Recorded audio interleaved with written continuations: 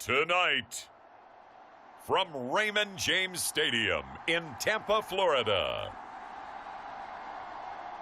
it's a special prime time edition of the NFL on EA Sports.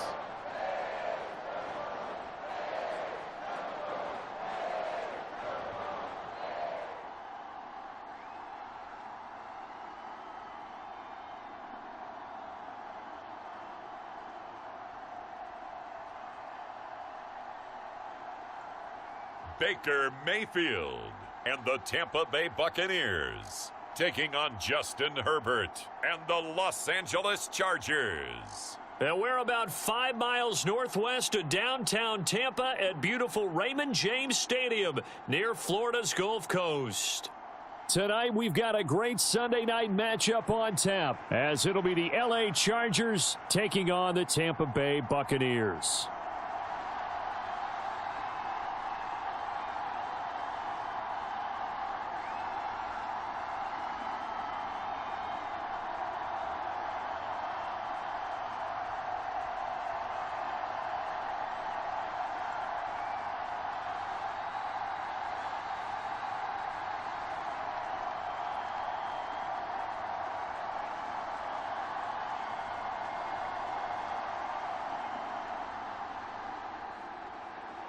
Certainly happy to have you along. Chase McLaughlin has it on the tee, and off we go here in Tampa. Taken at the goal line.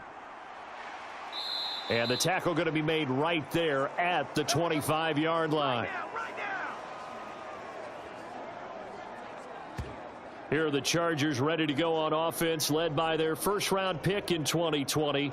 The man out of Oregon, Justin Herbert. It hasn't taken Herbert long to earn this status as one of the league's best and most entertaining passers.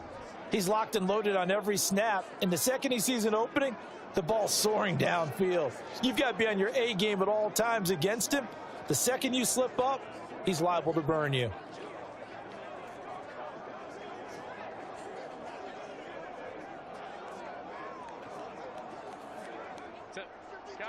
Count it.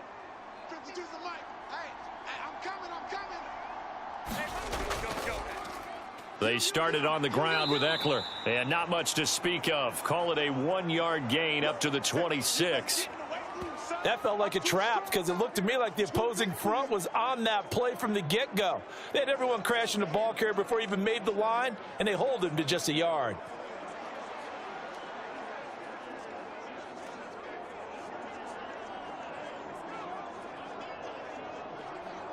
The last play got just a yard. Here's 2nd and 9 from the 26. 52's the mic, boys. 52. Now it's Herbert. That's caught by his tight end, Gerald Everett. And he's taken down but able to slip across the 35. It's a gain of 11 and a first down, LA. And that's a more than acceptable read right there because it's zone coverage, so timing is everything. This time he waits for his man to come open, puts it right on him, and they pick up a first down. Line of scrimmage, the 37 on 1st and 10.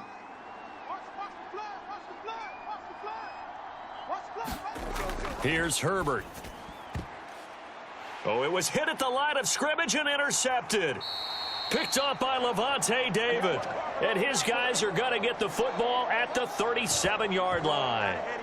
Not something you see very often from a quarterback of his caliber, an opening drive interception. Oh, there's no doubt in my mind that even he's surprised at how that one played out. But we know this guy. It's not going to stop him from continuing to fire as this game goes along. Probably give a little nod of respect across the field for that one and let him know he'll be back the very next series. So the Bucs now in great shape to begin their initial possession. And bringing them out is the top pick in the 2018 draft, fiery competitor from Oklahoma, Baker Mayfield. And he's a guy who plays with a lot of emotion. He's learned how to channel it really positively because when he throws the football downfield and makes a big play, he'll be the first guy downfield to celebrate with you. But also when his team needs that confidence, when they need that jolt, they turn to him, and he's ready to provide it. Following the interception, Mayfield. The pass is caught by Cade Otton. And brought down, but not before they're inside the 25. 14 yards there and a Buccaneer first down. And that was good protection there. No, that was great protection there because it allowed him to lock in on his receiver. Although I think he was looking for his tight end on the corner route all the way. Nice connection there for a really nice gain. 180.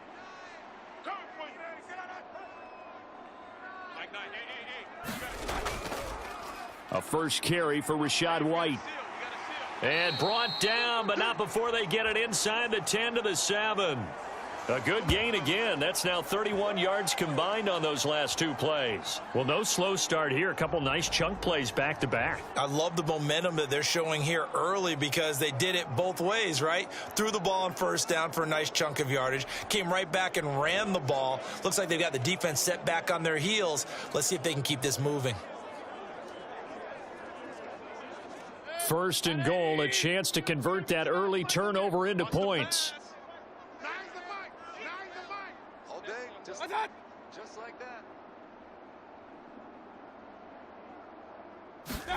Mayfield looks to throw.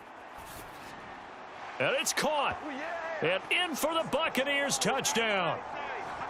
Mike Evans. A 7-yard touchdown grab. And the Bucs use the early turnover to get on the board first here in this one. Well, Charles, here in their opening series, they said they had certain plays scripted for certain players. That looked like a well-designed play to get one of their top targets involved. Yeah, let's face it, Brandon. A player of his talent is a problem for any opponent to defend, and we saw it right there. They tried to deny an open lane to him. He still outplayed the coverage and scored the early touchdown.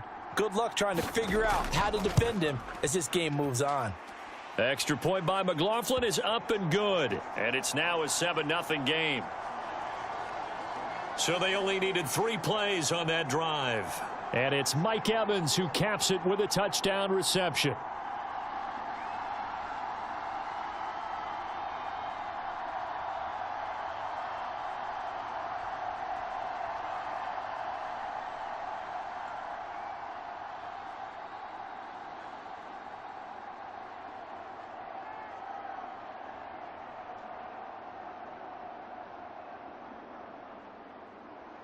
Following the touchdown, here's McLaughlin to kick off.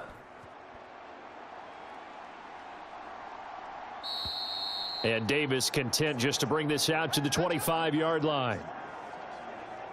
The Chargers get set to go here for their second drive. Now remember, the last time out, they threw the interception. That led to the touchdown, so now time to regroup. It certainly is, and their goal right now as they go back out on the field, a calming drive, something that takes the ball, keeps it for a while, lets the defense relax a little bit, and lets the offense regain confidence in their game plan. Here we go. Here we go. Mike 52. Mike 52.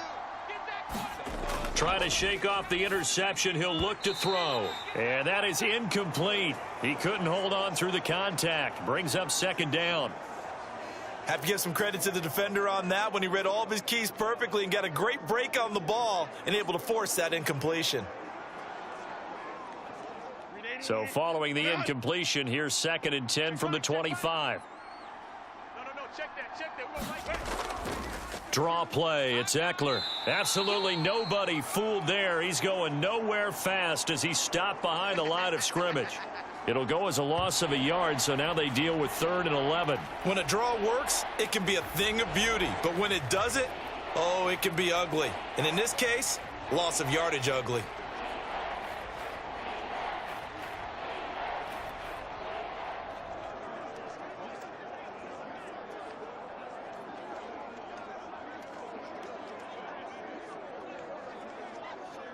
What do they have for this? 3rd and 11. From the shotgun, here's Herbert. Able to find the open man. That's complete. And he'll be taken down, but not before they work it across midfield. He got 29 yards that time. You know I'm going to lean towards the defender, right? You know I'm going to do that. I know. That's a tough situation for him as I see it. But the truth of the matter is, that ball was not streaking towards him. Had a little arc on it. He's got to find a way to get his head around and make a play on the football.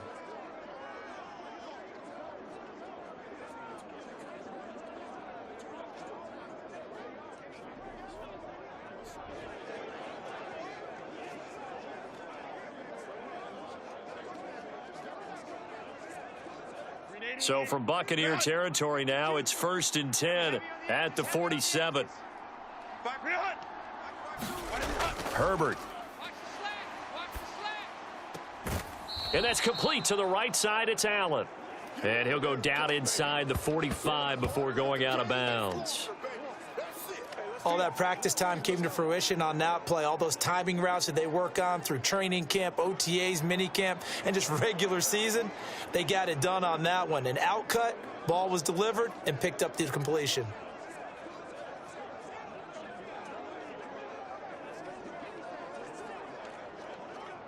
Now 2nd and 5.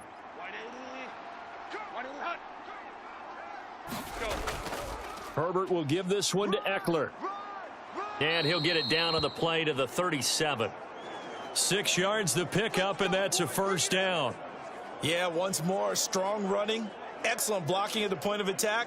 They've got a nice little drive brewing right here.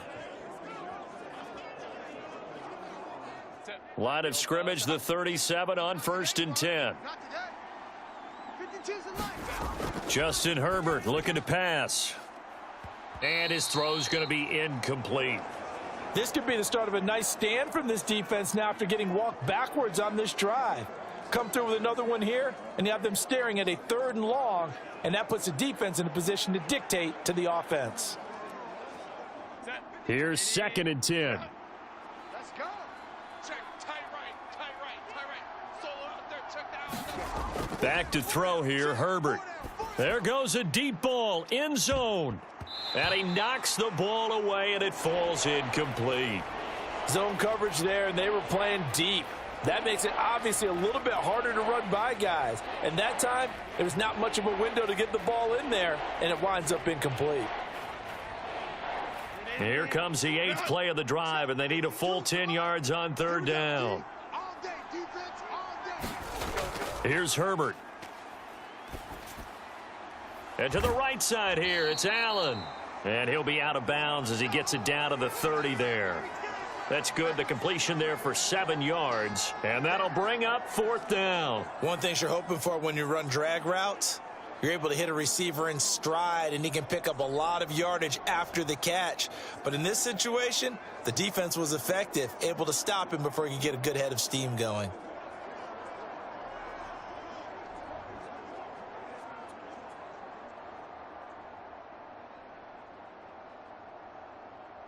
It's a 47-yard field goal try from here, but instead they're going to opt to go for it on 4th down. Look at this, a tight end carry. And oh, he coughed it up. Oh, and one of the linemen on the other side has got it. And his guys are going to get the football at the 23-yard line.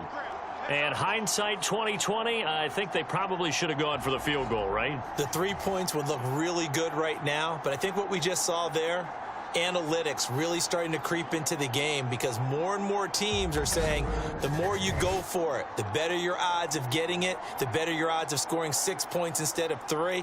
They took a chance there. It just didn't pay off. Yeah, right here, the anti-analytics guys go thumbs up.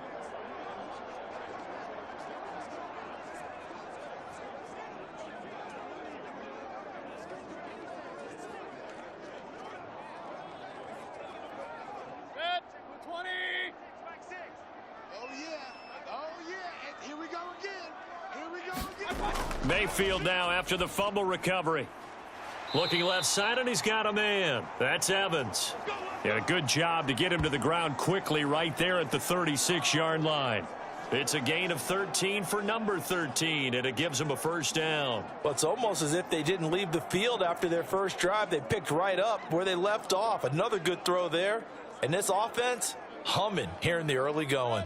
So from the 36 now, 1st and 10. They'll go up the middle with White. And he'll grab a gain of 5 out of this up to the 41-yard line.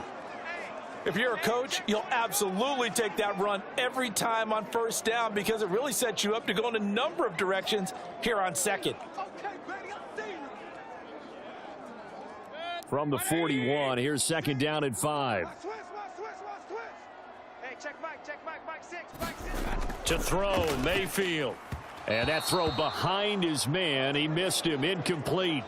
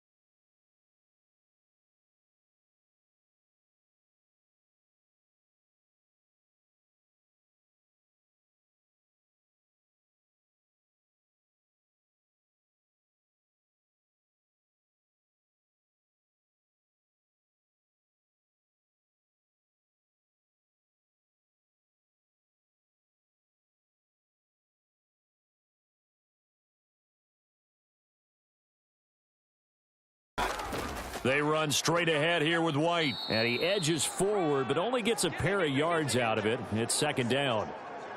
They suspected it was a power play up the middle coming at them, and boy, were they right. That defense got downhill in a hurry and limited them to just a couple on first down. This is 2nd and 8. Mayfield now from the 50. Delivering a pass here to Evans on the out route. And he'll go down inside the 45 before going out of bounds. So the completion good for 7 there. And 3rd and 1 now. Timing is everything, and they work on this cut all the time. They work on all the timing patterns, and this time it paid off for them. Worked him to the center of the field, cut it to the outside, ball's delivered, gets both feet down for the completion. That's taken in by Palmer. And he maybe makes it back to the line of scrimmage. That's it. So they'll get nothing out of that play, and that's going to bring up a 4th down. As a defense, you're more balanced when you're in zone coverage because you're able to keep your eyes on the quarterback and see the play develop in front of you. They're able to keep the quick pass in front of them and stop it right at the line of scrimmage.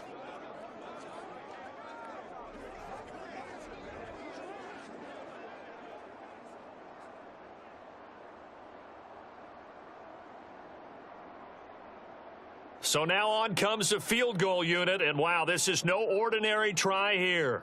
This will be spotted just shy of midfield, a 59-yard attempt. And this is off target to the left, didn't get there anyway. It's no good, and this will remain a 1-touchdown game.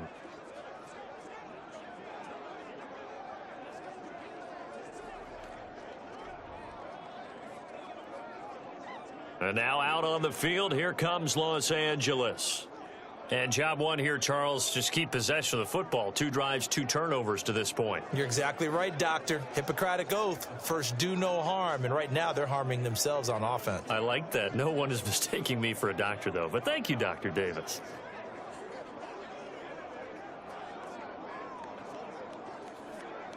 The Charger drive about to get going. They're probably lucky to only be down 7-0 as they come up 1st and 10. Herbert now. Throw left side is hauled in by Palmer. And the result here, a pickup of 8. Leaves him with 2 to go on 2nd down.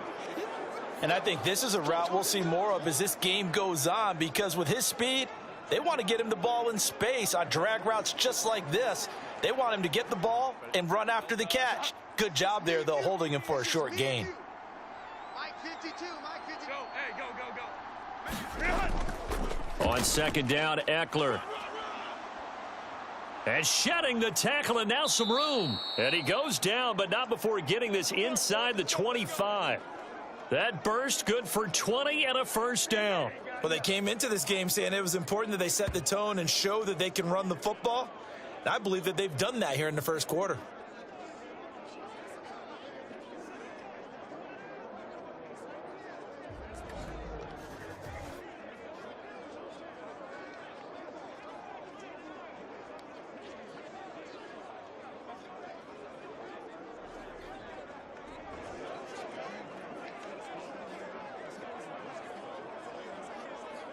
Back-to-back good plays have them on the move on 1st down. Off the play fake to Eckler, it's Herbert. That's going to be caught. Touchdown, Chargers. Keenan Allen with a touchdown reception from Justin Herbert. And the Chargers are an extra point away from drawing level. Well, on that connection, it looked like they maybe had some pre-play communication. Maybe one of them noticed an area that was open in the defense to get the pass to.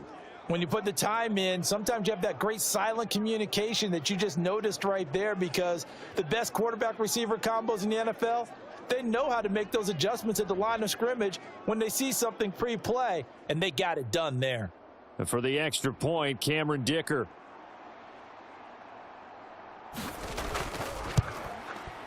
It's up and good. So these teams match touchdowns here in the 1st quarter, and we're tied 7-7.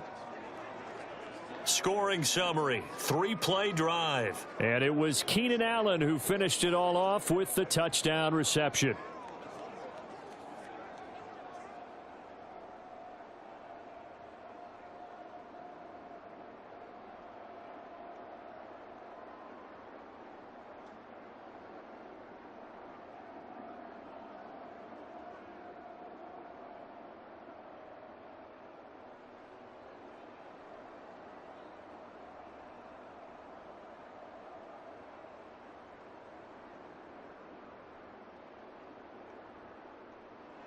So all even at 7 now as they kick it away. From the end zone, here's Devin Tompkins. And ultimately, he stopped right where he would have been if he had simply gone down to a knee at the 25. And Tampa Bay trots out there now. Last time out, they had that long 50-plus yard field goal that they missed. And I'm sure on their sideline, they're thinking to themselves, okay, do we still want to try one if we're in that position again? And I would dare say that the answer would be yes. They're going to have a lot of confidence in their kicker. But just to be on the safe side, I'm sure they told their offensive guys, can we get a little bit closer this time? Closer. Yeah, well, you know, I'd rather get in the end zone first and foremost. But if all else fails, less of a field goal attempt for him. They begin the drive on the ground. It's White. And he gets this one just shy of the 40. They'll mark him down at the 39. They may want to go back to that one. First play of the drive, good for 15 and a first down. Well, they're making an effort to get the ground game going tonight. So far, it's working. I like what we're seeing from the offensive line. They seem to have the leverage going, and they're controlling things and reestablishing the line of scrimmage, moving that defensive front backwards, but also like what the runner's giving us, too. It appears that he's been waiting all day long to get out here and take off. From up near the 40 now after the big play to start. Here's another 1st and 10. Hey, check back, Mike 6. Here's Mayfield. Flushed out right. And this turns into a nice gain with a slide at the end. And he'll take this to the other side of midfield before going out of bounds. A nifty bit of scrambling there. 12 yards, first down. Partner, there's a downside to everything, and the danger of man coverage is if you're locking down your target, you often turn your back to the quarterback and you don't see him. Sometimes you open up a big lane for him to hit you for big yardage, and that was an astute play by him to scramble out, see that lane, and burn them for a first down. Back-to-back good plays have them on the move on first down. Quarterback, don't get nervous now. We ain't beginning to tear you up. Working out of the gun, Mayfield. He'll get that out to the flat to White. Broke through some contact, but unable to reach the 40. And that's good for a gain of 6, and it'll be second down. Just about every quarterback is trained to really look downfield first before you come back and make a nice, safe throw. And in this case, that's exactly what he did. Found his running back, let him create some space, and it turned out to be a nice play for the offense.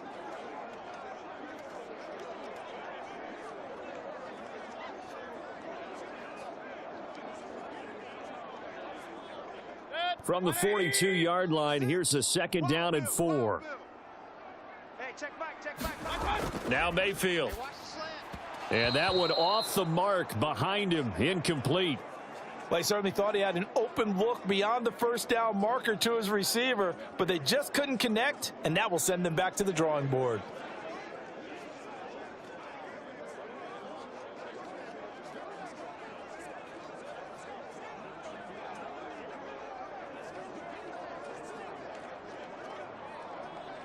Now they face a 3rd down and 4 after that incompletion on 2nd down. Mayfield on play action. And that is incomplete. Really nice play by the guys on the defensive side of the ball, but for the guys on the offensive line, they're doing a nice job of trying to protect their passer. But when a guy hops in the air and goes airborne to try and knock one away, it's difficult because you can't reach out and grab him. That'll be a holding penalty. So all you're trying to do is make some type of a play on him, make some type of contact to try and get his arms out of the sky. And this kick is not going to be close. It's well short, well right to boot. And in this first quarter of play, this will remain a tie ball game.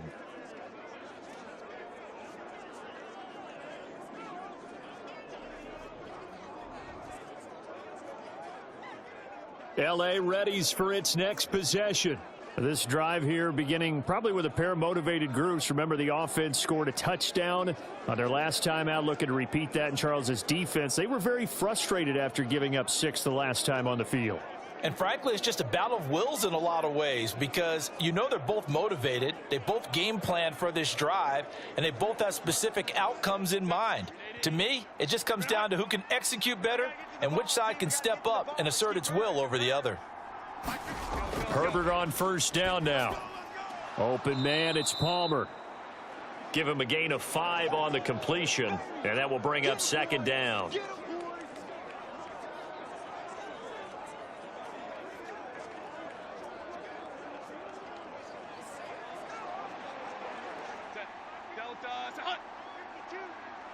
Squeeze, double.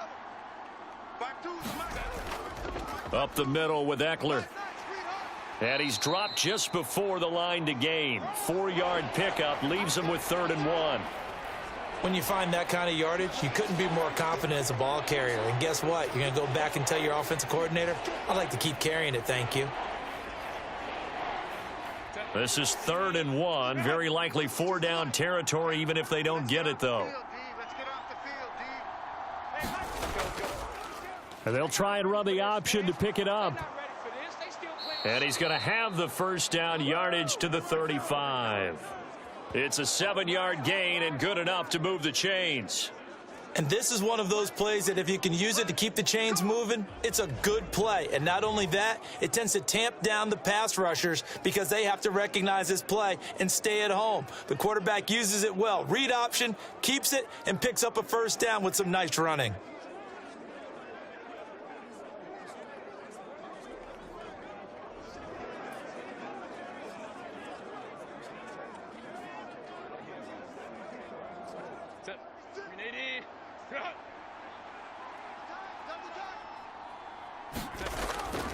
Running on first down, Eckler.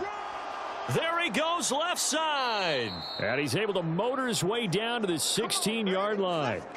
49 yards rushing for him now on just 6 carries to this point. A big hole there. How about him handling the point of attack? Just positioning himself so that run could go right off of his backside and deep into the secondary.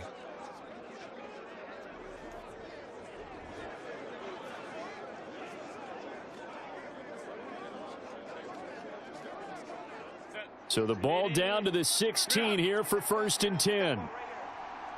52's the mark, boys. 52. Herbert operating from the red zone.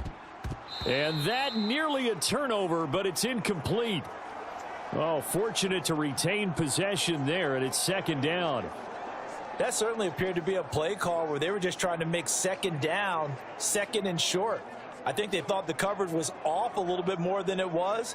Nice job there pressing up on it and forcing the incompletion. 2nd and 10.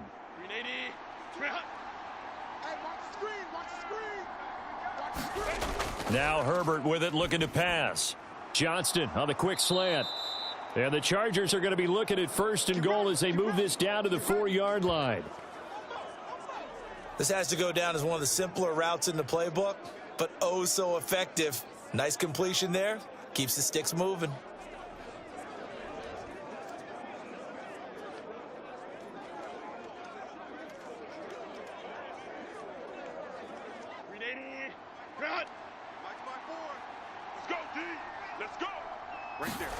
Operating from the gun.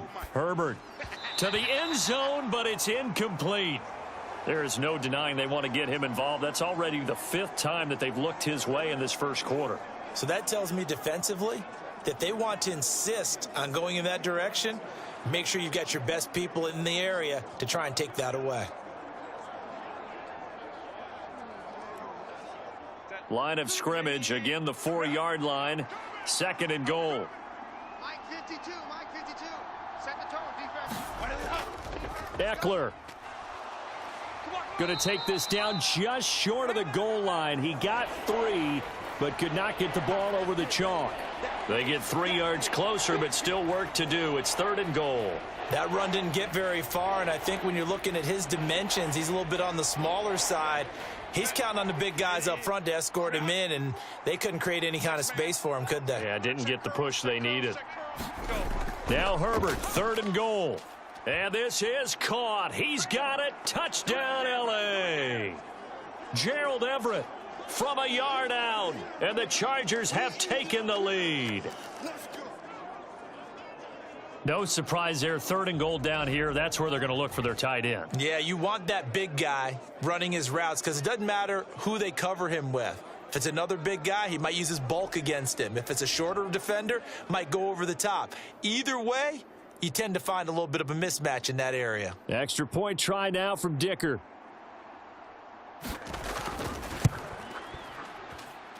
It's up and good, and it's 14-7 now here in the first quarter.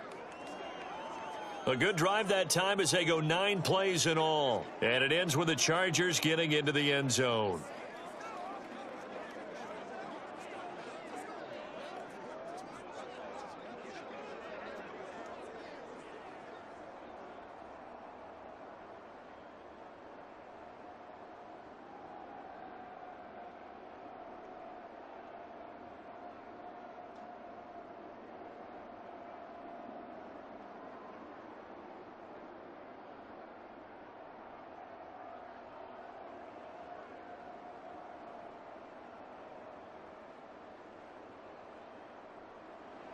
Here's Dicker now as he'll send this one away. This taken in at the goal line. And all in all, a pretty solid return. Nearly got it to the 35. They'll mark him down officially at the 34. Now the Buccaneer offense gets set to take over. And they were in field goal range the last time out but couldn't connect.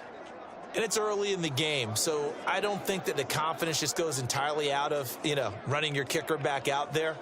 But let's face it, some coaches have a little bit less patience for that than others. Let's see if they call the game differently now in terms of what they do on drives and not try and settle for field goals. Now Mayfield and the Bucs come up on 1st and 10 at the 34.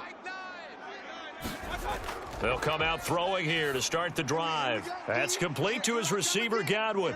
And able to break one tackle, but then quickly brought down. But a nice little gain.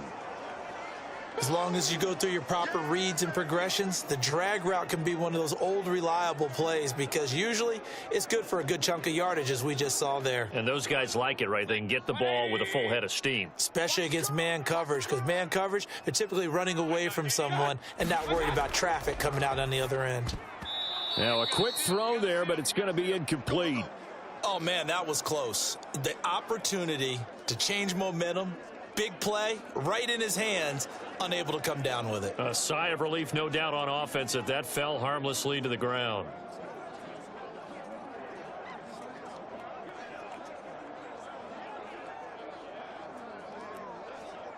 An incomplete pass on 2nd down leads us to 3rd and inches. Watch the slant. Throwing, Mayfield. He's got his target. That's complete. And he is going to have a Bucs first down as they're able to move the sticks with a gain of 4 on 3rd and inches. Got to say, I was a little surprised to see him, Charles, come out in the shotgun on 3rd and less than a yard. Yeah, but the way the NFL is nowadays, we hardly ever see anyone really run for it on short yardage. So they're going to throw the football more times than not. That was a nice, easy rhythm throw right there, and they pick up the first down.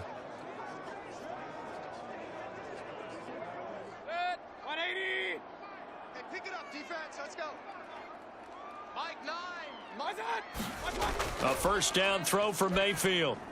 Otten brings it in over the middle. They'll wind up getting 7 on the play, and it'll be 2nd down.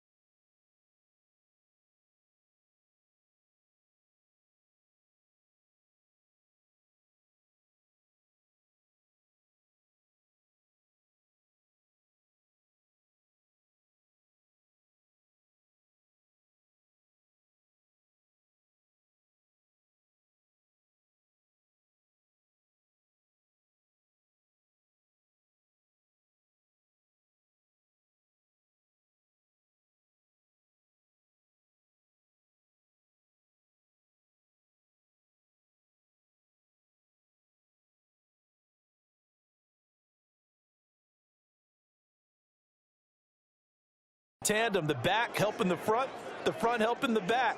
The pressure got home on that last play and forced him to try and throw through contact and short of the sticks.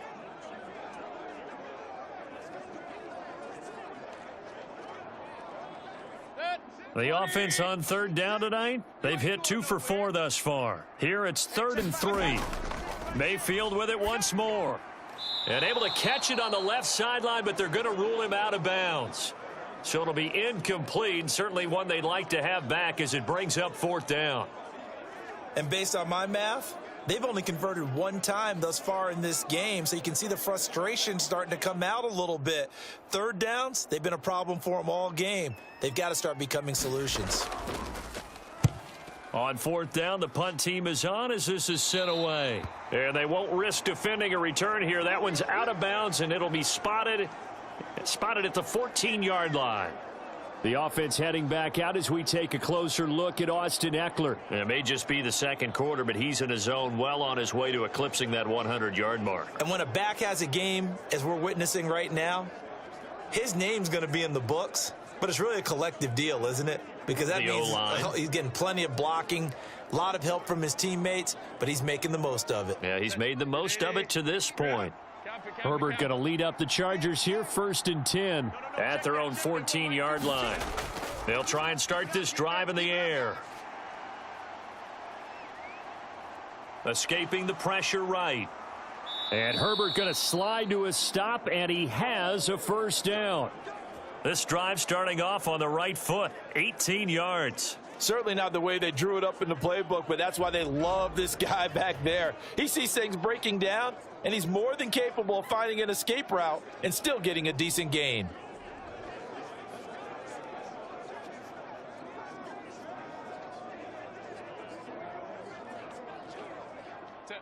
From the 32 now, here's 1st and 10.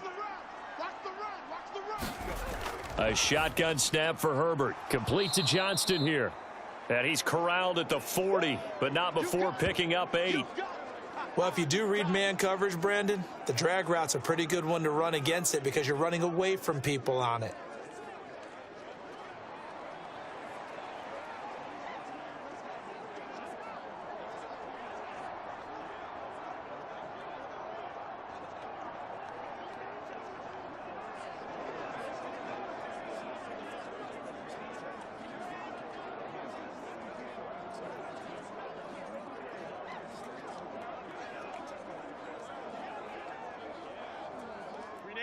Two yards to go, 2nd down.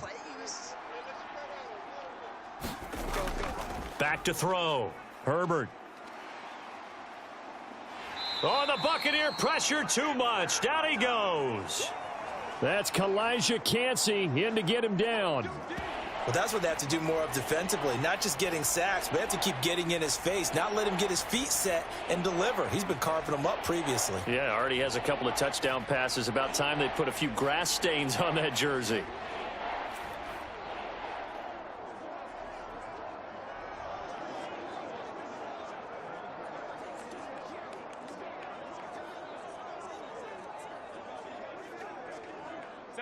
Third and 8. Out of the gun, Herbert.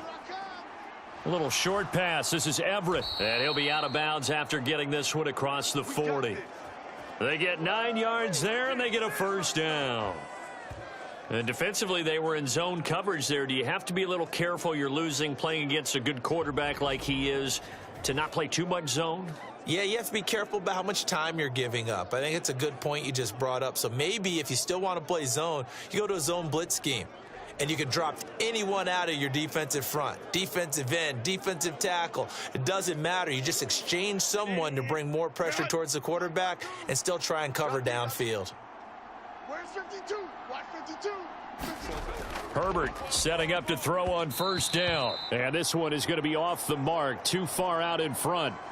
Offense was moving it a little bit, had them back on their heels, but they earned a brief pause by forcing the incompletion.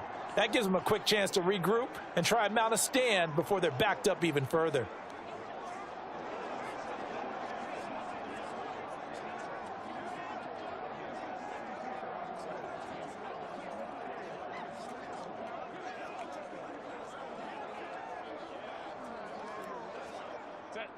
Now a 2nd and 10.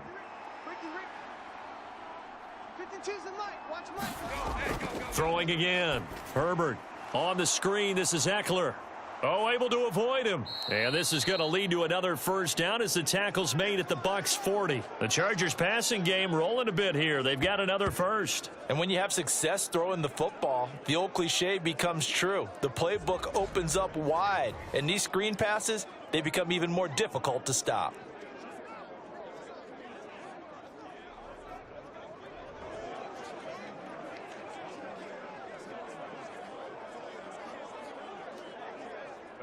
So from Buccaneer territory now, it's 1st and 10, right at the 40. They'll stick with the passing game as he looks to throw. And the throw left sideline here is caught, but they'll rule it incomplete. Couldn't keep his feet in. 2nd down. They had their backs up against the wall a little bit, and they come through by forcing an incompletion. Now they've got to continue to ratchet up the intensity a couple of more times and get off the field before giving up any more yardage.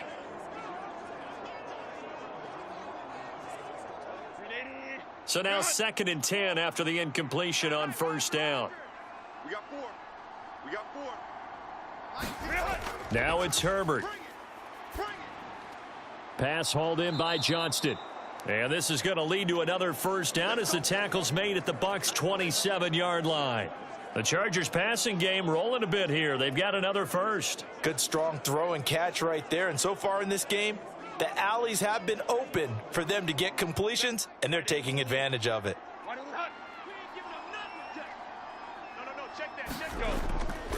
Now a give running left is Eckler. And he gets it inside the 10 to the 9. 70 yards for him on the ground so far tonight as he has been terrific in this first half. I'm not sure how much more evidence they need, partner, than to understand that if they don't start to slow him down, it's going to be a long afternoon here at the stadium because he is just shredding them at this point. And let's face it, coming into the game, they knew he would be the focal point of their attack. This is going to take an 11-man unit on the defensive side to start making plays.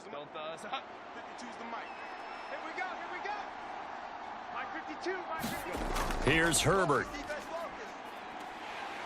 And he's going to go down. Sacked back at the 13-yard line. Logan Hall fighting through and dropping him for the sack. On any 1st and goal, the real estate to work with for the offense is really cut down, and the defense knows it. So they often bring heat and pressure, which they did on this play. Got him down for a loss. Not a big one, but any loss of yardage in this position is tough for an offense.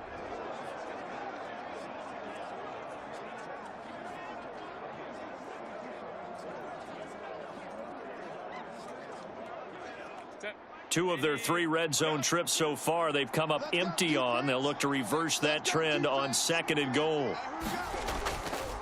Eckler now between the tackles. And this play goes nowhere. Losing yardage back to the 15. The 2nd down play results in a loss of 2 yards. The short field shrinks even more with the type of bodies they brought in on that play. Those extra tight ends, they weren't able to secure their blocks, and that one ended up going backwards.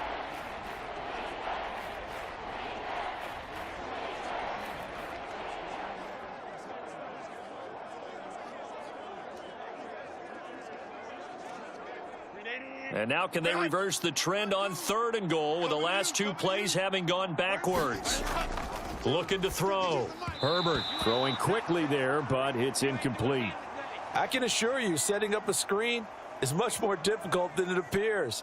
It requires excellent timing from everyone on the offense, and a defense's #1 goal is to throw that timing off. Cameron Dicker on now to try the field goal. From the left hash, just a 32-yard attempt.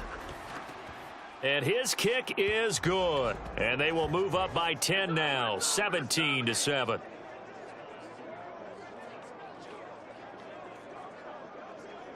So no problems at all on that one. And you know, there's virtually no wind. This is a kicker's dream here tonight. It absolutely is, isn't it? So to me, with no wind, it should be a passer's dream as well, right? But in this case, the defense held out. They had to force the field goal.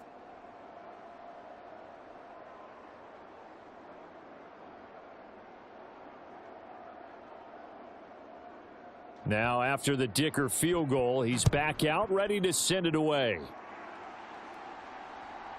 And here comes a return from just beyond the goal line. And ultimately cannot get this out to the 25-yard line as he's dropped at the 23. Here comes the Tampa Bay offense now heading back out onto the field. They find themselves down 17-7 as they start this drive, 1st and 10.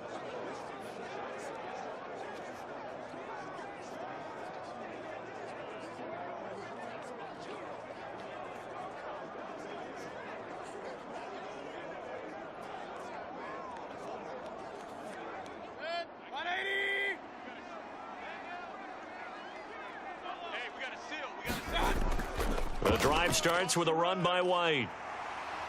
And they're able to get this one across the 35. First down yardage on the first play of the drive, 14 yards. Defensively, they were in the 3-4. Solid run up the middle. What made it successful? Well, what you have to do is control the nose guard, but sometimes you don't do it by blocking him.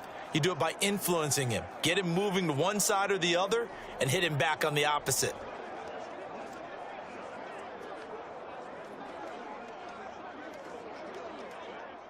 Line of scrimmage, the 37 on 1st and 10. They keep it on the ground. White again. Call it a full 3 yards in the wrong direction there. Brings up 2nd down. Brandon, that's what you call being manhandled at the point of attack. And I know the offensive line gets a lot of blame for that one. But occasionally, the defense just knows what you're going to do. Maybe they scouted it perfectly. Maybe someone tipped it off. But on that play, it had no chance. On 2nd down, they'll run with White. And this defense not giving him anything there. Maybe a yard up to the 36. Well, we talk about defenders, specifically linebackers, keeping their eyes in the right spot. He had that eye down the entire time. And you know that's not easily done because they throw a lot of misdirection at you. They try and fool you and get your eyes in the wrong place. But you're right about that one. He correctly figured that one out and made a really nice play. And that one to the right side and incomplete.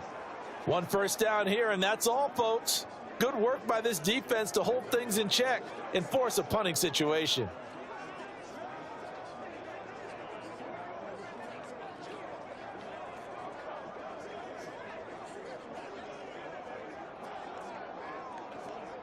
Fourth down, so Jake Camarda is out there.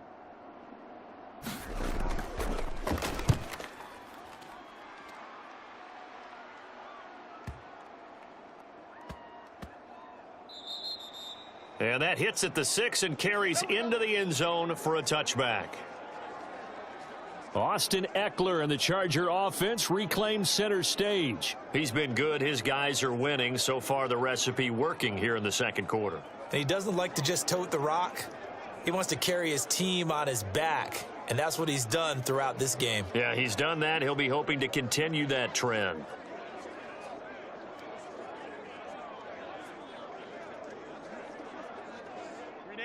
Herbert and the Chargers now with a 1st and 10 at the 20. 52's the Mike. Watch Mike. He'll hand off here to Eckler, and he'll take this ahead for about 4. 2nd down coming up. Well, at the end of all that hitting and hollering, it was a 4-yard run, so the offense is going to go back to huddle and feel pretty good about themselves. Defensively, you have to feel okay because you didn't let it turn into a bigger run, but the goal, shut it down for 2 yards or less. That's when you start to feel good about yourselves. Here's Herbert now on 2nd down. Throw over the middle into the hands of the tight end Parham. And they're able to get this one across the 35. 13 yards on his first catch. It's a 1st down as well. I got a kick out of that one, partner. You and I talk often about trying to hide receivers in certain situations, but a guy of his size can't really hide him. But the tight end drag route, definitely an effective way to sneak him across the formation for an easy completion and a 1st down. And he'll muscle his way up to the 43 for a pickup of right around 5. Oh, that was a thing of beauty right there. Look at how quick those blockers fired off the line once the ball was snapped. That was an O-line on a mission, all in sync, and the defense is lucky that play only picked up 5 yards. Here's a 2nd and 5. Watch tight end. Tight end's right. Tight end's right. 4 down. Back to throw. Herbert. Oh, and that is incomplete. He did a fine job there of not hitting him before the ball arrived, and I've got to tell you, you can often mistime that play because of the angles of approach. When you're going to get him, sometimes you panic as well and think, I've got to be there right now. Instead, in this case, timed it perfectly and knocked it free. From the gun on third down, Herbert. Oh, he tries to force it in, and it's intercepted. Picked off by Levante David, and he's able to get it back to the 41-yard line. And that's now the second time he's picked off a pass here in the first half alone. Again, another great read defensively, and you just see him get in the right position to make the play and get his guys the football back. And Tampa Bay trots out there now. Over on the sideline, hoping to hit that reset button between possessions. Last time out, they had to punt it away. This time, hoping to finish this thing off in the end zone.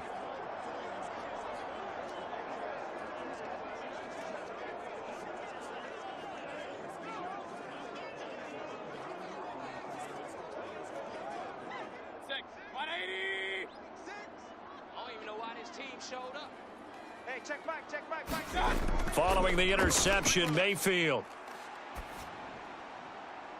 And he's going to get this inside the 30.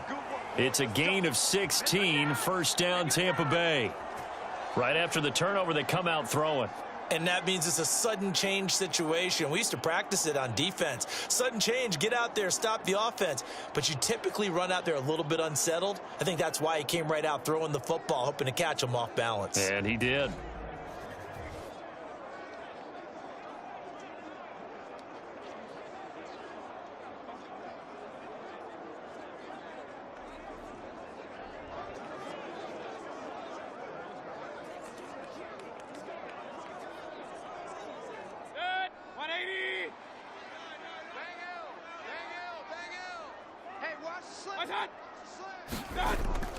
They go play action. Mayfield.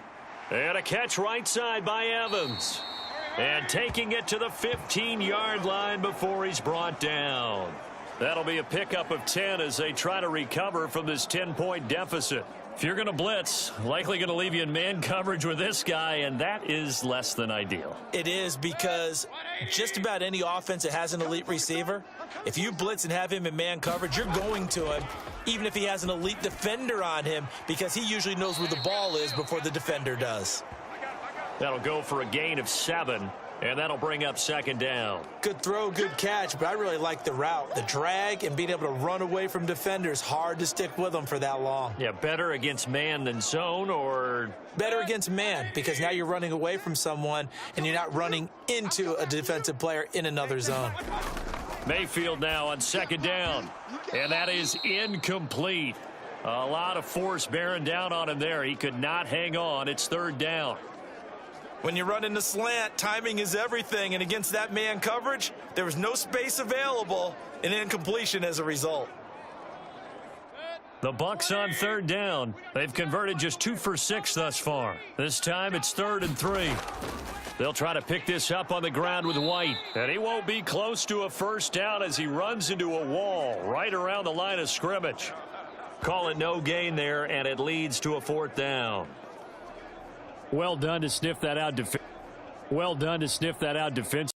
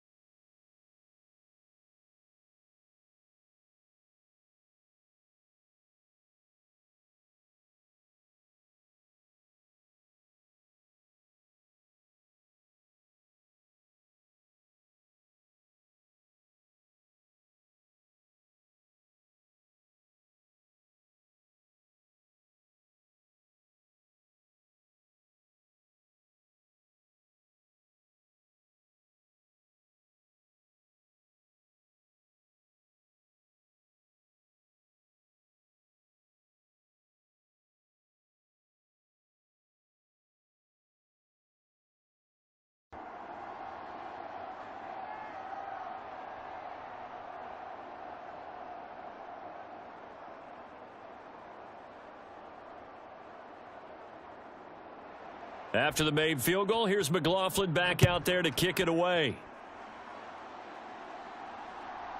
From a yard or two deep, here comes a return. And a nice return sets him up pretty good here right at the 30-yard line. L.A. set to take over again on offense. Well, still early in this one, Charles, but the last time this offense was out there, they threw their first interception of the ball game, so trying to avoid repeating that mistake here on this drive. And to put a positive spin on it, at least it happened in the first half and not in a close game in the fourth quarter. But you're absolutely right, partner. One of the last things this offensive quarterback wants to witness again in this game. Kind of an obvious question, Charles, but anything you try to avoid after your first pick, or you say it's one interception, we're still in the first half, I'm going to do the same thing? I think you want to avoid playing scared, and put it into the mind of the quarterback that you've lost confidence in him. Make sure you get some throws that he's going to be able to complete, make him feel good about himself, and continue to run your offense. That's the danger, Charles, of running plays like this for your wide receiver. They can hit big or they can be duds. Yeah, you're exactly right about that, because if they're forced to try and go around defenders behind the line of scrimmage, sometimes you can give yardage in order to gain it. But in this case, they gave yardage and didn't get it back.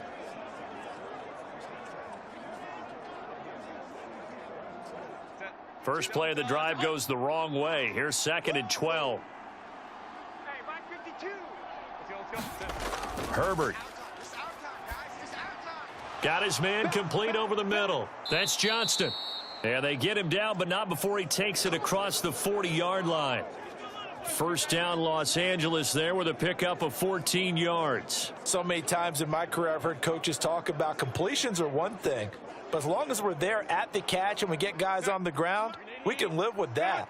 But if you're going to give up 10, 12, 15 yards after the catch, then your defense is going to be in a lot of trouble. A little short pass. This is Everett. It'll go as a gain of 4, and it's 2nd down. They gave up the completion there, but this is what zone defenses count on. Catching the ball and not much run after the catch. Second down and 6 now.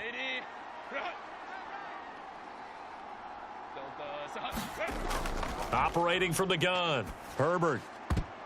A quick throw knocked away. It's incomplete. And that's a nice job there, because you've got to play the ball, not the man when in coverage. That'll keep you away from a lot of needless penalties, and he's able to knock that one away.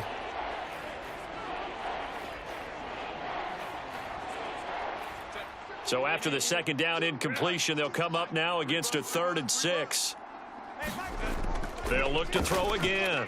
Now they go screen. It's complete.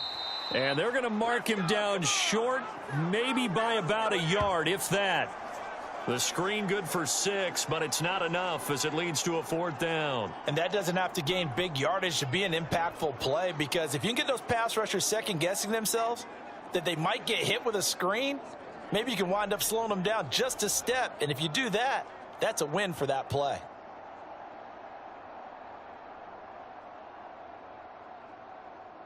Now 4th down, so the Chargers trot out J.K. Scott. Back deep for the Bucs is Devin Tompkins. And no return here. Where will they spot it? They say just outside the 20-yard line. The Buccaneers getting ready to go as they take the field. Their drive last time, it stalled out. They were forced to take the short field goal. And the key phrase, you nailed it, forced to, because coaches look at these short field goals as a last resort, right? To them, that's not how drives are supposed to end. You're supposed to put 6 on the board. That's a consolation prize, like going to the county fair. You don't get the big stuffed animal on that one, do you? No, you don't go top shelf. That's bottom shelf material. Now Mayfield and the Bucs come up on 1st and 10 at their own 21. And from the shotgun, he'll throw. He completes it to Evans. So just 3 yards on the completion there, and that'll make it 2nd down. Oh, it's time to give a little credit there to the defense. They played that very well, because it was a drag route, and he ran it a little shallower than normal as he worked straight across the field. He was hoping he'd get lost behind the defensive line, but once he made the catch, nowhere to turn upfield and gain any yardage. 2 minutes remaining in this first half of football.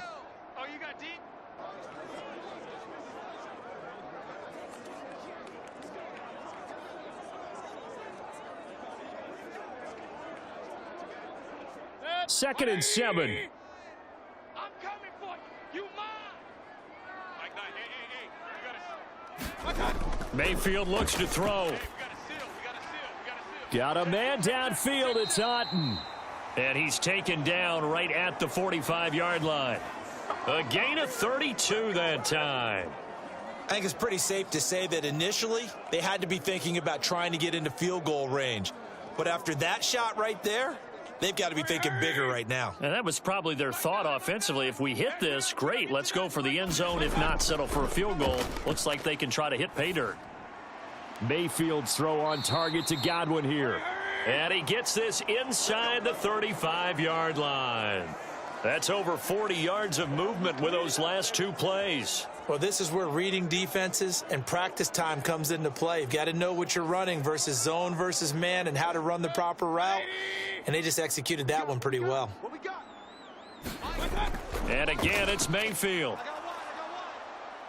And the Chargers rush is going to get there. Down he goes. Now the Bucs going to use the first of their timeouts as they'll stop it with just over a minute to go before halftime. Now that was a passer's nightmare. The front door totally shut down by the defense, so he kept going backwards, hoping to find another avenue of escape. It didn't exist. So now 20 yards to go on 2nd down after the sack. Work to be done. Here we go, D. Anxious. From the shotgun, it's Mayfield. Out route, and the ball is caught by Godwin. And they'll get this to the 30-yard line before crossing over out of bounds.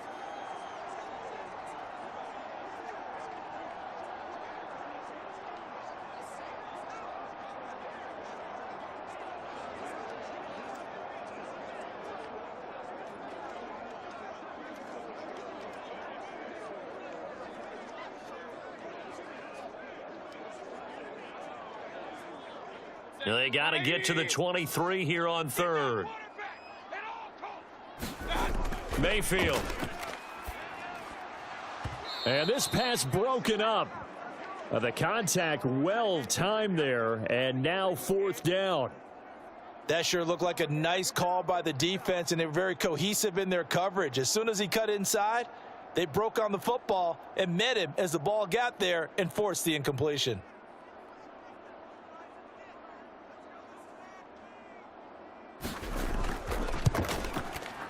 And his kick is absolutely perfect. And that will cut this lead back down to 4 now. It's 17-13. So they're able to end that drive with 3 points in this one-possession ball game. And ideally, you want to end every drive with points. Most quarterbacks would tell you, let's end it with a kick, right? A PAT, that's number 1. Field goal you'll take. Punts, you really don't want to do that. In this case, they'll take the field goal and get prepared for the rest of the game.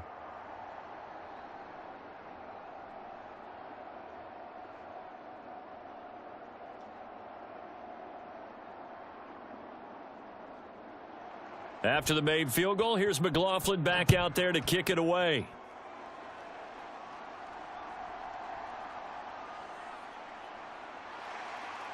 And he brings us out past the 20 to the 24. Let's go, boys. Let's go. Making plays like that, baby. The Chargers going to take over now late in this first half. And we'll see how this is played. Offensively, they've got the lead. Not a whole lot of time left. What do you think, Charles? Well, it's tempting to try and add to your lead, but a mistake there, that can change things in a big way. I say go ahead, take the knee, get on out for the half.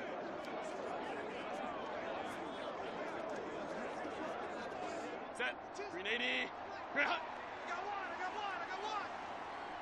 one. 52. On first down, it's Herbert. A little short pass. This is Everett. And he's going to get a solid gain of 9 before being brought down. 2nd and right at a yard. Now the Chargers going to signal for the first of their timeouts as the clock will stop with 37 seconds to play in this first half.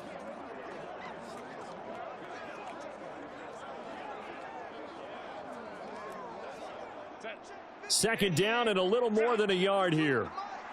Don't get nervous. Line 52. You don't want nothing. Here's Herbert. Open man is Palmer. Now the Chargers will use the second of their timeouts. So that means they're down to one remaining here as we head toward halftime.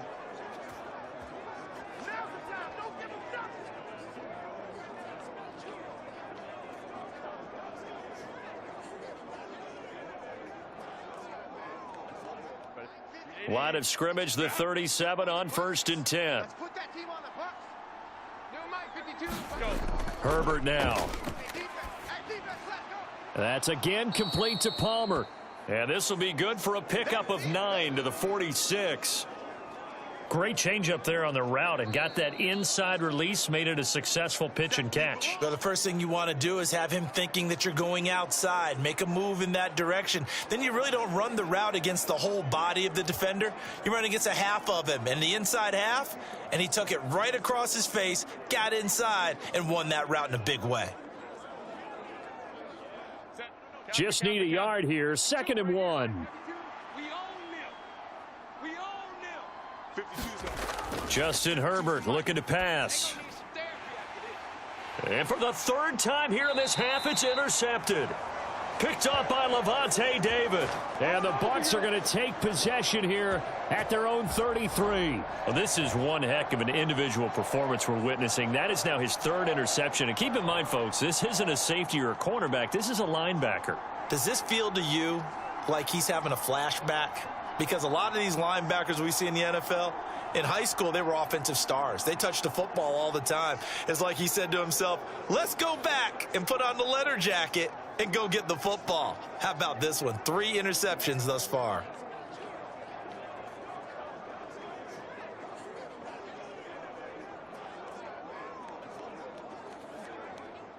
Final 17 seconds of the half here as they come up to the line, 1st and 10. Hey, check Mike 6.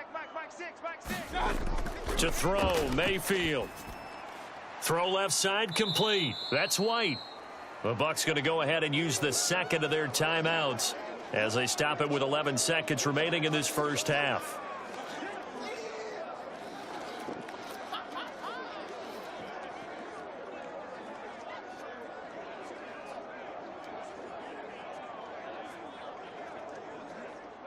Now 2nd and 9.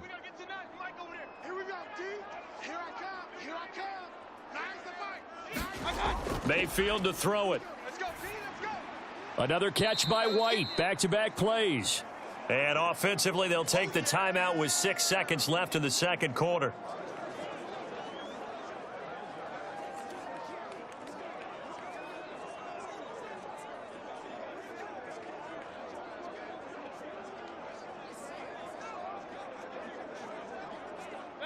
This now a 3rd and 4. Watch the pass. Here we go. Here's Mayfield. He's going to loft one deep over the middle. Into double coverage, and it's intercepted. And he will be brought down on what will be the final play of this first half. So we've reached halftime here in a 4-point game.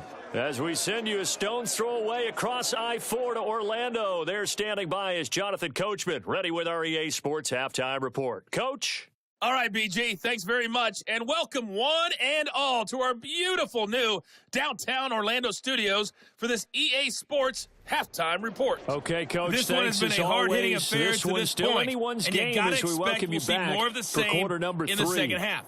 And to bring the action your way, let's get it right back out to Brandon Godden.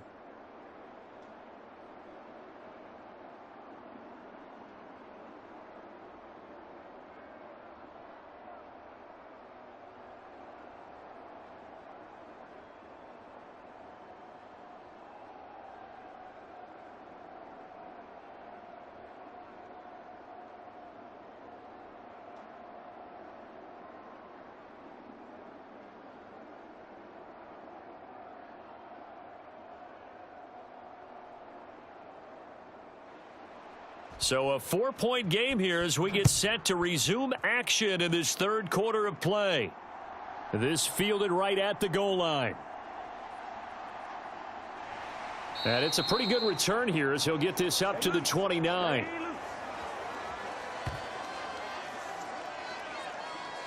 The Bucs offense set to begin this third quarter. Well, out of the locker rooms here they come. Their first drive of the third quarter. And, Charles, they're trailing in this ball game, but we got a tight one set up to be a very entertaining second half. And as we know, partner, in the NFL, there's trailing and there's trailing, right? Sometimes you're discouraged by how much you're down, but in this case, this is a tight ball game, so there's a sense of optimism here.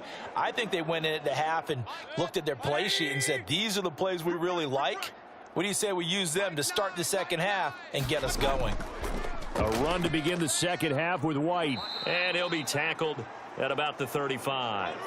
57 yards rushing for him now in the ball game. Well, I think after that run, the defense is getting back in the huddle and looking at each other and maybe starting to question their confidence a bit. They gave up a significant run, 6 yards, and now you're saying to yourself, how do we stop them, and do I have enough confidence to make a play? Mayfield on play action. He's going to look deep down the field. Oh, that's into a sea of bodies, and it's intercepted. And the Chargers are going to take possession here at their own 16-yard line. First possession of the third quarter, an interception, so maybe a second-half tone setter. Indeed, and not the tone they wanted to set. That's the equivalent of running out the wrong door and running into your pool instead of running out onto the field. A real dud for that one. Has that happened to you before? No, but I've heard stories about teams actually doing that back in the good old days.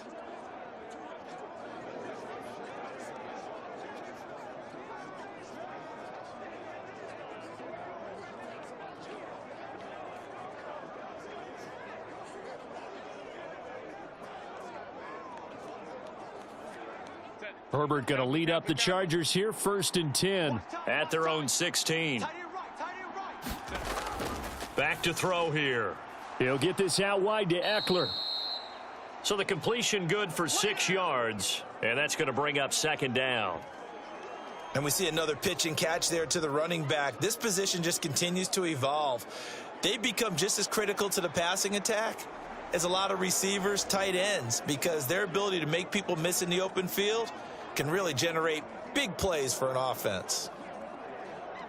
So 2nd and 4 from the 22.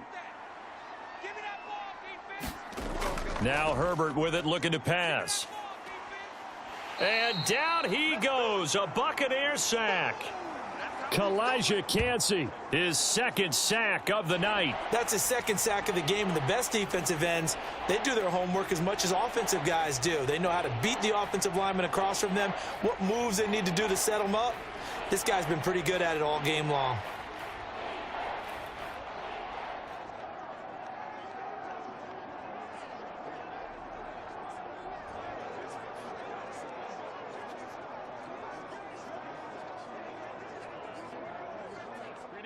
Backed up here, tough spot, needing 11 yards to pick up the first.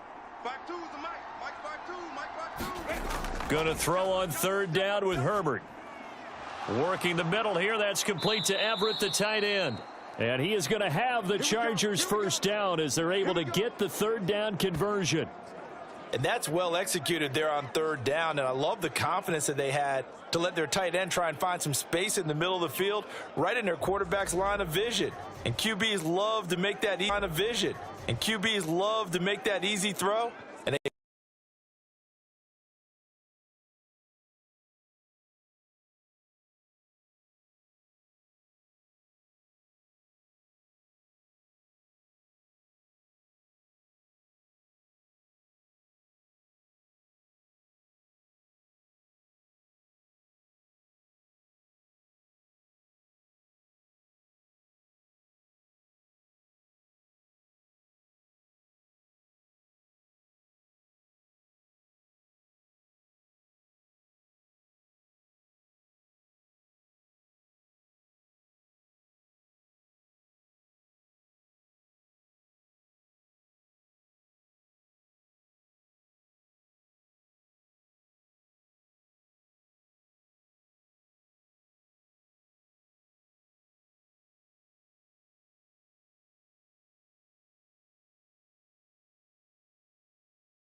in that game in Super Bowl 50, maybe some sort of scheme like that to try and get more pressure at the passer. 2nd down and 4.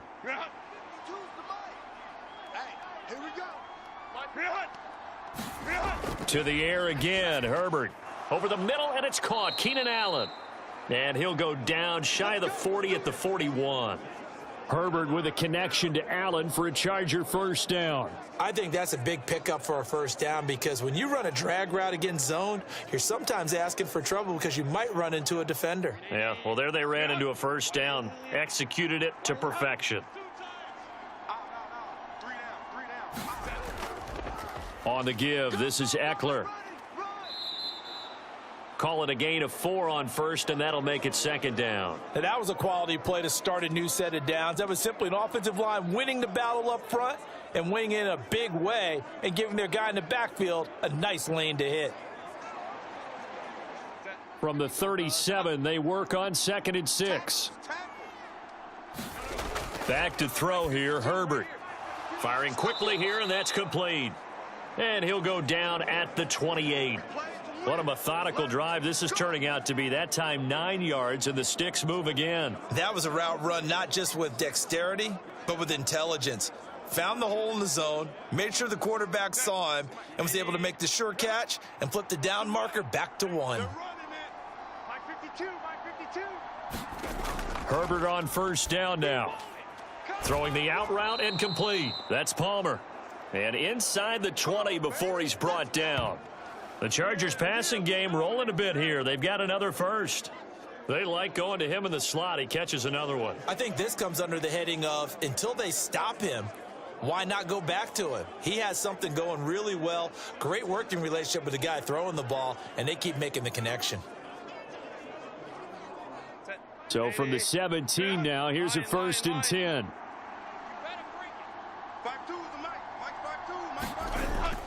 They go back to the ground now with Eckler. And he'll get about 3 as he's taken down at the 14-yard line. Let's give a lot of credit to the offensive line. They've been able to move the ball really well on the ground the entire game. And while that wasn't a huge one, that's okay. They'll take them in short, steady bursts. And they'll come up 2nd and 7. Looking to throw. Herbert. And this one taken in on the right sideline, but not in the field of play. They say it's incomplete. The throw led him a little too far. It brings up 3rd down. We know all the receivers go through those tiptoe drills, right, trying to get their feet down in bounds. But a lot of the times what we don't talk about is when they're up in the air and they catch the ball. You ever notice how they're reaching back with their feet? Not just straight down, but back because they're trying to create enough distance to make sure their feet are in bounds. They weren't able to get it done on that one, though. They're able to convert on 3rd down, and that sets up a 1st and goal.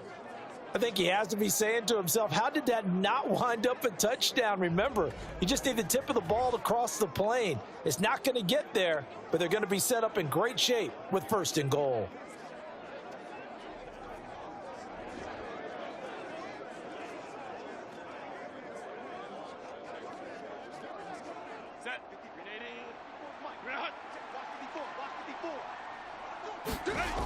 Back to throw. Herbert. And this will be caught in the end zone for a Chargers touchdown. Gerald Everett, a beast in the red zone with his 2nd touchdown of the game. And the Chargers are able to stretch out their lead.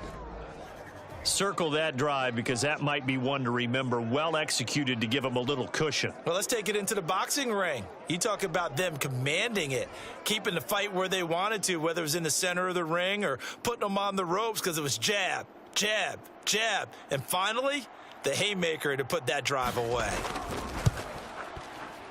Extra point up and good by Dicker. And that pushes the lead up to 11. So that one a 13-play drive in total. And it winds up with a touchdown for Los Angeles.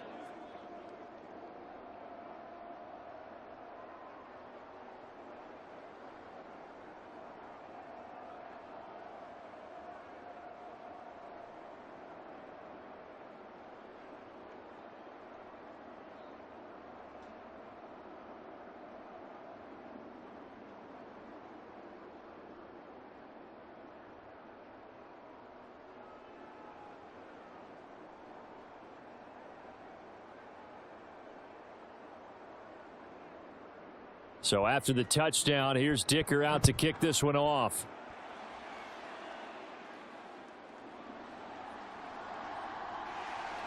And they'll start this drive just across the 30. Pretty nice work on the return. Well, time to get another look at this Buccaneer offense. They're sort of seeing themselves spiral out of control. Let's see if they can get things back on track. And this is where the coach is walking that line of being calm and really being firm with his team. I had one tell me once, when we were having a tough patch, this too shall pass, this too shall pass. And then finally we kept having a rough patch. He said, but you got to do something to make it pass. And that's what they have to do. They've got to get some control back, get themselves reasserted, and calm things down. See if they can get calm and reassert themselves here. And he gets this up across the 35 before he's out of bounds. That'll give him 8 that time, and it'll be second in a couple. They'd love to just strike back with a touchdown right here, and if it's a long play, so be it. But the main goal, get a couple of first downs, run some plays, run some clock, allow their defense to get a chance to catch their breath, settle down, and relax a little bit after they just gave up a score.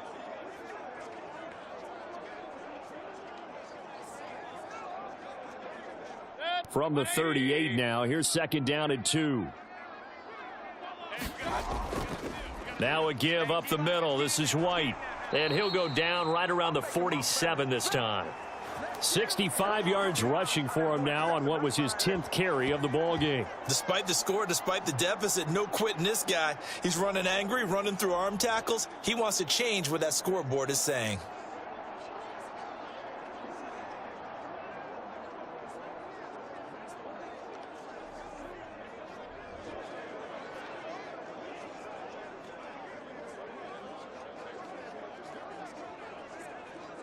Back-to-back good plays have them on the move on first down. Now Mayfield. And the timing a bit off that time as that one falls to the ground. I think he's got to be careful not to force anything into coverage right there. There weren't really any throwing lanes, but the best part for him, he's got second and third down to fall back on.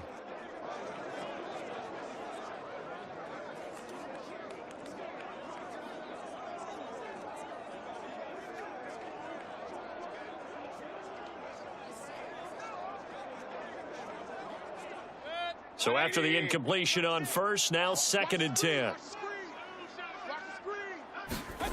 Mayfield now. This will be caught downfield by Gage.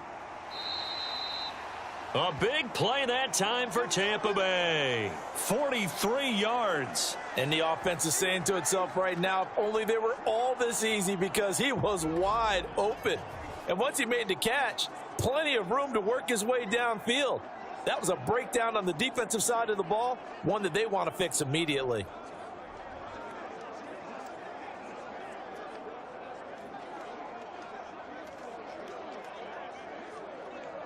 So now following the big play, they've got a first and goal all the way down at the 10.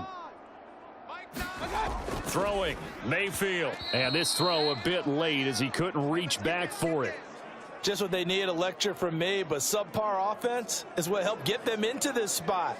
And now they're continuing the trend with incompletions. That won't get them out of it if they don't change something soon.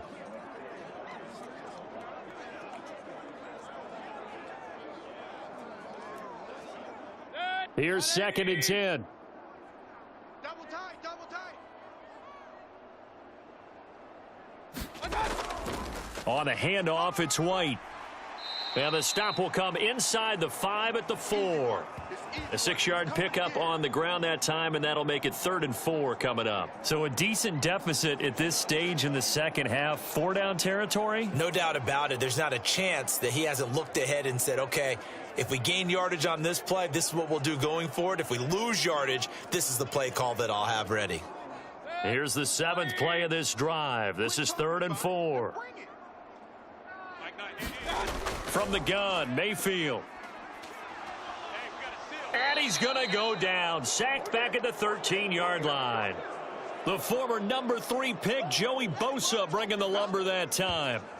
I thought there at the end he may have had a chance to release that, but that pocket closed a little too quickly, and down he went. Yeah, he was certainly trying to do everything he could to extend the life of the play, probably counting in his head 1, 2, and then he ran out of time.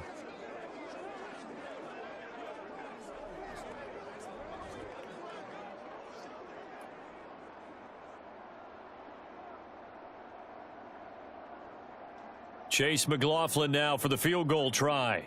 From the left hash, should be a fairly easy one here. And his kick here is good. And that'll make this an 8-point game.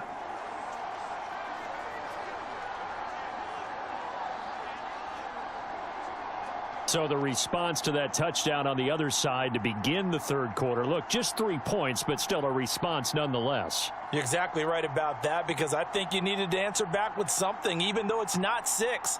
Just enough to send the message that says, hey, we're not going away.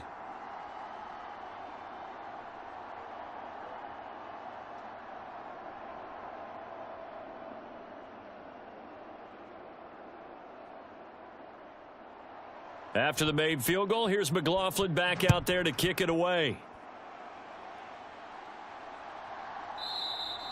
And Davis content just to bring this out to the 25-yard line.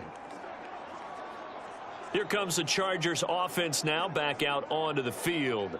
And they'll just simply be looking to build off the confidence of the last time out where they scored a touchdown. And confidence is powerful, isn't it? When you scored once, you feel like you can go back out there and get it done again. Doesn't matter what the defense throws at them. They feel like they're in a groove right now, and they want to get out there and show it. Yeah, hoping to stay in that groove here this go-around. Herbert and the Chargers now with a 1st and 10 at their own 25-yard line. They started on the ground with Eckler. And down he goes, but he takes it up to the 40. 15 yards is the pickup there, and the drive starting very nicely. 1st down. Most of their damage has been done through the air. I mean, they've rung the bell 3 times with passing touchdowns, but guess what? Ground game has not been neglected. Nice little burst right there.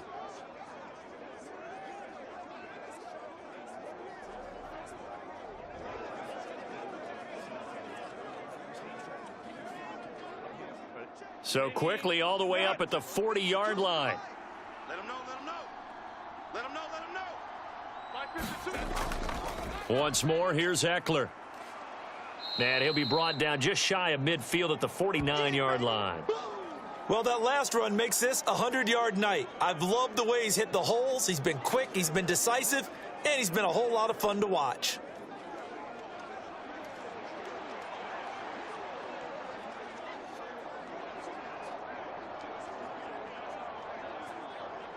Still a few inches short of a 1st down as they come up now on 2nd down. Herbert will give this one to Eckler. And he'll be brought down at the 48-yard line. They'll get 3 as the drive continues. It's a 1st down. 2nd and inches is oftentimes an invitation for an offense coordinator to take a big shot downfield because he feels like he can come back on 3rd down and pick up the 1st down. But sometimes you just don't want to break tendency. Stay with what you are, stay with who you know, and go get the 1st down. That's exactly what they did. And they'll get this just to the 47, 1-yard gain. Defensively, we always know that he is tough in run support, and I think the way that he gets there is he understands what an offense is going to do before the ball's even snapped. A great job of scouting prior to the game, then reading, reacting, and taking the right path to the ball carrier. On 2nd down, here's Herbert. Throws left side, complete to Keenan Allen. And he'll go down inside the 45 before going out of bounds.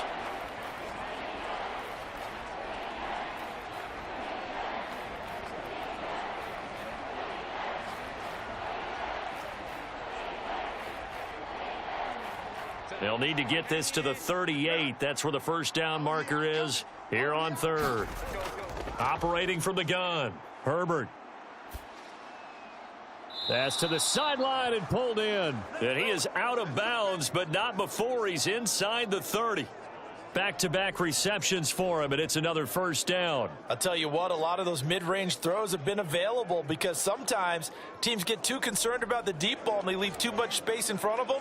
and these guys have been taking advantage so far.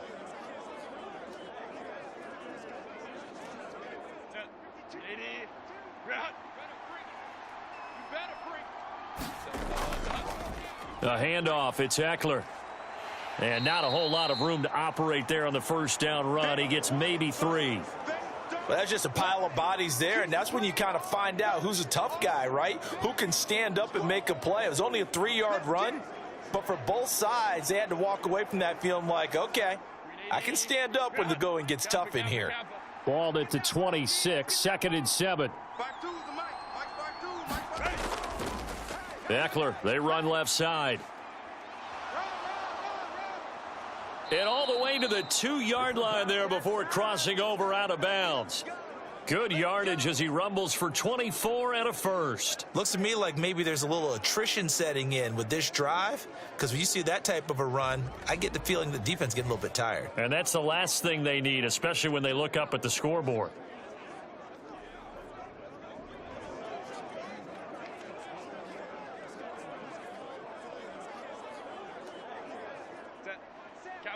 Kappa. 54, line 54. Got you. I got you, son. I got you, son. Play action this time for Justin Herbert. They'll roll him out right. And he'll be brought down right on the edge of the goal line at about the 1-yard line. He'll get just a yard on the scramble. It's 2nd down. I think the defense surprised him there with that blitz on first down, but give him credit. Stayed cool under pressure and still found a way through the extra rushers for positive yardage. Well done. 2nd and goal from the 1. Trying to punch it in with Eckler. And he takes it in for a Charger touchdown. A 1-yard touchdown run from Austin Eckler. And the Chargers go up by 2 touchdowns.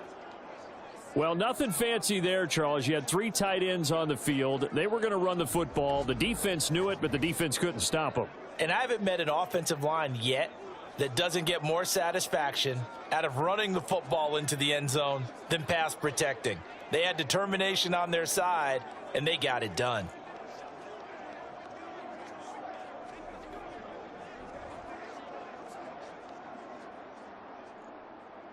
Dicker now to tack on the extra point.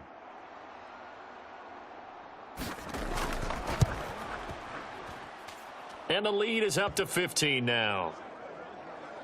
So the drive goes 75 yards, 10 plays. And it's Austin Eckler who finishes things off with a touchdown run.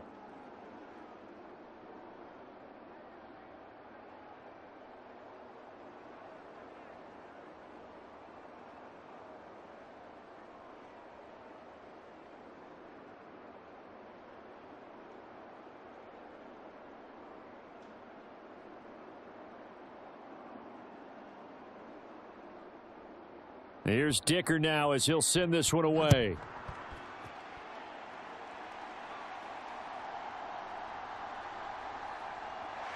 And they'll get him down inside the 30 at the 27.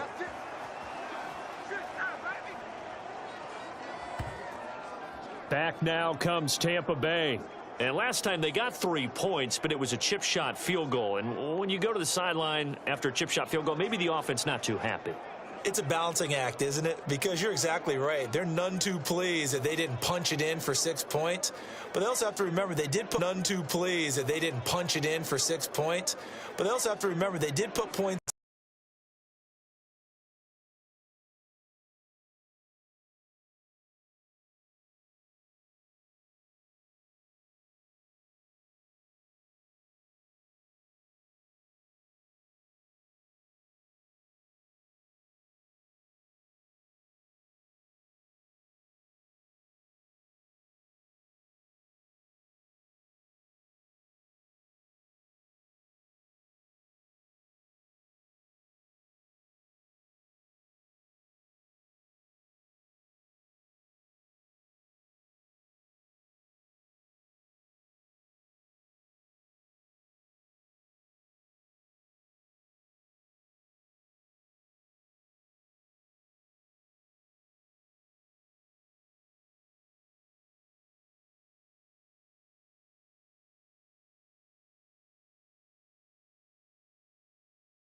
Here is caught, but they'll rule it incomplete. Couldn't keep his feet in. Second down.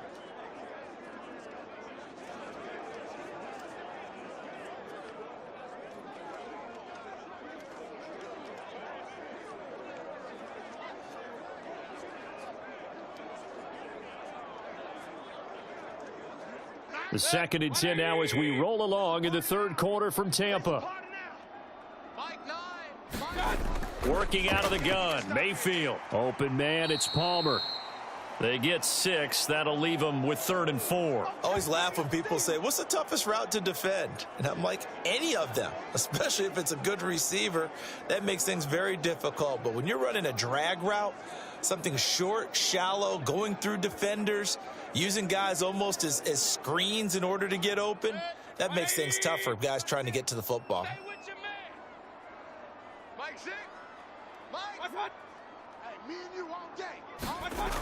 Now a shotgun snap as they'll look to throw. Work in the middle of the field, and he's got a man complete. And he is going to have the Buccaneers first down by about 3 yards or so as they wind up getting 7 there on 3rd and 4. 3rd and 4 is always a tough call. Maybe a little too long to run for it, but not too long to hit him on the quick slant. And that was well executed. Found the window and zipped it right in there.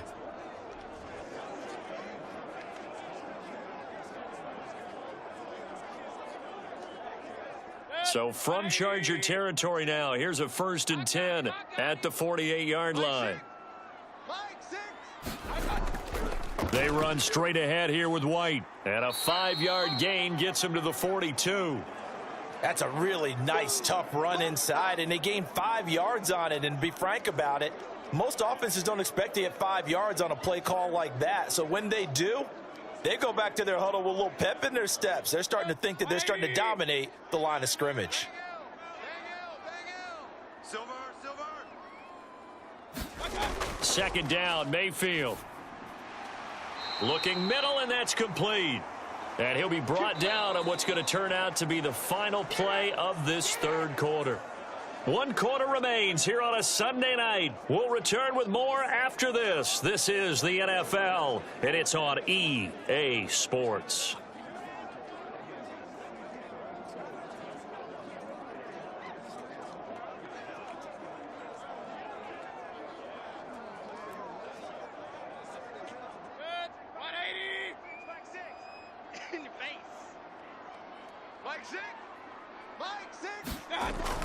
First down, here's White. And this will be a gain of 5 as he gets it to the 30. Oh, that's one to warm the hearts of all those old school football players, isn't it?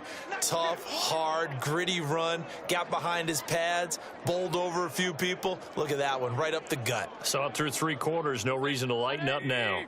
Now 2nd and 5. They'll set up a throw. This ball tipped, and it's going to be incomplete. Fortunate maybe to get that back. It's 3rd down. So much of this game is about leverage. We always talk about low man wins in the trenches. Well, it's like that in just about every position. And sometimes if you lose that leverage and you're losing the battle, just jump up at the line of scrimmage and try and bat the ball away. And that's exactly what happened there.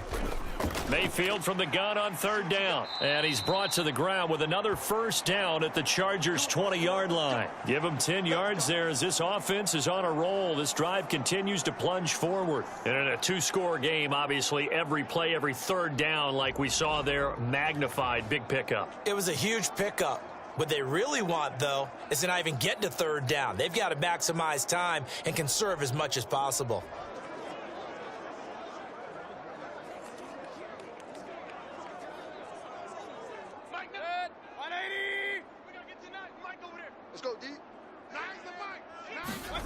From the red zone now, Mayfield under pressure, and he'll go down back at the 26-yard line.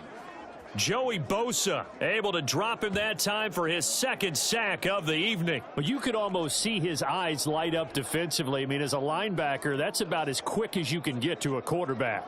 So what did your 3rd grade teacher teach you about straight lines, right? As soon as you have those, you take full advantage of them. He found a gap in the offensive line, got to the quarterback, and put him on the deck.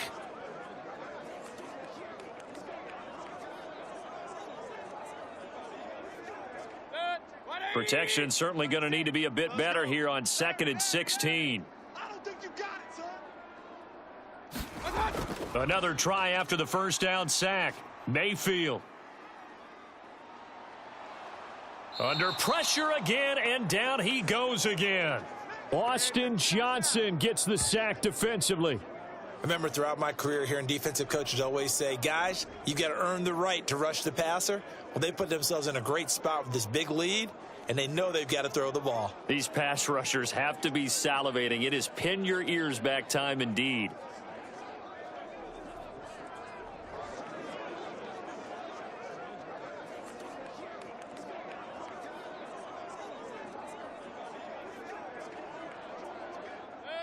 Need something from deep in the bag of tricks here after 1st and 2nd down went backwards. It's 3rd and very long.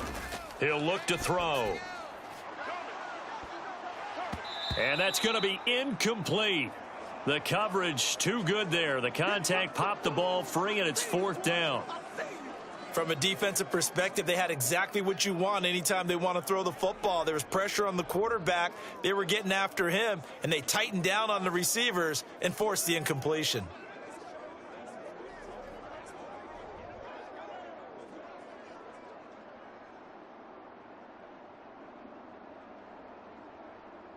Chase McLaughlin now for the field goal try. This one from 46 yards out. And this is right down the middle as he puts it through. And they're hanging around here as the lead's down to 12.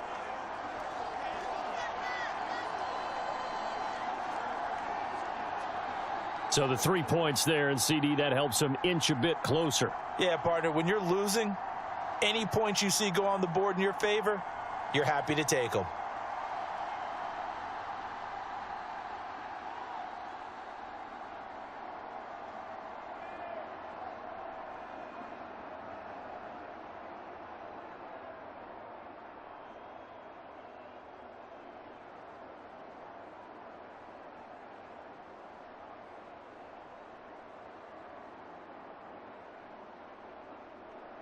After the made field goal, here's McLaughlin back out there to kick it away.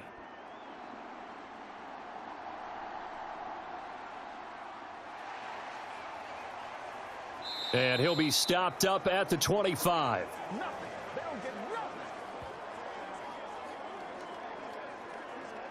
The offense heading back out as we take a closer look at Austin Ekeler. And you'd have to figure, he got the ball quite a bit last drive. You see the numbers, that now they're looking to chew some clock. He's going to get it even more here. I would think so, because they have momentum going in their direction. They moved the ball that way on their last drive, and you know they're trying to lock this game down. But also, don't be surprised if they mix in a few passes along the way as well, so they can't just totally key on him on this drive. Interesting. We'll see if that happens. Either way, looking to hold this lead. Let's see if they can do it. Herbert going to lead up the Chargers here, 1st and 10. At their 25-yard line. Here's Ekeler to begin the drive. And for one of the first times tonight, he's going to be held up at the line of scrimmage. Antoine Winfield up from the secondary with a tackle. Run blitz there defensively, something we might see more of here in the 4th quarter. I think we'll see a lot of it, and the difference between that and a pass blitz, you're just trying to get to the quarterback. You're trying to scheme someone open who will get to the QB and make sure he gets on the ground. In a run blitz, you're actually trying to cover up gaps, trying to cover up holes so they can't run the football. Brandon, I've got to think this offensive line has got some smiles on its faces, and I know it sounds crazy, but they practiced for this back in training camp. They knew they'd be in situations where it'd be extra defenders in the box coming after them, trying to keep them from locking down a game. Right now, they want to show the world they're up to the challenge. 3rd and 2, Herbert. Pass taken in by his big tight end. And he is going to have the Chargers first down. They needed 3. He doubled that. He got 6. He's been the go-to guy. They needed a big play there on 3rd down. Went his way. It worked out. Doesn't matter whether they've scouted it or that they think he's going to get the ball. He has a knack for finding his way open and completing the connection.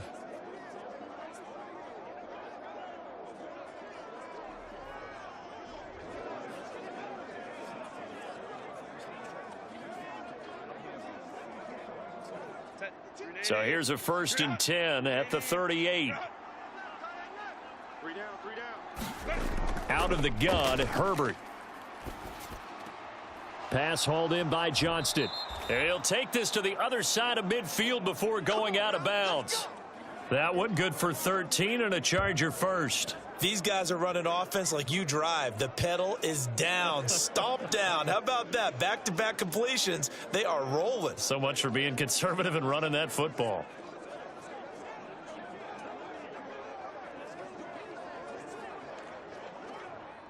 So from Buccaneer territory now, it's 1st and 10 at the 48-yard line. A shotgun snap for Herbert. That's taken in by Palmer. And he is tackled inside the 40, not quite to the 35. 12 more yards there and another first down. Partner, I like that they're staying aggressive on offense because to me, this drive is what is known as a put-away drive. You score here, that might put this one to bed. I like the fact that they're playing with confidence and not playing with fear. Herbert setting up to throw on first down. Complete to Johnston here. And they're able to get this one past the 30 to the 25-yard line.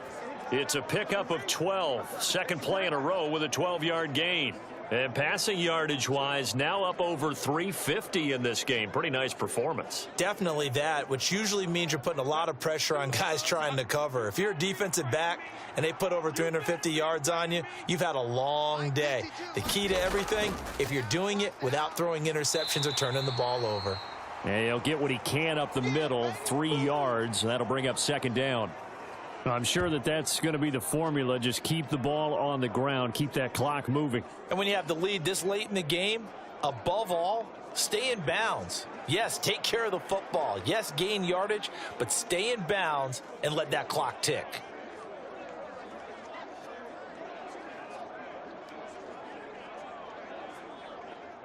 Here's 2nd and 7. Big stop, G. Big stop. Let's go. No, check that. Oh, there you go. Herbert. A quick throw knocked away and incomplete. Quarterbacks work all the time on manipulating a defense with their eyes and their head movement. In this case, he just stared the receiver down. That allowed for excellent coverage, able to knock that one away. An 8-play drive to this point. So here's play number 9 on 3rd and 7. Here's Herbert. That is caught, and he is out of bounds right around the 10-yard line. 12 yards there as they keep this drive rolling. It's another first down. Well, certainly as a fan, you get a little bit nervous when you see him make those kind of throws. But they work on that in practice more than we know. And most of them now know their limits and know what they can get away with. And there's a completion right there. On first down, it's Herbert. Buying time to his left.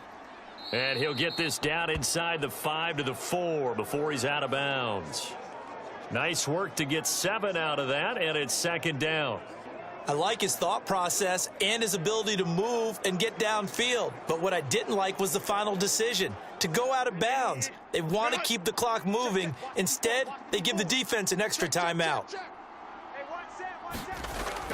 On second down, Eckler.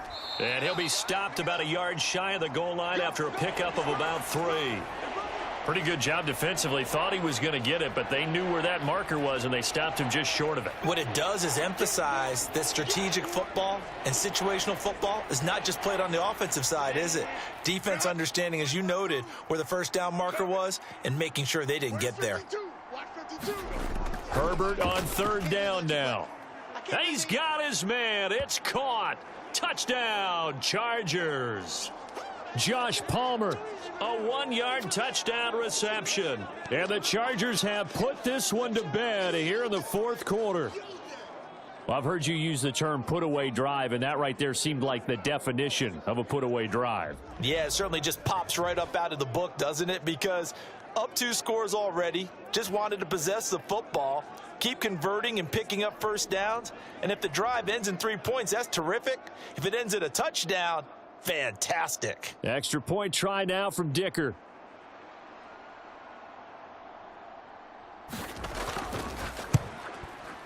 And he's been a busy man, 5 for 5 now as he knocks another one through to extend the lead.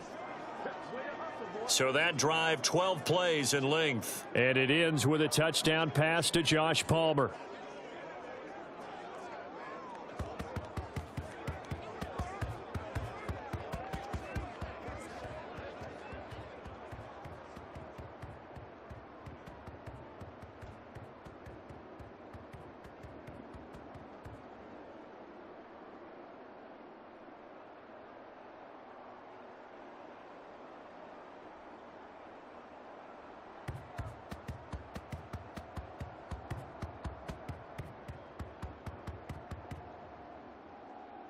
Now, after the Dicker field goal, he's back out, ready to send it away. And he won't return this one. He'll go down to a knee, and they'll start at the 25. So out come the Bucs now. Well, this game, it has had no shortage of offense. They've been able to put up a decent amount of points on this side, Charles. They just have not been able to keep pace with the other offense they're going against here. Yeah, that's a good way of pointing things out, because now it's not a total loss, because as you said, they've scored some points, so there's some plays they can build on, moments where the game plan actually worked. But overall, though, they were just out-personnelled. They were going up against a team that's playing at an elite level. Hey, check back, back six. Mayfield now looking to throw on first down. That is incomplete. Even with such a big lead late, the effort hasn't lapsed one bit. If the offense wants to score some points in this one, they're going to have to earn it. These guys are not giving up anything.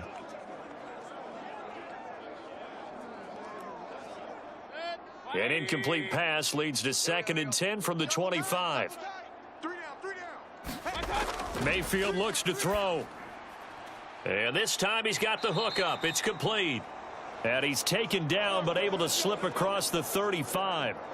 That's good for a Buccaneer first, a pickup of 12 yards. Well, those are the types of plays they probably wish they had made more of in the first 3 quarters. And this deficit going to be tough to overcome here in the 4th. But a nice first down and a pickup on that throw. Yeah, and this is where as coaches, you're looking for effort and execution, even though the scoreboard is going against you.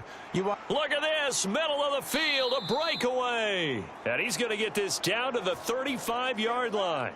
That'll wind up a gain of 27 on the catch and run. A 3-score game here late. You can probably rule out the comeback, but certainly some kind of a moral victory to be had if they can get a few more points to close things out. And to that end, a nice pass play there to push things downfield. Yeah, and we know in this league, a loss is a loss, and no one wants anything to count as a moral victory or, boy, something that feels a little bit cheap. But if they trim that lead down to just 2 scores, that's still a benefit to this squad. First down, Mayfield. And this will be incomplete. Physical play on the football there, and it's 2nd down. That incompletion is not a surprise with the way that this one has gone, and the frustration, the body language is evident everywhere.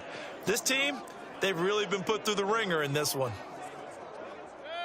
Here's 2nd and 10. Hey, we got a seal. It's got to be a Mayfield. It's got to be a He'll get that out to the flat to White. And he gets it down to the 32. He'll get only 3 there, so it leaves him with a 3rd and 7 ahead. You got the big lead defensively. Willing to give him that underneath stuff, right? And this is why you work on your tackling. Tackle them after the catch, inbounds, keep the clock running. Just go ahead and bleed the game out that way. The 25-yard line is what they need here. This is 3rd down. From the shotgun, it's Mayfield. Under pressure, and down he goes. They sack him back at the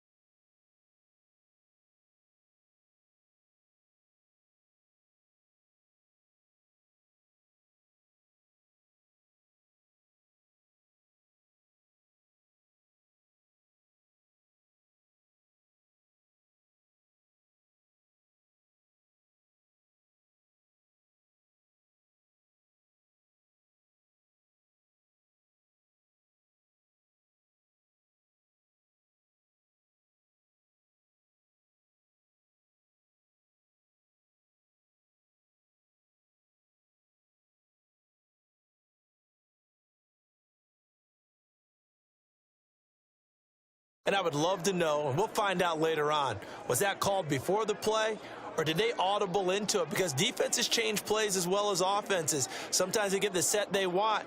They go right to the blitz. And in this case, they nailed it. Got right to the quarterback. No chance on that 4th down.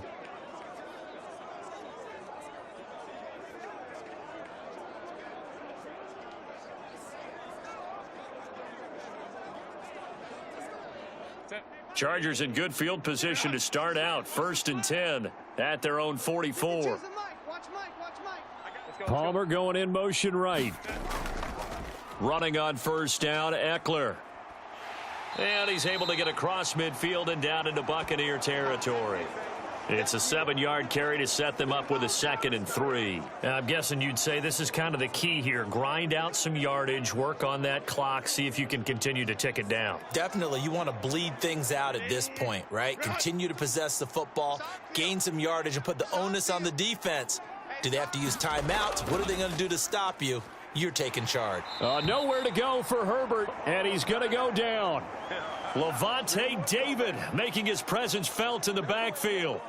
Well, it's been a little bit of feast or famine because he's thrown for decent yardage, and obviously they've got the lead, Charles, but now he's been sacked 4 times.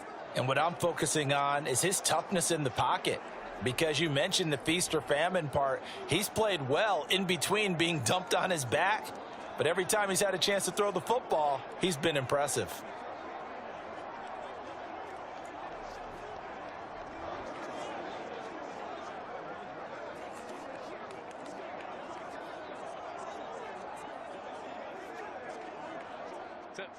Third down and 10.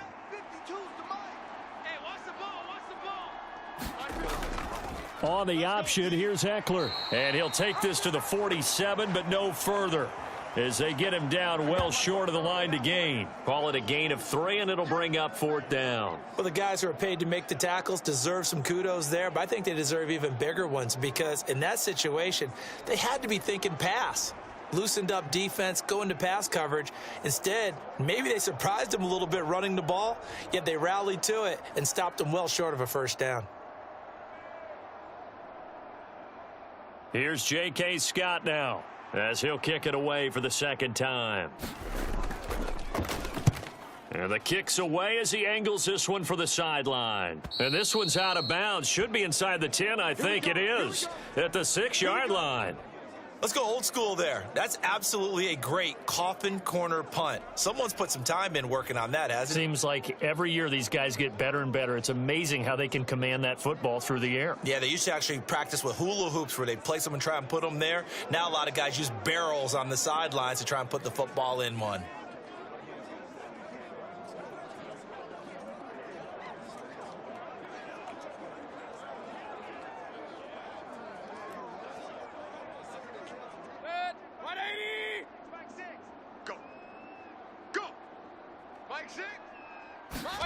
Mayfield on 1st down.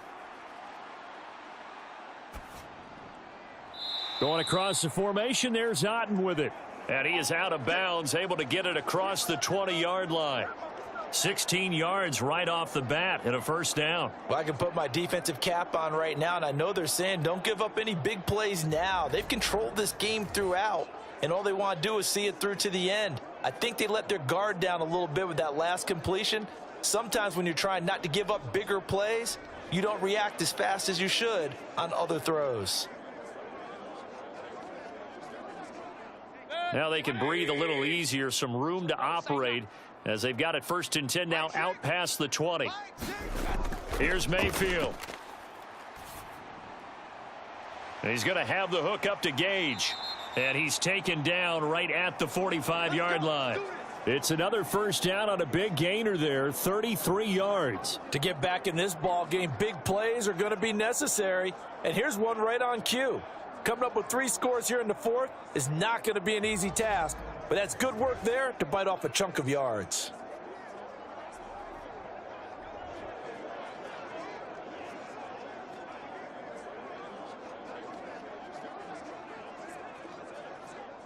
So the big play moves them all the way across midfield. It's 1st and 10 from the 45.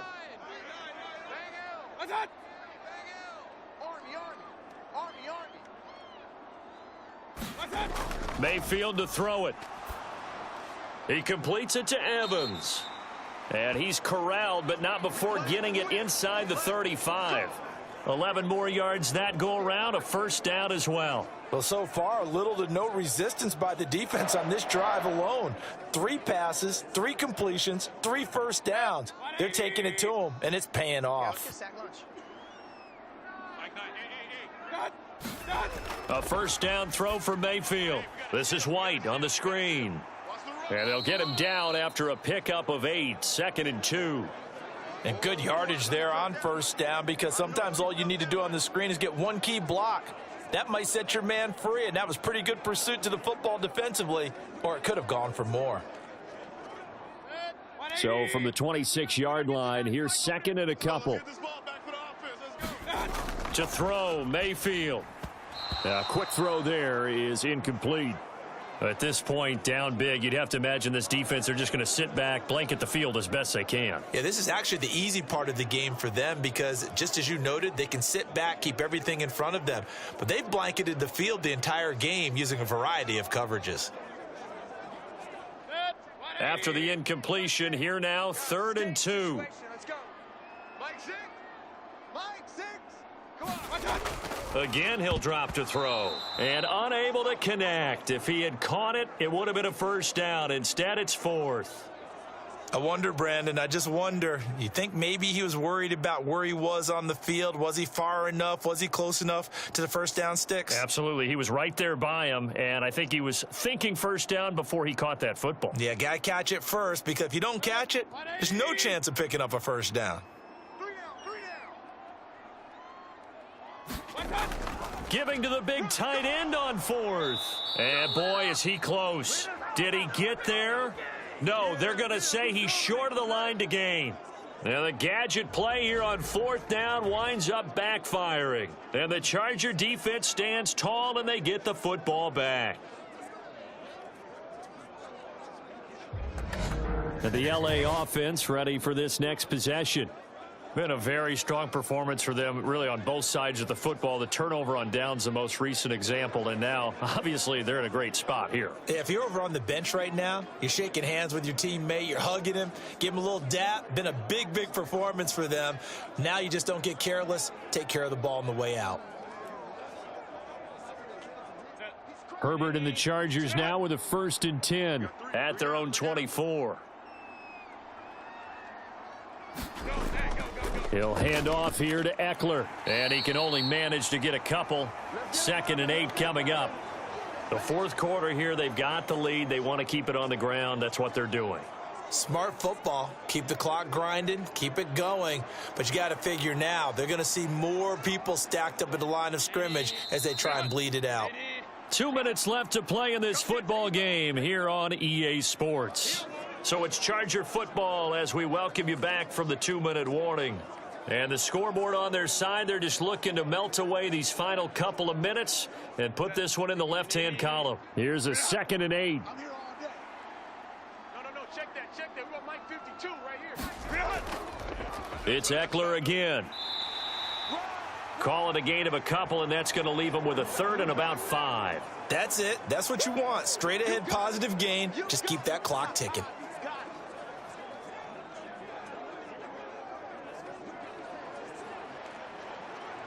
3rd and 5.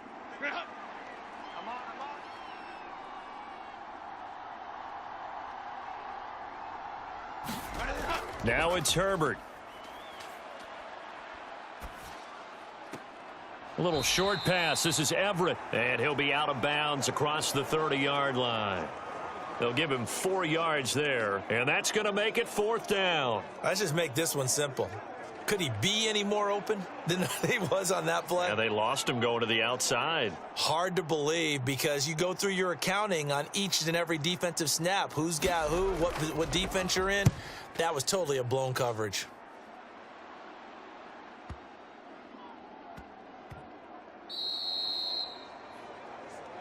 Get ready.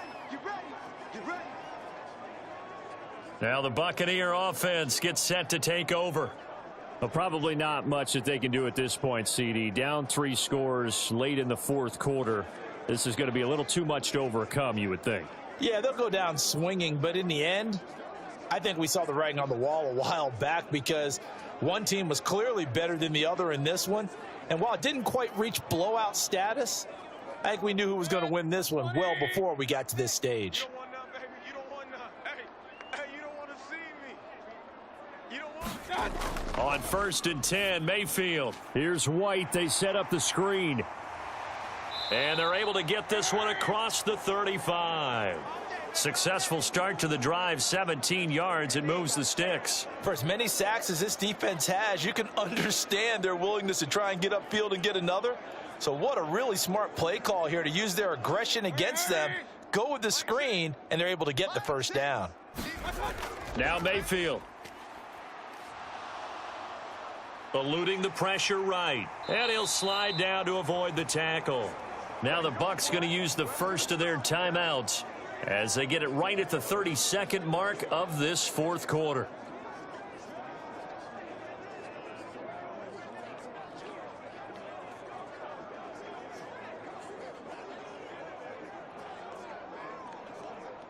Back-to-back good plays have them on the move on first down. Mayfield now. And this one caught along the sideline, but they say already out of bounds. Now the throw didn't give him a chance to turn it upfield, and that brings up second down. This has been a rough one, to put it mildly, for him. And after this one's done, you just feel like at the post-game press conference, this team's going to have a lot of questions and definitely not a lot of answers. A second down throw for Mayfield. This is caught by Evans. The Bucs going to go ahead and use the second of their timeouts. That'll leave them with just one remaining in this fourth quarter of play.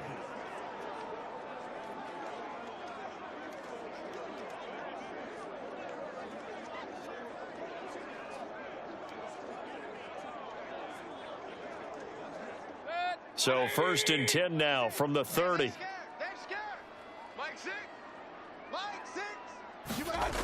From the gun, Mayfield. Looking Mike Evans' way again, and he's got another one. The Bucs forced to use their third and final timeout as they'll stop him with 13 seconds left to play.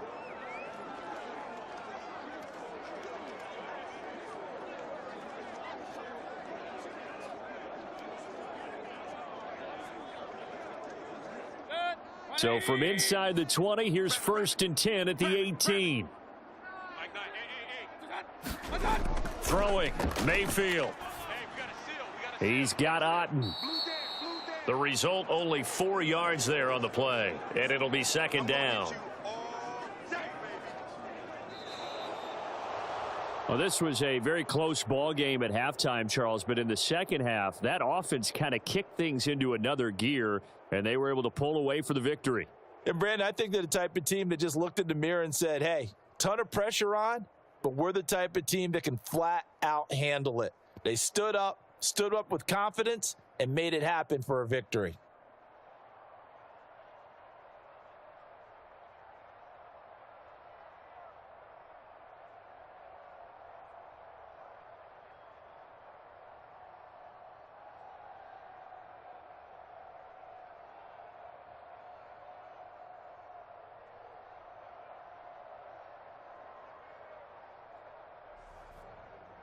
So that'll do it for us. For my partner, Charles Davis, and all the hard-working men and women on our crew, I'm Brandon Gaudin. You've been watching the NFL right here on EA Sports.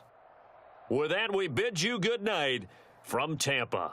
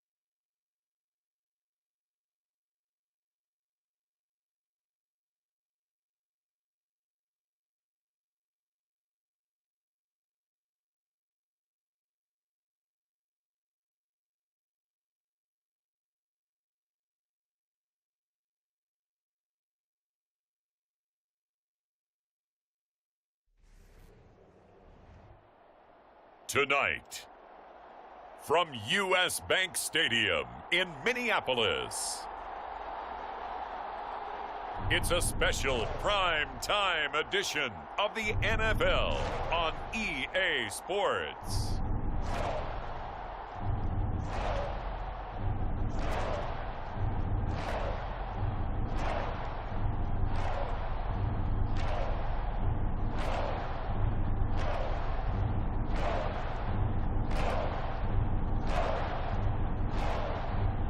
It's the Minnesota Vikings taking on the Houston Texans.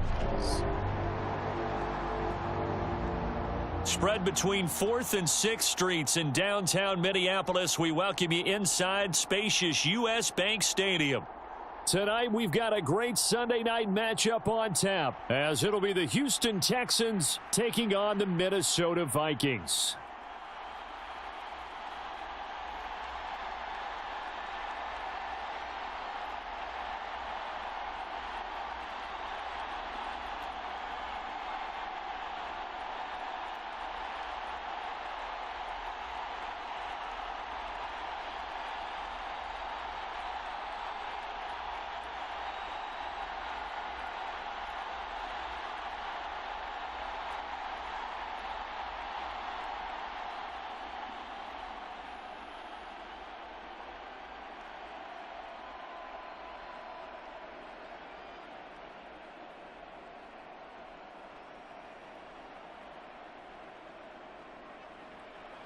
Greg Joseph now ready to get this one started, and we are underway from Minneapolis. From a couple yards deep, he'll bring it out of the end zone. And tackled at the 21-yard line, so a net negative there of 4 yards. So out come the Texans for their opening drive. Leading them out, a 2-year starter at Ohio State and 2nd overall pick in the draft, C.J. Stroud. I tell you what, when he is on schedule for that week, secondaries take notice because you've got to stay alert back there on every snap. A truly powerful arm, one that's capable of challenging any level of the defense on any given play. That's why so many scouts preach arm talent when preparing for the NFL draft. A quarterback with arm strength to make every throw in the book, he's an asset to have in any offense. Cowboy 80.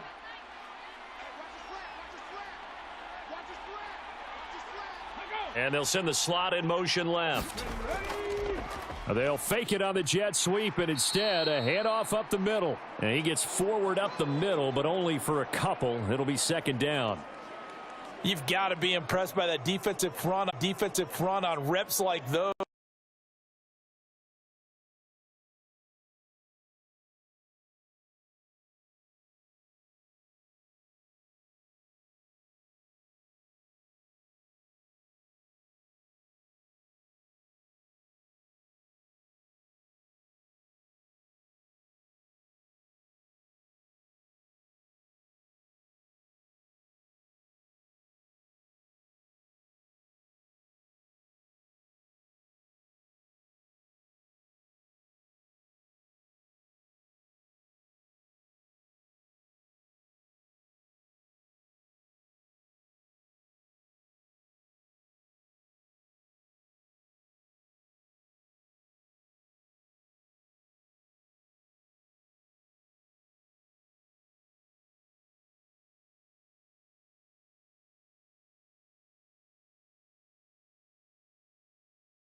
Conversion.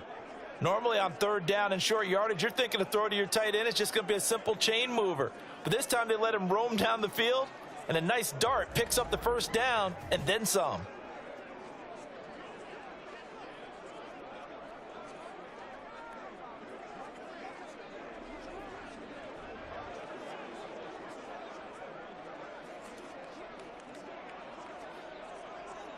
Here we go. 19 Tiger, 19 Tiger. They'll run on 1st down with Singletary. And he's going to be met at the line of scrimmage and taken down. Officially no gain on the play, and it's 2nd down. The free safety roaming all the way up to the line of scrimmage to make that stop. How about his ability to trust his eyes and figure out it was not a pass play? and go fast towards the line of scrimmage in order to make that tackle.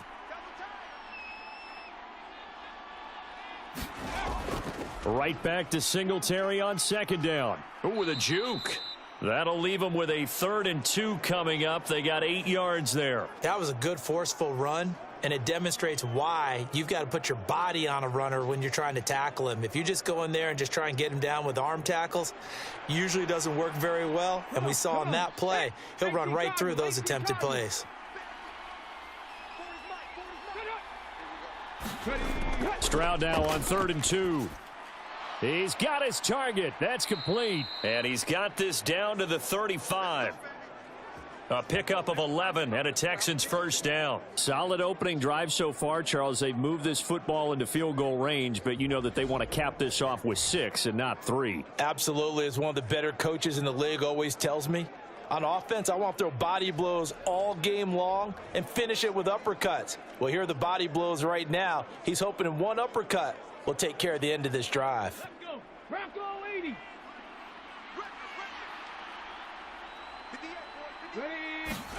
Stroud now on 1st and 10. Open man is Noah Brown.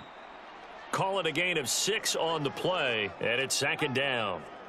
The goal for any offense versus a zone defense, find the holes where guys are available and put the ball on the receiver before any defender can step up and fill it. They did it well there. Perfectly executed crossing route. This 2nd and 4. Stroud will run the option left. Stopped short of the 25. The second effort couldn't free him.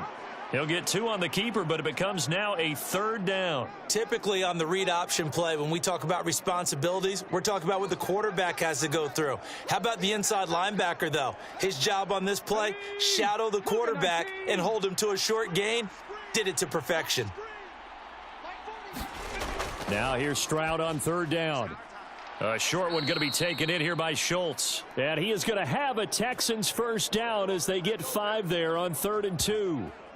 They brought in a heavy set on 3rd down, and that usually means running play, but we have seen them throw out of that formation, and sure enough, they snuck the tight end out on that one, wound up hitting him for a first down.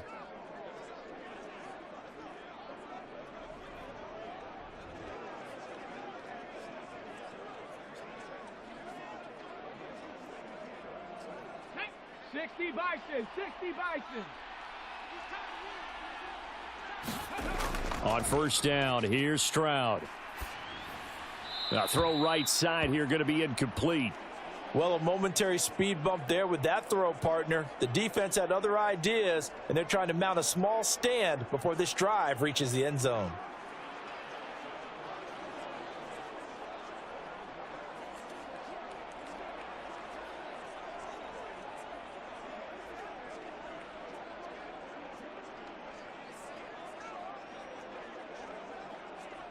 Now it's 2nd and 10.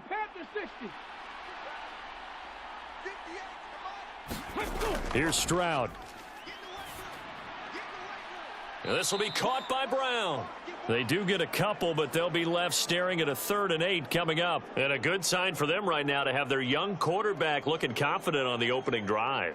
Now, we haven't met a young quarterback, a veteran quarterback. It doesn't matter. We haven't met a quarterback yet that doesn't tell us he's confident about his abilities, right? That's true. But when you're young, it's really important to get off to a good start because it does build up that confidence. It allows them to play better as the game goes on. Especially crucial here on the road. And the Texans are going to have 1st and goal as they try to finish off this drive with 6 points. That's a big conversion there on 3rd down, and this has been a great opening drive. You know, at this point, they'd hate to settle for 3, but they've created a fresh set of downs and a 1st and goal.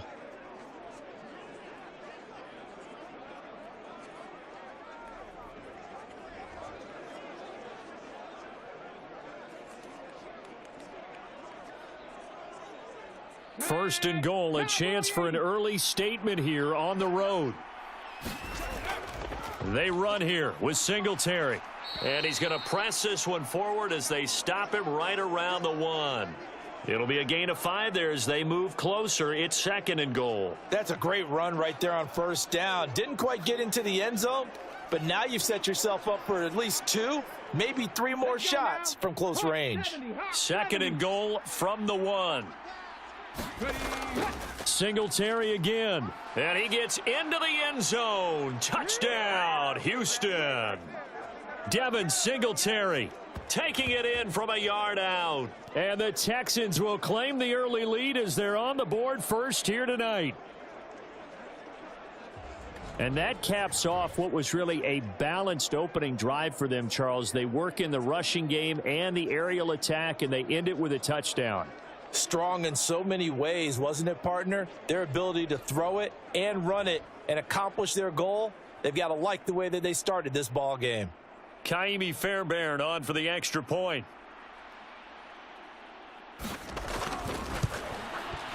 And the Texans take a 7-0 lead. That one was an extended drive, 14 plays all told. And it was finished off by a Devin Singletary touchdown run.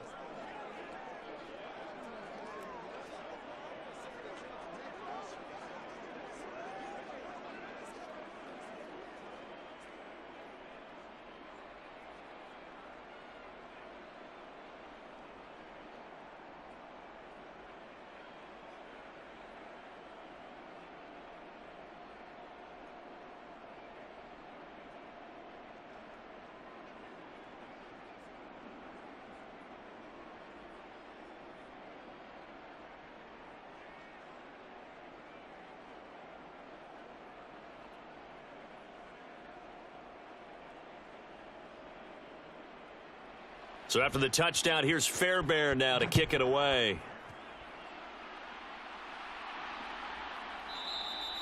And this will not be returned. It's a touchback, and they'll begin at the 25. Under center for the Vikings, out comes the former Michigan State Spartan and longtime veteran Kirk Cousins. And one nice thing you can always say about Kirk Cousins is that he's consistent. Always puts up nice numbers each and every year. If there is a downside to his game, it's been the lack of playoff success. All in all, though, a formidable starting quarterback at a time in the league where it's tough to find your franchise guy.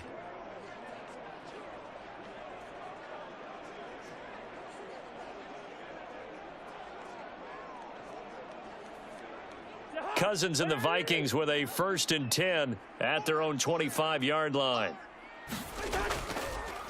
The play action fake. They'll look to throw.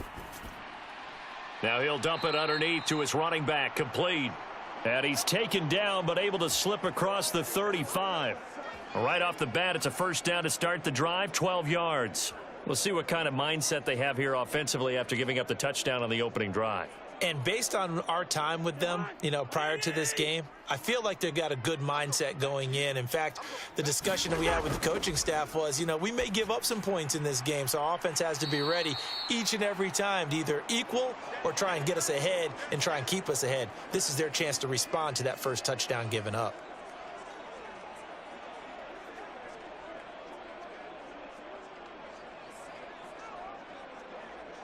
Ball spotted at the 45. Here's 2nd and 2.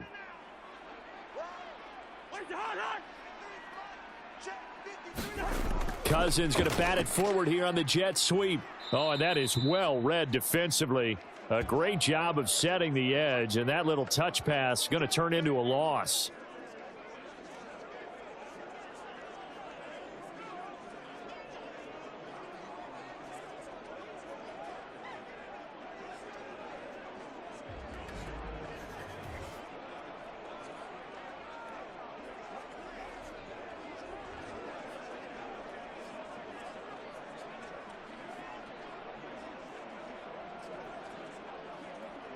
Coming up here looking for 3 yards to pick up the first. 3rd and short yardage. Cousins. Pass complete to Osborne. And he will have a Vikings 1st down as they're able to get the 3rd down conversion. Well, they clearly wanted to come out, Charles, and be aggressive throwing the football, and they've been pretty efficient along with that aggressiveness. He's now 4 of 4 on this opening drive. Yeah, and that's led to a fresh set of downs. I like what he's doing back there. You can tell he's at ease, feels good about what he's doing. And I think if I'm the play caller, I'm reading that, I'm continuing to let him throw the football. So a 1st and 10 now in Houston territory at the 47. Now Cousins. Oh, he tried to fit it in on the slant, and it's intercepted. And the Texans are going to take possession here at their own 47-yard line. Boy, he had to fit that into a pretty tight window over the middle. And, Charles, I think they were in zone defensively, weren't they? They certainly were. Nice read on your part. And sometimes the quarterback isn't fooled between zone and man. Sometimes just fooled by the type of zone that he sees. Because oftentimes those linebackers will vacate and run downfield with receivers. In this case, he played a pure zone and was in the wrong spot for the QB.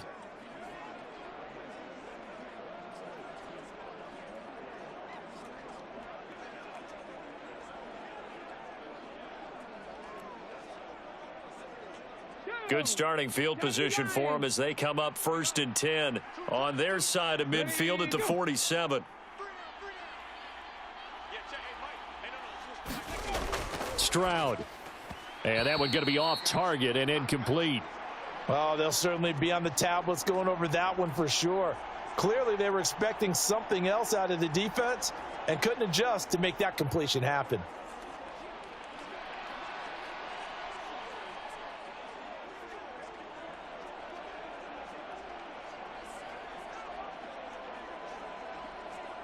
Second and 10. 19 Tiger, 19 Tiger. And Stroud now to throw. He'll get this into the hands of Nico Collins. And taking it across midfield and just shy of the 40. 12 yards that time for number 12 as they move the chains. Well, as a coach, you absolutely love seeing your offense find their rhythm early, and that's exactly what we've seen so far. They had a touchdown on their opening drive, and now they connect here for another nice gain for a 1st down. This offense is moving the ball well, exactly as he drew it up in practice. And now a throw on 1st down there, but it's incomplete. I think that's how this defense is going to need to play these tight ends. They got to get right up on them and stay physical. And that paid off on that play, helping force that incompletion.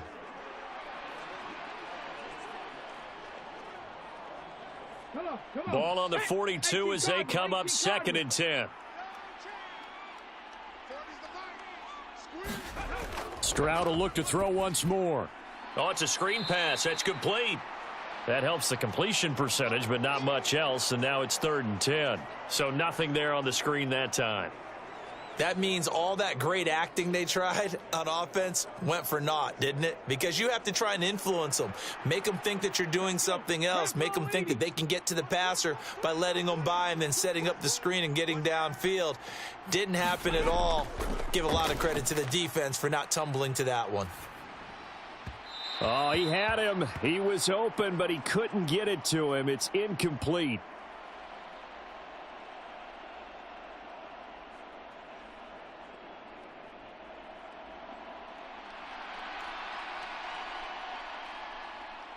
So now they're going to send out the field goal unit to, as they say, fire away from long distance.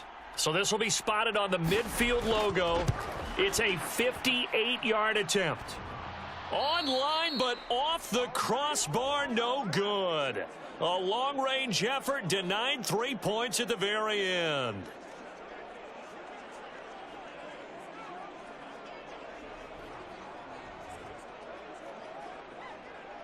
The Vikings taking the field here for their 2nd drive of the game.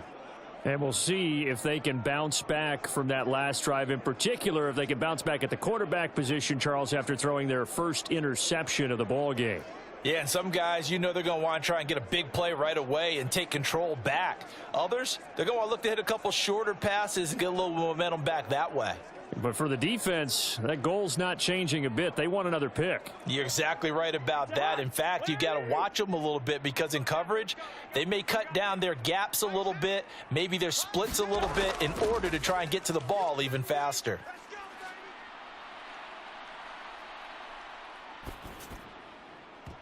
Now the first play of the drive there is incomplete. Even without a ton of pressure in his face, it just shows how difficult it is to pick apart his own defense. Those guys are sitting back, and they're not playing receivers as much as they're playing the eyes of the quarterback and when he delivers the ball. After the incomplete pass, here now is 2nd and 10. 53's the mark. They go play action. Cousins. The throw here right sideline falls incomplete. This defense has passed its first 2 tests by forcing back-to-back incompletions. They know that there's probably another throw coming on 3rd down. Let's see if they decide to force the issue by sending people on a blitz.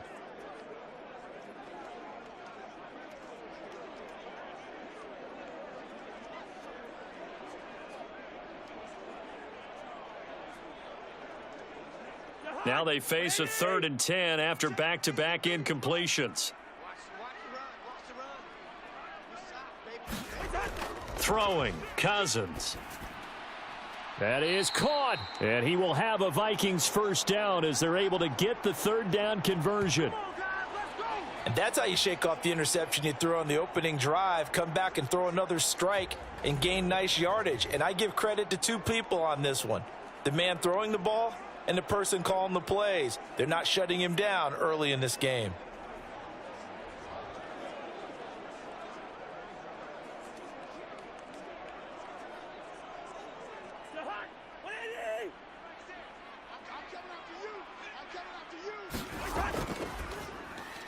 Finds his man. There's Jordan Addison.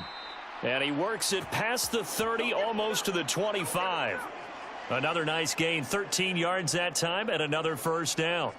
If you're these receivers, you got to be ready, because when he's going to throw it quick on that RPO, he's going to throw it quick. And this is why you spend time with your guy either in the offseason, during the week, the whole bundle. Because sometimes it's just telepathy. You both see the same thing, and he knows get the ball to him right away. Looking for the end zone. And incomplete on the deep ball.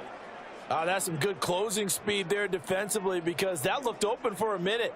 But that's great work with the ball in the air. Never gave up, converged on his man, and broke the play up.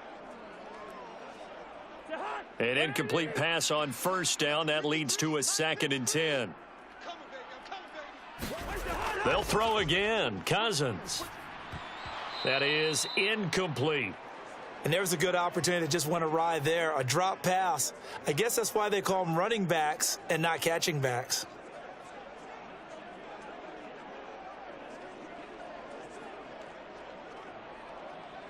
Now play number 7 of the drive as they're looking at a 3rd and 10. To throw, Cousins. And that one too wide and incomplete. Blanketed coverage by Houston. Makes it 4th down. Well, how about the coverage we just saw him break out on 3rd down? Dime defense, blanketed the field with extra defensive backs and speed, unable to find an open hole to complete that pass.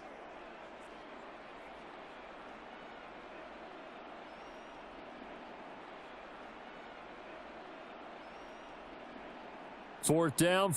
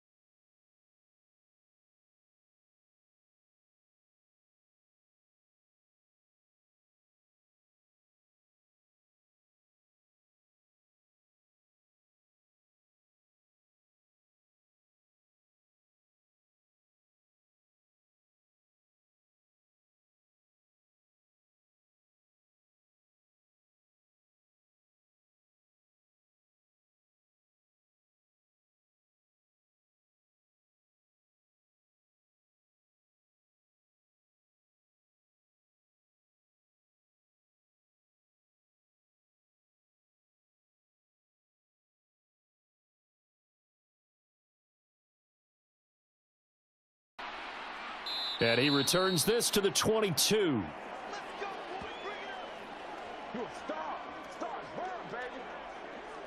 The Texans getting set here to take over again on offense.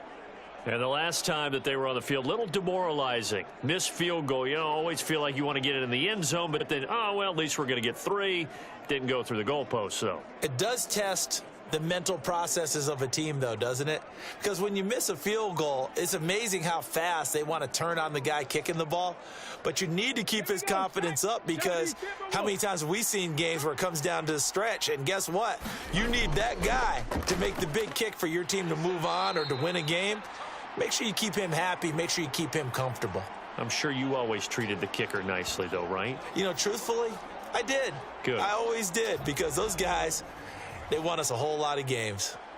The running lanes have definitely not been there for him here in the first half, and I don't think it's all been his fault. His offensive line hasn't given him much space. A loss results there.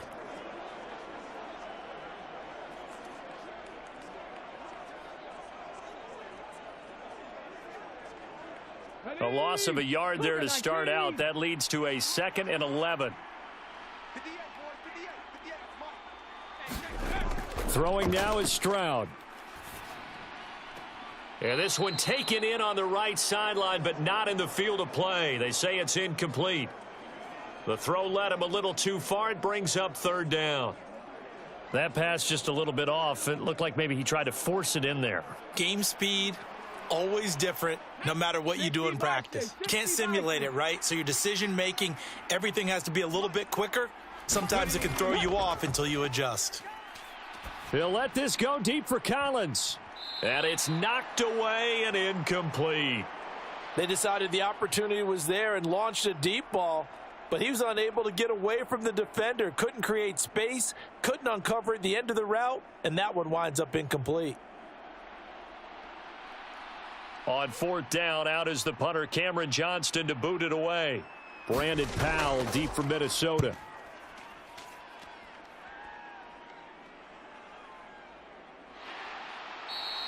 Good coverage there. An even 50-yard punt leads to a return of 5. And the Vikings will take over here, 1st and 10. And out now come the Vikings. And after the field goal last time, we'll see what they can get here. At least they got points out of the last drive, Charles. I never met an offensive coach that didn't want to drive to end with a kick. Most of them wanted to end with a PAT, right? In this case, a field goal, they'll take it. Way better than the alternative, which is a punt. Yeah, but you've met fan bases that wanted that, that weren't happy with that field goal. I haven't met a fan base yet that wants to drive to end with a kick, other than the extra point. That's it. They'll start on the ground with Madison. And he'll work this one up to about the 38. A solid run on 1st down. Gain of 7 leaves him with a 2nd and 3. You often say that sort of opens the playbook now, 2nd and short. What do you think, early shot here? I like where you're going. Obviously, we've been together for a while, because you know me. I want to take that shot early and loosen things up.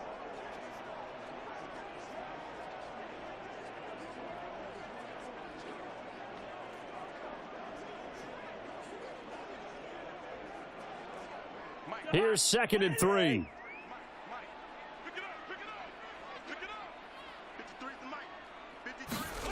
Cousins now. This is caught by Addison. And he'll have it past midfield almost to the 40 before being taken down.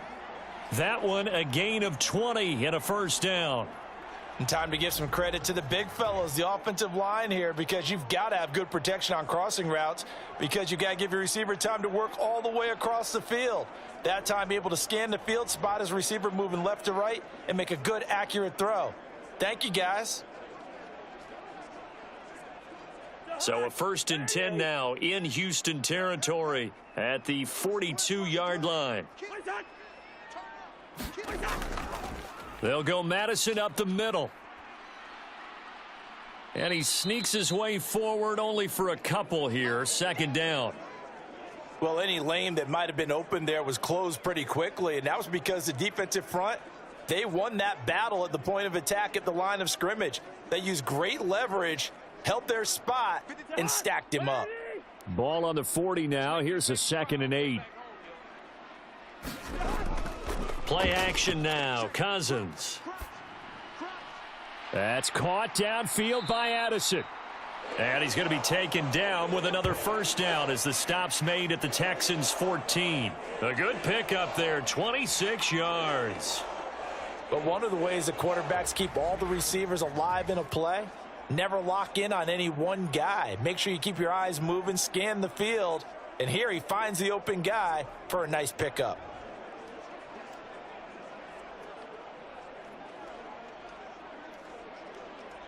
Here's a 1st and 10 at the 14-yard line. Now a give to Madison. They stopped after only a yard, taking it down to the 14. We haven't seen much from him running the football here in this first quarter. No, you're right about that. We haven't seen much of him at all so far. They've stacked him up pretty well, but when you're trying to run the football, sometimes you got to play the long game. Keep handing it to him, and some of those runs that aren't working now, they turn into 6, 7, 8, and maybe more later on. Cousins now on 2nd down. To the end zone, but knocked away and incomplete.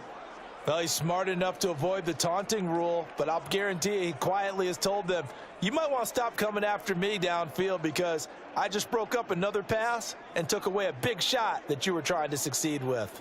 Now play number 7 of this drive, but it's a tough 3rd and 9. On play action, Cousins.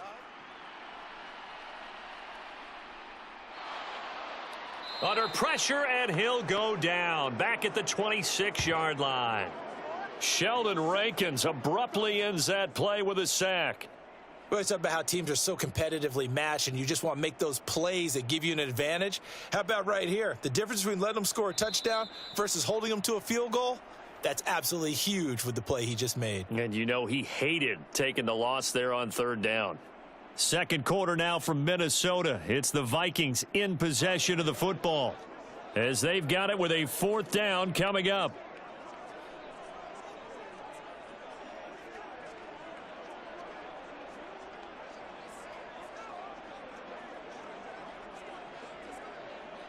And the first play will be a field goal try. He hit his first. Now this from 43. The kick by Joseph is good, and they'll get it back within a point at 7-6.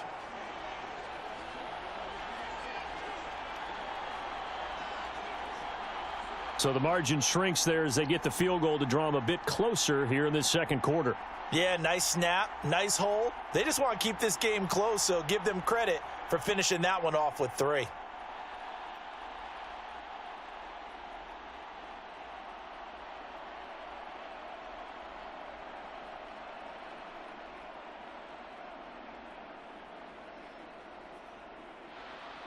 Joseph now to kick this one away.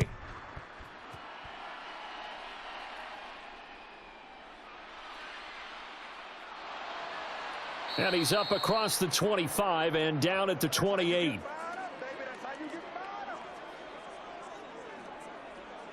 The Texans offense set to regain possession. These guys definitely hoping for a better showing than their last appearance. They couldn't really even move the football much beyond the shadows of their own goalpost, Charles. We'll see if they can get a better, more sustained drive going here. Yeah, and every team that we ever talk to says the exact same thing. When you start a drive from that deep in your own territory, the goal is a minimum of at least 2 first downs, because even if you have to punt then, you change the field position, right? You flip the field a little bit. They didn't get that done. This time they want to string together a nice drive and help themselves out. They go over the middle, and it's complete to start the drive. And this will leave them a yard short. Nice pickup of 9 yards on first down. He decided to run a hitch route. It really helps to have a guy who can turn it loose. And, boy, he rifled one in there on that one. Not much run after catch, but it worked really well.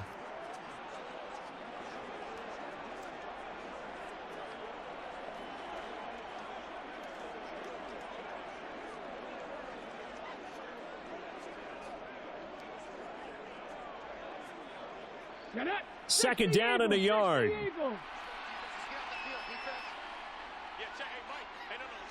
Ready, go. They'll run the jet sweep with Brown. A gain of 5, good enough for the first down. Well, we've seen running backs in today's NFL get involved in the passing game. Maybe it's about time more receivers like that get involved in the running game. And that is something we are seeing more and more in this league, no question about it. That wasn't the biggest of gains, but it was enough to get them a first down. And it continues to test the defense. They have to think on every play about who might end up with the ball. And a good burst there gets him 7 up to midfield. So if you've been playing defense in this one, there's a little bit of the good and some bad, because they did give up the touchdown run to him earlier but shut him down otherwise. Outside of that, you're exactly right. I would say they've contained him very well. Ball right on the 50-yard line. Here's 2nd and 3. From the midfield stripe, they'll look to throw. And they'll get him down as he's inside the 40. 12 yards there as they keep this drive rolling. It's another first down.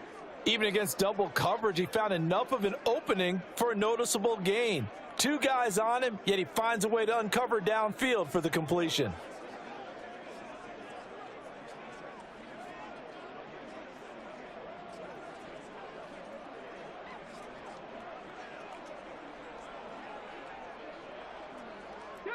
Three tight ends in the ball game here on 1st and 10. Now Stroud. A short one going to be taken in here by Schultz. And he's tackled a yard short of the marker. Good gain of 9 on 1st down. I know sometimes we can get fooled when we watch him make catches, as we just saw him do there, because he really looks like a wide receiver the way he goes about his business. Yeah, 230, 240 range. Yeah, not super huge. Maybe not counted on to be that inline point-of-attack blocker that we used to have in the good old days. But you can flex him out. You can run wide receiver routes with him. You can make him a primary target, and that's how he'll shred a defense. 2 yards on the pickup, and that's all they needed to move the sticks.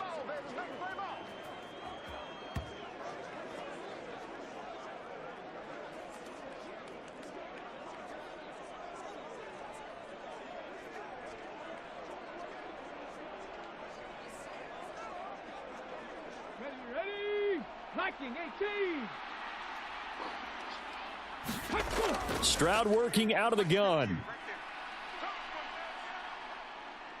Being chased out left.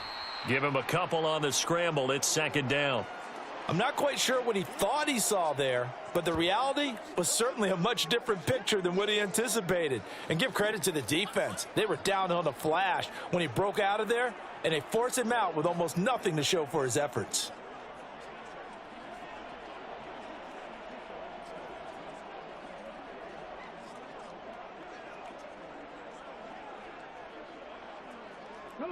This is 2nd and 8.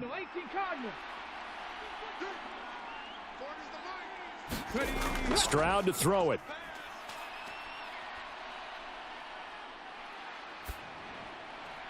This one left side, caught by Collins. And this is going to turn into another first down as the tackle is made at the Vikings' 15-yard line. 11 more yards there, and this methodical drive continues.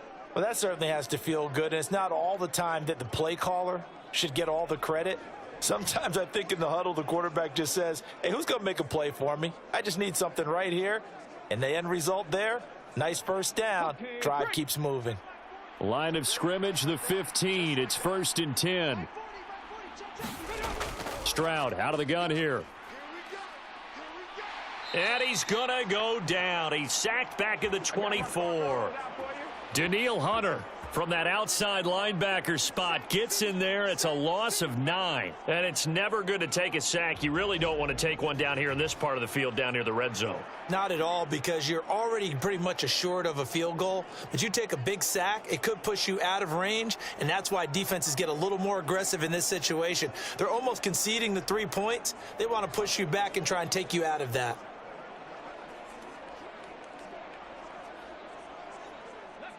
And they need to work to at least get some of this yardage back after the sack. 2nd and 19. Stroud looking to throw. He finds his target. It's Schultz. And they will eventually get him down, but he's inside the 5 all the way to the 3. The end result, 21 yards. His position, and he's listed as a tight end, but he certainly doesn't run like one, and that's what we're seeing more and more coming into the league. Those guys who can run, make plays after the catch, and gain that additional yardage. And using that speed there to turn it into a pretty nice little gain. Ready, set.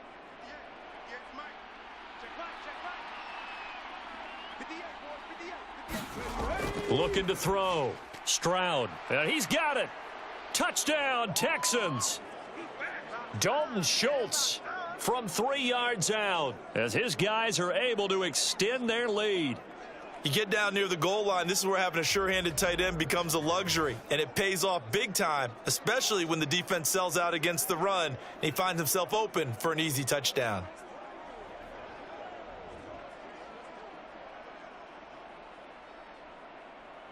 On for the PAT, Kaimi Fairbairn.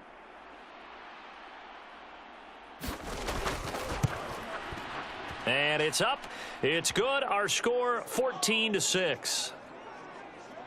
So that one a long 11-play drive. And it was the tight end Dalton Schultz on the touchdown reception to cap the drive.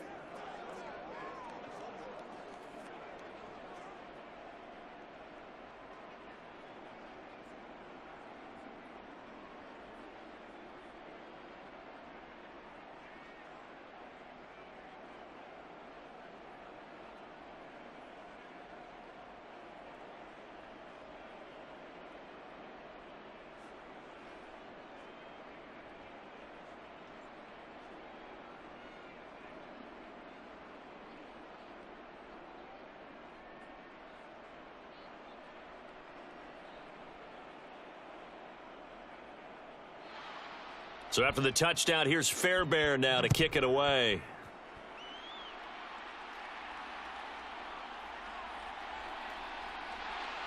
And he'll take it up past the 25 to the 26-yard line.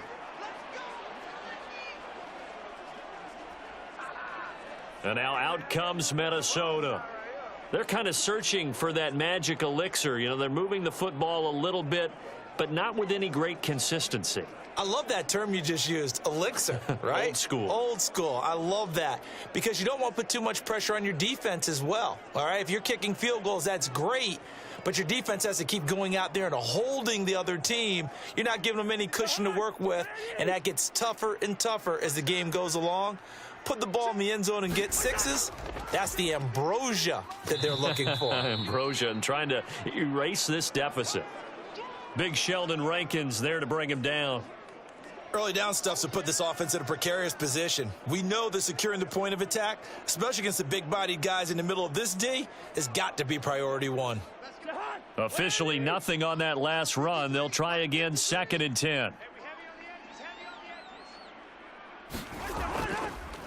On the handoff, it's Madison. And not a whole lot there, maybe a yard to the 27. Well, they didn't get a whole lot out of that one, but I think you've got to continue to try and run and try and keep the defense honest. You mean or else they'll just sit back, dare you to throw it on every down? Yeah, you get your quarterback hit a lot that way, too. The offense on 3rd down tonight, they've hit 2 for 4 thus far. This is 3rd and 10. From the shotgun, it's Cousins. And he's going to go down. The Texans come at him and able to bring him to the ground. And the defense coming through on 3rd down, a loss of 7 to bring up 4th. A good scheme and an early win for this pass rush. They got back there before he could work through his entire progression and ended that play early.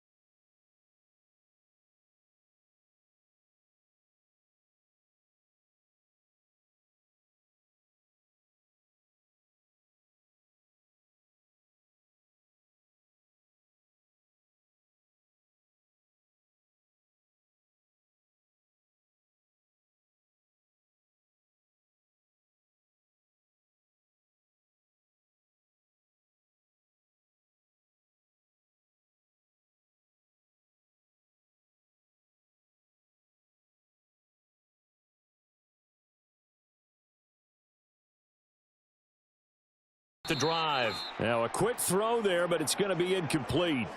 We've already seen him catch a few passes out of the backfield in the first half, unable to connect on that one. Certainly seems like getting him the ball out of the passing game, though, is part of their game plan. It certainly is, because he catches it well, creates a mismatch. You're going to cover him with a linebacker, a corner, a safety. They feel like he can win every battle. Stroud now on second down. Had his hands on it, but dropped it. The rookie making a little bit of a rookie mistake. Third down.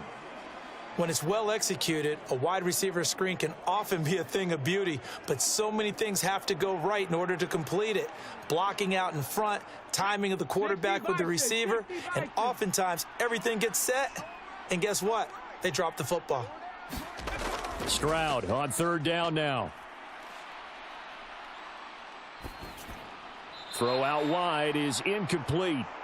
That could be the stop this defense needed to get them back on track. They've been pretty well dissected by the offense here in the first half. After that possession, now they know that they can compete with this offense. Now on fourth down, it's Cameron Johnston on to punt it away.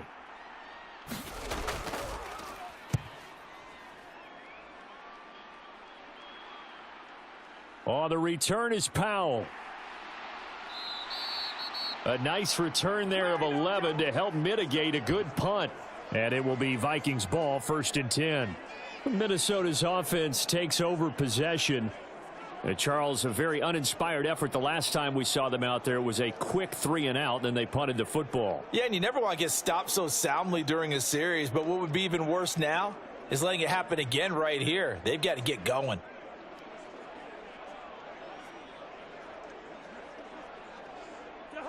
Cousins and the Vikings with a 1st and 10 at the 31-yard line. On play action, they'll throw. Oh, and his early struggles continue. Here's another one intercepted.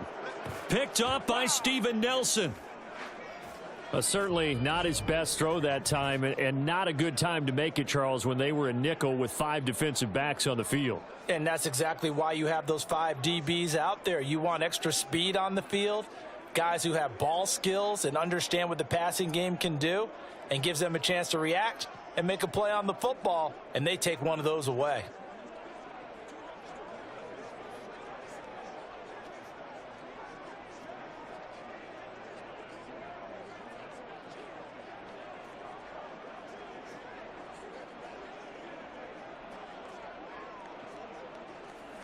Ready? 40's a month. Oh, yeah. And here we go again. They'll start out here with a jet sweep. And great blocking downfield as he's got this almost to the 35-yard line. It'll be a gain of 10 to start the drive out, and by a few inches, that'll be a 1st down. I think the reason that this play is so successful is not just the blocking at the point of attack, but how about the speed at which he takes the handoff? He's in motion already, so he's not coming from a flat start like a running back often is.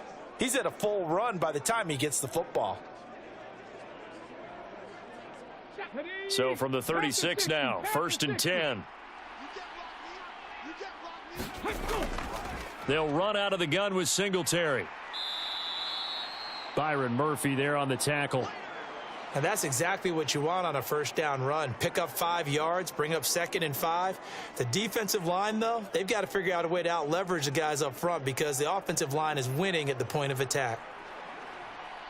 From the 31, here's 2nd down and 5.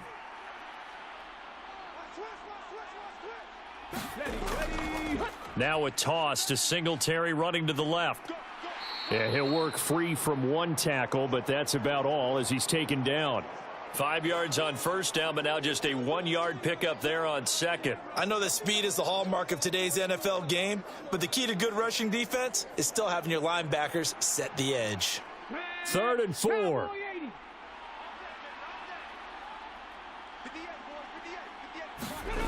Back to throw. Stroud. Open man, that's Collins. He's got it. And this is going to turn into another 1st down as the tackle is made at the Vikings' 15-yard line. A solid gain of 15 yards and the sticks move. Kind of a dangerous throw there. He's off balance when he gets rid of it. But this is all about a quarterback knowing what he can get away with. And that time, it turns into a completion and a healthy gain as well.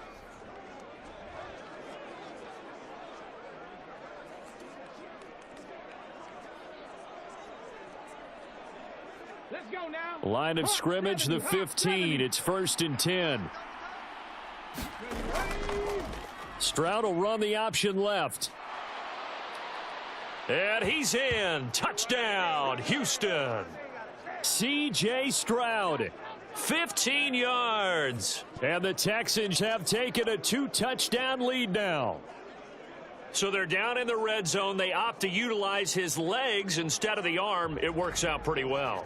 I like what they were thinking there, because in most situations now, defense is accounting for all the other runners on the field and, of course, for pass plays.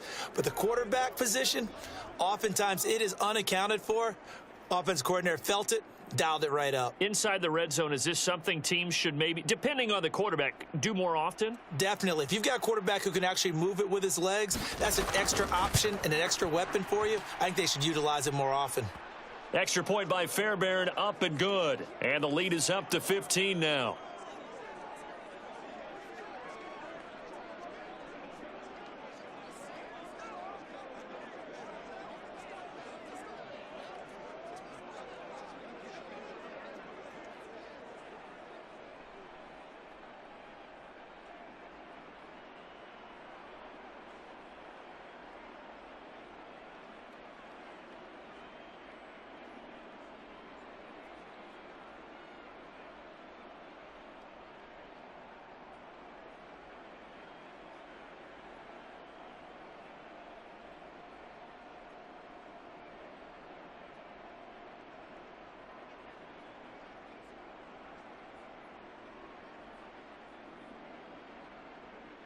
So after the touchdown, here's Fairbairn now to kick it away.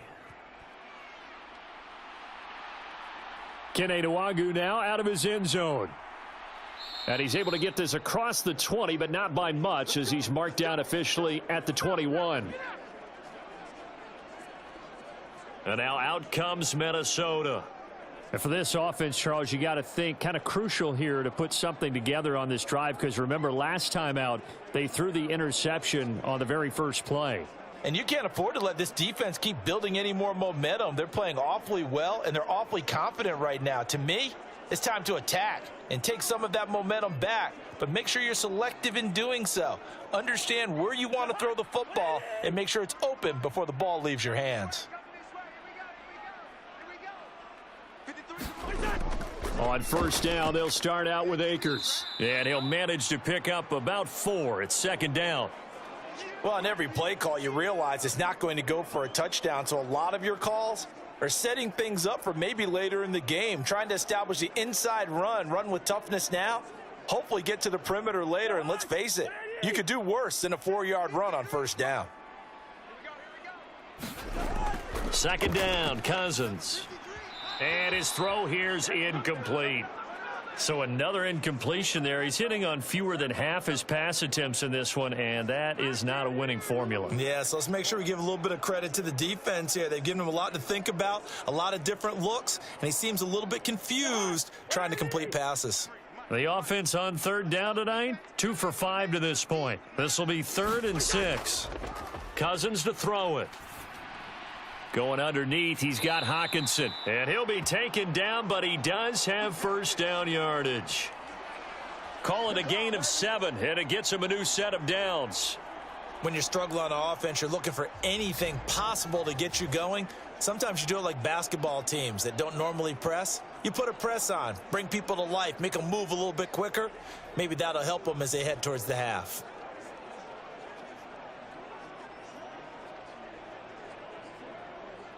From the 32 now, here's 1st and 10.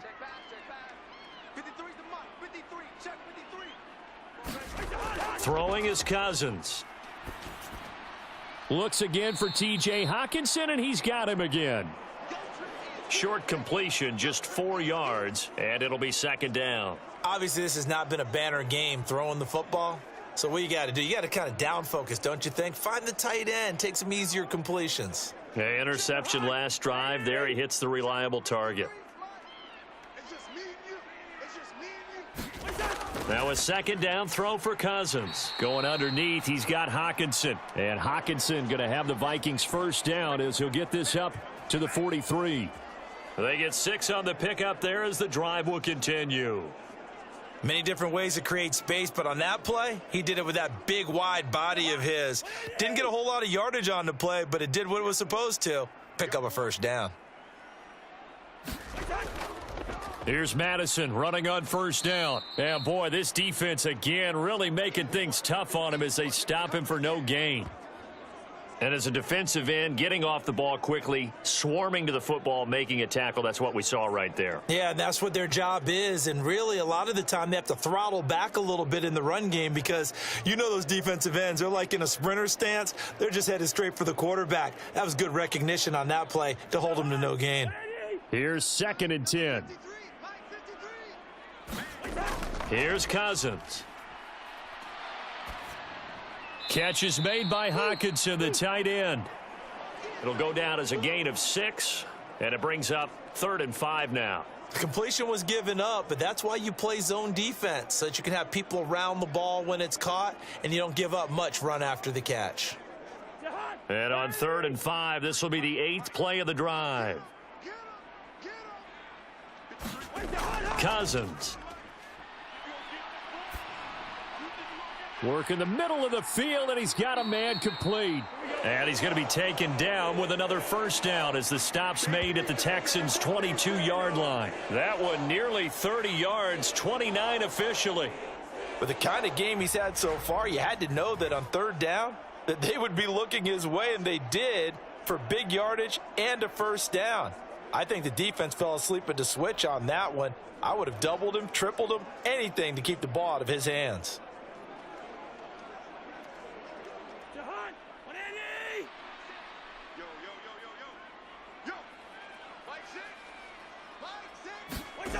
A first down throw for Cousins. And they're going to get him. He's sacked back around the 28. Sheldon Rankins in there to take him down on what will take us to the 2-minute warning.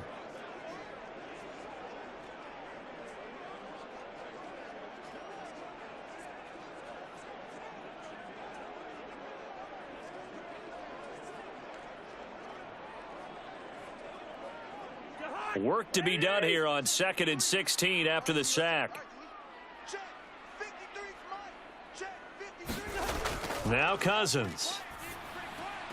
Complete. Jefferson the target. And he'll be out of bounds, able to get it down to the 25 there. And just 3 yards on the catch there. He couldn't get away. And that's going to lead to a 3rd and 12.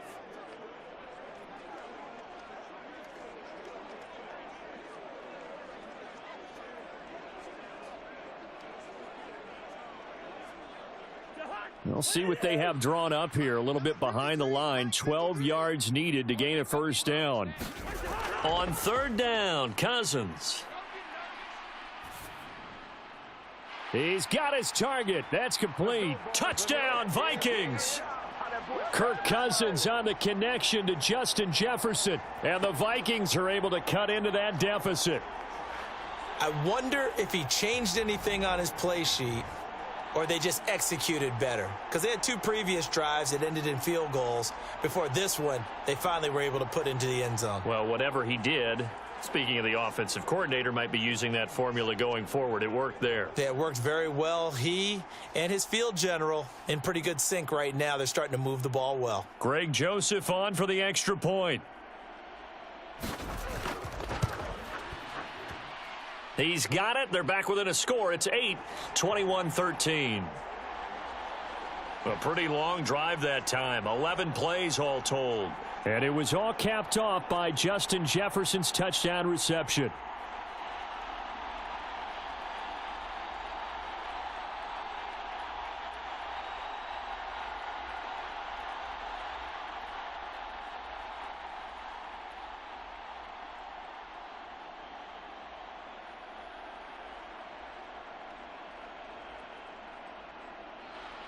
Now Joseph tees it up to kick off following the touchdown.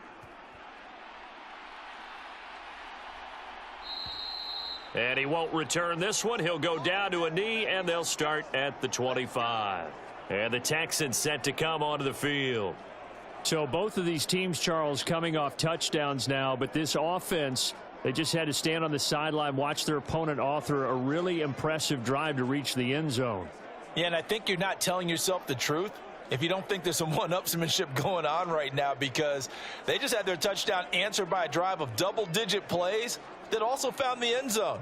Now they want to do something even more impressive to answer that one.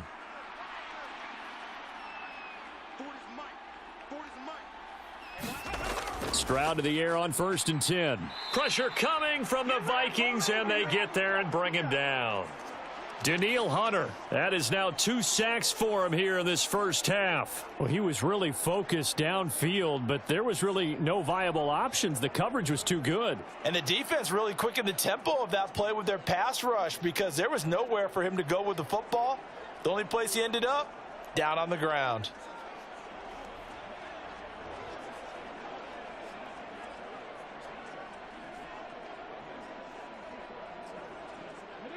Don't need it all back at once, but you figure they're going to need something here. 17 yards to go on 2nd down. Handoff right side to Pierce. And the reinforcements come in as they're going to stop him behind the line. The Vikings going to signal for the first of their timeouts. So as they talk it over, we step aside.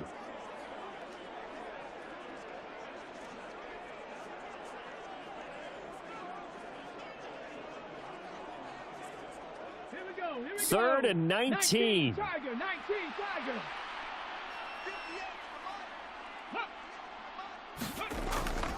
Singletary, they'll go up the middle. And he's not going to sniff the first down here. He stopped at the 25. Now the Vikings will use the second of their timeouts as they'll stop it with exactly a minute to go before halftime.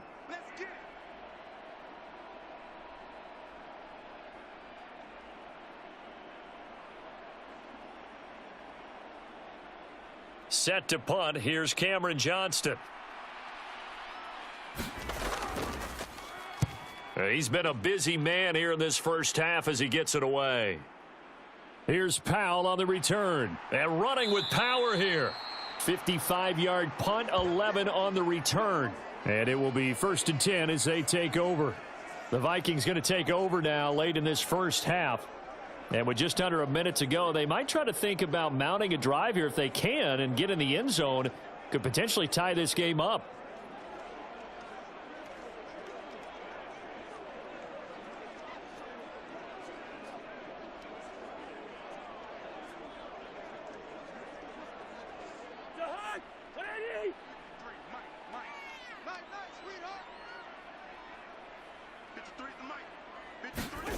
On 1st and 10, Cousins. This one caught by Osborne, right side. And they'll wind up getting this to the 37. Gain of 9.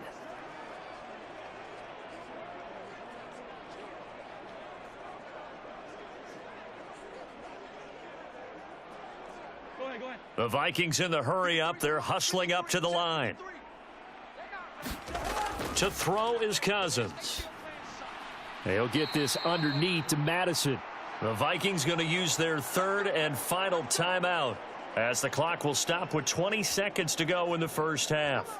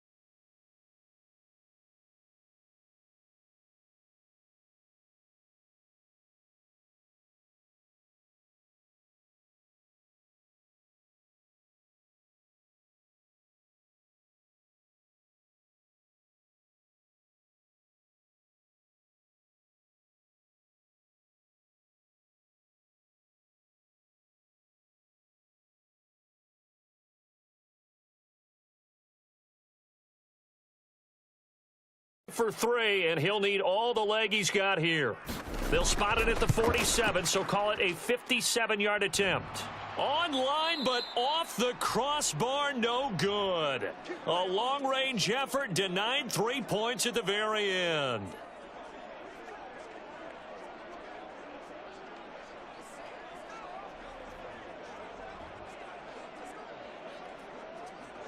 All things considered, a pretty good kick, just cruel punishment there to be denied by the crossbar. If you're going to hit from that distance, sometimes you're going to need a little luck, and unfortunately for him, this time the break goes against him. The Texans offense ready to go here for their next drive. And maybe a chance for a quick completion and then a long field goal try. We'll see. He'll get this out wide to Singletary. And this offense going to elect to burn a timeout with 5 seconds remaining in quarter number 2.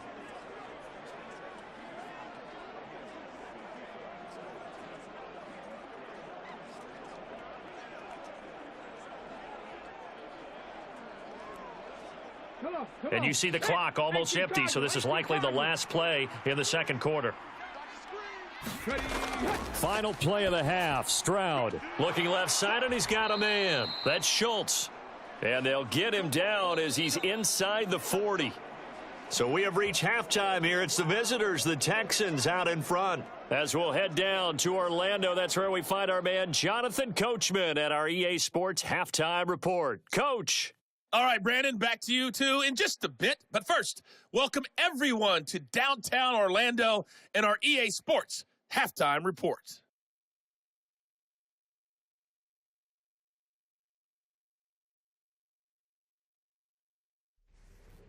Okay, Coach, appreciate it. A one-touchdown game here as we get set to resume play in the second half.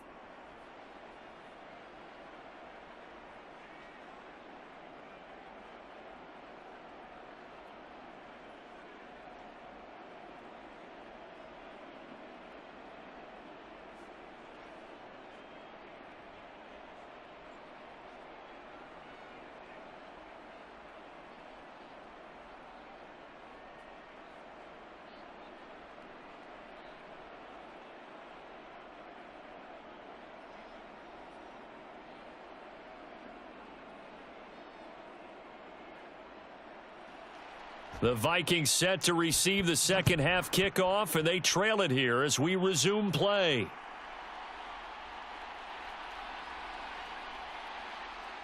And they'll start this drive just across the 30. Pretty nice work on the return. Now the Vikings offense set to go to work to begin this third quarter.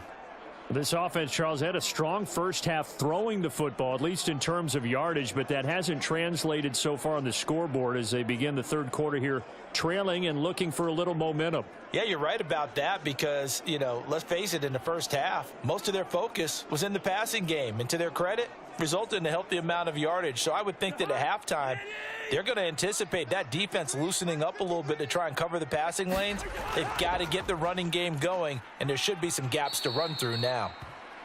It's a 6-yard gain on the ground, and that'll make it 2nd and 4. If you're in the offensive huddle, you're smiling after that play because you've certainly got them guessing now. 2nd and short, could they just hand it off for another big gain, or do they take advantage of this spot to take a big shot downfield? 2nd down and 4.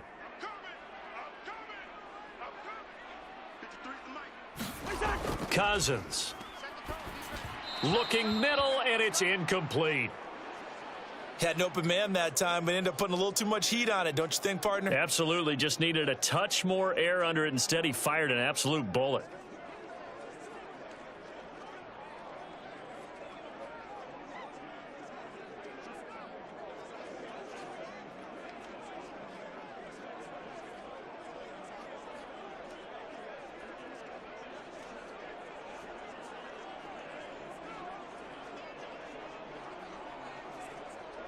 Now they face a 3rd down and 4 after that incompletion on 2nd down. Now Cousins. Pass taken in by his big tight end. And he will have a Vikings 1st down as they're able to get the 3rd down conversion. We often hear the phrase sure-handed tight ends, and he certainly fits into that category. Plus, he's got a quarterback who knows to look his way when they need a big pickup. And on this play, he finds him for the first down.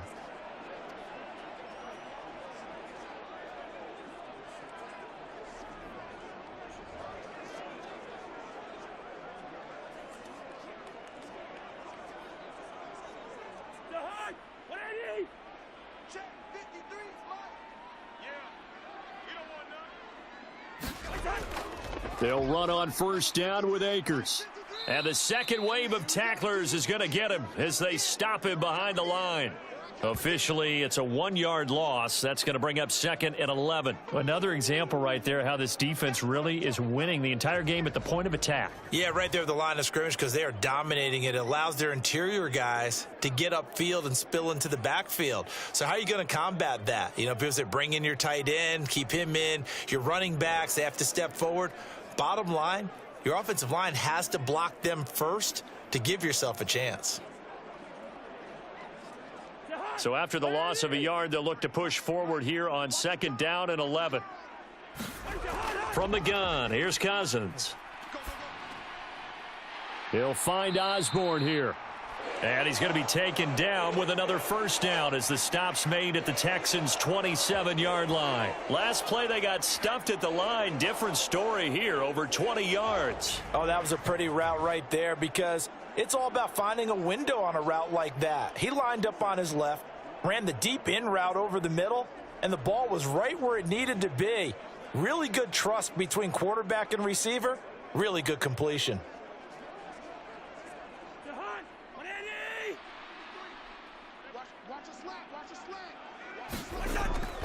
They'll run a draw now with Akers. And he is going to lose yardage here. He'll lose a yard there, and it's 2nd and 11. I see a shake of the head as he gets up, and you've got to imagine he's thinking, guys, you got to help me out. He's hoping his team can read his thoughts because he definitely needs some assistance.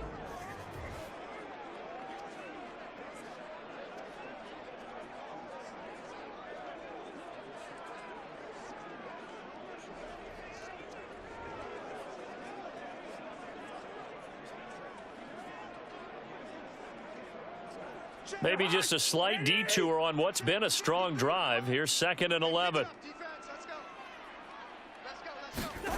Working out of the gun, Cousins. Throw caught there by Osborne. They do get a couple, but they'll be left staring at a 3rd and 8 coming up.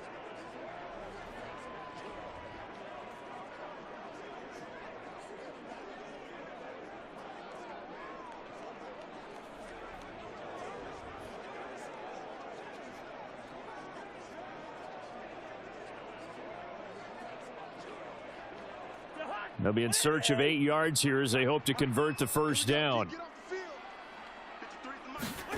Throwing, Cousins. And that is incomplete. As a defensive back, you have some weapons at your disposal that we don't often talk about. And you can read the receiver's eyes, you can read his hands, and you know that the arrival of the ball is imminent. And that allows you to make a play on it and oftentimes knock it away. 4th down, field goal try coming, so Cousins is off, and on comes Greg Joseph for Minnesota. Right hash mark, a 42-yard attempt. Joseph's got it, and that'll get the lead down to 5.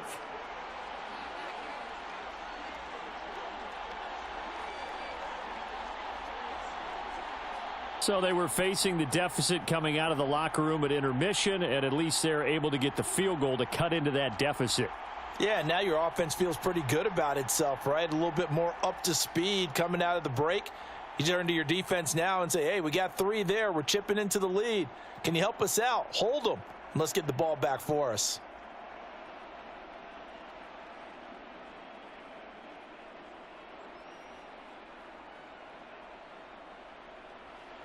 Joseph now to kick this one away.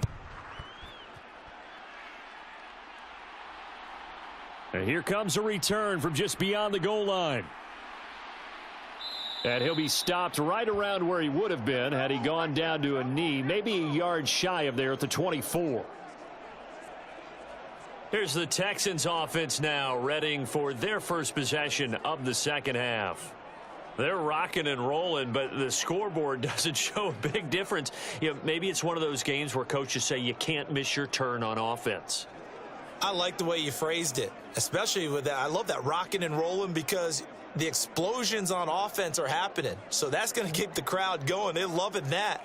But defensively, they just can't get it together to get the stops they've needed in order to help increase their margin.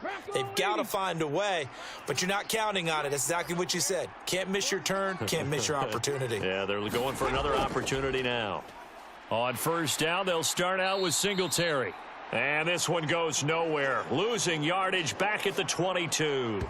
It was Danielle Hunter to make the play in the backfield. And they have just not been able to block him at all throughout this game. Seems like every other play, he's doing something in the backfield. Already got 2 sacks, and now here's a tackle behind the line.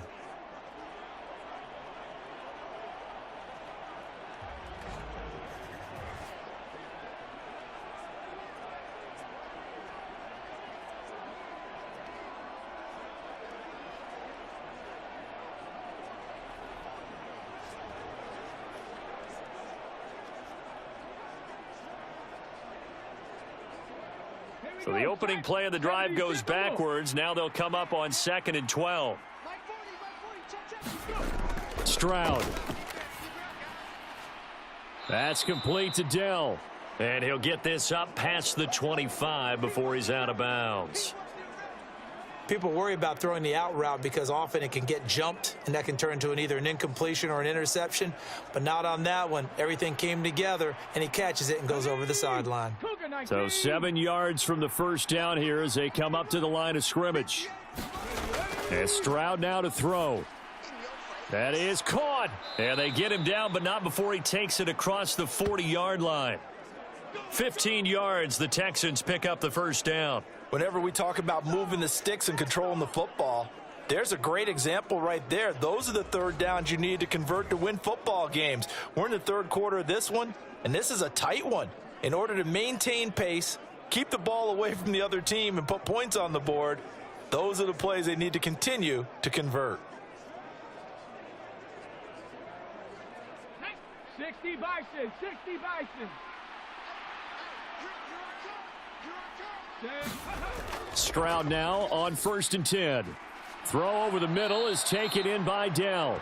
And he has a big gain inside the 40 before being dropped. Chewing up big yardage. Another nice gain there. This one goes for 20.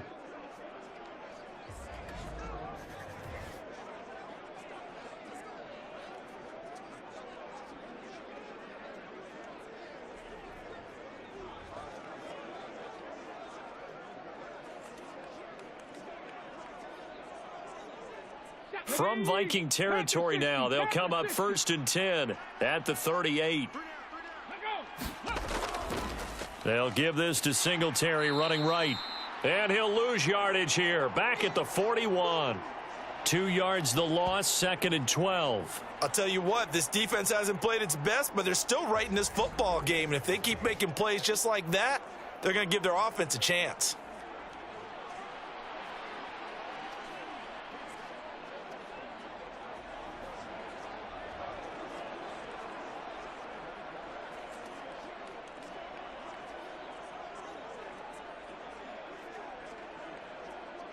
Now they contend with a 2nd and 12 after the loss. Here's Stroud. Oh, it's tipped, but he still makes the adjustment. It'll be a gain of 5. 3rd and 7 now.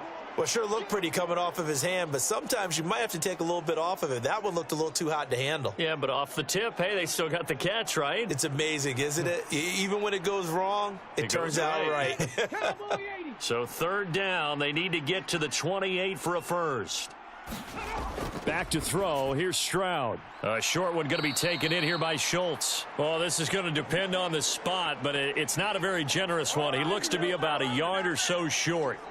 That's good. The completion there for 7 yards, and it'll be 4th down. I thought they might take a shot down the field, but instead they ran a little drag route there. I think they were hoping he could catch it and run away from the defender, but a really good job keeping the play in front of them, and they force a 4th down.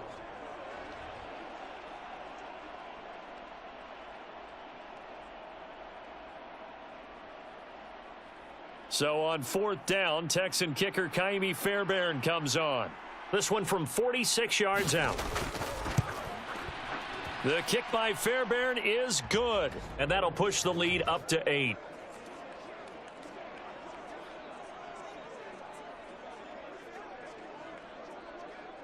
So he missed that field goal earlier, but he says not this time. Able to knock it through, give his guys 3. I like his poise. I like his confidence, his belief in himself. Sometimes when you miss that first one, you'll see a lot of guys sag and they can't make the next one. Not in this case. Stepped right up like a pro.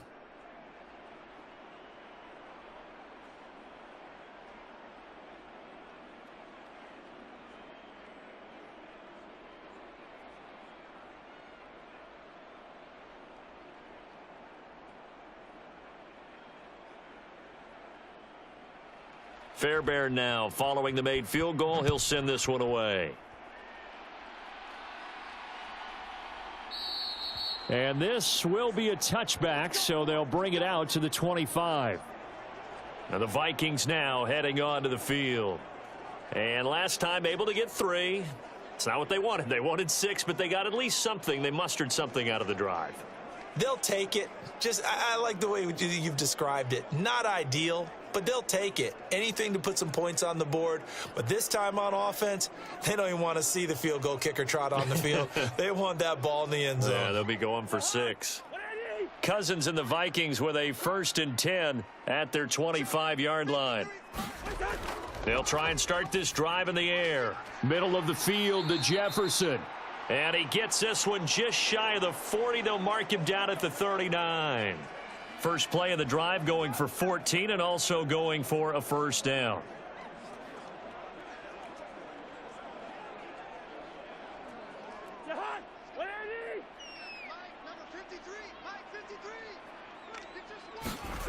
Cousins now. And that's going to be incomplete. Too tough to hold on to that one. It's 2nd down. He already came through for them on this drive. No surprise that they were hoping he could do it again.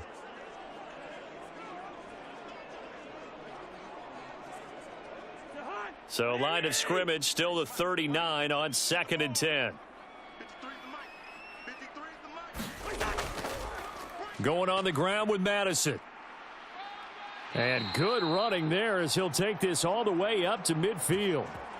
It's a gain of 11 as the Vikings pick up the 1st. Running lanes were at a premium in the first half, but he's able to find some room there, and he's hoping that that's a precursor of a big second half.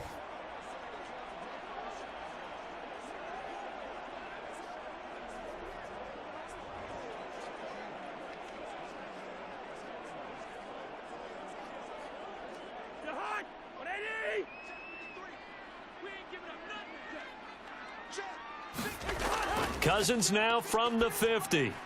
He gets it to Addison. And they'll get him down as he's inside the 40. Back-to-back nice plays, 12 yards that time and a 1st down. Well, coaches always talk about finding balance on offense. I don't think you can get much more balance than this. Big-time run, big-time pass. A 1-2 combination. Looked pretty good. How about that? Let's see if they can continue to take that kind of a punch, though. They'll run it with Madison. He'll be hit down at the 33, 5 yards on the play. Brandon, 5 yards on that run. Let's get back to the huddle and make sure if you're a back, you spend time with your offensive line and give them credit. Hard to move those 300-plus pounders at the line of scrimmage. Hard to move those 300-plus pounders at the line of scrimmage, and they did.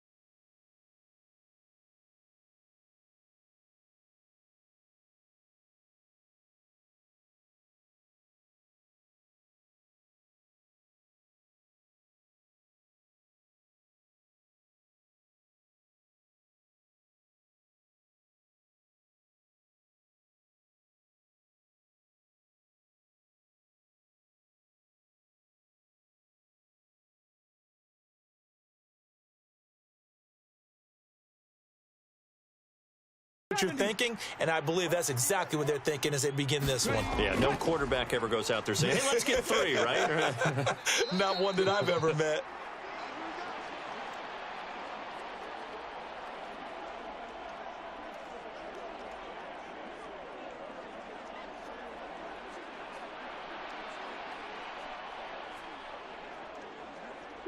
So now 2nd and 10 after the incompletion on first down.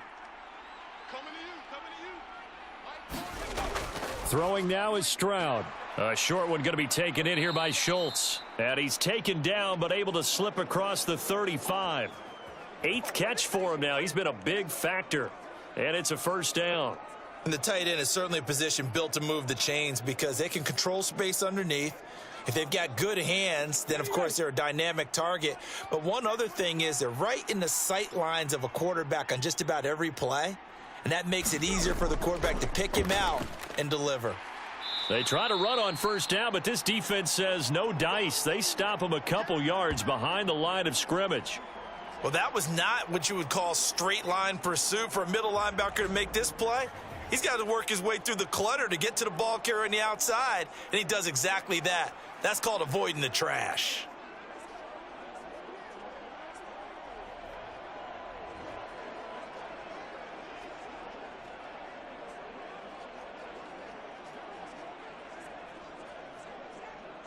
So the first down run lost a couple. Now they come up 2nd and 12. Stroud to throw it. He'll let this go deep for Collins. A fight for the football, and it's intercepted. Mekhi Blackman's got it. There he goes right side. He may go. And he will take this one home. It's a touchdown. Well, this secondary just continues to be a force. Multiple interceptions in this game, and now the pick 6. And the thing about it is once you get an interception as a unit, you think to yourself, okay, we got that. How do we increase it the next time? Get the interception, do a little more damage, and there's your outcome right there. Take it to the house and break down what they're trying to do offensively.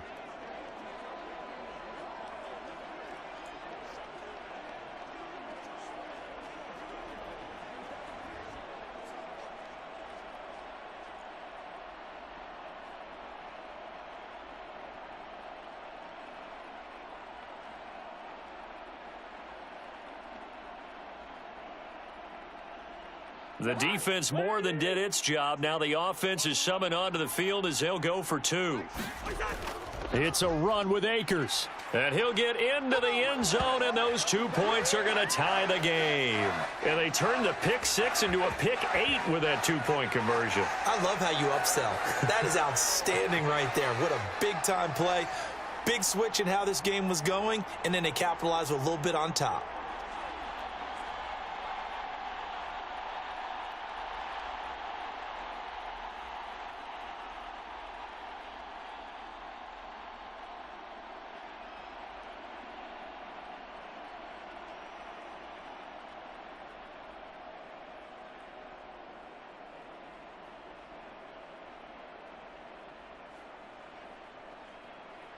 Nothing separating these two sides. 24 all our score as he sends this one away. And he'll be tackled just shy of the 25. Yeah, that's what I'm talking about, baby. Heading out as the Texans offense as they get set to take over here.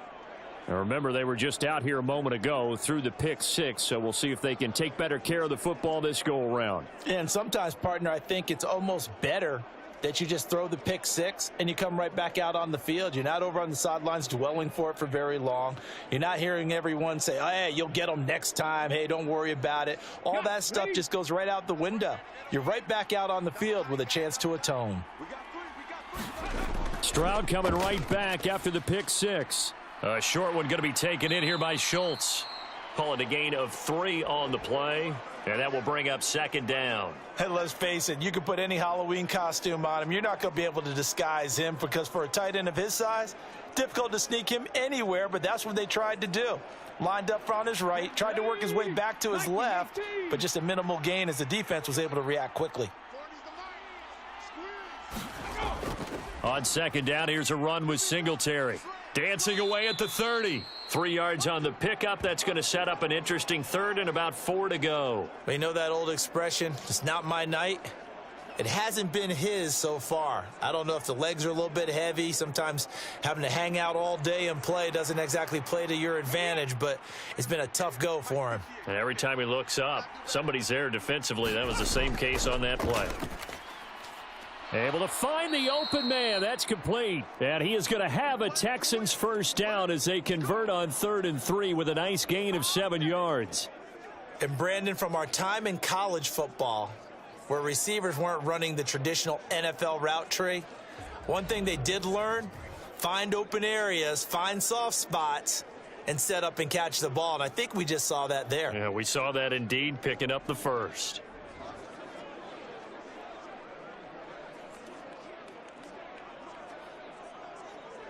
So here's a 1st and 10 at the 38. Stroud looking to throw. That's complete. It's Collins. And he'll work it across midfield inside the 45. And the play goes for 19 yards. Gives him a new set of downs.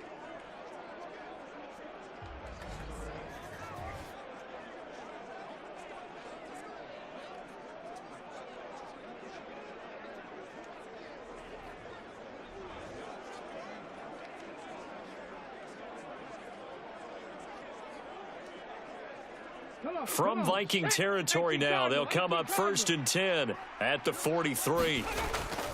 Handoff left side, Pierce. And nothing but green grass here, middle of the field. Touchdown, Houston. 43 yards for Dameon Pierce. And the Texans have taken the lead. Well, I guess when you look back on it, it was just a matter of time until he popped a big one like that. And, you know, at halftime, you and I discussed it. They had done a nice job on him in the first half. But there were a couple of occasions where it felt like he might wiggle out of traffic and take it to the house. Finally here in the second half, that got done. Fairbairn now to add the extra point.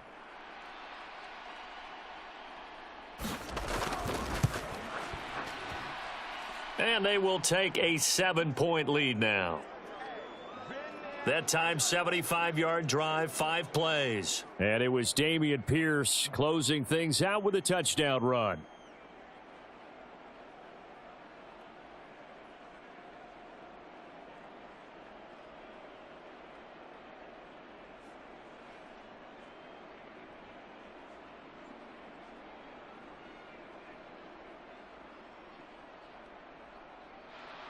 So after the touchdown, here's Fairbairn now to kick it away.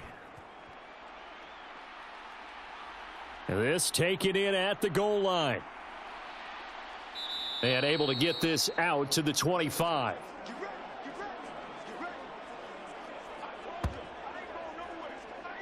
And the football going back to the Vikings offense. And 3 interceptions in this game. And I would have to think, I wasn't a quarterback, but number 4 is kind of, oh, you're like, oh, man, I can't throw 4. No, what's interesting is, what do the coaches decide to do now? Having thrown 3, do you alter your offensive strategy? Do you take the ball out of his hands and maybe turn to the running game? Or do you have that supreme confidence that he's going to turn things around? We'll see what they do. Cousins and the Vikings with a 1st and 10 at their own 25-yard line. They go back to the air here after the INT on the last drive. And they will take over at the 26-yard line. I think it's safe to say this is a game he's not going to forget anytime soon, Charles. 3 interceptions. It's rare that we see 3 interceptions by one team, let alone by an individual. And I think that after the second one, he's probably telling his teammates, any ball that's in the air, it's going to be mine. And that turned out to be true. The Texans back out there and ready to go. And they'll have good field position here following the interception and a chance to build on their lead as they start with a 1st and 10.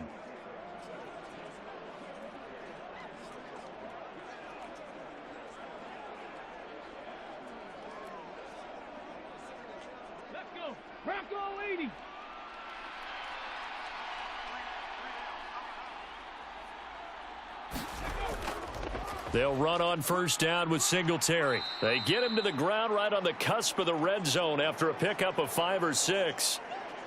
First play of the drive, let's give credit all around. Excellent blocking, but the guy carrying the ball, he was the finisher. A really nice run. Here now, 2nd and 4.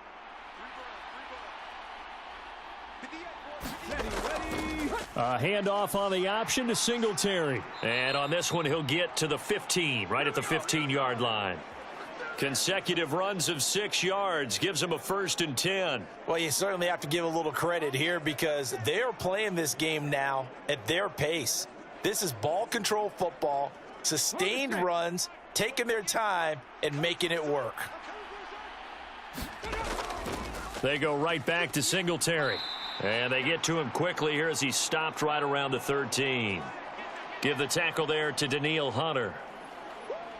But not much on that run, Charles. No, that's exactly the way to execute a run blitz there. They guessed correctly that they would move the ball on the ground, honed in on it, and stopped them. Mark that down for a win in the defense's column. Now to change things up, Stroud will throw it. And a quick throw here, that's complete. It'll be a gain of 9, and that's going to make it 3rd down and less than a yard.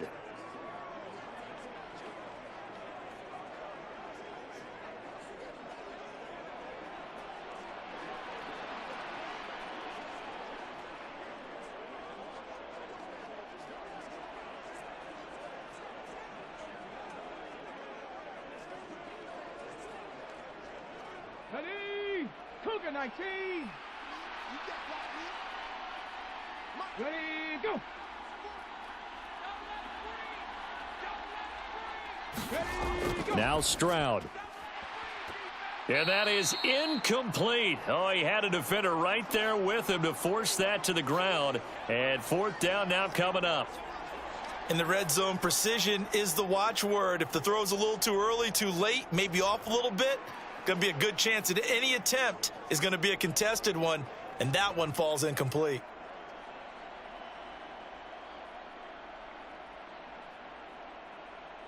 The offense here not budging. They're going to fight for it on 4th and inches.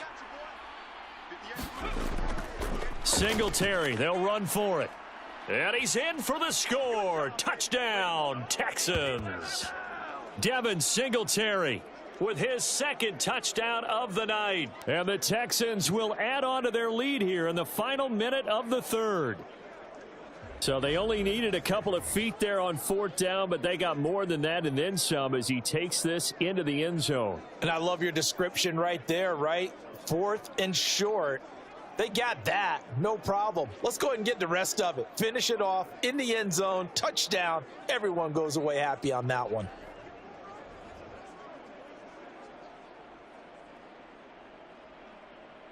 On for the PAT, Kaimi Fairbairn.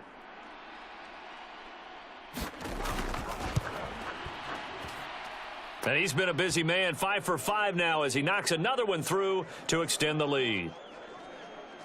That time a 6-play drive. And it was finished off by a Devin Singletary touchdown run.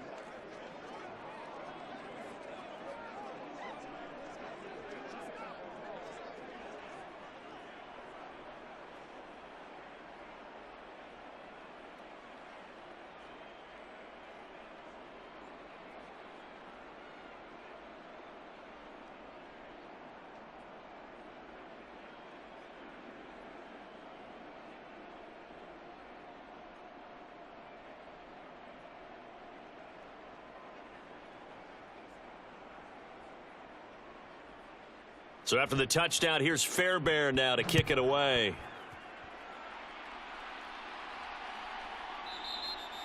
And he'll elect not to return this one, so they'll bring it out to the 25 on the touchback. Minnesota now ready for their next possession. And they've sort of lost their way, partner. How do they recalibrate and get this proverbial train back on track? Well, this is where leadership really comes into play. How's the head coach handling it? The offensive coordinator? Sometimes they just make a joke. All right, guys, you had your fun? All right. Throw it out the window. Yeah, let's get back on track here. And sometimes that'll work just fine. I guess it's time now to lean on that leadership. Cousins and the Vikings with a 1st and 10 at their 25-yard line. Trying to shake off the interception from the last drive. He'll look to throw. And this will be a gain of 5 as he gets it to the 30.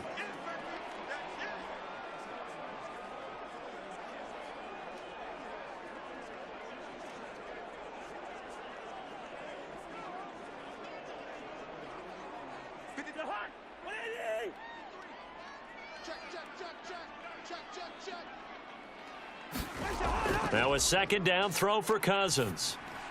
Open man is Osborne. And he'll go down, and that will do it for the 3rd quarter of action. 1 quarter remains here on a Sunday night. We'll return with more after this break. You're watching the NFL on EA Sports. And we return, welcoming you back to Minneapolis. It's the Vikings in possession of the football, but they need some points. They're trailing here to start the 4th.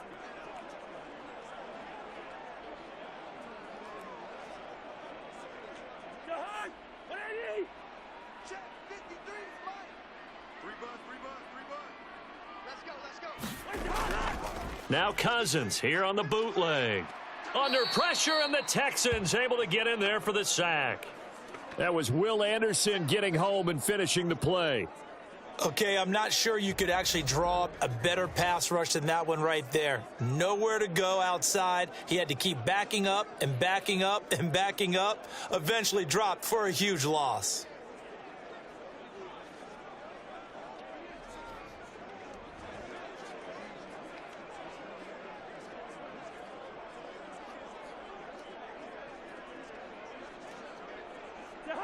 And the job becomes twice as difficult now. After the sack, it's 2nd and 20.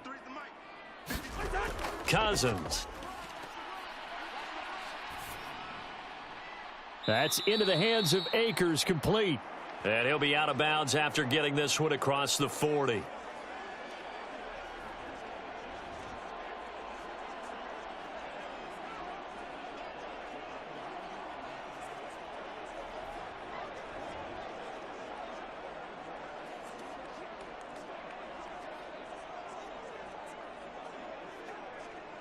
The offense on 3rd down tonight, they're hitting at 60%, 6 out of 10 thus far. This is going to be 3rd and 13. Cousins to throw it. Throw left side, taken in by Jefferson. And he's going to be taken down with another 1st down as the stop's made at the Texans' 41-yard line. With that catch, he goes over 100 yards receiving on the night. All right, this is the time of the game where they're down a couple scores, and they've really got to get some yards in chunks, and they know the defense doesn't want to give those up, but they've got to find a way to take them anyway. Now the question is, can they string a few of those together? So a 1st and 10 now in Houston territory at the 41. To throw, Cousins. And it's incomplete. Another throw there off the mark, and obviously he's battled all of the interceptions. Things just haven't been true to form for him. I don't know. What do you think's going on out there, CD? That's a great question, and my suspicion is he's been coached really well to not show that he's having a problem. You know, they always tell you no matter what, you keep throwing the football with confidence. Well, we're not seeing a confident thrower right now. He's off balance, the passing game's off balance, and the defense is taking advantage. And he's going to be taken down with another 1st down as the stop's made at the Texans' 26. It's a pickup of 15 and a fresh set of downs. Good yardage on the completion there, and when they look at the scoreboard, they do understand a field goal is not going to do them any good. My guess, they're going to press the ball downfield as far as possible, try and throw it into the end zone and get a score because they know they've got to get that done and get the ball back as quickly as possible.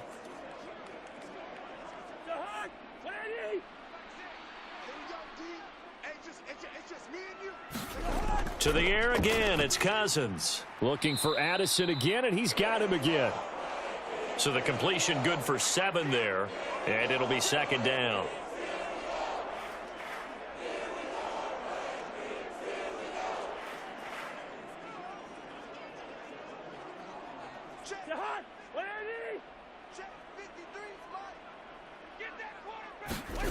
Here's Cousins.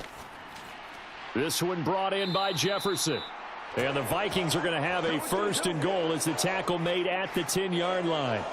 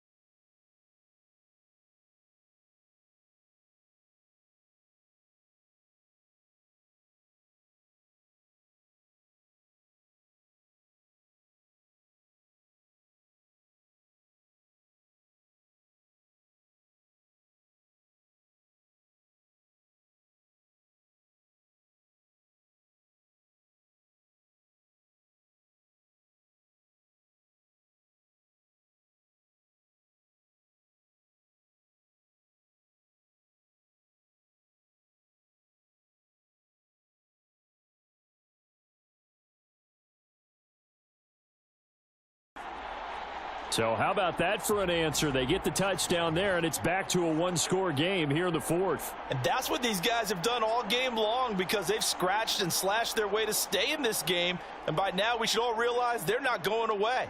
Now the pressure again swings to their defense because they're going to need to find some way to get the ball back. Joseph on for the extra point.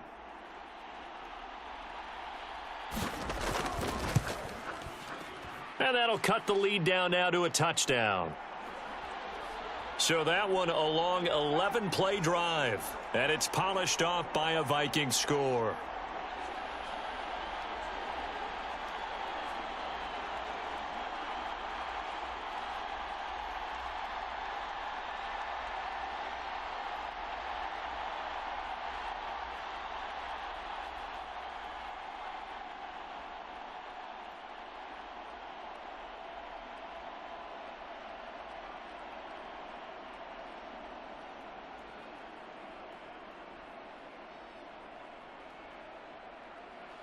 Now Joseph tees it up to kick off following the touchdown.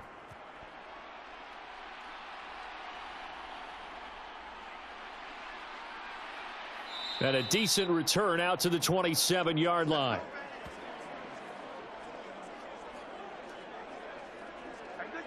Houston's offense taking over again. They've been rolling the last couple of drives, each inning in touchdowns. So this game is flipped. They were down. Now they're up with the football. We'll see how they handle it. Can we get a spy on the headset now between the head coach and offensive coordinator? Because they've been in attack mode. Had to get back into the game. Now they have the lead. Do you stay on the attack? Or do you dial it back a little bit to try and protect this lead? Well, my cop-out answer would be somewhere in the middle. I think it's going to be a fine line, is it not? I think you're exactly right, but I do think if they can stay aggressive and keep them on their heels, they'll be best served that way. The Vikings after him, and they get there for the sack. Dean Lowry, he's the one that got home and takes him down for a loss of 9. Well, they need to make something happen for a chance at a comeback, and I'd say that qualifies. They took advantage of the play-action pass by the offense, ran right through it, and got a big sack in a big moment.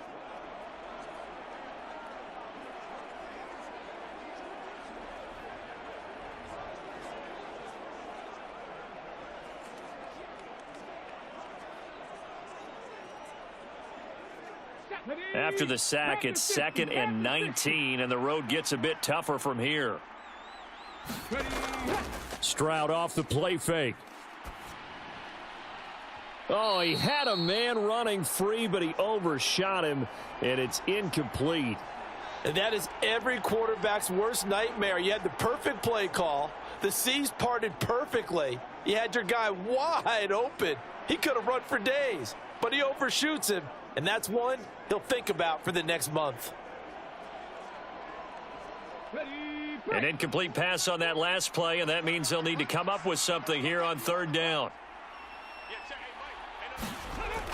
Now they'll throw here out of the gun. He's going deep for Brown. And that will be incomplete. Well, they weren't scared to let it fly, but it falls to the ground and brings up 4th down. Trying to get a big strike right there and hopefully tie this game up in the late going. But the coverage was there, and this winds up incomplete. Here's Cameron Johnston now. As the drive goes backwards, so he's on to punt it away.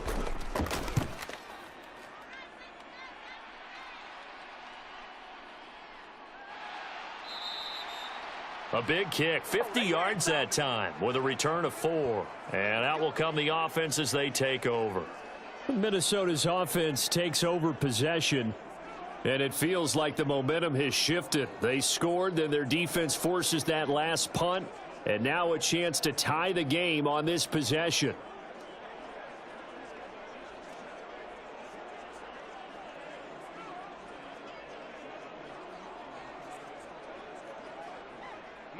Cousins and the Vikings with a 1st and 10 at the 33-yard line.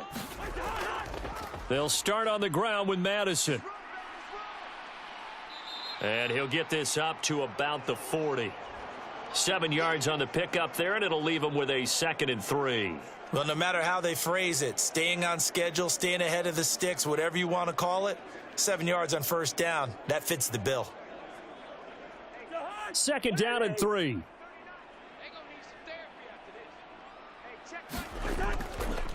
Another carry now for Madison. And he'll get it out a couple yards shy of midfield at the 48. That one, a 1st down pickup of 8. Brandon, I think you and I were both raised the same way in the game of football. You run to set up the pass, but I think we've discovered in this NFL, a lot of teams pass to set up the run.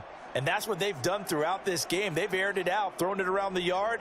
Now they've come back to the running game, and they find a way to be successful with it.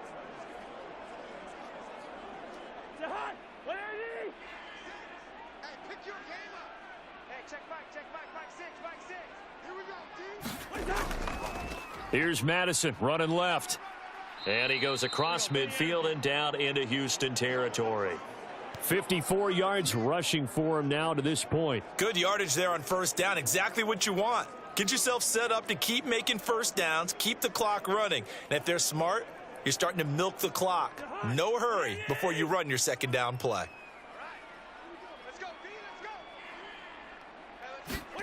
They'll try to throw now. Cousins going underneath. He's got Hawkinson. And Hawkinson going to have the Vikings 1st down as he's inside the 40 to the 38-yard line. And there's a completion to the tight end. And look at the size of these players nowadays. At that spot, 6'4", 6'5", and up. A lot of guys used to be basketball players, somehow came back to football. And that's really good for the game of football. You're getting better athleticism, great hand-eye coordination, guys who know how to control their bodies when they run their routes. Here's a give to Madison running right. And he's got some space here. And he'll go out of bounds inside the 15-yard line. 25 yards the pickup there, and also a 1st down. Another carry for their leader, and a good one. It's crunch time. They'll need him to continue to be productive in both the run and passing game in order for them to try and snatch a victory.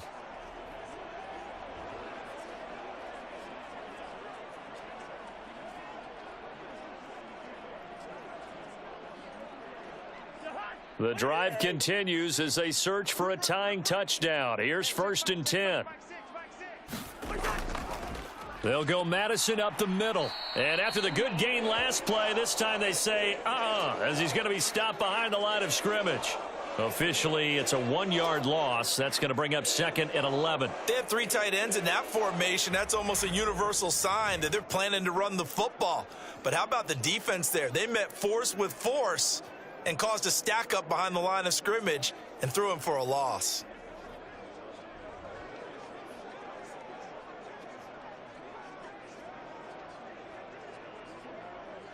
Maybe just a slight detour on what's been a strong drive. Here's 2nd and 11. They'll go with Akers here up the middle. A great move in there, but it only takes him to the 7. He's dropped there. That's what they needed. It's an 8-yard gain, and now 3rd and 4 suddenly doesn't look so bad. This has been an up and down, back and forth type of a game, hasn't it? Maybe this long drive could take a little bit of the wind out of their sails, kind of settle things down a little bit.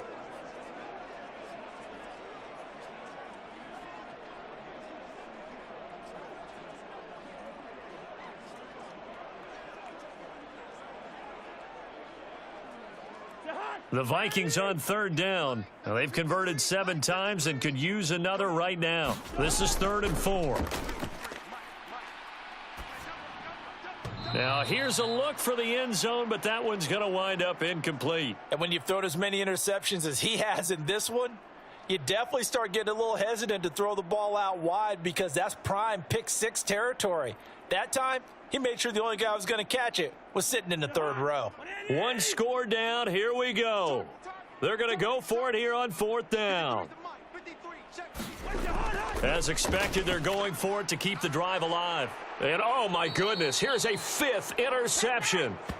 Jalen Petrie picks it off, and the Texans are going to get the ball back on the turnover as they hold on 4th down. I'm starting to wonder, Charles, if 5 interceptions, is that the last that we've seen of him? Well, I think that a lot of people hope that's the last they've seen of him in this game, probably including himself. If this were baseball, the manager would have been at the mound already and asked for the ball, and he'd be in there getting a shower. But in football, you might have to go stand on the sideline and watch the rest of it and see if your backup can do any better.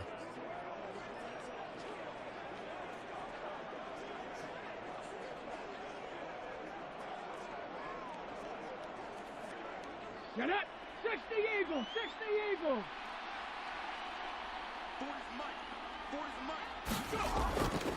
They'll start on the ground with Pierce. This will be stopped about 2 yards shy of the marker. 8-yard gain, 2nd and 2. A tight game like this, such a tough spot for the offense to be in. Even though they have the lead, Charles, back up so close to their goal line, they got to protect the football. And that's when you have to take care of your team with play calling as well. Not a lot of misdirection, not a lot of counters, not a lot of plays where you have extra ball handling. Get it right to the hands of your running back, tell him to take care of the ball, and try and move forward. And a high throw there as this is knocked away, down to the ground and incomplete.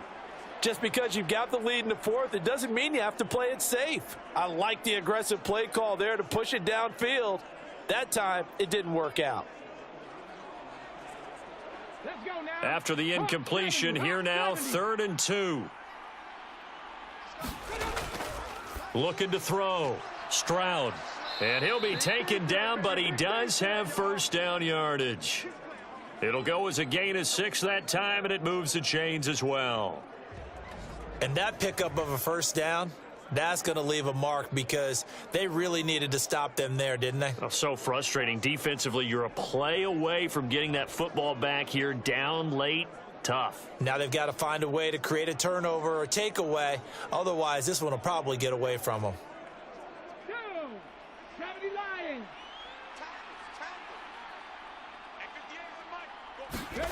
Stroud to the air on 1st and 10. And his throw's going to be incomplete. The coverage was good, but I just wonder if they absolutely fooled the quarterback on that play. I think he was expecting something else, ended up with nowhere to throw the football successfully.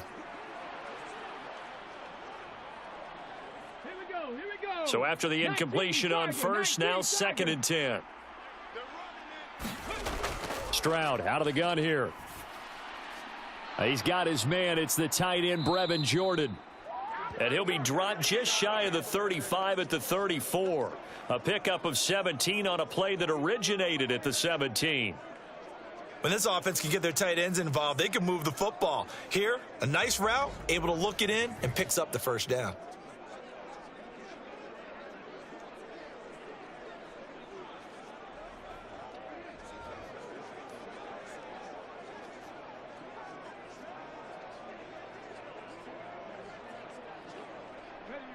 From the 34 now, here's 1st and 10.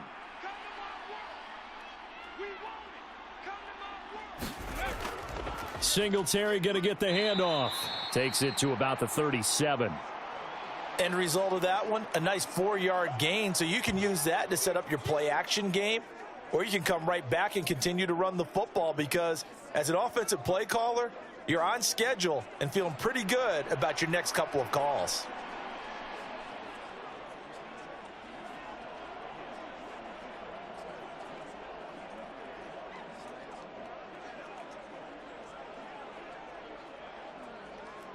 From the 37, they work on 2nd and 6.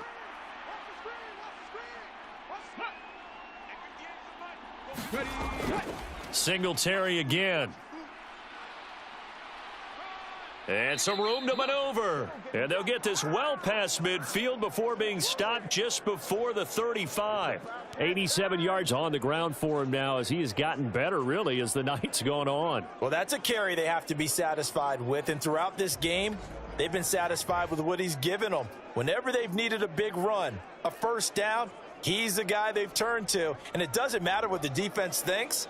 They feel like they've got the confidence to keep handing it to him and keep picking up good yardage. From Viking territory now, they'll come up 1st and 10 at the 36. Singletary, they'll go up the middle, and he'll take this ahead for about 4. 2nd down coming up. Nice chunky yards on first down. It really opens up your options for what you want to do on second. You go right back to him and hope he explodes, or sucker the defense in before throwing over the top.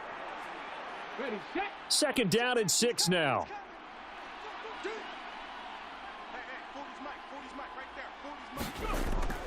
A give up the middle to Singletary. And not much running room. Down to the 32.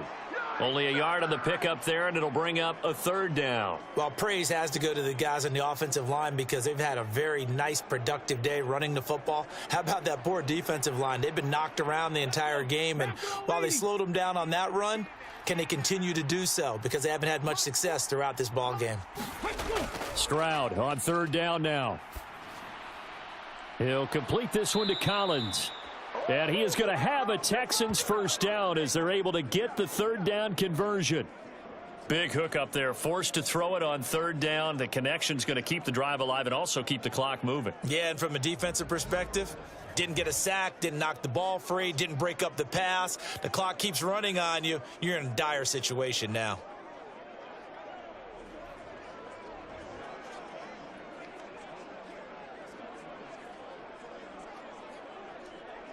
Here we go, set.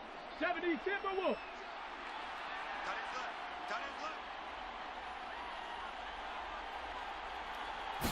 Ready.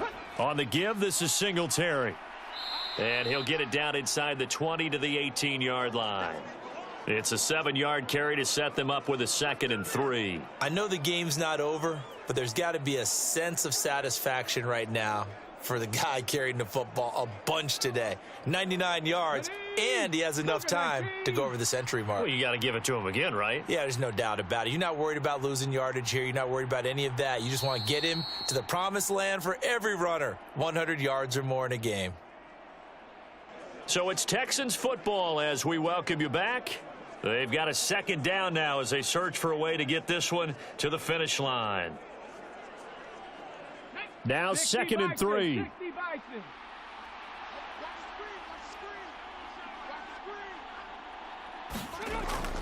Pierce takes it straight ahead.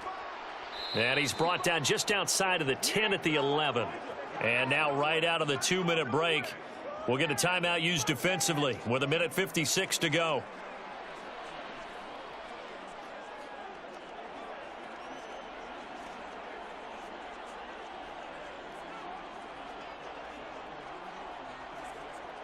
Not totally home free yet, but it's looking good as they come up 1st and 10.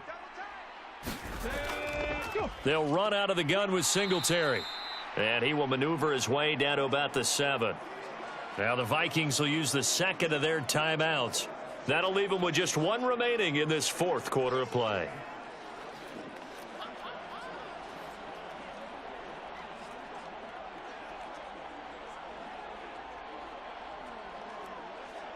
Have to imagine this will be on the ground as well as they come up 2nd and 7. He's going to get it again. Just looking to get forward and protect the ball. The Vikings going to use their 3rd and final timeout as they'll head to the sideline and talk over what to do next.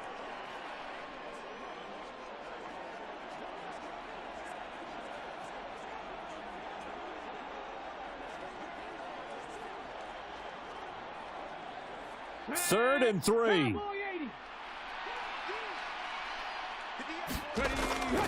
They'll try and run for this with Singletary. And he appears to be about 2 feet short on 3rd and 3. Leaves him with a 4th and 1. So many things go into making a good play on defense. In this situation, just not being blown out of the way was a big start, and then a nice tackle to finish things off.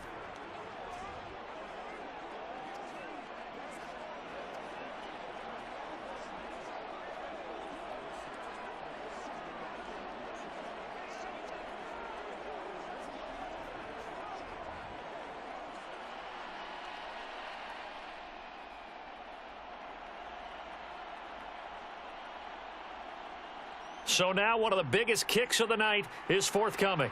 This to perhaps salt this one away.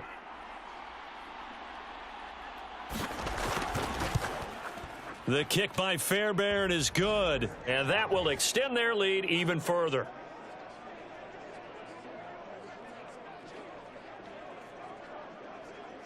So that one, CD, going to make the road back a lot more difficult. Oh, there's no doubt about that. You know they were praying on the other sideline for a miss because now, as you pointed out, a very difficult road. Down 2 scores. You don't just need a touchdown.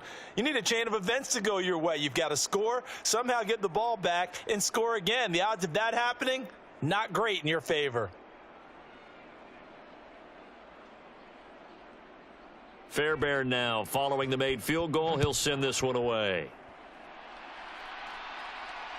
Nwangu now from his end zone. And they'll get him down right at the 25-yard line, so the same result had he opted for the touchback. So Cousins and the Vikings down by 10, a little under a minute to go. It's an extremely tall order in front of them, but they've got the ball with a first down.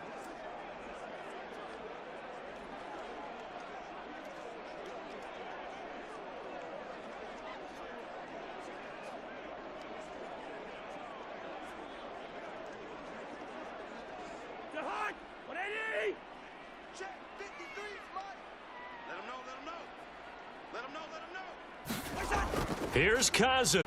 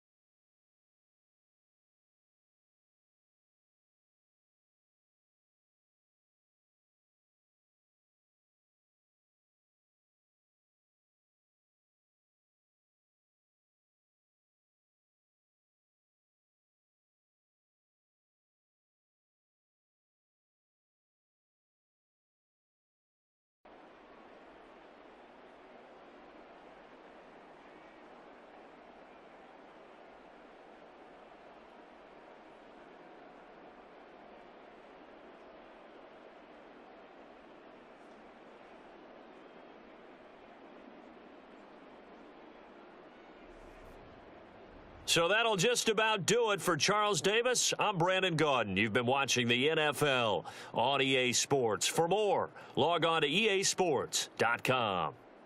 From Minneapolis, good night, everybody.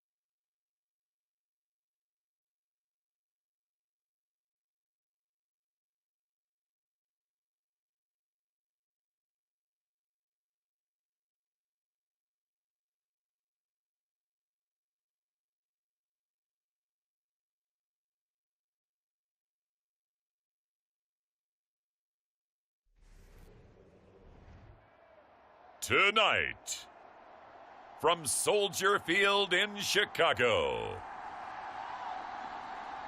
it's a special prime time edition of the NFL on EA Sports.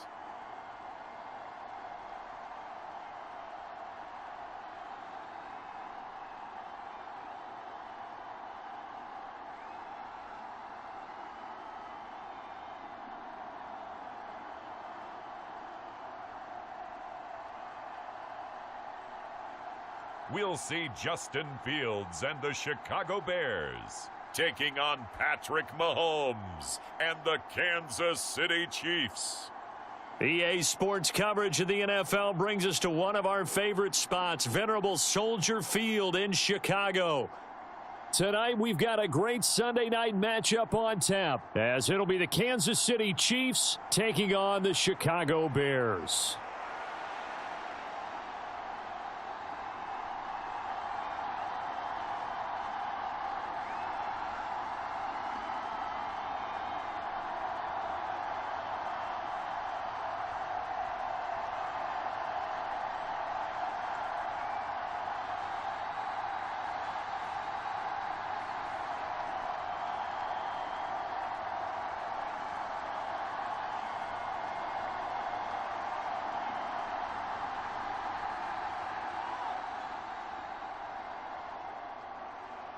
Here's the punter, Trenton Gill, now to do the honors, and off we go here at Soldier Field. And out a little across the 25 to the 27.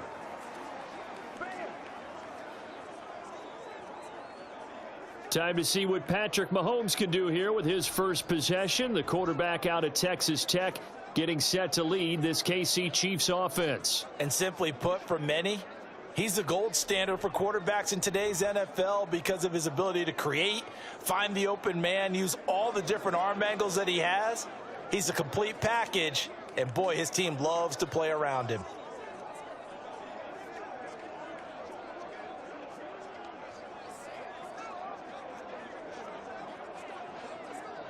Yellow. White. 53's the mic. Mahomes not wasting time. He'll throw. Oh, he's going to take a shot right away. And that will be incomplete. Would have been a big hitter if they had connected. Instead, it's second down. Not the desired outcome, but probably won't be the last time we see him take a shot downfield.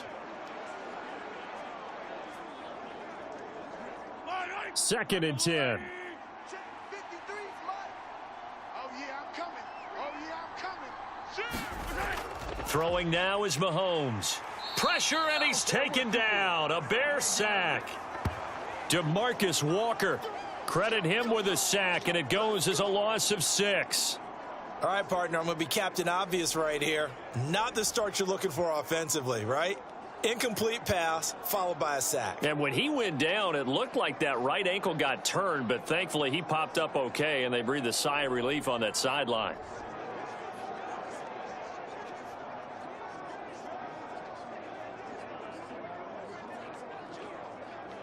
After the sack, things get a little tougher here. Third and long for Mahomes and the Chiefs. Out of the gun, they'll look to throw. Over the middle, complete. It's Rice. And he's going to get this to the 31, but that is still well short of what he needed. It's a gain of 9, but it's also going to mean a punt here on their opening drive. That's certainly playing down in distance very well by the defense, isn't it? Take whatever you want underneath, by all means.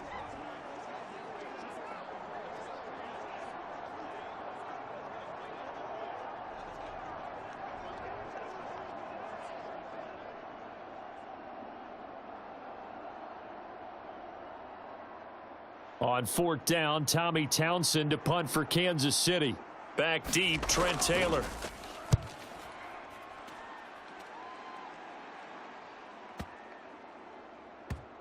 And this will pin him back deep. That's going to kick out of bounds right at about the 7-yard line.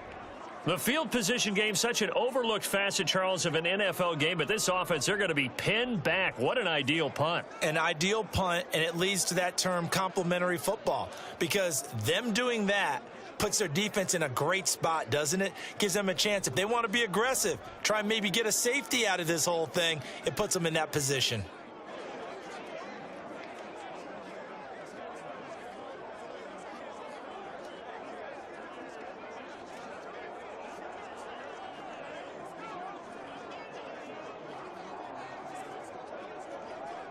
Here we go. Turbo, son. Crash, crash. Hey, hey, hey, hey. 4 down, 4 down, 4 down. Go. On 1st and 10, here's Fields. That's complete to his running back, Herbert.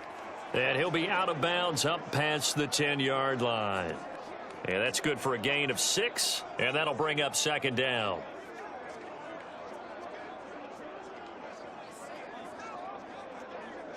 Here we go. Tonight. Tight ends Ringo. Tight ends on the Ringo. Tight ends on the Ringo. To throw is Fields. And this is taken in by Darnell Mooney. And brought down, but not before reaching the 25. Fields to Mooney for the Chicago first. Well, they obviously read man coverage their partner, and he got downfield, broke down the defender, made him What do you mean by that? Yeah, he made him think he was going to run a different route. Probably thought he was going to take it upfield. Then he curls back inside for the completion. Watch 85. On 1st down, Fields. And that is going to be incomplete as he led him a bit too much. One thing I have learned, receivers don't mind high throws so much to the sideline, but do that over the middle to them, and not only are the DBs going to throw a little verbal trash their way, when they get back to the huddle, they're going to have a few words to say to their QB, aren't they? Yeah, hung out to dry a little bit there on the high throw. Luckily fell incomplete.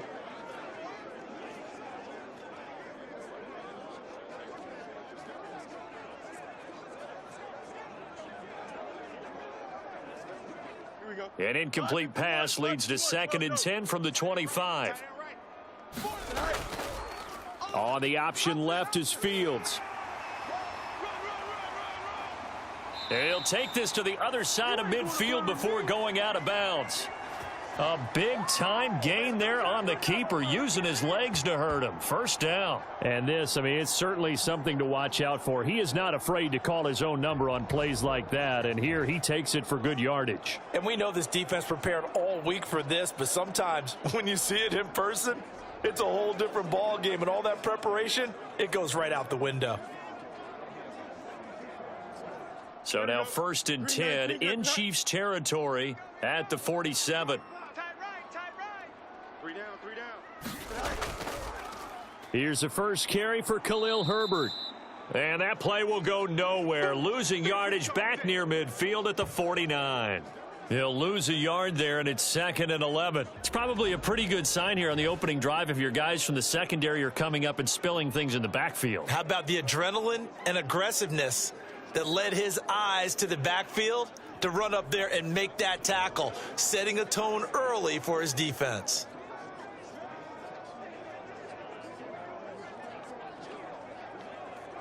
Maybe just a slight detour on what's been a strong drive. Here's 2nd and 11. They'll toss it out right to Herbert. After getting stuffed on 1st down, not much better there. 2-yard gain. In today's NFL, you hear all the time about stretching the field and creating space in order to run plays. A toss play will help accomplish that because now you're pushing a defense to chase you all the way to the edges and to the sideline. That's a nice run, probing now early to try and get things done later.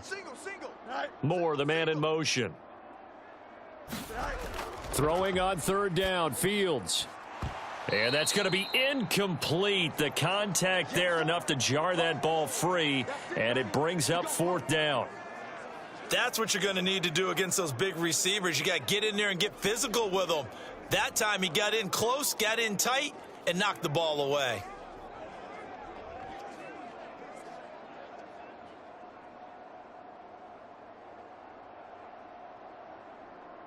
Fourth down, so they send out Trenton Gill. Waiting on it will be Richie James. And this will carry out of bounds. Where are they going to spot it now? At about the 18-yard line, it looks like. Kansas City taking the field for their second drive. And the last drive, the first drive for them, not very good. 3 and out. What do they go to here? Well, you don't look down at your play sheet and say, this is what the problem is.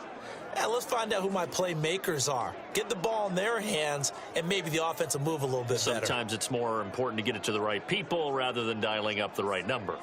Exactly. Or the right play, yeah. That too. Fight on these two. Fight on these two. Hey, let's get that ball, D. Let's get that ball. Now the Georgia Southern man. This is Jarek McKinnon. And the result here, a pickup of 8. Leaves him with 2 to go on second down. If these kinds of lanes are available, you have to feel like he's going to have a pretty big game on the ground. Yeah, you can tell early on he's got a little burst in his step, and that's a big pickup right there on first down. So from the 26-yard line, here's 2nd and 2. To throw, it's Mahomes. Got an open man, it's Valdez-Scantling. And he's taken down, but able to slip across the 35. Mahomes to MVS there for the Kansas City first. I like watching the wide receiver screen because it's a real teamwork play. Because guess what? The guy catching the ball, he'll get all the credit.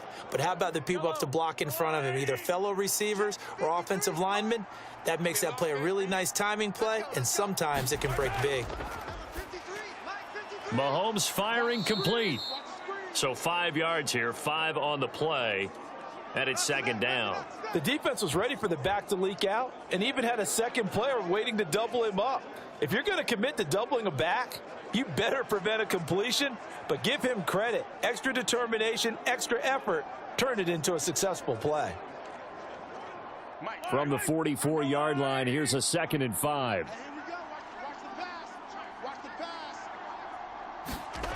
Now here's Mahomes. A dump down to McKinnon. And he'll get it into enemy territory just across midfield at the 49.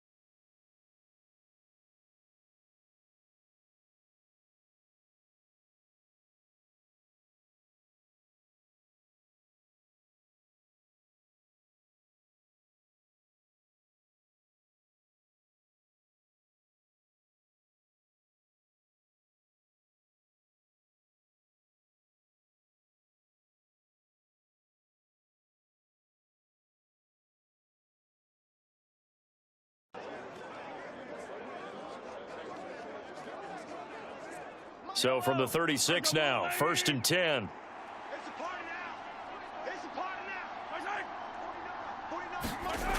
Looking to throw is Mahomes. And this will be incomplete. Physical play on the football there, and it's second down. My first thought is surprise because that's one of the better tight ends around, and I've seen him pull in balls like this before. But how about a little credit to the defense forcing that incompletion? Now a 2nd and 10.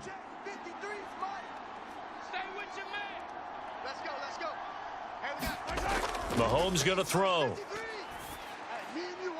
Firing quickly here, and that's complete. And he gets it down a yard or two shy of the 30 before he's out of bounds.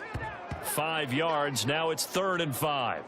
When you see zone defense and you know you've got a drag route on as your primary call, you've got to be really careful as a passer about how far you let your guy go because he might wander into some tough coverage.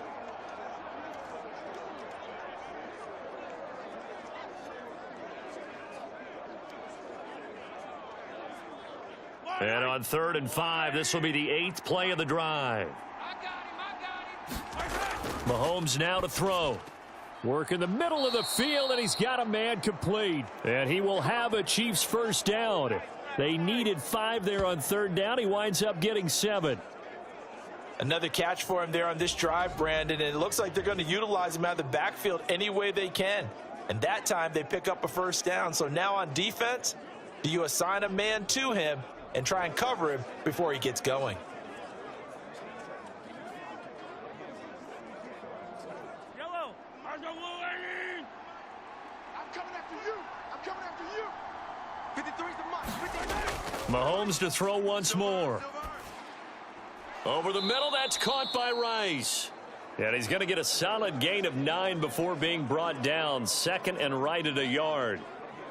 An ex-teammate used to tell me all the time, I hate experienced quarterbacks because no matter what, you really can't hide what you're doing. And I think that right there, he knew right away where the blitz was coming from, where his primary guy was going to be, and he ended up going to a secondary target for a nice game. I was just going to ask you, that wasn't the primary target, and he's so good at that, isn't he? I think he knew right away that he wasn't going to get to his primary guy. I think he read that as soon as he got to the line of scrimmage, knew where the pressure was going to come from, and said, I know how to beat that, and that's what he did. They tried to throw on second down, unsuccessful. Now it's 3rd and 1. Now Mahomes. Able to find the open man. That's complete. Touchdown. Rashee Rice. A 15-yard touchdown grab. And the Chiefs put the night's first points on the board as they take the early lead. Well, it was 3rd and 1. I was expecting runs. So much for that. They pass it, they score it. That had the feel of the head coach telling the offensive coordinator, you've got 4 downs here. We're going to go for it on 4th down unless there's a disaster on 3rd. Go ahead and take a shot if you want to. And he gratefully accepted the opportunity and did exactly that. If they didn't get it there, that had the feel that they would come back and try it on 4th down. Extra point by Butker is on target, and that makes the score 7-0. A pretty long drive that time, 11 plays all told. And it winds up with the Chiefs hitting pay dirt.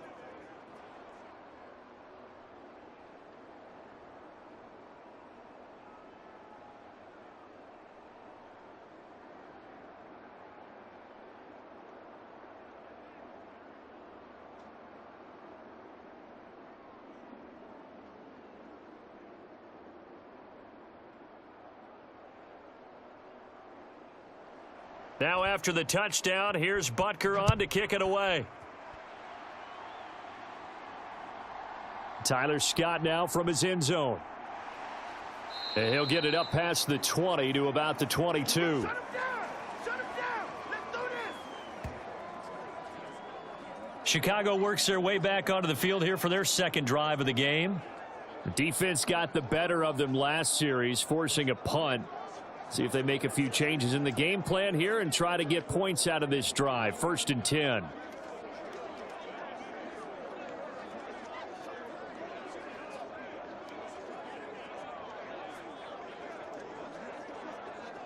Here we go, set. Green 19, good set. Tight end left. He's good. On 1st down, it's Fields. Flush to his right. And he'll take this beyond the line of scrimmage as he slides to a hole. He'll get 5 out of the scramble. It's 2nd down. I certainly like what he did right there because he smartly wanted to avoid forcing anything downfield because nothing appeared to be open.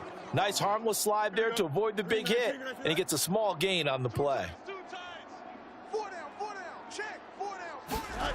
Now Fields. He'll get that complete to his tight end, Cole Kmet.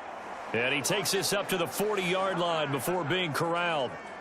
Fields to Kmet there for a Chicago first. Well, that tight end position, it just seems to continue to evolve every year in the NFL. Yeah, you're getting really terrific athletes. A lot of them maybe were wide receivers at one point. They continue to give you speed, great hands, and big bodies, which make them excellent targets for quarterbacks. Powers past him at midfield. And he'll be taken down, but not before he gets into enemy territory. Another nice gain, 13 yards that time, and another 1st down. Usually we see runs like this as the defense breaks down later in the game, but this guy is setting the tone early, running through all types of tackles and put the defense back on its heels.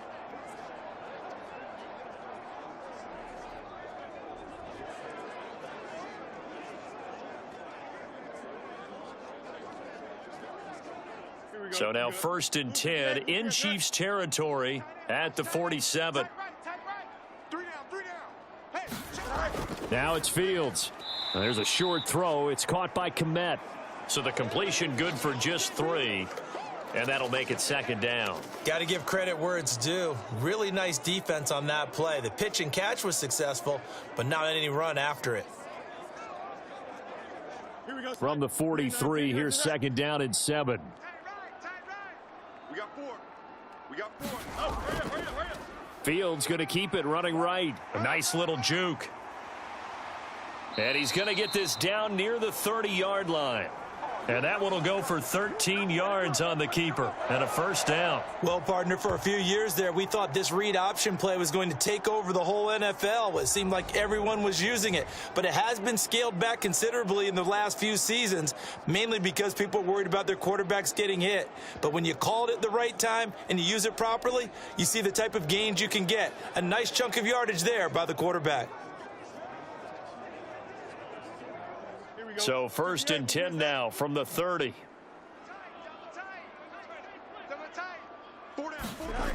Fields now to throw. There's a short throw. It's caught by Kmet. They'll wind up getting 7 on the play, and that's going to bring up second down. Nice rhythm throw there on first down. He located his tight end, made it a nice, easy pitch and catch. Hoping he can break a tackle or two. Wasn't able to do that there, but still good yardage. From the 23, this is second and 3. Fields. And again, back to Kmet. And he gets it inside the 10 to the 9. Back-to-back receptions for him, and it's another first down. And this has been a nice answer to the touchdown drive against them a few minutes ago because they've come out and reestablished the tempo. A nice throw there, and they're putting together a very strong drive as a response. Don't jump. Ready? Turbo, sir. Watch tight end. Tight end's right. Tight end's right. Hey, boys, we got 4. 4 down. Here's Fields.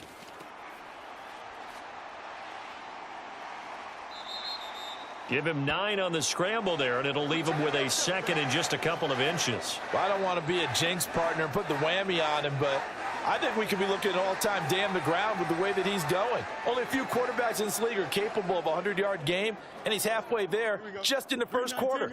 This is a record-setting pace. Hopefully, he can keep it up, and we can have fun watching it. Foreman is into the end zone for a Bears touchdown. So they brought the extra bulk in down on the 1-yard line, and they're able to push this one across. Yeah, I can just see your face right now because I know we're mind melding on this one. Coach Madden would love this. Power football, hat on a hat, chest to chest, driving forward, touchdown.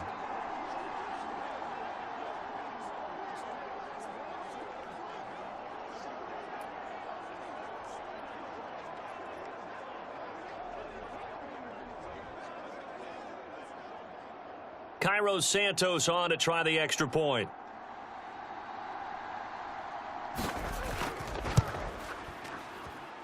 It's up and good. So these teams match touchdowns here in the first quarter, and we're tied 7-7.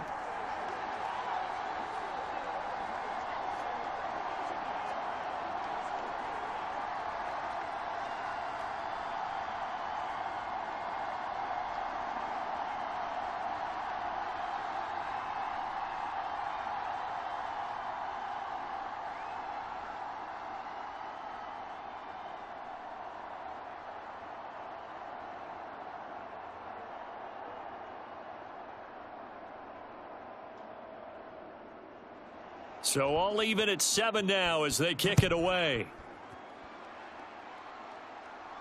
Here's Richie James on the return. And a nice return sets him up pretty good here right at the 30-yard line. And the Chiefs now getting set to go. A lot of time for this unit to game plan on the sideline after that drive that they watched the other side just score. But remember, last time they were out, they scored as well. We'll see if they can seize that momentum right back. And they have had a lot of time to cool off from reaching the end zone the last time. So have they been able to keep themselves mentally sharp and into this game, even though they haven't been on the field? And you and I both know, one big play, though, gets them right back up to that level. Come on, baby. Throwing on first down is Mahomes. Short throw hauled in by Kelsey. And this will leave him a yard short. Nice pickup of 9 yards on first down. Well, it's time for them to be good teammates right here, and what I mean by that is possess the ball for a little while, get at least 2 first downs, give their defense a chance to settle down a little bit after they give up a touchdown. Second down and a little more than a yard here. 49. Here's Mahomes to throw. No hesitations, they go right back to Kelsey. And Kelsey's going to have a Chiefs first down as the tackle made up at the 48-yard line. It's a 9-yard gain, and it keeps the drive moving. It certainly feels like there are more stars at the tight end position than there were even 10 years ago. And I think it's become more of a glamour position because of the ways it can hurt a defense, and guys want to be involved. They can be in line, close to the line of scrimmage. They can split out like receivers. But hands, route running, speed, and some toughness to go across the middle, you put it all together, you got a heck of a tight end candidate. Well, they've got man coverage on the outside, and my scouting report on these DBs tells me that they love to take matters in their own hands. They want man coverage, not zone. And there was good coverage there that forced the incompletion.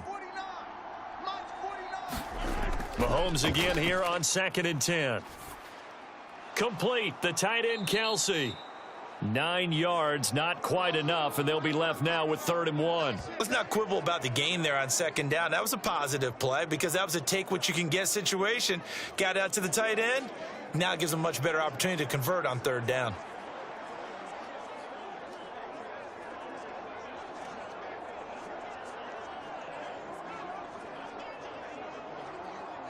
This is 3rd and 1. Very likely 4-down territory, even if they don't get it, though. They'll try for the first with Pacheco. At 5 yards on the play there as the drive will continue. They had yet to run the ball at all on this drive, but 3rd and short definitely was a great time to dial one up.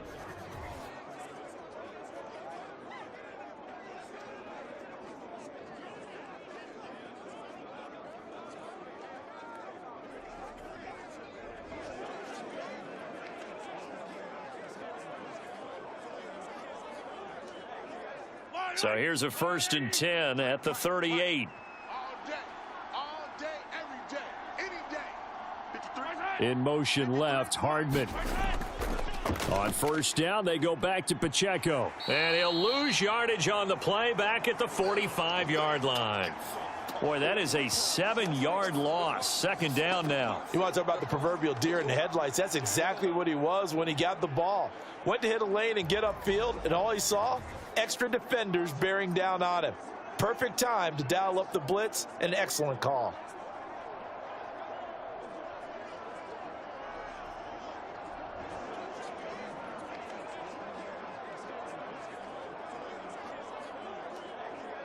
Now, after the loss, he'll have to navigate a 2nd and 17. He'll look to throw. The tight end Kelsey has it over the middle. So the completion good for 6 yards. And that'll bring up a 3rd and 11 situation. Not a big window to throw. Coverage wasn't too bad there. Yeah, they had him under wraps pretty well, but somehow able to muscle his way open and catch the ball.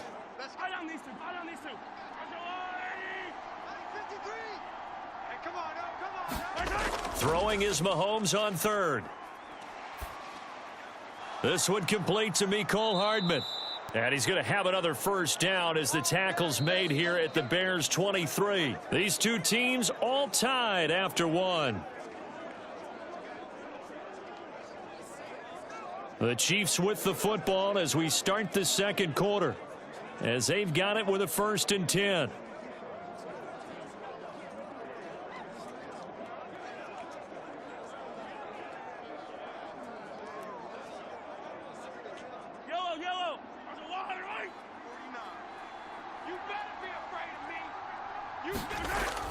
Now a shotgun snap as they'll look to throw. And in for the Chiefs touchdown. Marquez Valdez-Scantling bringing in that one for Patrick Mahomes. And the Chiefs have taken the lead. An excellent, long, sustained offensive drive. And now they can look across the field and see a defense that looks a little bit beaten down. Right now, as an offensive coordinator, you're thinking to yourself, can I dial up the knockout punch?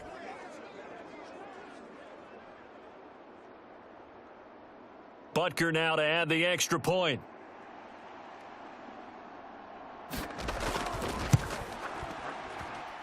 And he's got it. It's now a 14-7 ball game. That time a 9-play drive. And it's capped off with a Kansas City touchdown.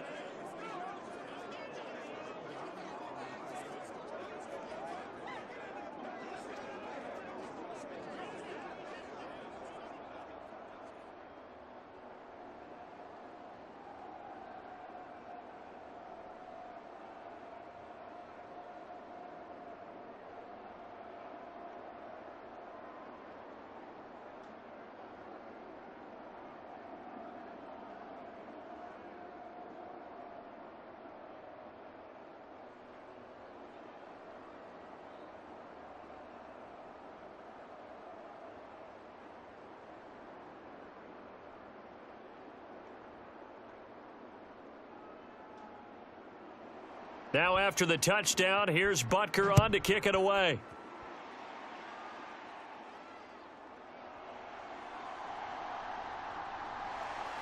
And the tackle going to be made right there at the 25-yard line. And now Chicago getting ready to go as they take the field. And that last touchdown drive, a good mix of pass and run. Defensively, they just looked a little out of whack. And it's so hard to stay up with an offense that has things going so well, where you're guessing and guessing wrong play after play. So what you need is someone on the defensive side of the ball, leader, right? to make a big play. Yeah. Throw that balance out of whack. That's what you're looking for now. Not worrying so much about guessing what the play call is. Fields and the Bears now with a 1st and 10 at their own 25-yard line. Starting on the ground with Herbert. And they get him down, but not before he takes it across the 40-yard line. That play going for 16 yards to start the drive, 1st down. Well, as we've 16 yards to start the drive, 1st down. Well, as we've learned.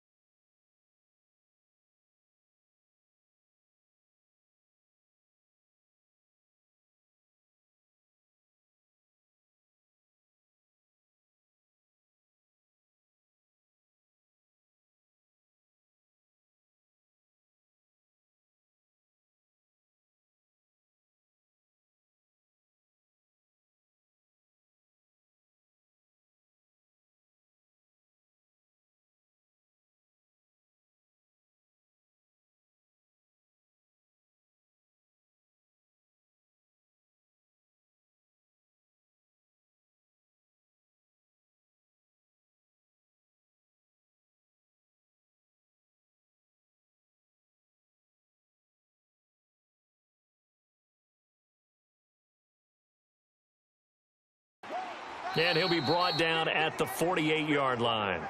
He has enough for the 1st down on the keeper, a gain of 6. So that was all you're looking for on a play like that. Get the 1st down and keep the drive moving. Yeah, it just looked to me like he just said to himself, I've got this. I'll take it. I'll pick it up, and let's keep moving. Get the 1st down, get a new set, and let's start over. So now 1st and 10 in Chiefs territory at the 48-yard line. Herbert powering up the middle. Give him 5 on the carry there, and it'll be 2nd down. You know what really fires up offensive linemen? When the guy that is carrying the ball behind them can create his own space and break a tackle along the way. Here's a 2nd and 5. Two times. 4 down. Hurry up. They'll go again with Herbert. And he's dropped right at the 40. Gain of 3. Some of the most unselfish players on any football team, defensive tackles, because we ask them to just eat up blocks and allow other people to make tackles. But when he can make a play himself, as we just saw there, that's a big day. So 3rd and 2. This quite possibly 4-down territory, though, if they're stopped. They'll run with Herbert. And he gets it to the 32. Good enough for a 1st down. 46 yards now on the ground on just 7 carries. Well, if they continue to run the football this strong, right up the middle, I don't know if they can wait till halftime to make adjustments. They better find a way to get it done series to series. I don't know if they need to sub some guys out bring in extra people, maybe change what they're doing on the defensive side of the ball. But right now, they're running the ball very well right at them and right up the middle.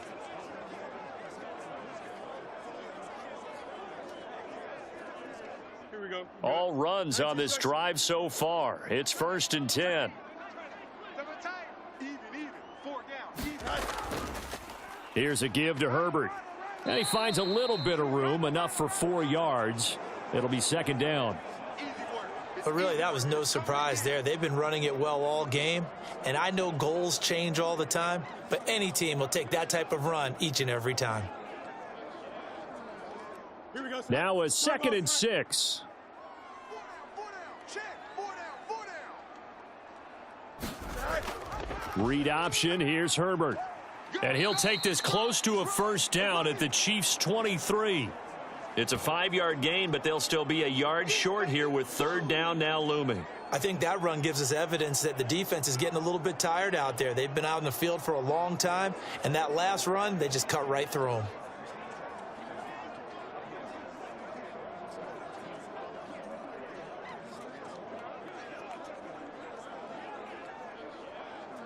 Here we go. 9th play coming up here on this drive. This is 3rd and a yard.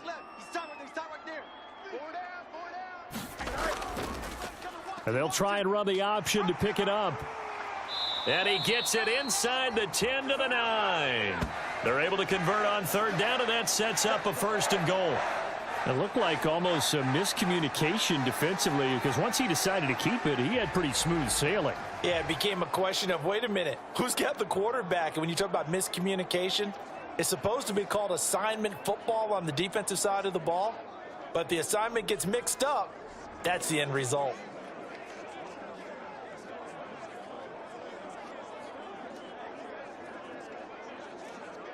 Here we go. Green 19, green side. Time right. We got 4. We got 5. And they'll try the option on 1st and goal. And he will maneuver his way down to about the 7. Give him 3 on the keeper there, and it is 2nd down. Anytime you decide to use your quarterback as a runner, most of the time when you design a play, you're expected to break a little bit bigger than this one, because when you run him on short gains, your risk reward and him taking hits, I'm not sure that's the payoff they were looking for. 4 down. Here's Fields, and it's caught. Touchdown Bears. Here we go. Cole Kmet, a 7-yard touchdown grab. And the Bears are an extra point away from evening this one up. A good tight end is a heck of a weapon for any quarterback, especially when you're able to create some mismatches. Sometimes they work against a linebacker, sometimes they work against a smaller defensive back. But when they find it, they go to it, and it often results in touchdowns. Now the point after try for Santos.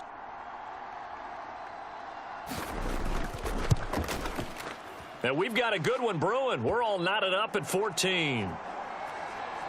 So that one a long 11-play drive. And it was all capped off by Cole Kmet with a touchdown catch.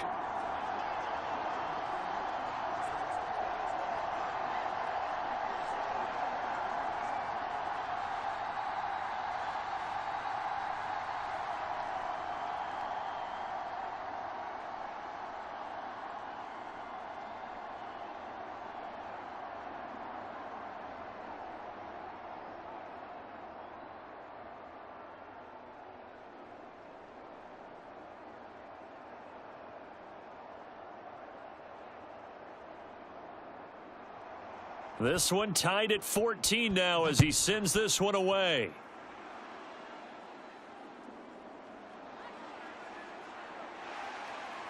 And they'll get him down inside the 30 at the 27.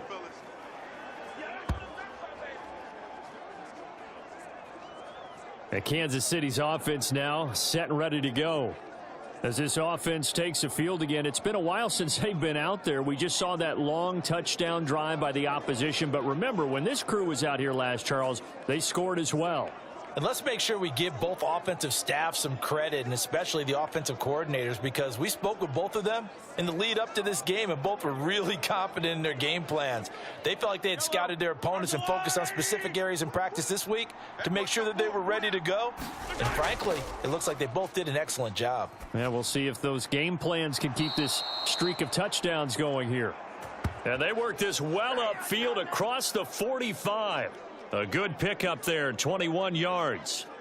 Certainly no settling into the drive there. They came right out on the first play and attacked the middle of the field for a big gainer and a first down.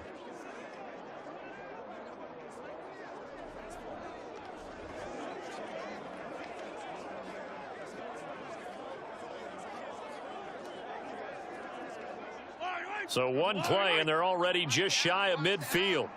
Mike's 49. Mike's 49. They'll look to throw. Big stop. Let's go. Another catch for Valdez-Scantling. Yeah, baby. Yeah, baby. Brandon, perfect defense in this situation would have meant that there was an incompletion. They would have picked it off. Okay, so they gave up the completion. But I really enjoyed watching how the defense stayed in sync, stayed in great communication, and as he dragged across each zone, you see him pointing, communicating. There he is, and they passed him off to each defender. Ended up making a nice play, even though it was complete. Now Mahomes throwing on second down. Open man is the tight end, Noah Gray. And he'll go out of bounds after taking it a little further down inside the 40. First target, first catch, and a first down.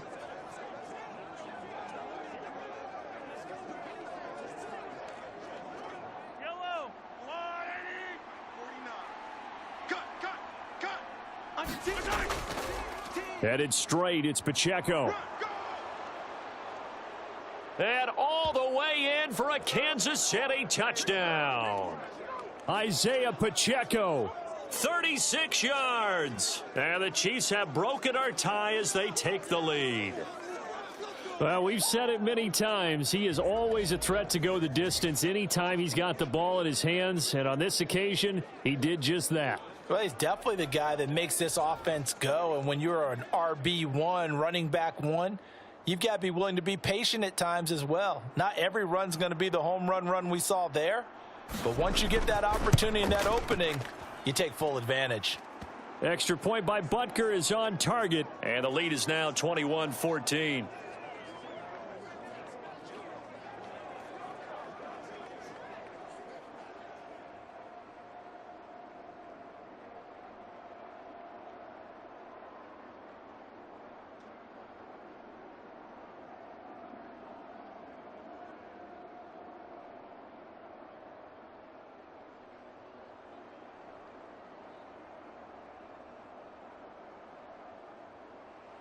Now after the touchdown, here's Butker on to kick it away.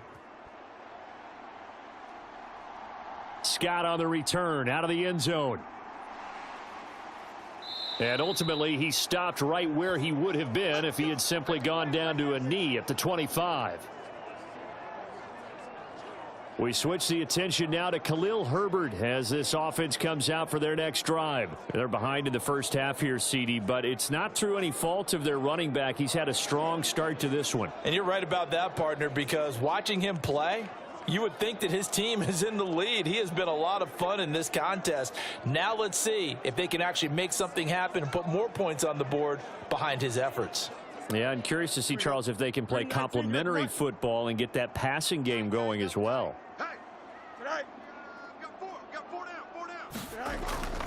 A run by Foreman to start the drive. And they're going to stop him right at the line of scrimmage. Just no cutback lane to be found whatsoever.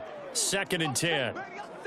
Looked like he was trying to bounce it outside, but no success. Yeah, sometimes you got to just figure out where you're going to go, and sometimes you just have to take it to another spot.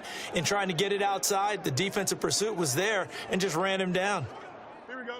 Here's 2nd and 10. Double tight. Hey. 4 down.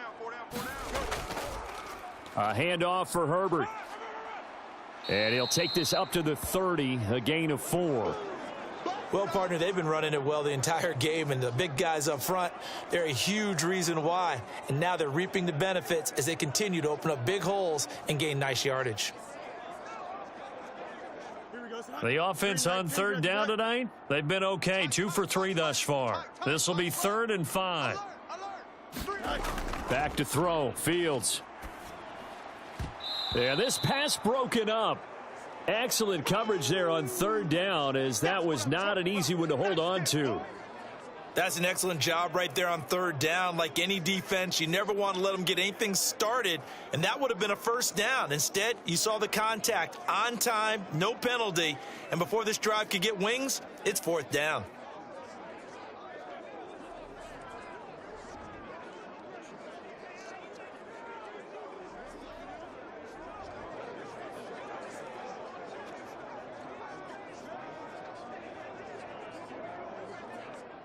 Now here's Trenton Gill now.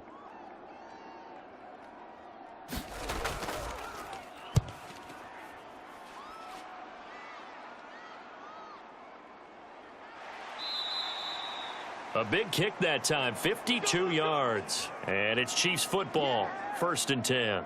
KC's offense ready to take over. This drive here beginning probably with a pair of motivated groups. Remember, the offense scored a touchdown on their last time out, looking to repeat that in Charles's defense. They were very frustrated after giving up 6 the last time on the field. And frankly, it's just a battle of wills in a lot of ways, because you know they're both motivated, they both game plan for this drive, and they both have specific outcomes in mind. To me, it just comes down to who can execute better and which side can step up and assert its will over the other. And the first play of the drive goes to McKinnon. And he'll maneuver his way forward for about 4. 2nd and 6. Well, you don't turn your nose up at a gain of 4, do you? They'll take that on first down. Playbook's got to be pretty well open on 2nd and 6. 2nd and 6. Play action. Now it's Mahomes. To the sideline, and it's caught, but boy, he's out of bounds. Now they try to get him into space coming out of the backfield, but it'll be 3rd down. From the snap, he certainly looked like he knew where he wanted to go with the ball, but surprise, that guy was covered. So that took his attention elsewhere to no avail.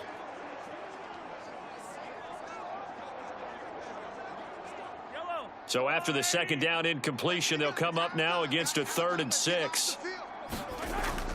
Looking to throw. That's to the sideline and pulled in. And he is out of bounds right around the 34. So they call his number again. It's his 6th catch and a 1st down. That's a play that will likely be forgotten when you talk about big moments in this game. But plays like this are critical to keep drives going. And if points result, we'll call this play significant. Check, check, check. 49. 49 to Mike. Pick it up, guys. On 1st and 10, here's Pacheco. And he's going to take this ahead for right around 3 yards, but no more than that. 2nd down. It may be only a gain of 3 yards, but that back, he deserves a lot more credit on the play. That could have easily been stopped at the line, but his vision and his determination found some space to turn it into that modest gain. Here's a 2nd down and 7 from the 37. Now back to throw. I can't believe they even let you play. And that'll be incomplete. Took a pretty good shot as he tried to pull that one in. Couldn't hang on. 3rd down. I see the surprise in your face there, partner. That is a rare incompletion from him. He's been on point this entire game. He has percentage completion-wise way up. Not that time. An incomplete pass on that last play, and that means they'll need to come up with something here on 3rd down. Let's go, let's go. Back to throw. And this one is incomplete. The secondary has been roasted in this first half, but they get a measure of revenge there. Nice play on the deep ball. Yeah, they're going to need a few more plays like that in order to get their confidence fully back, but that's one step in the proper direction. Here's Tommy Townsend now, as he'll punt it away for the 2nd time.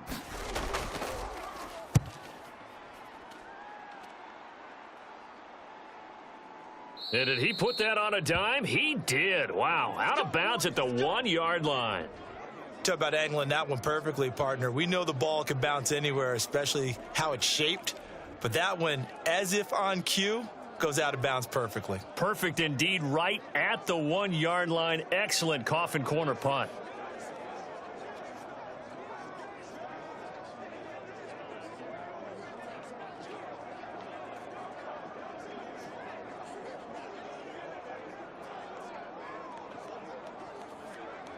Here we go. Green 19, you guys set? Double tight. Double tight. Three down. Three down. From his own end zone, Fields. And incomplete, a drop there in the middle third of the field. That'll bring up second down. Fair to say, hasn't been his best game throwing the football, but also not getting a lot of help out there either. Yeah, you nailed it pretty well, you know. He's got to throw it better. Got to get more help. Obviously, one that should have been caught. They've got to find a way to bring those two elements together so they can make some progress in this one. And he'll take this up to about the 7 or 8 yard line. They get 7 out of that, so they're left with a 3rd and 3. That was a really nice run there to bring up 3rd and short. After the incompletion on 1st down, it's awfully nice to have a running back that you can hand it to and put you back in a good situation. They'll come up now 3rd and 3. Back to throw. Fields. Pass taken in by his big tight end. And he will have the Bears first down as they're able to get the 3rd down conversion. Oh, that's a nice job of clearing space in the middle of the field for your tight end. He's going to start behind the line and run an angle route, hoping to kind of get lost in the middle of the field. And this is put right on him, and he's able to pick up a first down.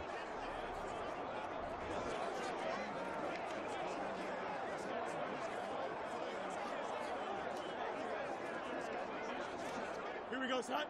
Blue 58, blue 58, set. Double tight. Double tight. 4 down. 4 down. On 1st and 10, it's Herbert. And not much there. Maybe a yard up to the 24. Yeah, things were pretty stacked up there in the middle of the line. A lot of bodies, not much space. I think ultimately he was fortunate to get anything out of that run. Here we go. They work now on 2nd and 9. Man left. Even. 4 Operating from the gun. Fields. And he's brought down, getting this one up to about the 35. Fields, we know he has the good mobility. He flashes it there as he scrambles for the first down. I can't be sure how much of that was.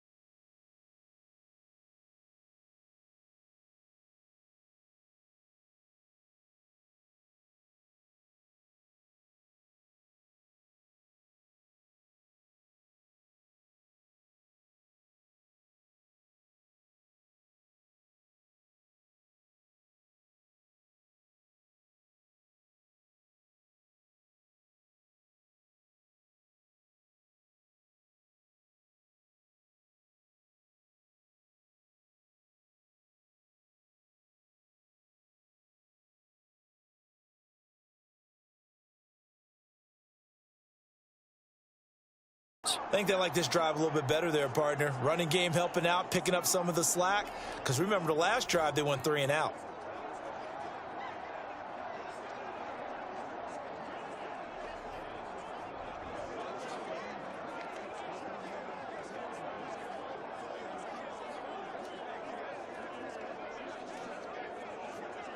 Here we go.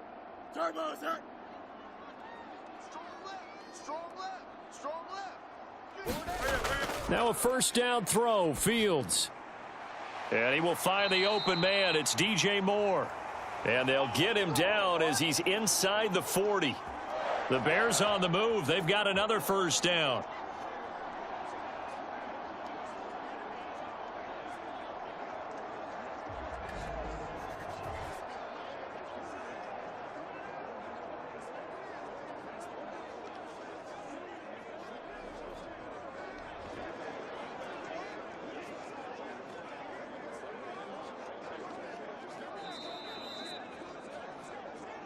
And we've hit the 2-minute mark in this first half of action.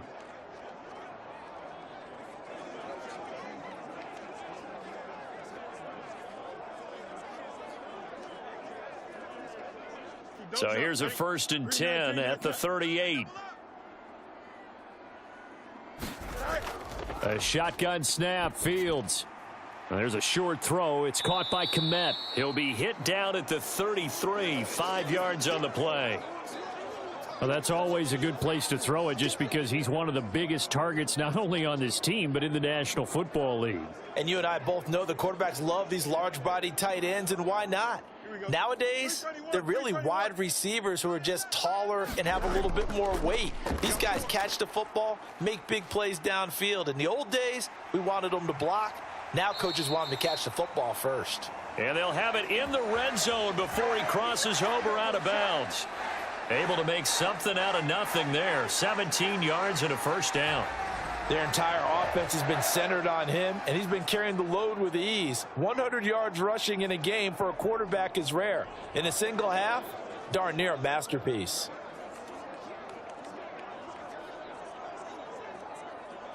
So the ball down to the 16 here for 1st and 10. From the gun, here's Fields. And that one drops down, incomplete. Good coverage there, forced the ball free, and it's 2nd down. On that snap, he's a hero of his defense after the play he just made. A one-possession game, and his hit kept it exactly that. After the incomplete pass, here now is 2nd and 10. To throw is Fields. And his throw is incomplete. That play call wasn't there for them against that coverage. So they're going to spin the dial now in their playbook and come up with one more shot at the marker to try and keep this series going.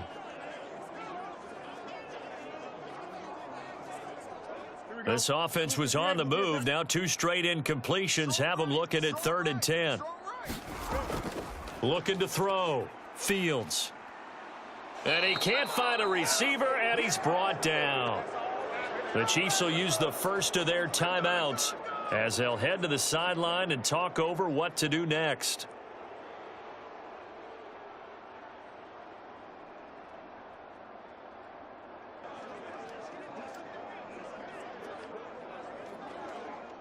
Cairo Santos, former Chiefs kicker, on for the field goal try. From the left hash, this from 39. Santos' kick is up and through, and that'll bring him back within 4.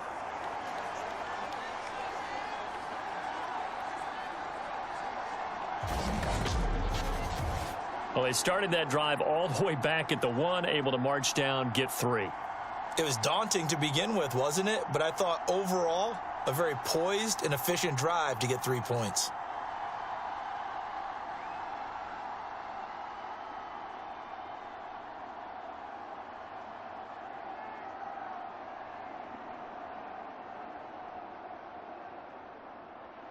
Following the made field goal, out instead is the punter, Trenton Gill, to kick this away. This fielded right at the goal line. And not much happening on the return as he'll get this to about the 23. The Chiefs offense now making their way back onto the field. And not an abundance of time remains on the clock, Charles, but you would think more than enough to try to extend this lead before intermission. And when you're talking about extending the lead, I think you're talking about aiming for the end zone because there is plenty of time for that. The fallback is to get 3. But in your mind, you put 6 on the board right before the half. That's a heck of a dagger and great momentum to carry into the locker room.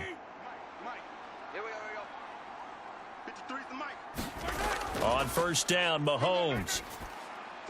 A dump down to McKinnon. So give him 2 yards there on the completion, and it'll be 2nd down. All defenses worry that whenever anyone catches the ball and has a head of steam come out of the backfield, it could turn into a big play with missed tackles or he runs through people. But they were right there waiting, and they stopped him for a minimal gain. This is 2nd and 8. It's going to be a long day. It's going to be a... Throwing now is Mahomes. Pitch and catch here to Travis Kelce. And he's upended after a gain of 2 out to the 27. Now another timeout called for by the offense as the stoppage will come with a little under a minute to go in this first half.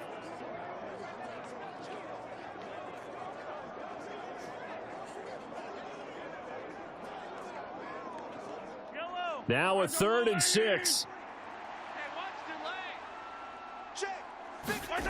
To throw, it's Mahomes. That is caught. And he'll be taken down, but not before they work it across midfield. A really nice gain of 25 yards.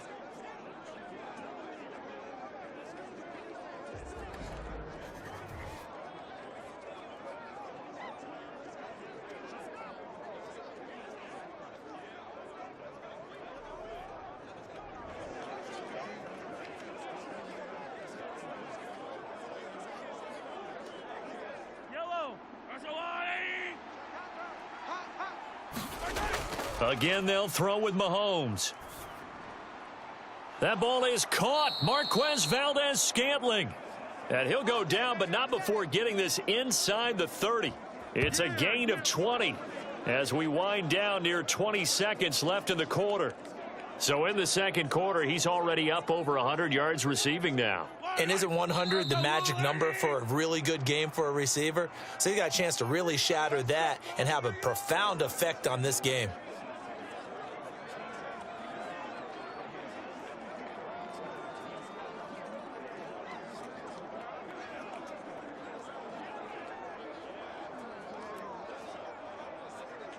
So even though it's first down, here's the field goal unit on now to try to get 3 before halftime. Butker's kick here is good, and they will open their lead up to a touchdown at 24-17.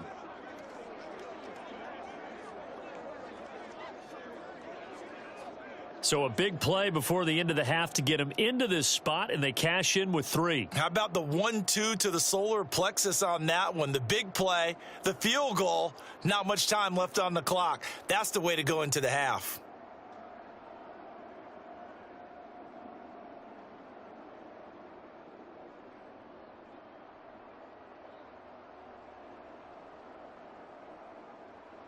Four seconds, all that remain here this first half as the kick gets away. Now a hit and a loose football. And it's picked up by the Chiefs. But they will not be able to capitalize as time has run out here on the first half of play.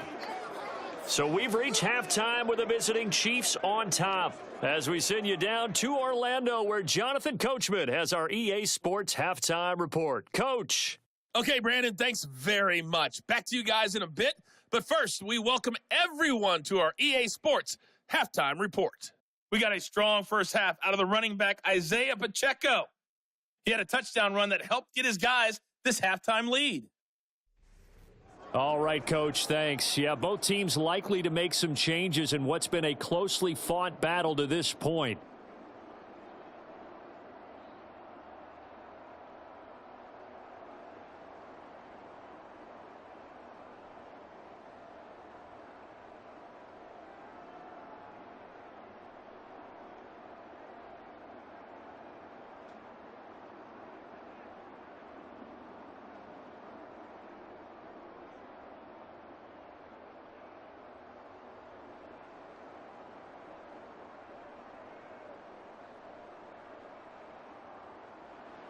It's been a shootout so far. We'll see which defense can make the adjustments as we get back underway in the second half. Taken at the goal line. And he won't quite make it to the 25.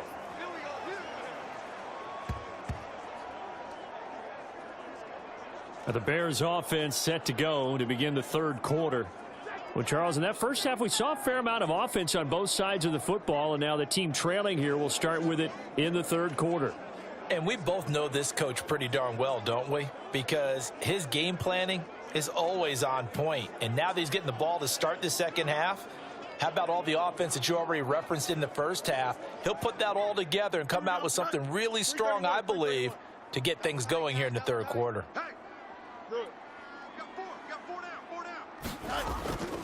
The drive starts with Foreman on the ground. And a short pickup to about the 27. It'll be second down.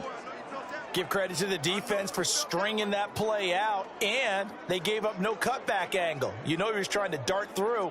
No place for him to go. A nice job there, only giving up a 3-yard gain. Man, I just love being in this stadium. So much history, tradition, so many great teams and games, and we're seeing a pretty good one right now. Hotly contested in the third quarter. Only a couple there as he'll be brought down about the 28.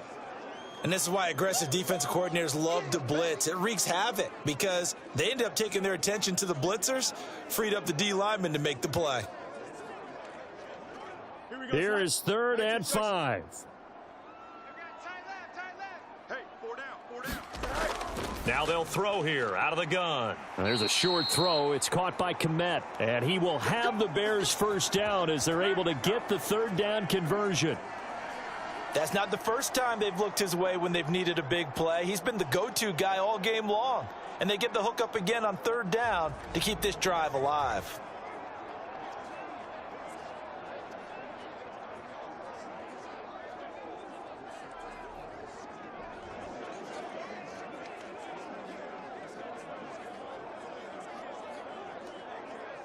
From the 34 now, here's 1st and 10. Single receiver. Hey, you're on an island over there. Hurry up. Back to throw. Fields. That is caught by Herbert. And he'll get up to the 43-yard line. You got it. You got it.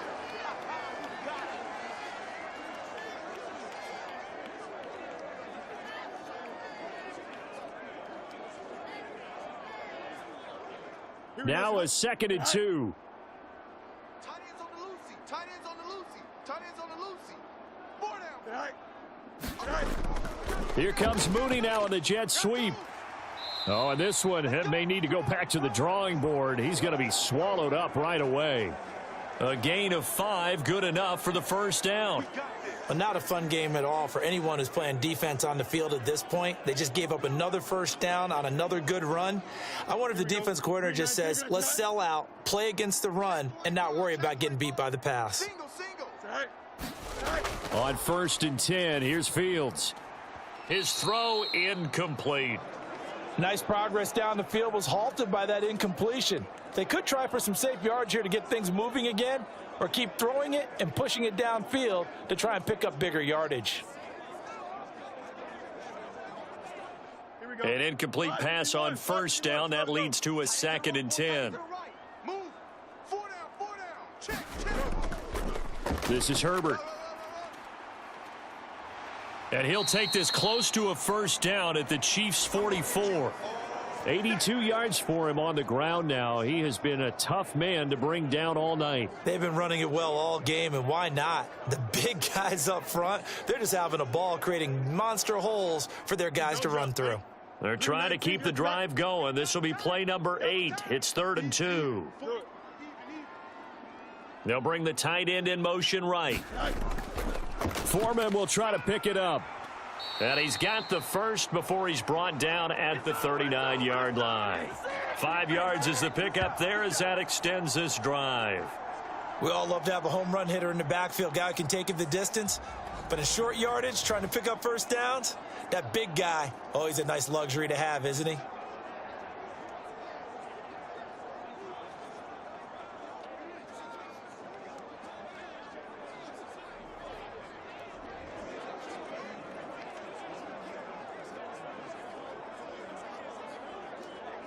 Here we go. 222. 2 times. 4 down. Check. 4 down. Here's Herbert. And powering through at the 35. And he's going to get this inside the 30. 14 yards and a Chicago 1st down. We don't talk about it very often, but sometimes there's a dip in intensity when you start the second half, which can manifest itself in some sloppy tackling. And how about right there? He ran right through that weak tackle attempt.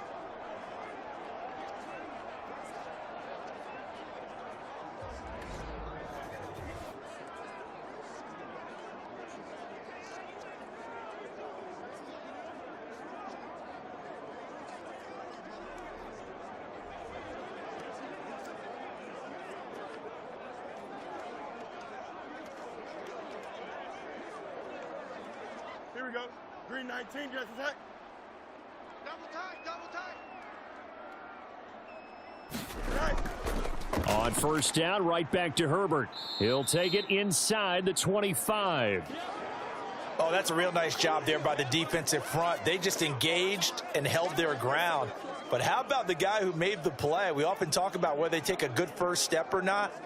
Many times you just don't take any step. Just get your feet moving, get your body going, and then once he made the read, he was able to make the play. On second down, a run with Herbert. And he'll take this close to a first down at the Chiefs' 17. It's a gain of 6, moves him to a manageable 3rd and 2 situation. I don't care what the emphasis is in the NFL at any given time. Every defense is still going to say their #1 goal every game is stop the run. And right now, they're not doing that, and that really chips away at your confidence. 2 yards still to go. 3rd down now. We got 4. They'll try and pick it up by running the option to the right. And he picks up the first down yardage as he takes this one down to the 15. The focus after that run isn't how many yards they gained. They said they gained a first down, and they've been running it well all game long.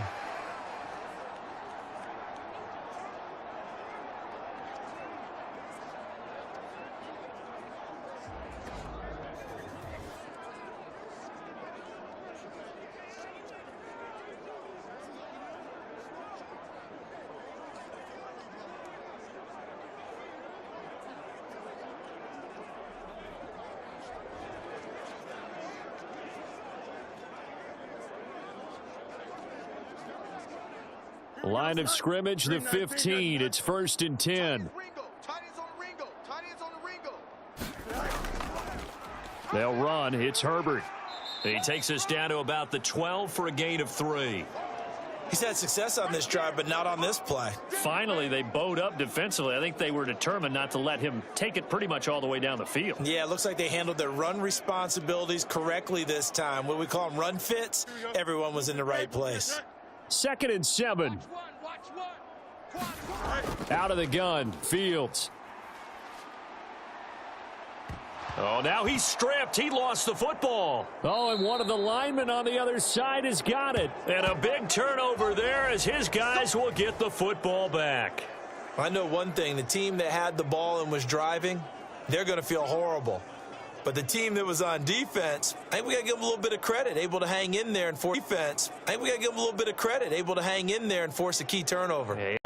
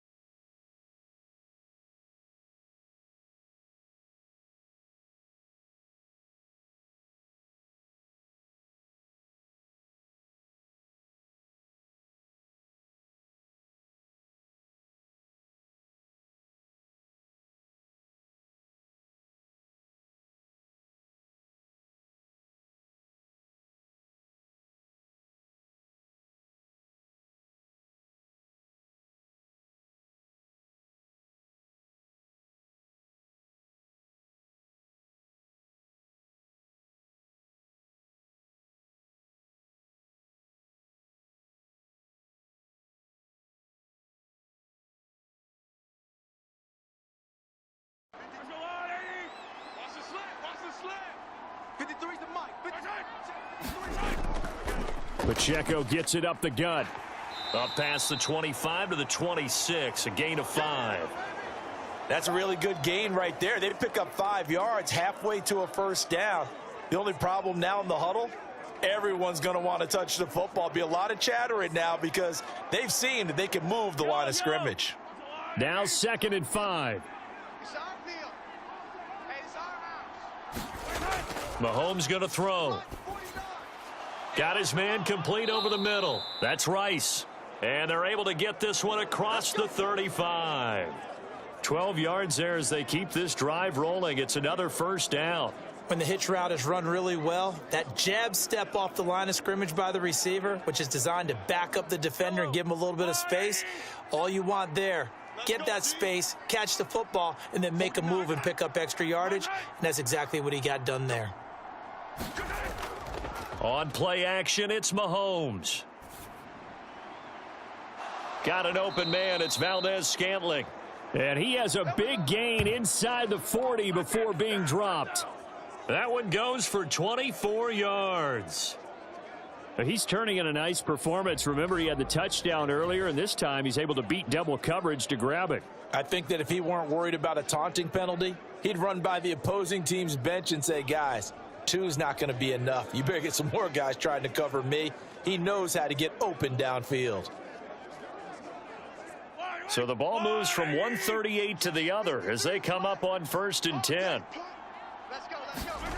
Now Mahomes. 53, Mike, 53. It's Kelsey on the grab. That'll go for a gain of 7, and it's 2nd down. Now that's staying ahead of the chains. Really good pickup on 1st down, hitting the tight end there. Now it brings up a 2nd and manageable. Just found a hole in that zone. Now 2nd and 3. Check 83, ball going to 83. Single, single, single, single. Mahomes to throw once more. Another pass into the reliable hands of Kelsey. And Kelsey's going to have a Chiefs 1st down as he'll get this down to the 23. That'll go as a pickup of 8. There's a completion to the tight end, and I think that we're looking at something out of central casting, frankly. Absolutely. I mean, size, the hands. Speed, can flat out run. You put that whole package together, you light up the eyes of an offensive coordinator, don't you? Yellow. Let's go, Louie. Switch up. 49. On 1st down now, run with McKinnon. And they'll get him down after a pickup of 8, 2nd and 2. That's a strong pickup right there on 1st down, and as this drive goes on, we're seeing an offensive line and running game imposing its will.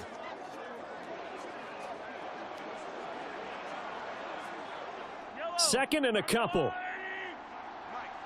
Yeah, let's get sack lunch. 53 the mic. 53. Mahomes now to throw. Down inside the 10. And finally wrestled down at the 8-yard line. 68 yards receiving now for him in the game. And a 1st down on that last catch as well.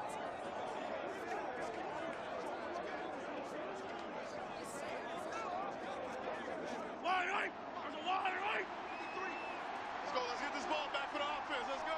Check. Shotgun snap to Mahomes. Guys, it's game situation. Let's go.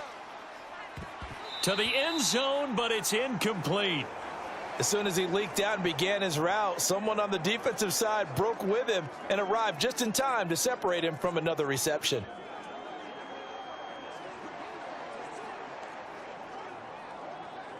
Nothing on 1st down, so the ball remains at the 8-yard line, 2nd and goal. Come on. Working from the gun, Mahomes. Throwing quickly there, but it's incomplete.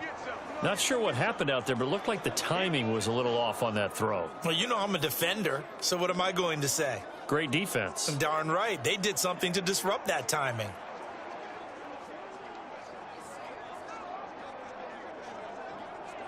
And now 3rd and goal following incompletions on 1st and 2nd down. 53 the mic. 53. Looking to throw is Mahomes. Now a battle for the football. It's caught. It's a touchdown. Mecole Hardman from 8 yards out. And the Chiefs go nearly the length of the field and finish it off with 6 points. That seemed pretty ideal there for the offense, Charles. You take a little bit of time off the clock here in the 3rd quarter, decent length drive, and you pad your lead as well at the end of it. And what it does is lets you feel like you're in control of this game, even more so than a 2-touchdown lead, right? Because you have taken that time off, as you noted, which means they couldn't get you off the field. You ran your playbook the way you wanted to, and you gave your defense some rest. What a big-time drive in that situation. Extra point by Butker is on target, and the lead now up to 14. A pretty long drive that time, 11 plays all told. And it winds up with the Chiefs hitting pay dirt.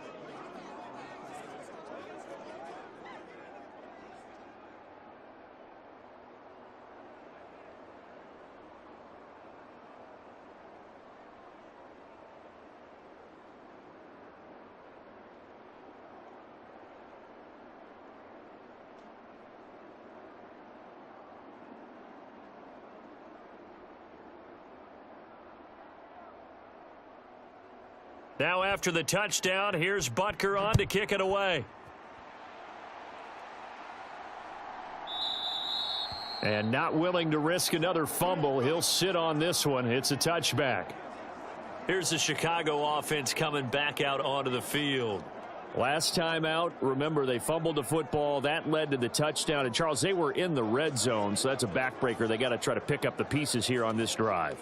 Yeah, and I actually started to do the math here, so be patient with me. 12-point swing is the way I calculate it, because not only did they drop the ball in the red zone, they watched the opponent score a touchdown right after that. So their goal, have a drive here and try and get some of those points back. Everyone got four down.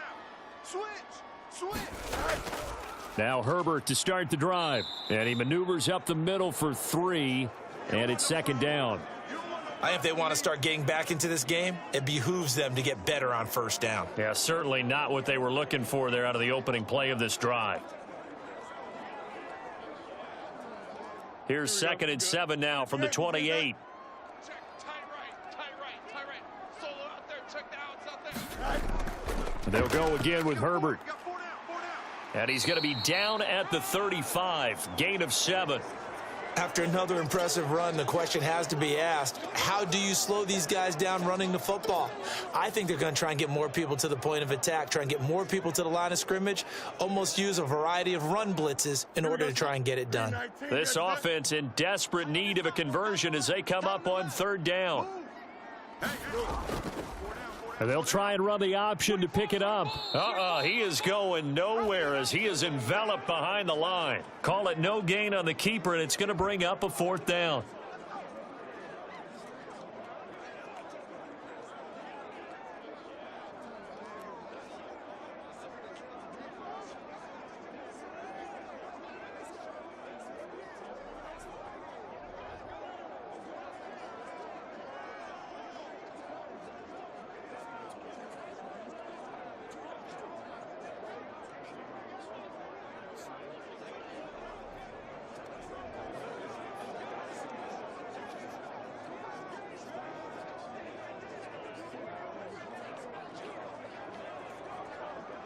Here comes the Bears punter now as he's on here to punt it away.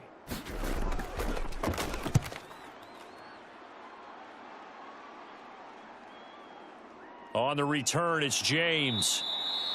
Call it a 48-yard punt. Give them 9, though, on the return. And they will take over 1st and 10. Here's the Kansas City offense now as they get set to take over.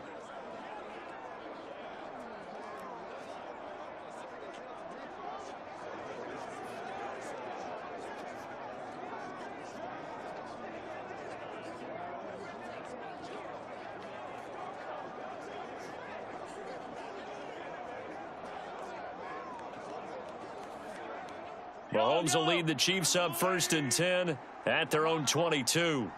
49's the mic. Watch 49. You don't want none, baby. They'll try and start this drive in the air. That'll be caught by Rice. And he's got it past the 30 before he's hit and dropped. Give him 10 yards there, and about by the nose of the football, he's going to have a 1st down. This offensive game plan has just been sensational. I mean, when you think about all the different ways they've gotten their receivers open so far, it's really been impressive. Scheme, design, execution. Wins championships, baby. Let's go. Mahomes now on 1st down. Oh, a first mistake for him in the ball game as it's intercepted. Picked up by Jalen Johnson. Well, this D, particularly the secondary, has been picked apart at points here tonight. They finally, though, get to the quarterback, get a pick. And we know this about him. He loves night games, loves the spotlight, loves being the center of attention. I will bet you that he ran off the field almost chuckling to himself. They finally got one. They finally got me. The Bears offense out there set and ready to go. The last series for him, a little disappointing, forced a punt. And now they'll try to do better here and come away with some points as they begin this drive, 1st and 10.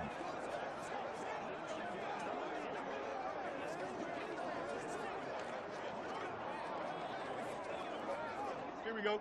Turbo, sir. Watch tight end. Hey, 4 down. On 1st down, it's Fields. And this will be caught by Mooney. And he'll go down here at the 35-yard line. And that's good for a pickup of 10 yards. And they'll be left with a second and about a foot.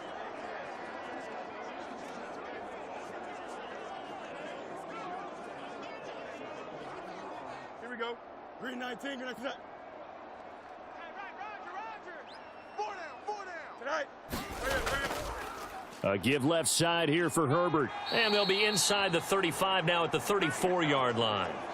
Only a gain of a yard, but that's all they needed. When the 4-3 defense is functioning really well, you know who stays what we call clean and no one gets to him? The guy playing the middle linebacker position, the guy we call Mike. That means the defensive front is eating up all the blocks and just let him go to the football and make a play. Fields on first down. They'll set up the screen to Herbert. They'll get 4 there out of the screen, and it's second down. Good reactions there defensively. That screen was a little slow in developing, and they shut that one down with little gain.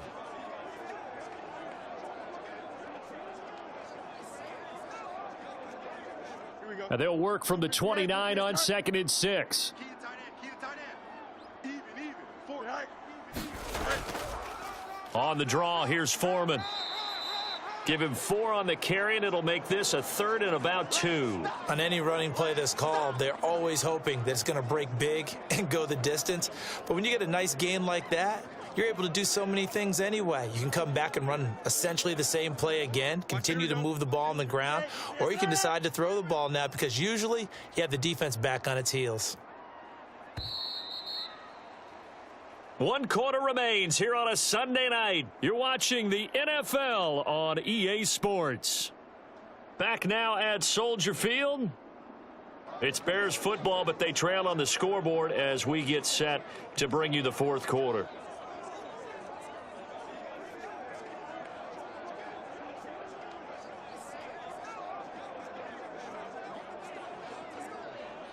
The Bears on 3rd down. They're hitting at 60%, 6 out of 10 thus far. This time they face a 3rd and 2. Now it's Fields. Work in the middle of the field, and he's got a man complete. And he will have the Bears first down as this defense unable to hold. It's a 7-yard gain there on 3rd and 2. And I think there defensively, they were so intent on stopping the run that they kind of got caught out of position. This is just a simple pitch and catch for a first down.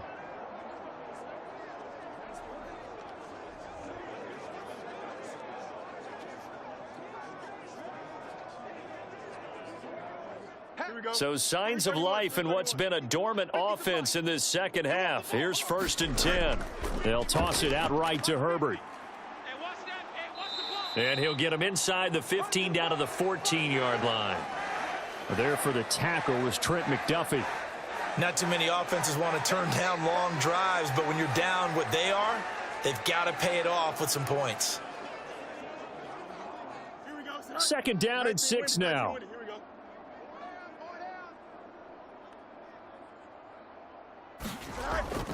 Read option. Here's Herbert.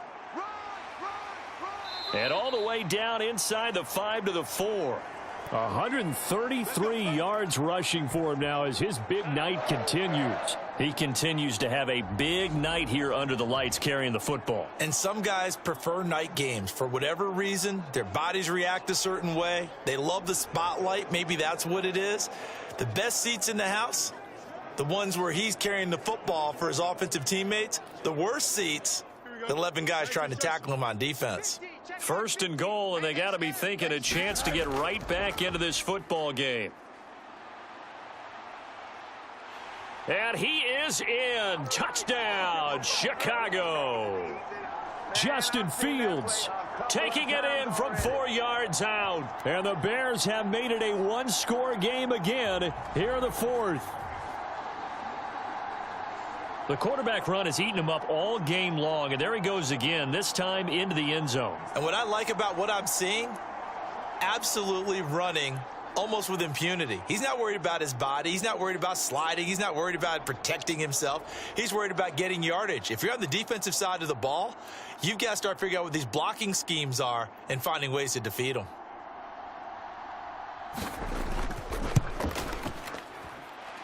Santos with the extra point. And now things get a bit more interesting here in this 4th quarter.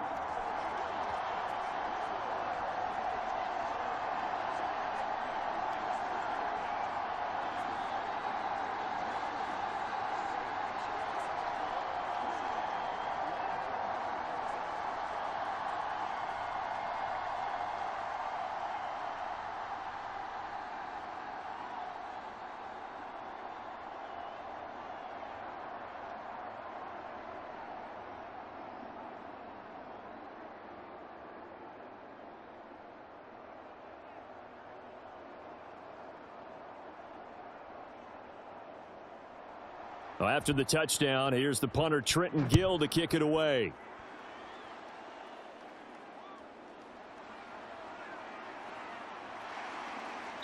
And he brings us out past the 20 to the 24.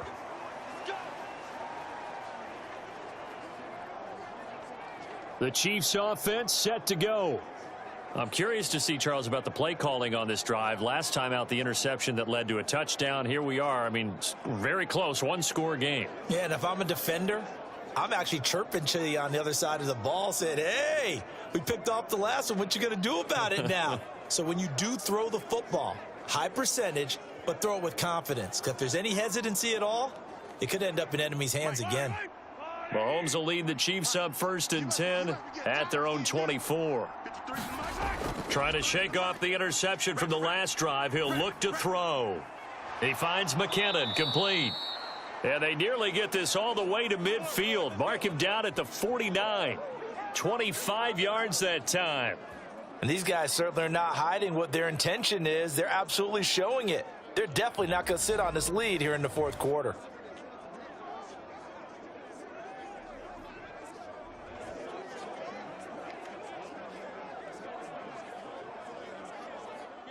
So one play, and they're already just shy of midfield. From the gun, they will run with McKinnon. Now, they nearly sprung him that time as he takes this all the way down to the 37.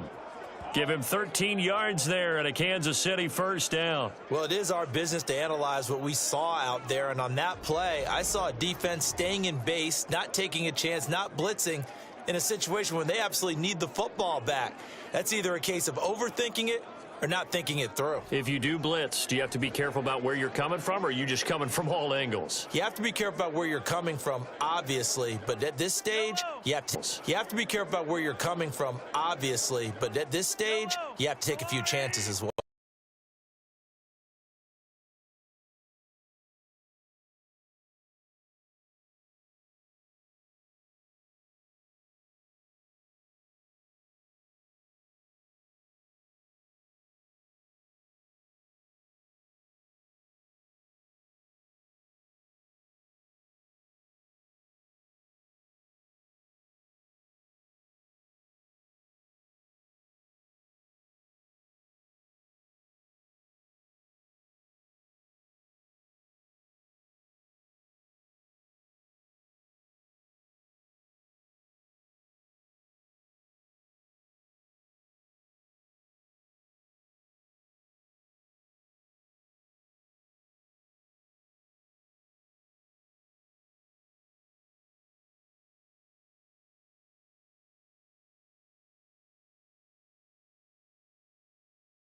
Two now. Here's 2nd down and 7.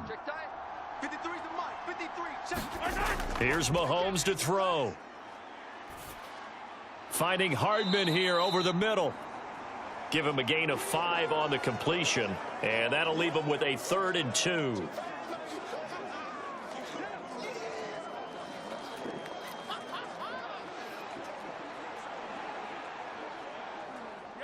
They'll come to the line, needing only 2 yards to gain the first here.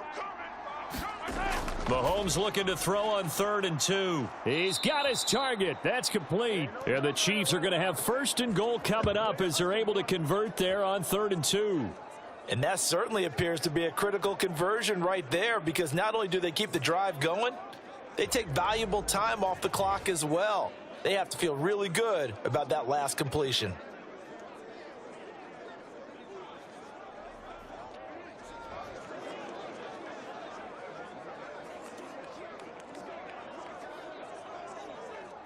So 1st and goal, 6 points here would go a long way toward wrapping this one up. Now here's Mahomes. And that's caught. It's Kelce. Touchdown, Kansas City. Travis Kelce there to make the grab. And the Chiefs have opened up a 2-touchdown lead here in this 4th quarter. But that's certainly an important touchdown there. It makes this a 2-score game. But as we've seen, no lead is safe in this one with the way these two offenses have lit up the scoreboard. I would imagine that on their sidelines, they're both yelling at their defenses, hey, you want to get involved here? One big play from you, that could win the game for us. Extra point by Butker is on target, and the lead now up to 14. So the drive winds up going 75 yards in 7 plays. And it culminates in a Travis Kelce touchdown.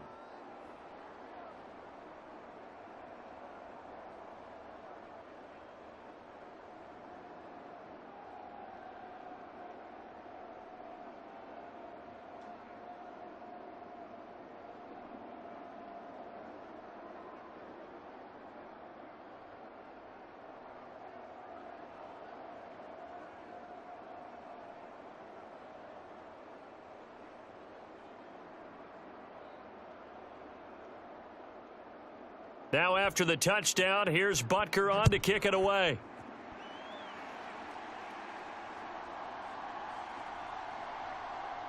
And he'll be tackled just shy of the 25. Let's go. Let's do this. The Chicago offense set to get started. And that last drive was very, very balanced, pretty methodical. You think they go that route again? I'm always of the school that until they stop me from doing something, I'm going to continue. And I think that that's exactly what they'll look to do. But the beauty is the balance that they've created sets up opportunities for big plays. Looks like a run, turn it into a play action, and throw one deep. Here we go, son. Fields and the Bears now with a 1st and 10. At their own 24. We got 4 tonight. They'll come out throwing here to start the drive. That's complete to his running back, Herbert. And he'll be upended at the 28-yard line. Just a 3-yard gain there. Fourth quarter, every drive's so critical, and you figure may only get one more shot after this, so a touchdown's imperative on this drive. It is, but you also have to think to yourself in play calling, don't hold anything back. Don't save it for the second touchdown. You've got the first one for the second one to even matter. 4 down, 4 down. Hurry up, hurry up. Moore, the man in motion. Fields throw there, complete to Mooney. He'll be hit down at the 33, 5 yards on the play. They kept the receiver in the short field, but that let his quarterback get the ball quickly to him before either guy in double coverage could react. Here we go, son. The offense on 3rd down tonight, well, they've converted 7 times and could use another right now. Here it's 3rd and 2. They'll run with Herbert. And he's able to get the first before he's taken down at the 36. A 3rd down gain of 3 yards, and that'll be enough. Now, yes, a 2-possession game, but a good chunk of time on the clock, so they have the ability still there to run it on 2nd and short, but maybe they need to pick it up a bit. You're right. They did pick up the first down there, but they, as you mentioned, they have to pick up the pace now because it's a 2-possession game. They've got to get there twice to make sure they have a chance to win.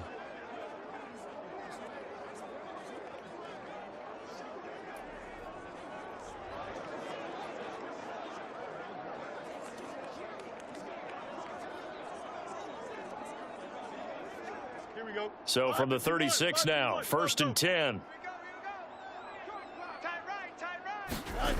Fields now to throw. That's complete to Mooney. And getting this just shy of midfield, they'll spot it at the 49. Mark that down as a pickup of 13, and the Bears have the first. You always worry about those smaller receivers running through that gnarly patch of land in the middle of the field. But he did a really nice job there holding on to the football and protected himself as best he could while completing the play. Everyone's got 4 down. On 1st down, Fields. And he'll protect himself at the end here as he winds up getting pretty decent yardage. He'll wind up getting 9 after tucking it and running, so it'll leave him with 2nd and a yard. These are running back numbers that he's accumulating right now. Received double-digit carries and has rewarded them by breaking the century mark in rushing, in addition to what he's done through the air. Definitely MVP caliber football we're witnessing. Herbert powering up the middle.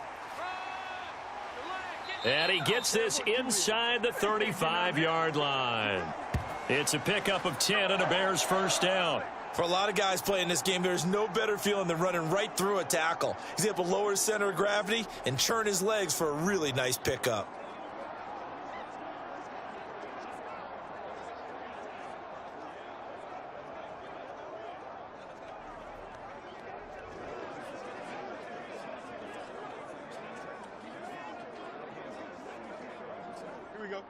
219, just attack. Right. He's tight right here. He's tight on the right. Tight on the right. Do it. Now a first down throw, Fields. And he can't get rid of it. He's taken down. Chris Jones, his second sack of the night. Hindsight is 20/20, partner. Maybe they should have kept it on the ground again. Well, it almost looked like the O-line was run blocking again. I mean, they opened up a big hole last time. This time they opened up a hole, and the quarterback got sacked.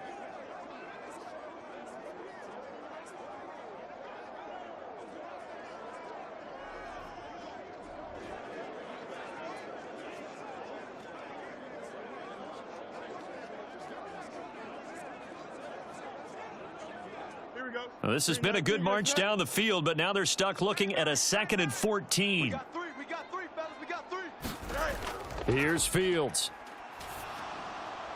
Open man is Kmet, the tight end. But he's brought down to the red zone at the 18 after a gain of 18. 1st and 10. He's certainly done a nice job spreading the field on this drive, and here he finds his big tight end for good yardage. And that's what you have to do. Keep defenses guessing about where you're going to go with the football.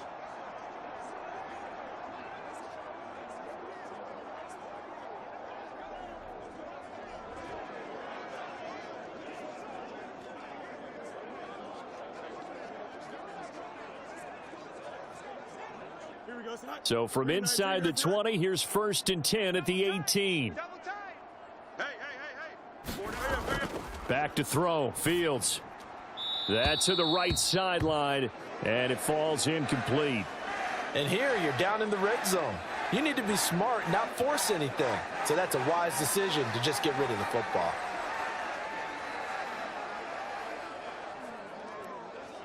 Here we go.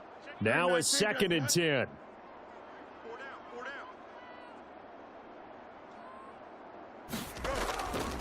Here's a give to Herbert. And they'll bring him down at the 13-yard line. 5 yards. Now it's 3rd and 5. And he continues to pile up the yardage. That puts him over $150 now. And this defense has really had its problems trying to keep him contained. Here we go. 3rd and 5. Shit. Here's Fields. Open man, he finds Kmet. Touchdown, Chicago. A great effort there. A beast in the red zone with his 2nd touchdown of the game. And the Bears are back within a score. Well, time to let those folks know who are tuning in looking for the late local news. We may be a moment because we've got a game again. And partner, except for those on the West Coast where it'll be seen in its regular time, right? That's the way it works, doesn't it? But how about that? Big time drive right there. If they're going to have any chance, they needed a touchdown there, and they went right down the field and worked their way into the end zone. Santos able to tack on the extra point. And now things get a bit more interesting here in this 4th quarter.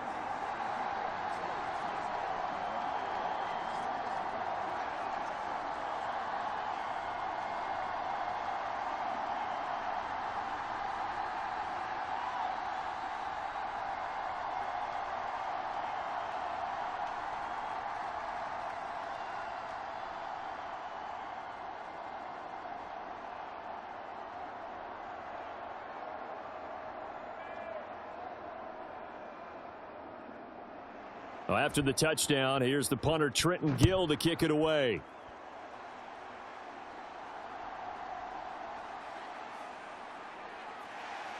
And he'll go down as this drive will start at the 25-yard line. And now here comes Kansas City.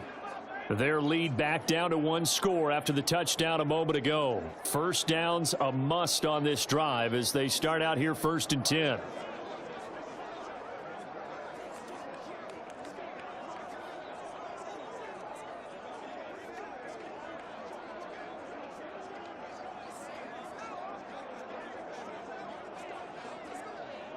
Yellow. There's a line. You must be treated. 49. Out of the gun, they'll look to throw. Complete, the tight end Kelsey. He'll be dropped after a gain of about 6 across the 30 to the 31.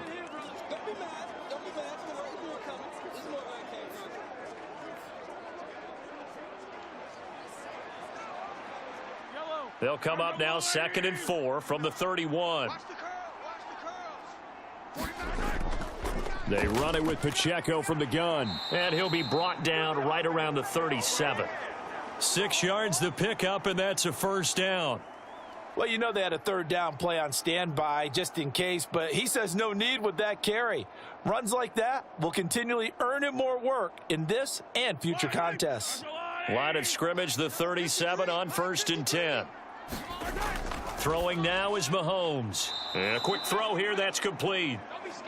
They'll wind up getting 7 on the play, and it'll be 2nd down. And he's the epitome of what we call the move tight end, a guy that you can line up anywhere, in the slot, out wide, in tight, doesn't really matter because he has such great skills. You want to utilize him in all aspects of your passing offense. And there he was in the slot for the catch. A run by Pacheco on 2nd down. And he'll be brought down just shy of midfield at the 49-yard line. 4 yards the pickup, 1st down. But they didn't accomplish their goal. They didn't get a stop there, gave up another 1st down. They have all 3 timeouts in their pocket. I think defensively you've got to start thinking about using them here.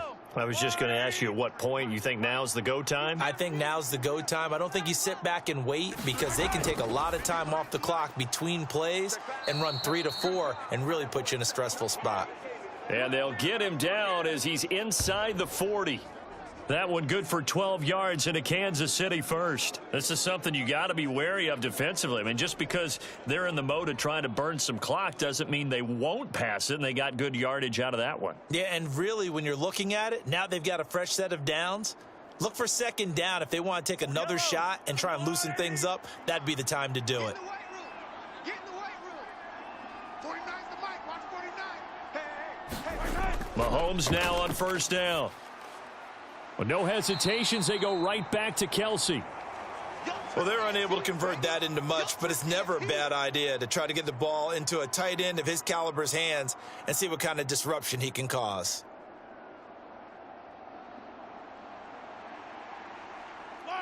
So from the 37, here's a 2nd and 8. 49. They'll run out of the gun with Pacheco. And he'll be brought down at the 27-yard line. I have to chuckle to myself a little bit, Brandon, because right now I could be in that huddle with that offensive line. And I know exactly what they're saying. If you call a pass play here, we're going to call timeout. Run the football. We've got control of this thing. Get in behind us and let's go. Their time to shine.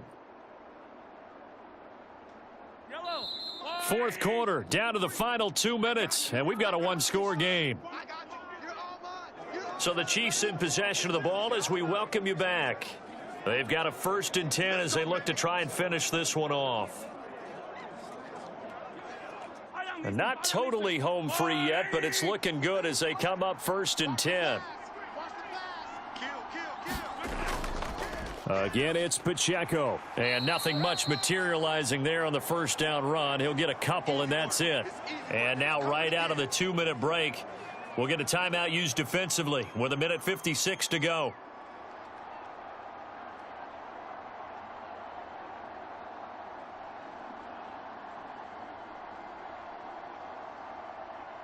This, in all probability, another run here on 2nd and 8. Handoff, it's McKinnon. And he's going to have to protect the football and take his lumps here at this stage of the game as they stop him behind the line. Good job. How that boy stepping up finally.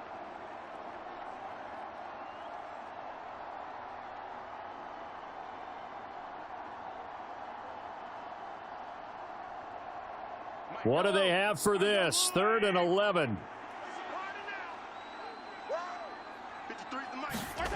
To throw is Mahomes.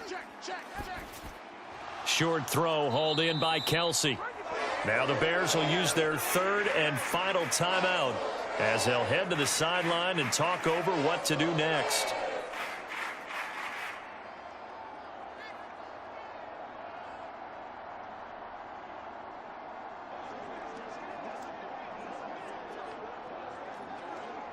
So a big one coming now for Harrison Butker. This to perhaps salt this one away. Butker's kick here is good, and that will extend their lead even further.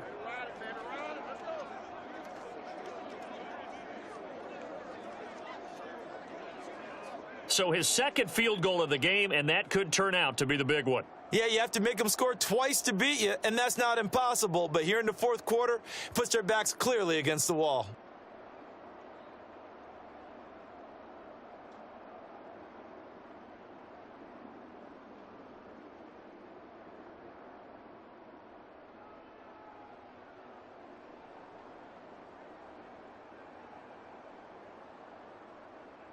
After the field goal, here's Butker to kick it away. Scott on the return out of the end zone. And ultimately cannot get this out to the 25-yard line as he's dropped at the 23. So now Fields and the Bears down by 10. A minute 40 remaining. How will this thing pan out? We'll watch as they come up on first down.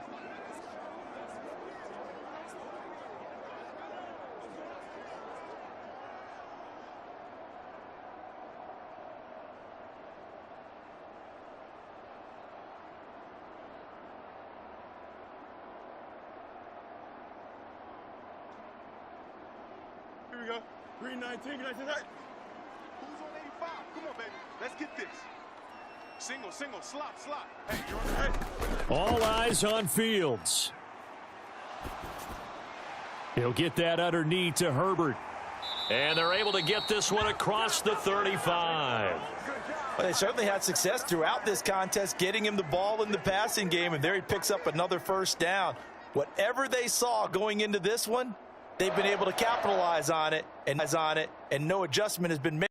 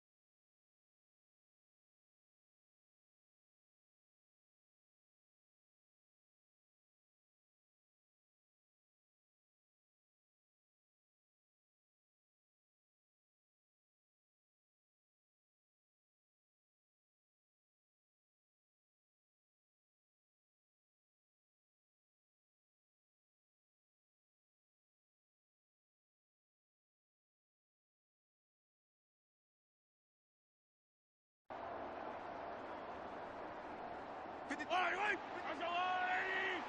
Here we go. Check. 53's Mike. Check. Victory in the cards now for the Chiefs as they take a knee here.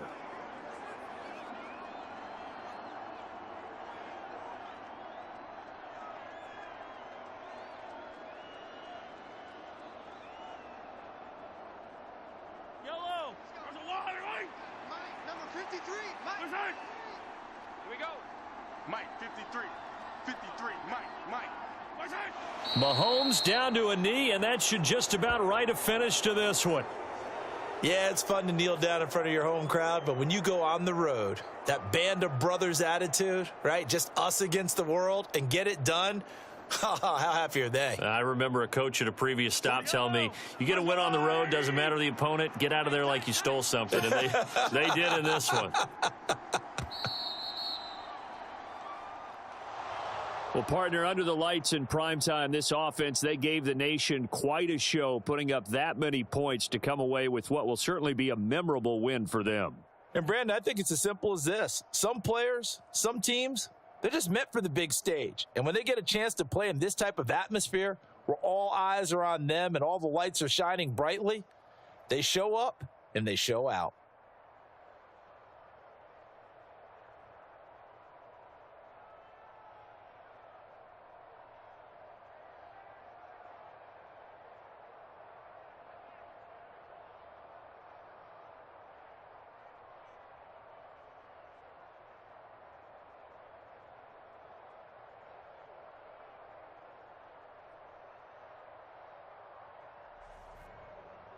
So that's a wrap. For Charles Davis, I'm Brandon Gaudin. And this has been a presentation of the NFL on EA Sports. For more, check us out at easports.com.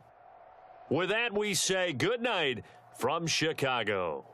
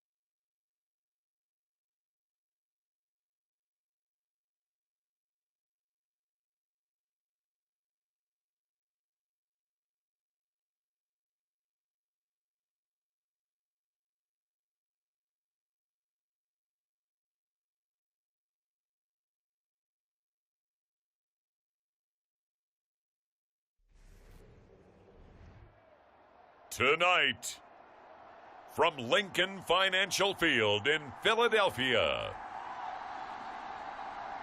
it's a special prime time edition of the NFL on EA Sports.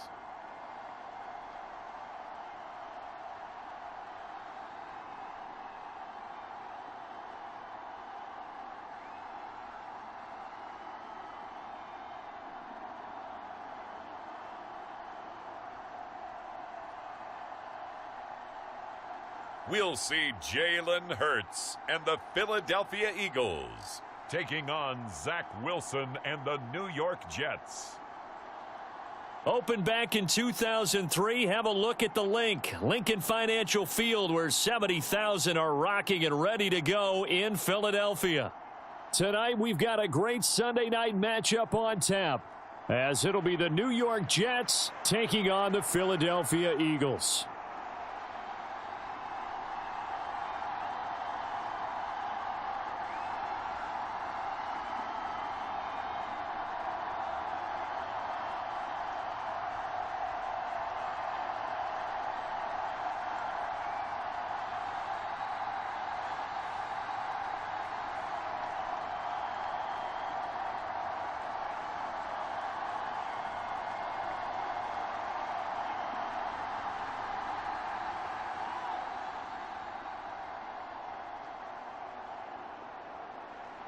Here's a punter, Thomas Morstead, to get this one started. And off we go from Lincoln Financial Field. And he won't quite make it to the 25. Let's go, baby. Let's go. Philly's offense getting ready, and Jalen Hurts ready to lead them. The second-round pick who started his career at Alabama, then finished with an electric senior season at Oklahoma. Tremendous production in college at two different universities, and this is a guy who was a finalist for the Heisman Trophy. Still much more of a runner than a thrower, but has plenty of arm and is capable of making the big throws downfield. And don't underestimate his ability to think the game. Remember, he's the son of a coach.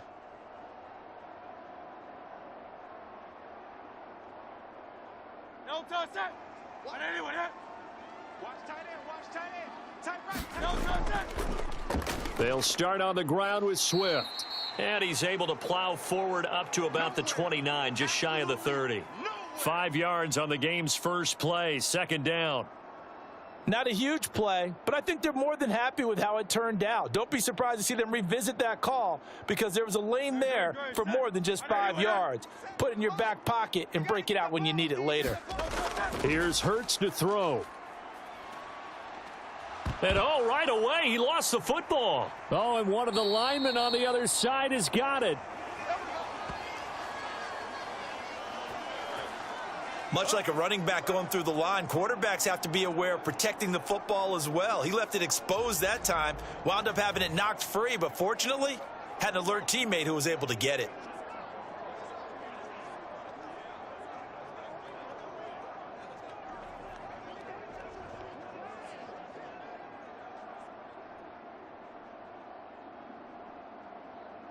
Line of scrimmage, the 37 on 1st and 10. Get ready. Mike 56. Now Hurts on the option right. And this winds up a pickup of 2, maybe 2.5 to about the 39. They don't want it, fellas. They don't want it. Keep playing hard, fellas. All day. Whoa! Let's get it.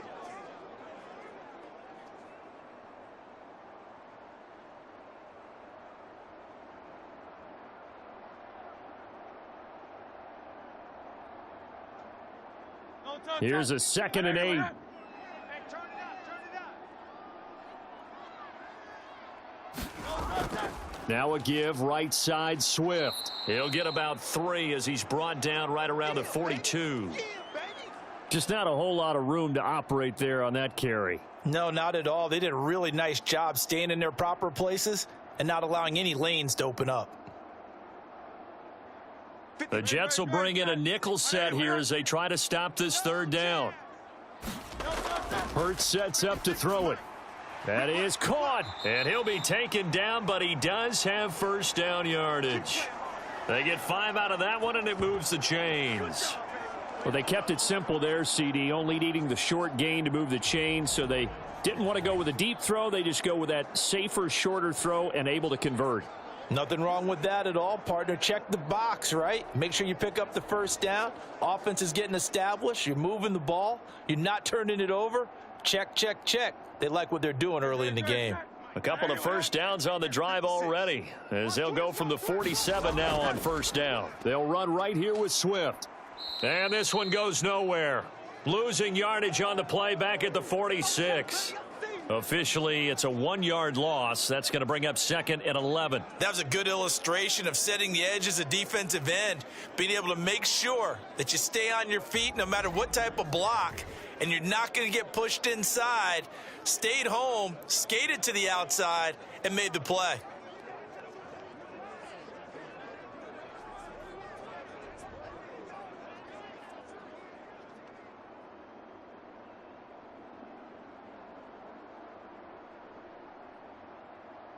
Looking at a 2nd and 11 now after the loss. Let's go. We got this. We got this. Mike 56. Mike 56. Now a toss for Swift left side. Wiggles free. And he'll take it across midfield down into Jet territory. I know the toss play begins with the guy taking the snap and turning around and tossing it to the runner. But where the real intrigue is, can they seal the edge, whether it's an offensive tackle or a tight end, in the direction they want to run the football? If they do that, that's the result that you get, that type of a gain. If they don't, oftentimes it's not a very successful play. Who that? Who that? 56 to Mike. Throwing is Hurts. Here we go. Let's bring it. And he will not be able to hang on through the contact. It's incomplete. The coverage strong, and now it's 4th down. Well, anytime he reads man coverage, I don't think it's going to be the only time he'll try and hit that route to the outside in this game. He'll test the perimeter, but that time they were up to the challenge. On 4th down, punt coming from Braden Mann.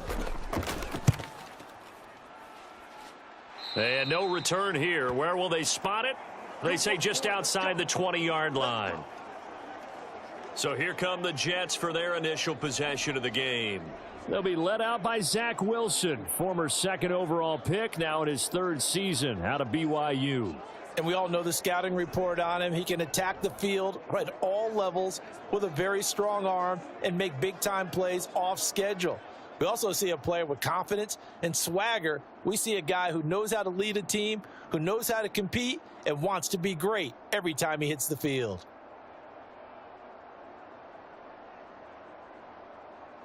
Wilson leading the Jets up now for a 1st and 10 at their own 23. Now Hall to start the drive. Jalen Carter in on that tackle. Nice satisfying run on first down for the offense, picking up 5, which means defensively, the thought process is entirely different. You don't want to panic, but at the same time, you're saying to each other, we've got to tighten this down. We can't give up gains like that. From the 28, it's 2nd and 5. Now Wilson. And a quick shuffle pass here is complete. Only able to gain a couple there. And this will wind up being a 3rd and 3. How about that shuffle pass? Or if you want to call it the shovel pass, that's fine too. That's one of those plays that you take a little bit of risk there because you're trying to throw the ball into the middle of the field where a lot of big bodies lurk, and they can knock it away, pick it off, but they were able to execute it successfully on that play. They'll run with Hall. And he'll be tackled about 2 yards shy of the line to gain. A 1-yard pickup leads to 4th down. Great first drive defensively. 3rd and short, able to stuff the run. And what it does is it gives not just confidence to your defensive players, it gives an overall feeling of, okay, we've established things here early. We can carry this throughout the game.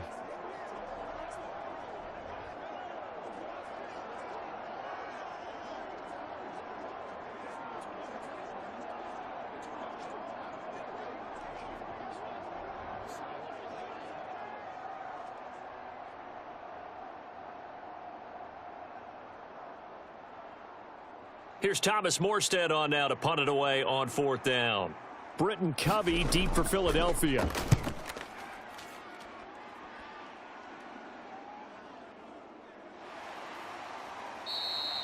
It's a 4-yard return following a punt of 49. And it will be Eagles football, 1st and 10. So back onto the field, here come the Eagles for their 2nd drive. Over on the sideline, hoping to hit that reset button between possessions. Last time out, they had to punt it away. This time, hoping to finish this thing off in the end zone.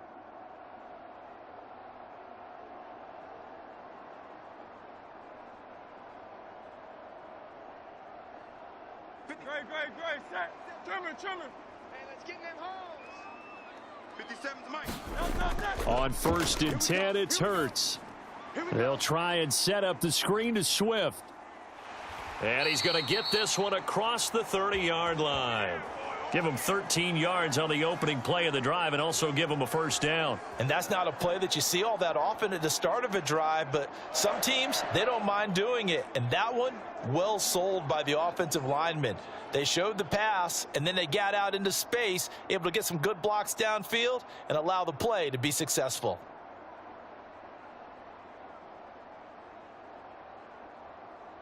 So they'll come up 1st and 10 now from the 33. On the handoff, this is Swift. Oh, what a juke into space. And he'll have it past midfield almost to the 40 before being taken down. 25 yards the pickup there and also a 1st down. Well, partner, I have to say they caught him in the right defense there. Nickel set. 5th defensive back on the field, and they love to run against that because now you typically get a bigger blocker on a smaller defender. Yeah, because those DBs like you, they want the interception. They're not as worried about the running play, right? Not at all. And I still remember being in school, and one of my offensive line teammates used to say, boy, I'd love to come downfield and hit you little people. Good run there. The throw over the middle taken in. And he gets it inside the 35 and just shy of the 30. Another good gain. That's now 35 yards combined on those last 2 plays. Well, it certainly doesn't matter if it's been through the air like on this play or on the ground. I don't know what's going on with this defense. In a sense, they've been AWOL on this drive so far. 3 plays, 3 first downs given up. They've got to find answers, and they've got to find them quick. Gets through, and now an opening. And inside the 20 before he's brought down. 51 yards rushing for him now as he has gotten the night off to a hot start.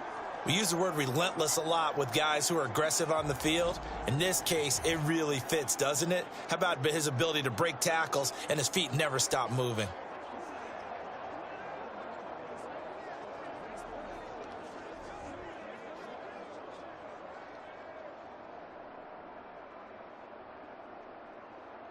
Counting down toward the midway point in quarter 1.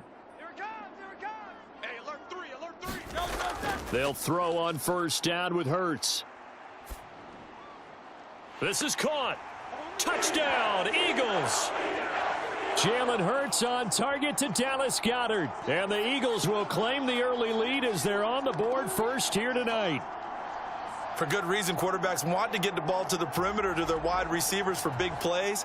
But in this situation, it felt like based on coverage, he knew that he wanted his tight end to have the football, and for good reason.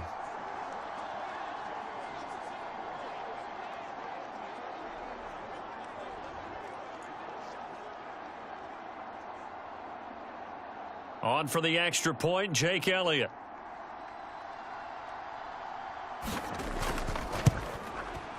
He's got it, and the Eagles lead at 7-zip.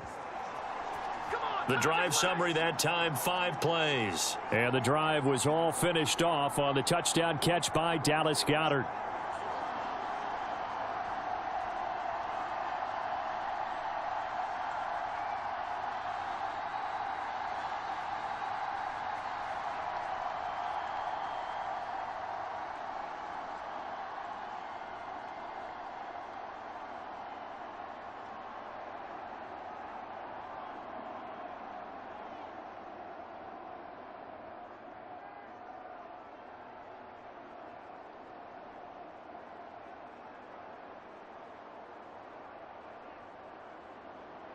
Now after the touchdown, here's Elliott on to kick it away. Xavier Gipson now from his end zone. And he brings us out past the 20 to the 24.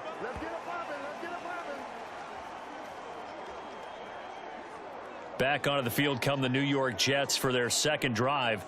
And the first drive, 3 and out. Second possession, let's see if they can get a little momentum.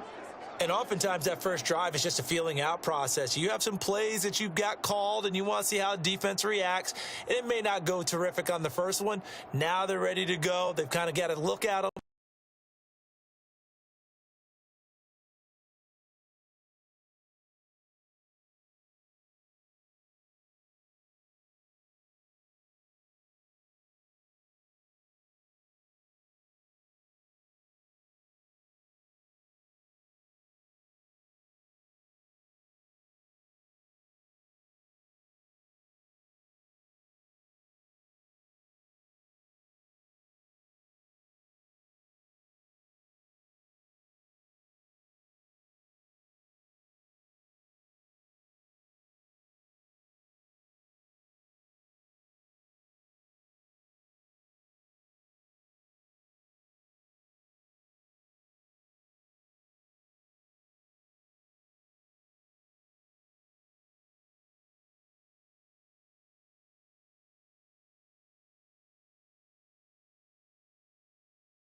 Of a first down on that second down run, and at that yardage gained, they can run that play on any down.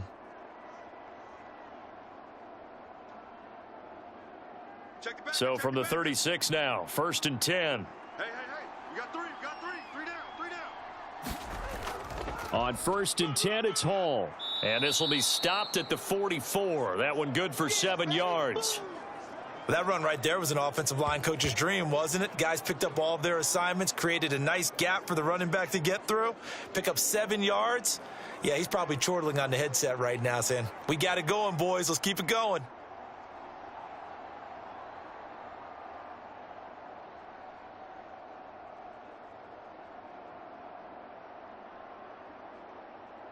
From the 44-yard line, here's 2nd and 3. Wilson. Throwing the out route and complete. That's Wilson. And out of bounds on the other side of midfield at the 45. Wilson to Wilson there. Zach to Garrett for a Jet first down. Now how about this throw right here? Had to throw it to the left sideline, and you know the timing's got to be correct on this one. Ball's got to be right where it needs to be, and it was. That's because he had great arm strength on that one, able to drive the football. Quarterbacks love it when they can show off their arms. That's good. The completion there for 7 yards, and that will bring up 2nd down.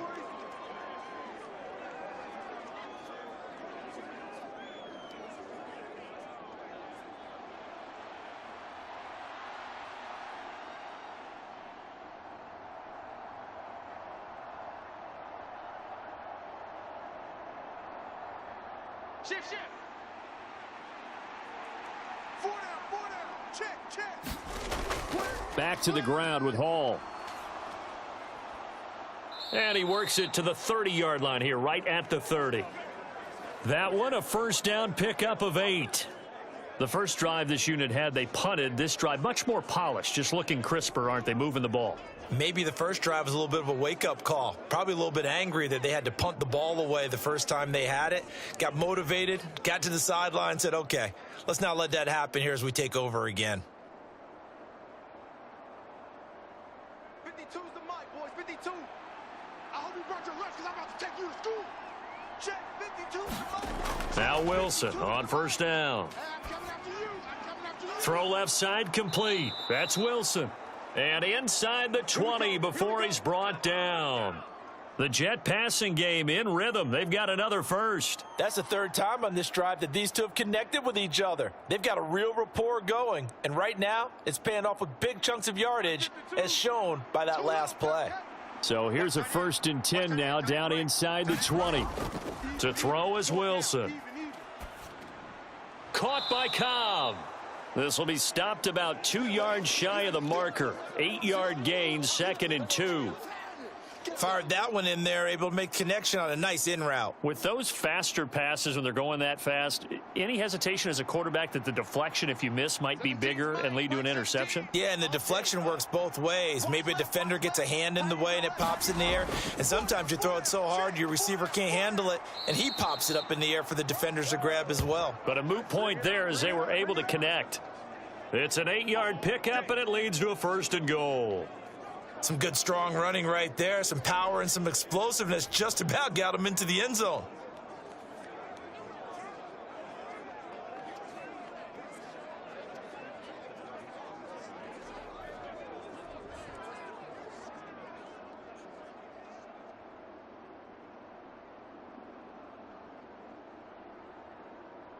They come out with 1 back and 3 tight ends. That's the way. Mike 17. They'll run with Hall, and he is going to lose yardage here. A loss of a full 3 yards, and now it's 2nd down. That's a really alert defense there because they saw the heavy look come in from the offense, countered it with extra linebackers who brought a little bit of speed and heft, and able to really make a big-time play for their defense.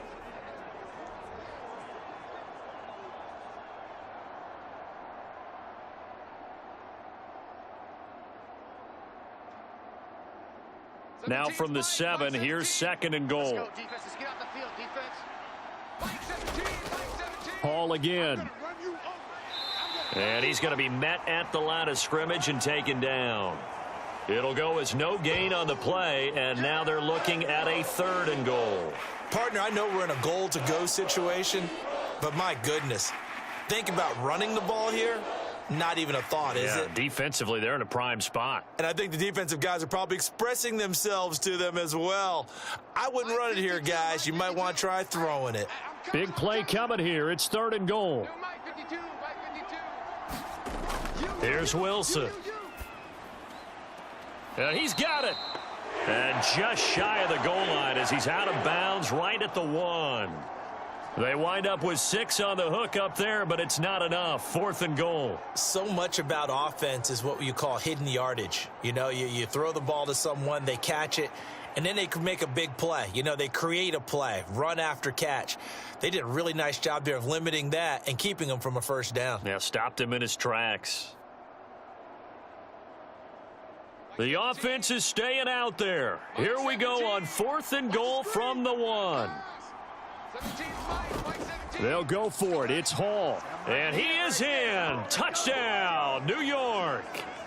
Breece Hall punching it in from a yard away. And the Jets' decision to go for it pays off with 6 points. An early decision point here, Charles. Maybe one we'll look back on later. They go on 4th and goal, and they punch it in for the touchdown. We always talk about how football is a game of confidence, and that's how you get it right there. Leave your offense out there and tell them, I believe in you. And they pay it off with 6 points.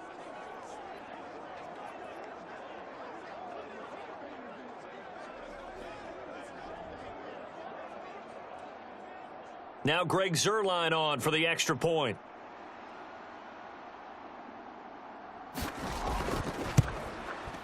It's up and good. So these teams match touchdowns here in the first quarter, and we're tied 7-7. So that one a 13-play drive in total. And it was capped off by a Breece Hall touchdown run.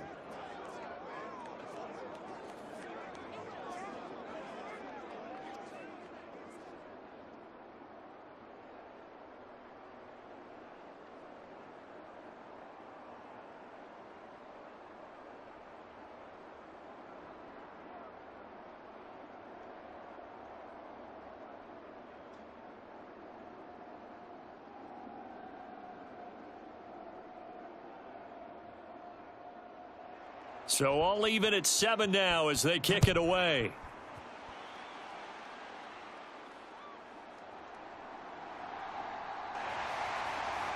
And they will wrangle him down a couple yards shy of the 30.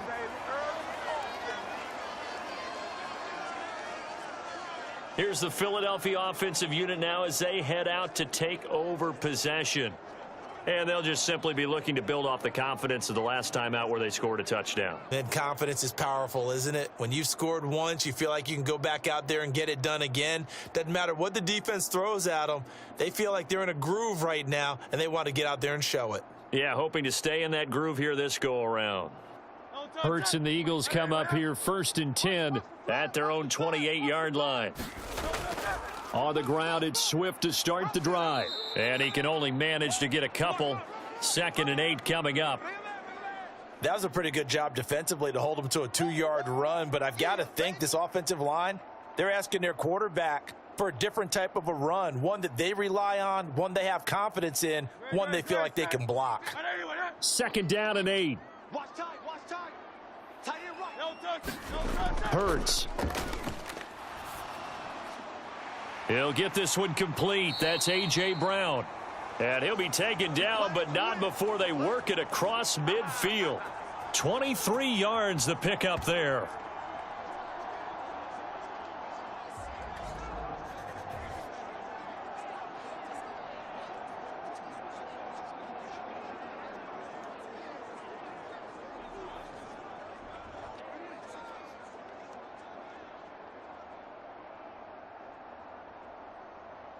So in jet territory now. Here's 1st and 10 at the 47. He'll drop to throw. And he slides and covers up at the end as he's going to be able to pick up decent yardage. The improv on the scramble there gets him 6, and it'll be 2nd down. This early in the game, it's all about making steady progress downfield, hoping to lead to early points. And you can do it with your actual play calls or sometimes something a little more improvised, as we just saw there.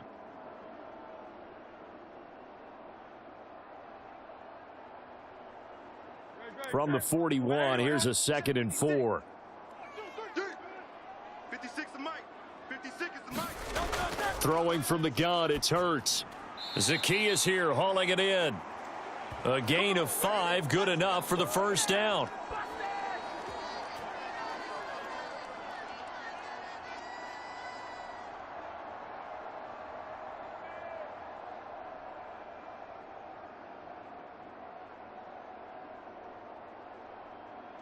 Great. 56. All day, just like that. Just like that. On 1st down, Hurts. And he'll protect himself at the end here as he winds up getting pretty decent yardage. These two teams all tied after 1. Now 2nd quarter action from Philadelphia, and it's the Eagles in possession as they've got it with a 2nd down and 2 coming up.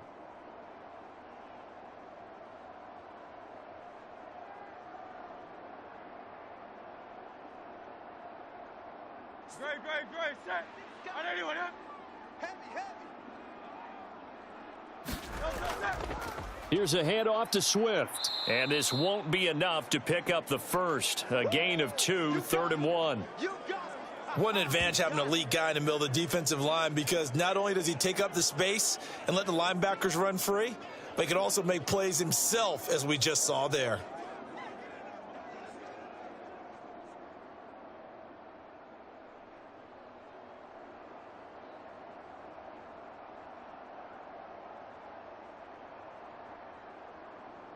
This will be play number 7 on the drive. 3rd and a yard. Here we go. Hey, check Mike 57. Mike 57. Back to throw. Able to find the open man. That's complete. And he is going to have an Eagles first down as they're able to get the 3rd down conversion. I don't care how many times we see it. I still get a kick out of watching quarterbacks and receivers do the pass tree in pregame warm-up. But I always remember that when we go to practices, we see that after practices as well. They really tune it up, don't they? They tune it up. They know why they do it for these situations. First down. And they build that trust, and that's why they're able to find him in this type of a situation. No touch that. Hey, let's go. Trimmer. Mike 56. Mike. No touch that. Now on first down, he'll drop to throw it. Flushed out right.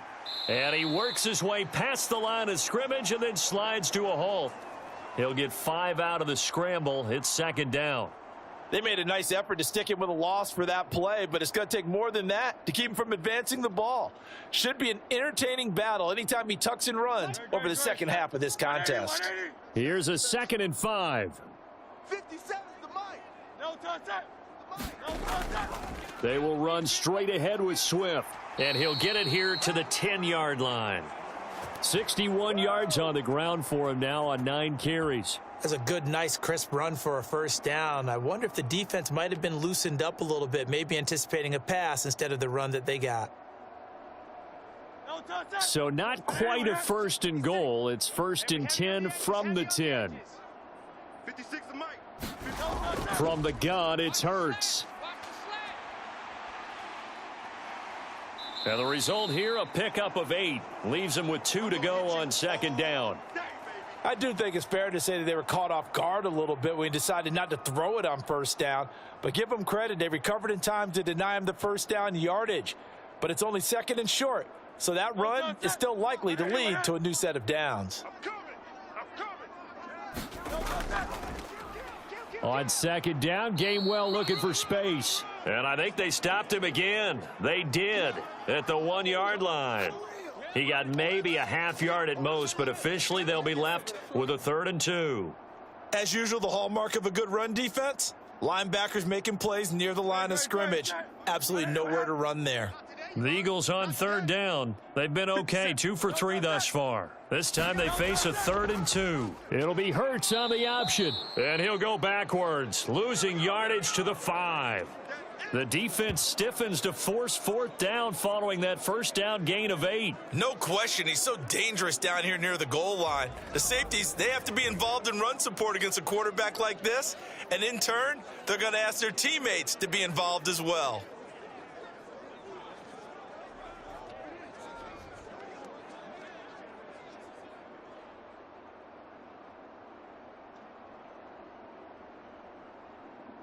So Hurts is off, and on comes Jake Elliott for the Eagle field goal. From the left hash, should be a fairly easy one here. The kick by Elliott is good, and they take the lead here now at 10-7.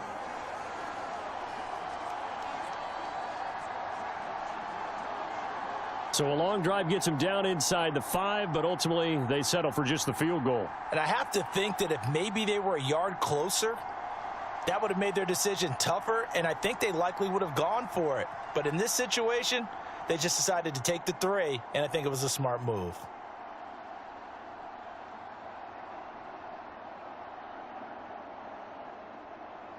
After the field goal, here's Elliott to kick it away. From a yard or 2 deep, here comes a return.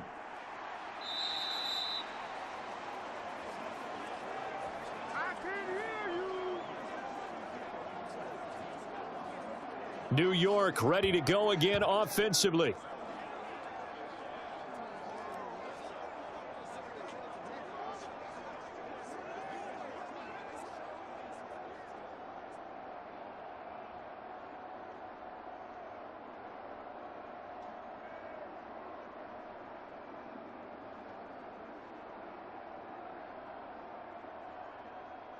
Wilson leading the Jets up now for a 1st and 10 at their own 21. They'll send a receiver in motion left. He's going to handle it on the touch pass. And he's tackled a yard short of the marker. Good gain of 9 on first down. And a lot of times these plays, they either go for nothing or they go for big yardage. And here, they got to the outside, turned it upfield, and ended up getting a nice little gain out of it. From the 31, here comes second and a yard. Oh, yeah.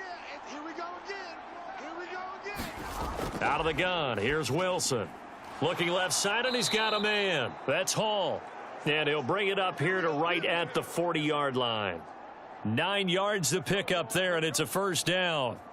But they certainly made a point of getting him involved in the passing game here in the first half. They must have seen something in the scouting that said, hey, we can capitalize on him getting the ball possibly in the open field. And I think in the second half, that may loosen up the defense a little bit to get the running game going back inside. And nothing much materializing there on the first down run. He'll get a couple, and that's it. He did have the touchdown run earlier, but not a heck of a lot more than that throughout this game. No, not at all. In fact, I would say that this defense has done as good of a job on him as they have on any runner in recent memory. This is second and 8. Here's Hall again. It'll be a gain of 5, but still about 3 yards shy of the first down marker, and now it's third down. I think we all suspected that they were going back to him after he found the end zone on his last carry, and they kept the positive momentum going there. Another nice run by him. They'll come up now, 3rd and 3. Man, I got you. Hey, Mike 52, Mike 52. Wilson. Here we go. Dancing to his left. And taking it across midfield and inside the 45. Wilson smart to take off and inside the 45. Wilson smart to take off and run with it.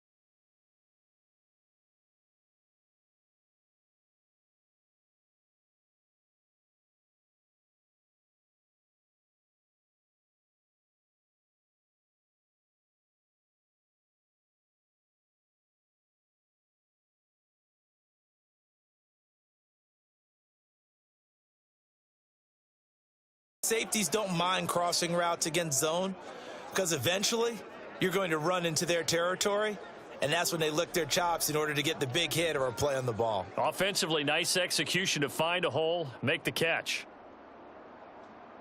52's the Mike. Watch Mike. Here we go. Man left. We got 4.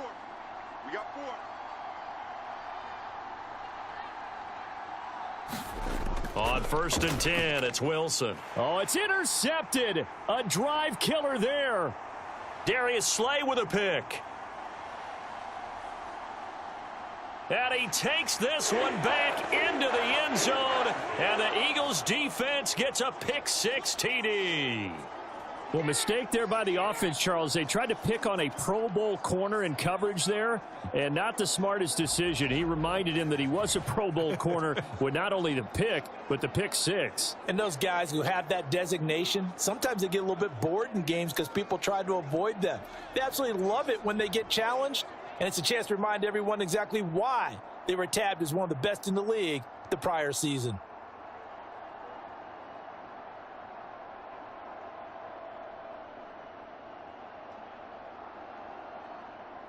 Elliott on for the extra point.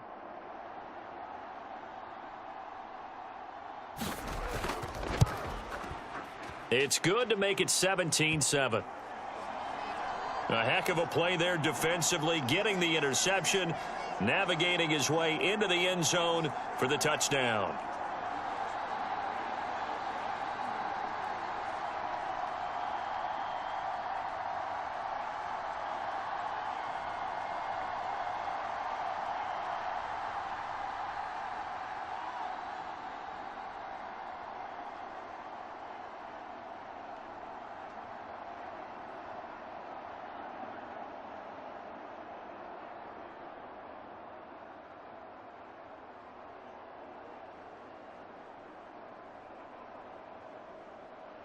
So they throw the pick six. They'll get another shot at it now as this one's in the air.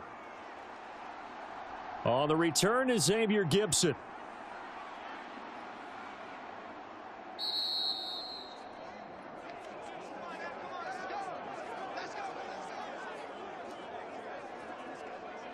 The New York set to take the field. The last time everything looked pretty good except that final play on the pick six, and now they've got to come right back out here, Charles, and try to pick up the pieces and get things going again. Yeah, it certainly seems dire, doesn't it? But there is a silver lining, and it is hard to see so soon after that touchdown. But the game plan was definitely working. They were generating offense, had the ball beyond midfield, getting wins on each down against the defense. So they are moving it well. They just have to hang on to it. Yeah, as you said, though, probably tough to remember those good things on that last drive when it ended like it did. And he'll manage to pick up about 4. It's second down. The defense thought they had that play covered, but it still got driven backward by those blockers. Those types of plays are a key part of any team's offensive game plan. It all starts up front in the trenches.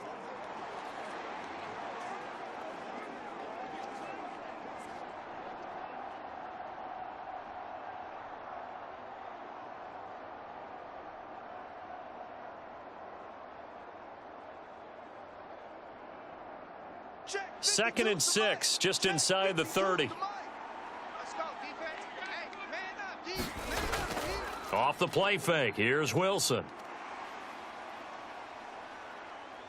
He'll let this go deep for Lazard. And that going to be incomplete. Good effort there trying to take a shot, but it's third down. They geared up and took the deep shot downfield, but it turned out it wasn't one-on-one coverage. Extra defenders in the area, and that one winds up incomplete. The offense on third down tonight, just 1 for 3 thus far. This will be 3rd and 6. From the gun, it's Wilson. He's got his target. That's complete. And he'll be taken down, but not before they work it across midfield. And they pick up 25 as they convert on third. Press coverage on the outside, and for defenders, that's the ultimate risk-reward. If you take the risk, can you reward yourself by keeping them on the line of scrimmage? But no, not on that one. Got to step on them. Now it's just a matter of laying the ball out there for him to go get it.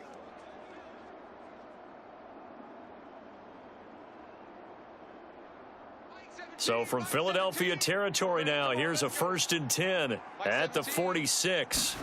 Here's Wilson to throw. He finds his man, complete. It's Wilson.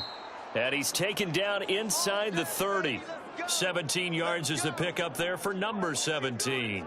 That was a nicely run slant route, and what the receiver's trying to do is make the defender think he's going upfield for a deeper route, and then breaks it off, usually after about 3 to 4 steps, and cuts towards the middle of the field. And now what he's trying to do is use his body to keep the defender away from the football and give the quarterback a really nice target. 17's Mike. Mike 17. Man, I got you. Man, I got you. Mike 17. Mike 17. Handoff, running left. Here's Hall to about the 26 here.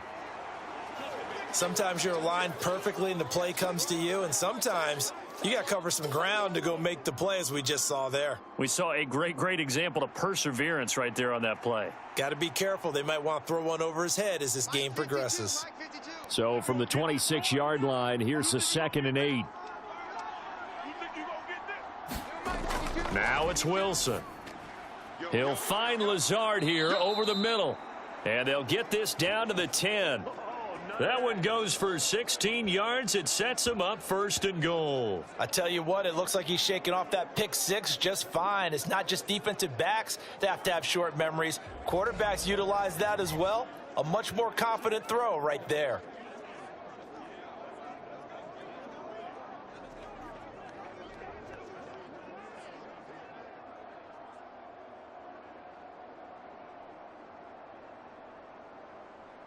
First and goal, and they got to be thinking a chance to get right back into this football game.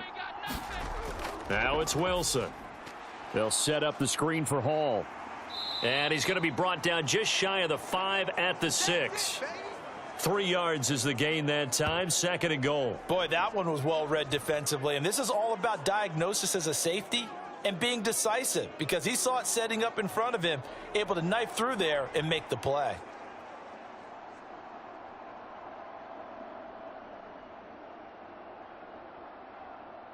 The 6-yard line, the line of scrimmage on 2nd and goal. 52 is the mic right here over there, right? 52 is the mic. Throwing is Wilson. A throw on the run, but that's going to be incomplete. His back has been a dependable safety valve all game, so he went back to him when his first read was covered. Just unable to connect, so the play results in no gain. A big play forthcoming. Here's 3rd and goal. We ain't beginning to turn you up. Don't get nervous. Again, Wilson. That one thrown away from the pocket. And the officials kind of looking at each other, but they'll say there was a receiver in the area, so no penalty, just an incomplete pass. Well, it's been a tough go for them. These guys have been driving down the field, but defensively, once they got their backs to the goal line, turned up the pressure, that's going to lead to a 4th down. Well played.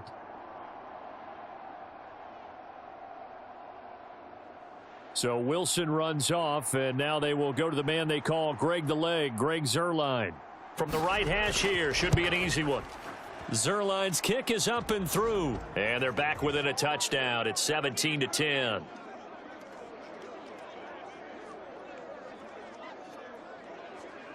That drive took him inside the 10. Good job defensively to hold him to 3. Yeah, I like how you did that. Give a little tip of the cap to the stop troops there because they didn't give up a touchdown in that situation, right? Made them kick the field goal. And, yeah, points went against them, but that feels a whole lot better running off the field.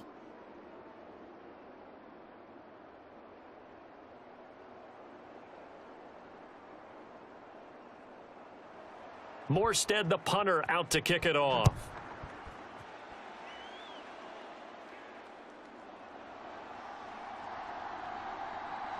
And he returns this to the 22.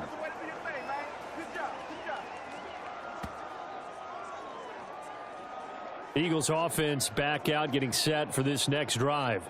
And last time they were able to churn some clock. They got the field goal, added on to their lead, but that was a drive that was so long, it should have ended in a touchdown. You know that's how they felt. And we'll both be headed to the airport after the game.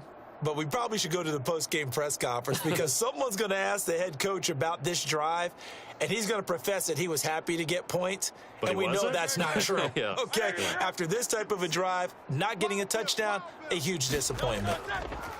They'll try and start this drive in the air, and they'll bring him down at the 27-yard line. I know it was a gain, but you have to sense probably a little bit of disappointment there because when it's out there in open space, I think they expect to get more out of a play, don't you? Especially when you're getting it to your guy out of the backfield. You're expecting him to be able to create something, be a little more shifty. Yeah, no doubt about it. Good open field tackling held it to an okay gain. 2nd down. Here's Hurts. And that'll be off the mark, too far out in front, and it's incomplete. Just his 2nd incompletion so far. He's 8 for 10. I think he'll take 80%. There's no doubt that he will, but if you're the defensive play caller, you better circle what you just dialed up on your play sheet and come back to it because you just caused an incompletion. You need a few more of those. They come up now 3rd and 5 following the incomplete pass. Now back to throw. And that's out to the flat for Swift. And they'll bring him down 1 yard shy after a pickup of 4. Well, it looks like they got what they wanted. They got the completion, but they weren't able to break any tackles or gain nearly enough yardage to pick up the 1st down. Now to be 4th and short.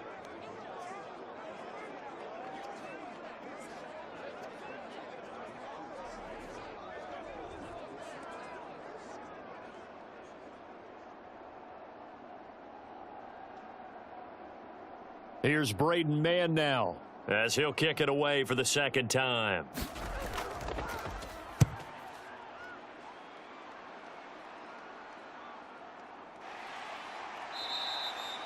So a change of possession here on the punt. And the Jets will take over.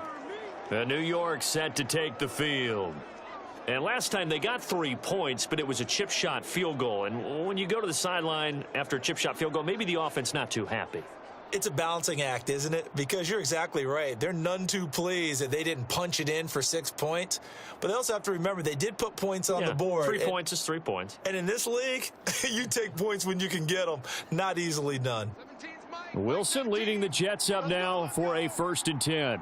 At their own 19-yard line. He'll give it to Hall to start the drive. And he's got it past the 30 before he's hit and dropped. 58 yards rushing for him in the ball game now on 14 carries. We often give credit to the O-line there. 2 tight end formation. Those tight ends block pretty well also. Yeah, and that's one of the most dynamic positions in football now. The tight ends who can block at the line of scrimmage at the point of attack, and they can also get downfield and catch the football.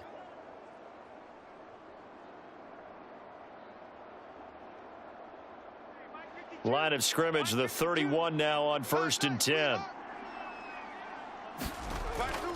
They'll go again with Hall. And he'll take this ahead for about 4. 2nd down coming up. Brandon, we just saw the benefits of being able to run the ball successfully. They pick up 4 yards on that carry. So now if you're a play caller, you can do just about anything you want. But on the defensive side of the ball, you're scrambling a little bit. Now you're behind trying to figure out, do I need to blitz him? Do I need to pressure him? How do I gain an advantage on this snap? From the 35, here's 2nd and 6. They're not ready for this, man. They're not ready for this. They still playing soccer. Running left, it's Hall. And he'll get 2, maybe 3 up near the 37.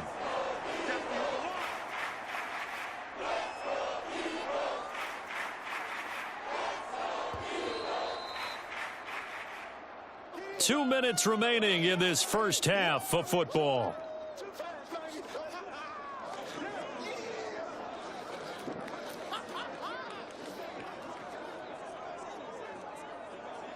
Here's 3rd and 3. 52's the mic. Hey, let's get that ball, D. Let's get that ball right here.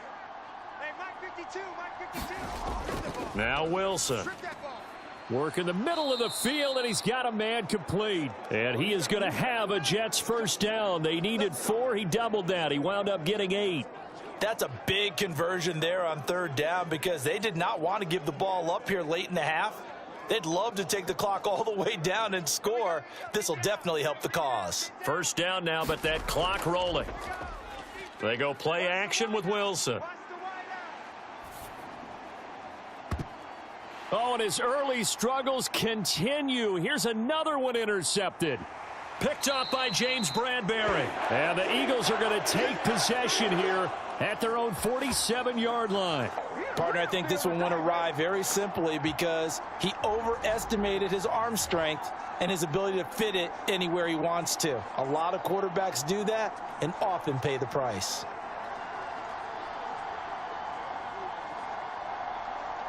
Now Philadelphia ready to get going on offense again. They start near midfield following the interception as they begin 1st and 10.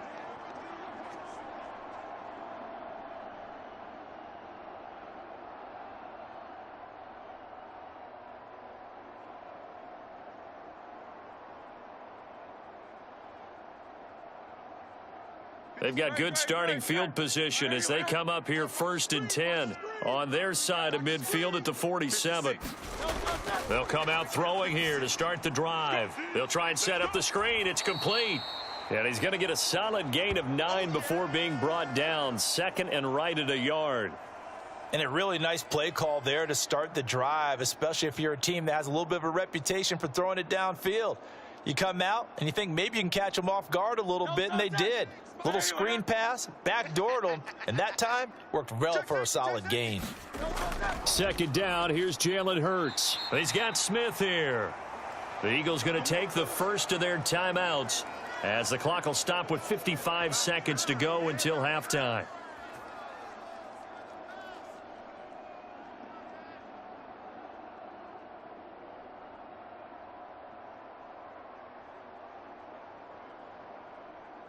Line of scrimmage, the 37 on 1st and 10.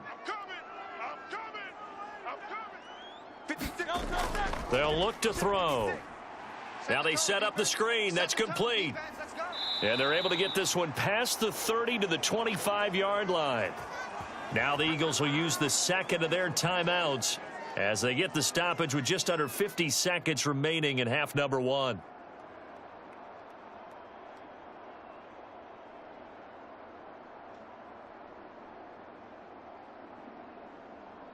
Great, set. Hey, let's go. Trimmer. Check curls. Here's Hurts to throw. He'll get just a yard on the scramble. It's second down. Ask any pass rusher, and they'll tell you any quarterback who lines up every time and goes straight back in the pocket, that's who they want. But when they have to deal with a Jalen Hurts who may come at them from any angle and can get outside of the pocket and run, that's a nightmare for anybody who has to rush the quarterback. And I love Jalen Hurts' athletic ability. Almost a 4.6 runner. This guy can get outside the pocket and make plays with his legs as well as his arm. The Eagles will take their third and final timeout as they'll stop the clock with 12 seconds to go in this first half.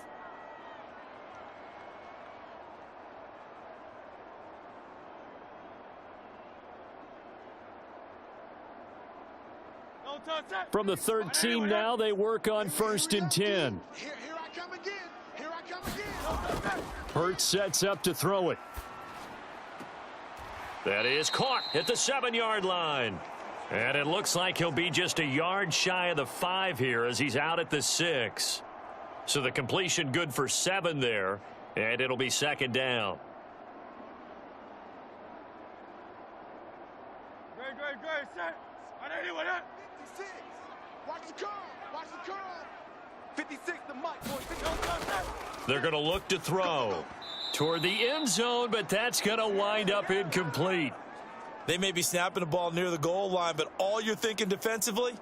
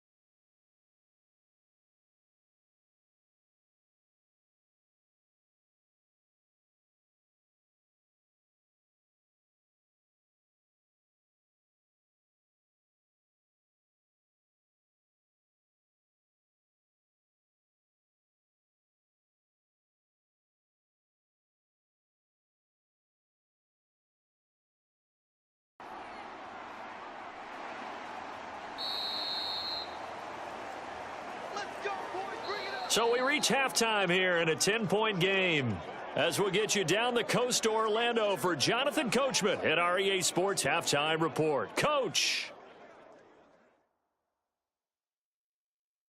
Okay, Brandon, back to you guys in just a moment, but welcome everyone to our Creative Village studios in the EA Sports Halftime Report.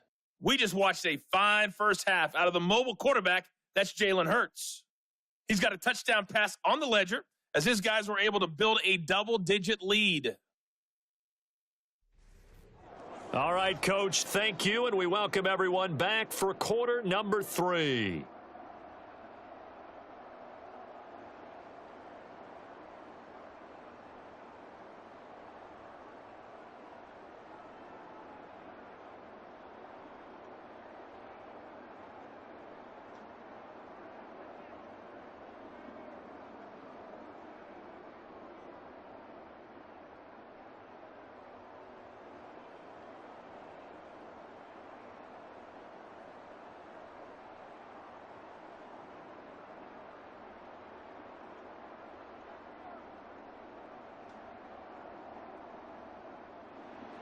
The Jets going to get the football first, and they trail as well as we get back underway in this second half. This taken in at the goal line. And he's up across the 25 and down at the 28.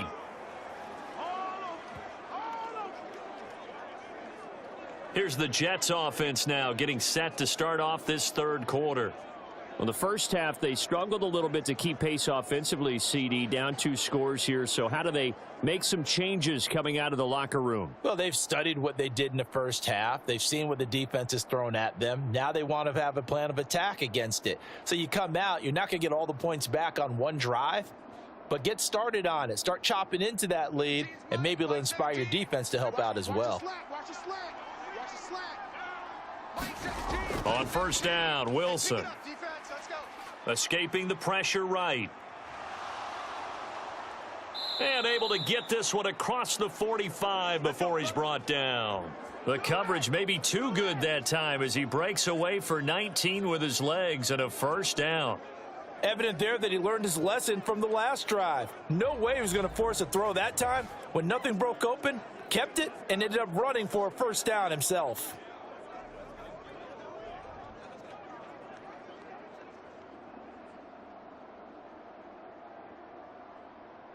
A big hitter to start the drive has him up near midfield here for 1st and 10.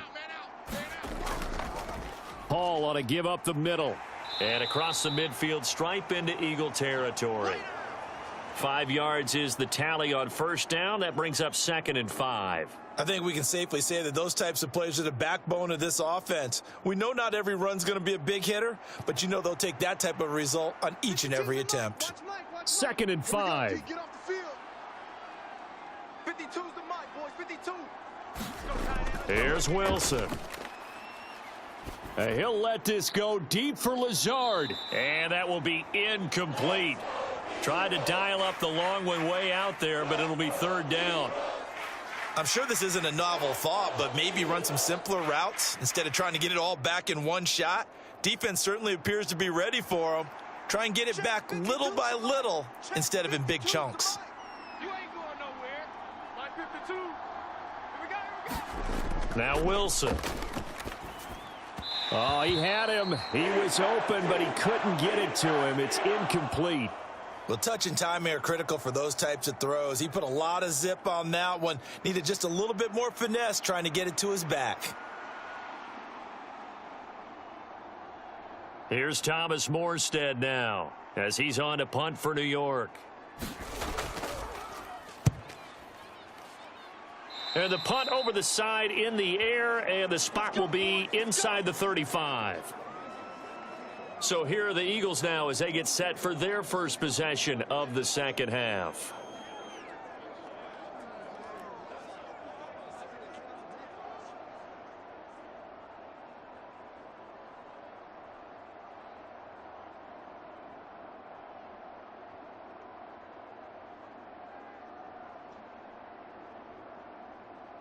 Hurts and the Eagles come up here 1st and 10 at the 33-yard line. 56. They'll start on the ground with Swift. And he will lose yardage here to the 31-yard line. 2 yards the loss, 2nd and 12. And that's what this defense is going to need to do more in the second half. Good pressure that time, forces some indecision in the backfield. He's going to wind up being taken down for a nice loss.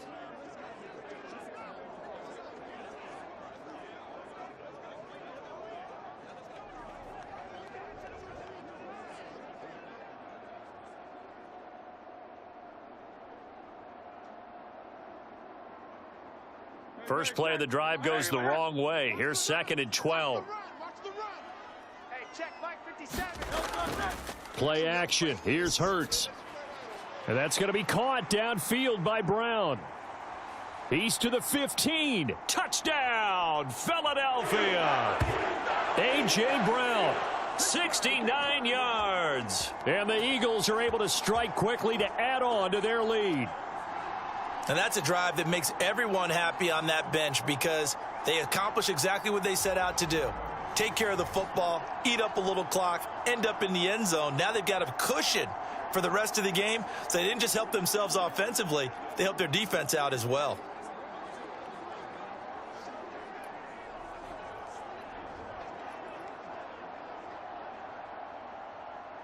Elliott now to add the extra point.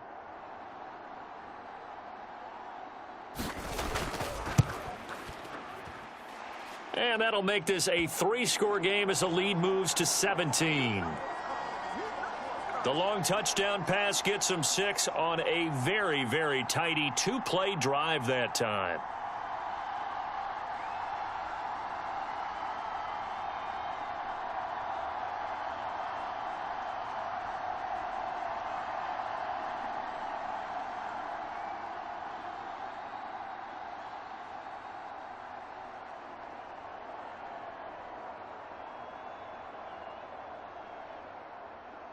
Now after the touchdown, here's Elliott on to kick it away. And here comes a return from just beyond the goal line. And he'll be brought down at the 28-yard line, so the decision to bring it out of the end zone gets him 3 more. The offense for the Jets ready to take over. I kind of feel like they've reached a do-or-die point in this game, Charles. If they're going to try to pull off an impressive comeback, it has to start right here, right now. Yeah, now they've got a final chance to get out of this situation, but they also understand they've got to move the ball and move it fast. In addition, they need to save as much time so they can get 2 more possessions. Wilson leading the Jets up now for a 1st and 10 at their own 28-yard line. They'll start on the ground. Hall, and he's going to take this ahead for right around 3 yards, but no more than that. 2nd down. Defenses always talk about earning the right to rush the passer on 3rd down, and you know what offenses want? Win 1st down so they can set things up for themselves better. And that wasn't helpful there. Not a big impact on 1st down. 2nd and 7. Tight end left, tight end left. Hey, boys, you got 4 down. New Mike 52, Mike 52. On the ball. From the shotgun, Wilson. Eagle pressure, too much this time. Down he goes. That sack courtesy of the effort of Hassan Reddick. Okay, was it a breakdown in protection? Did the running back not pick him up? What does it really matter? Sometimes it's just a great play made by the defense. Big-time sack.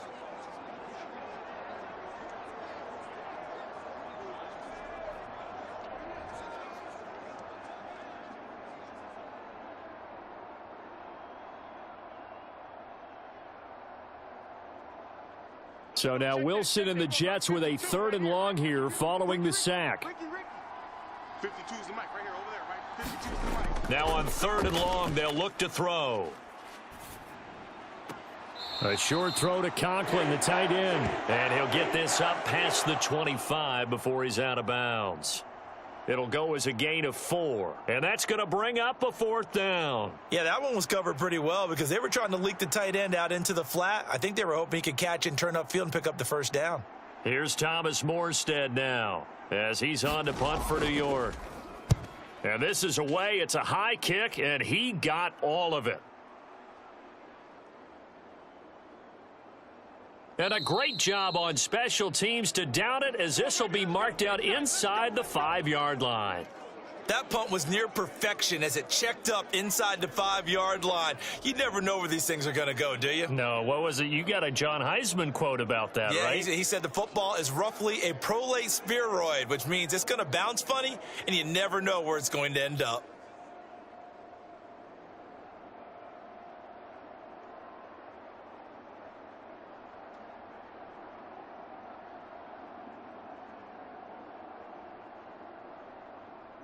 Great. Set. On anyone, yeah? All you get is a headache. 57. On 1st and 10, it's Swift. Gets it up past the 10 with a nice move. 66 yards rushing for him now in the ball game. I think they're ahead of schedule now after that run. They might be bold with this 2nd down call after that type of a gain.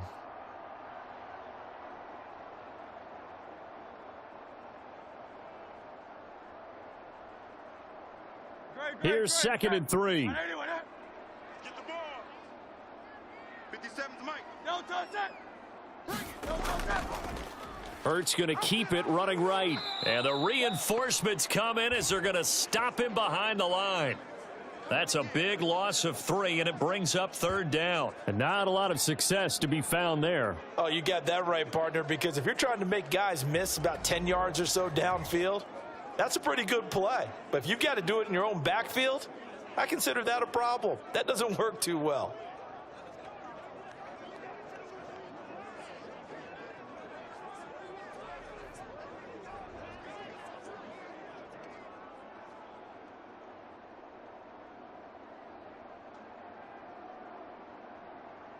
Now a 3rd and 6. Hey, tight end's right. Watch tight end. Throwing is Hurts. A quick throw there is incomplete. I like the call. It looked like the right time to dial up a running back screen, but this one got disrupted right from the start and ends up falling incomplete.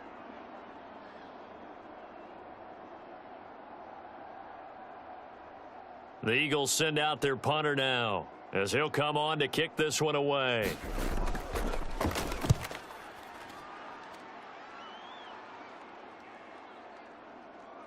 And he goes out right around the 39. Officially, that'll go as a 52-yard punt. Not too shabby. And the Jets will take over 1st and 10. And New York set to take the field.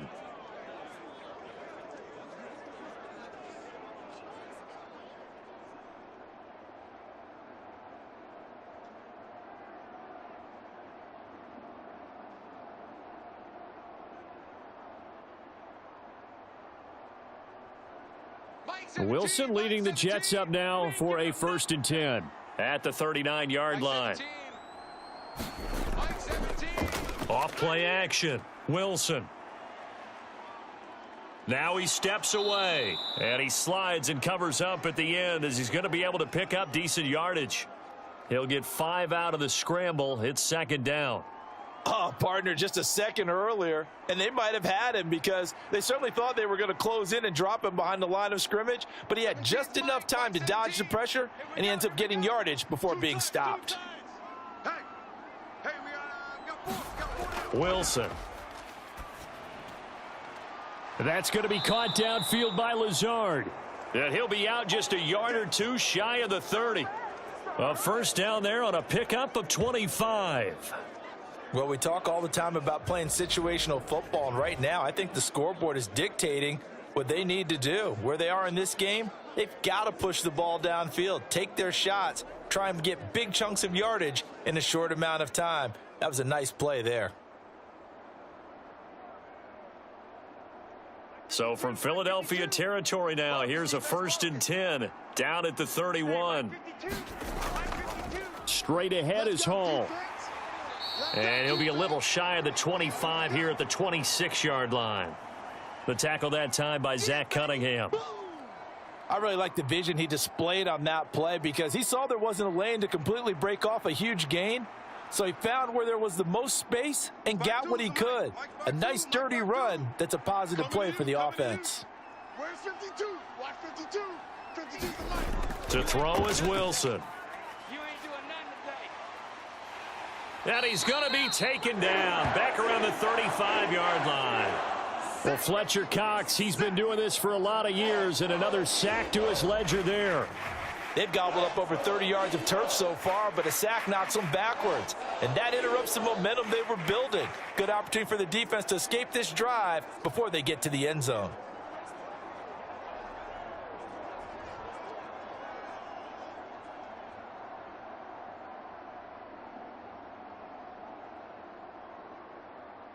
So now Wilson and the Jets with a 3rd and long here following the sack. Mike 17. Throwing on 3rd and long. Wilson. That is caught. And all the way in. Touchdown, New York.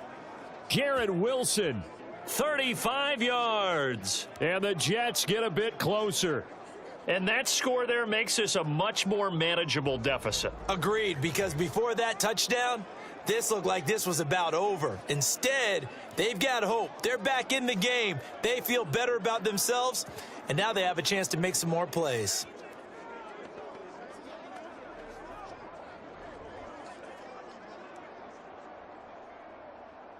Now Zerline on to add the extra point.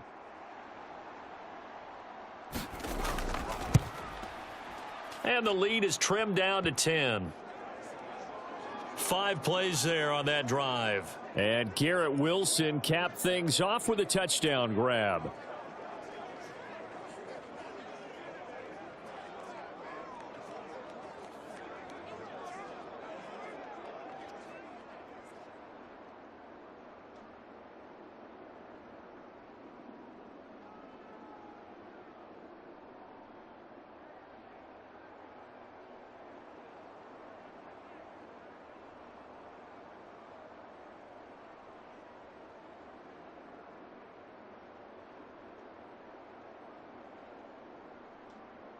Morstead out now following the touchdown to kick. Scott on the return out of the end zone. And tackled at the 21-yard line, so a net negative there of 4 yards. Philadelphia getting set to take the field. This now a 10-point game, so things tightening a little bit after that last score.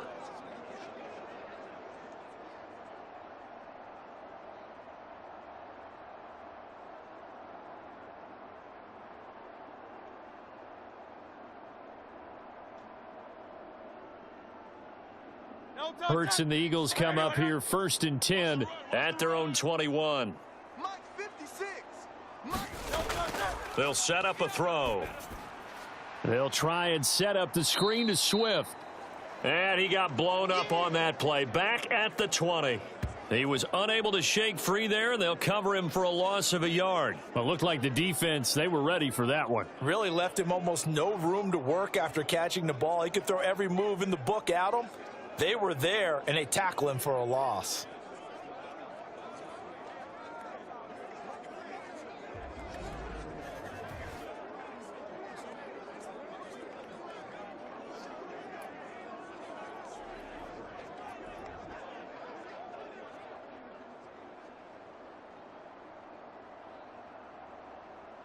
Second and 11 now. That's right, baby. They don't want it. Hurts.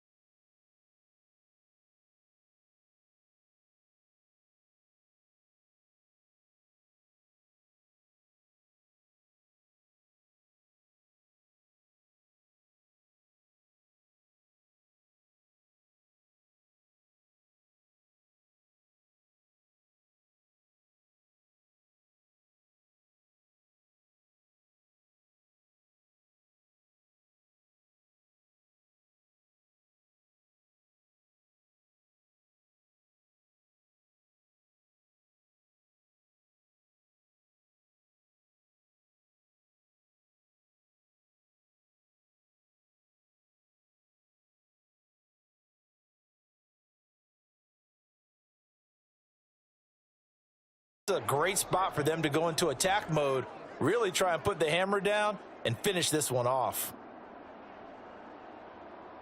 No touch that. 180, 180. 56. Bring it. 56 the mic, boys. 56. Check 56. A handoff, Swift running to the left. And he'll be brought down, losing yardage back at the 40. He'll lose a yard there, and it's 2nd and 11. Absolutely love the effort there. The ability to flow from his inside spot and stop that one at the line of scrimmage. Nice linebacker play.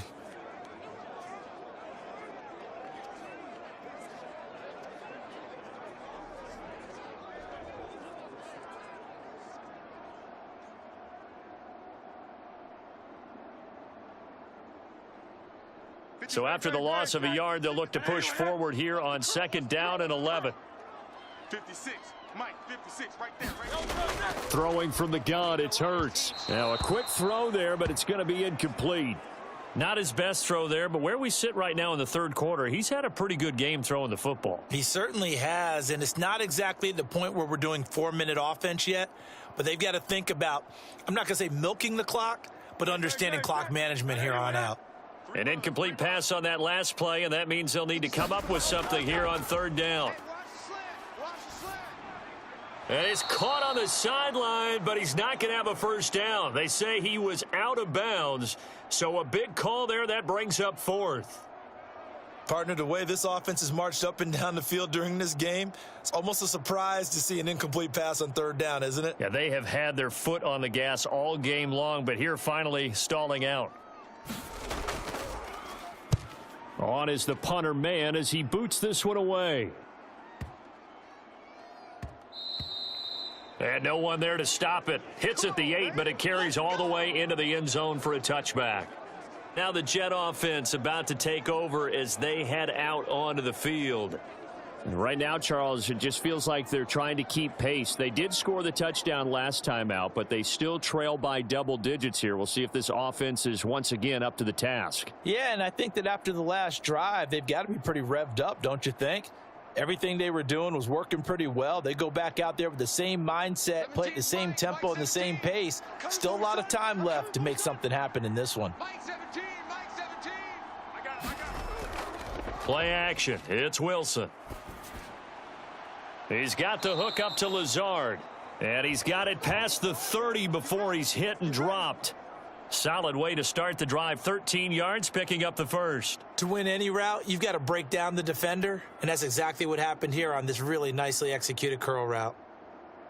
So they'll come up 1st and 10 now from the 33. I'm coming after you. I'm coming after you. 17's Mike, Mike 17. Here's Wilson. You can't block me. And Lazard's got it again. And he'll be taken down, but not before he works it past the 50. He's been a one-man wrecking crew these last couple of plays. This time 18 more and a first down. Just more of the same here. That's back-to-back catches for him to start the drive. They've looked his way quite a bit, and with good reason, as this duo picks up yet another first down.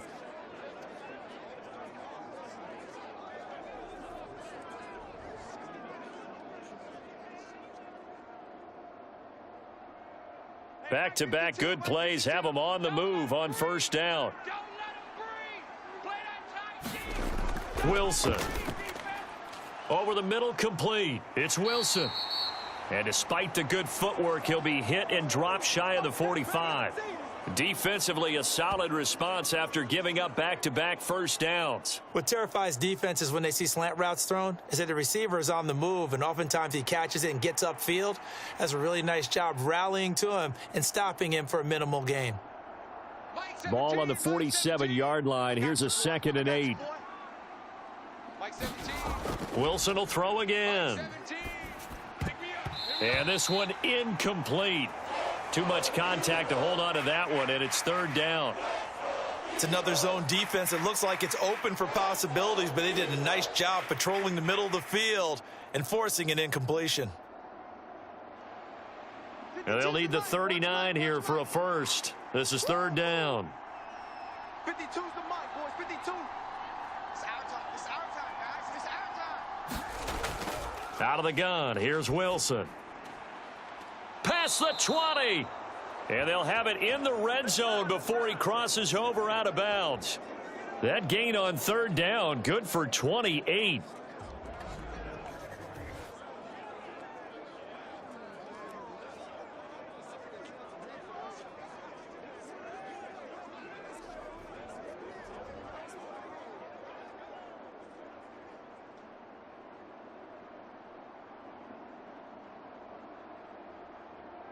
So here's a 1st and 10 now down inside the 20. Check, check, check. To throw again is Wilson.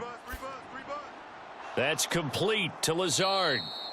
Call it a gain of 6 on the play, and that'll bring up 2nd down. In so many ways, throwing the hitch route is actually one of the safer things an offense can do. Get the ball out to the receiver as fast as possible, hope he's got man-to-man coverage, and hope that his athleticism wins on the perimeter. Here now, 2nd and 4.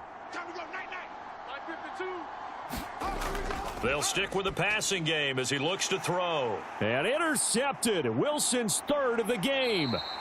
It's Nakobe Dean with a pick. And the Eagles are going to have it here as they'll start at their own 24-yard line. Well, that's a drive killer right there. Not a really confident throw either. This one was kind of up for grabs, and it's going to come down the hands of the wrong team.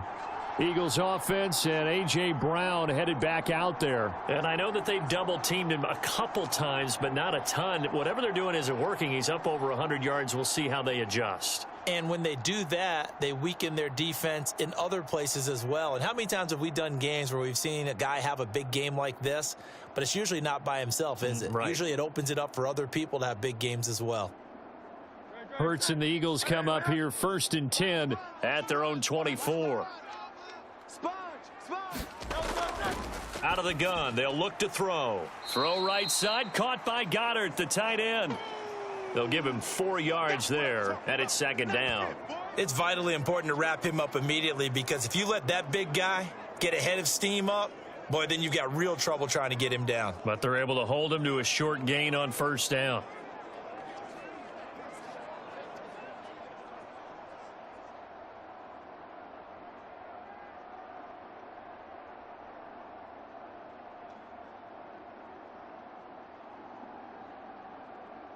Ball on the 28-yard line. Here's 2nd and 6. Oh, you got D? 56, the mic, boys, 56. Shout From the gun, it's Hurts.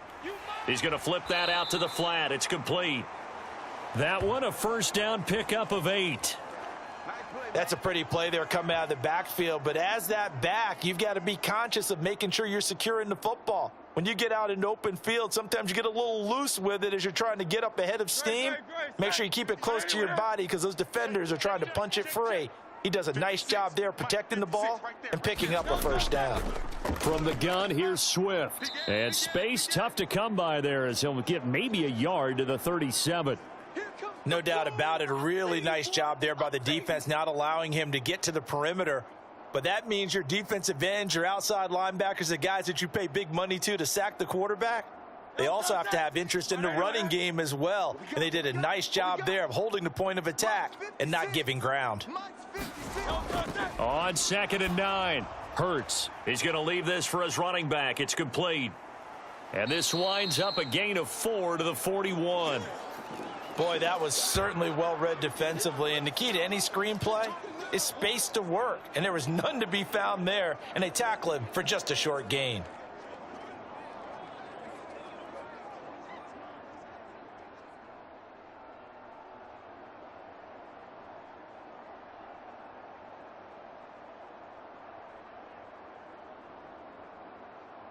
Here is 3rd and 5.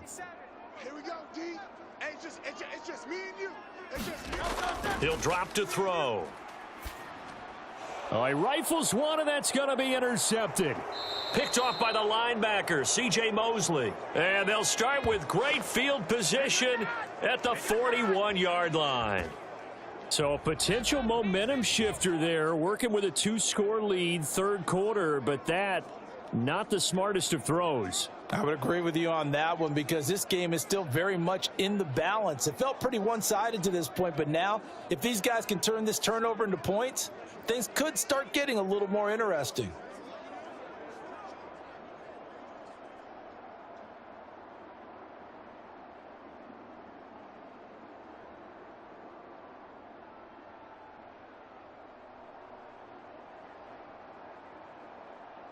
Take 4, take 4. Watch tight, tight ends right. Watch tight, tight ends right. On 1st and 10, it's Hall. And he's got this down almost to the 20 before he's dropped. A Jet first down, 18 big yards that time. He continues to be effective running the football, a big reason that they have the lead. And I love one of the quotes that I read about him where he said of himself, I love it when a team just hops on my back and I just carry them along.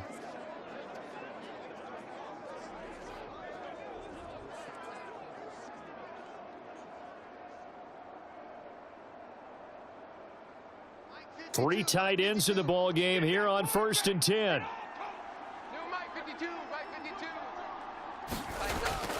52. Off the play fake, here's Wilson. Open man here is Conklin. And he takes it down to the 10-yard line. A good gain again. That's now 31 yards combined on those last 2 plays. And remember, this drive started off following the turnover, and they've taken no time working their way down the short field. A nice connection there, and now they're looking at a 1st and goal.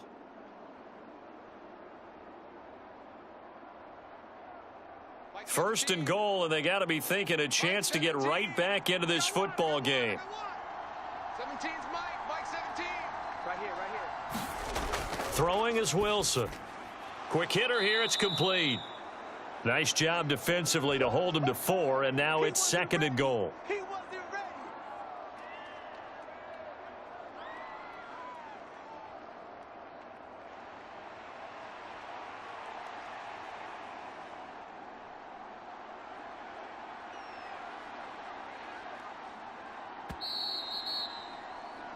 1 quarter remains here on a Sunday night. We'll return with more after this. You're watching the NFL on EA Sports.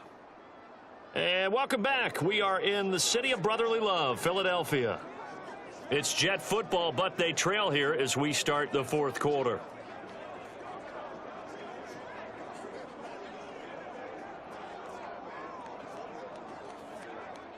They come up here with another shot from the 6-yard line, and it's 2nd and goal now. 52's the mic right here, over there, right? 52's the mic. Here's Wilson to throw. And it's caught. And inside the 5 here before he's out of bounds right at the 3.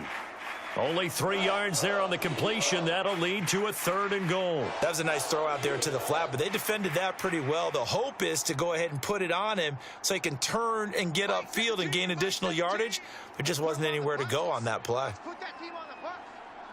Like 17. On 3rd and short, going with their tight end. They push forward, but I don't think it's enough. He's going to be about a yard short. He needed 3. He got 2. Now that'll set up an interesting situation here on 4th and a yard. I know this is your spot, partner, so forgive me for jumping in, but there's no decision right here. They have to go for it in this situation. They're down on the scoreboard. How many other opportunities are you going to get? Yeah, I'm with you. 4th quarter, like you said, down on the scoreboard. And remember here, a field goal virtually does them no good. So on now is Greg Zuerlein in a pressure situation. Less than an extra point attempt here. This is an 18-yarder. Zuerlein's kick is up and through. And this is back down to a 7-point game.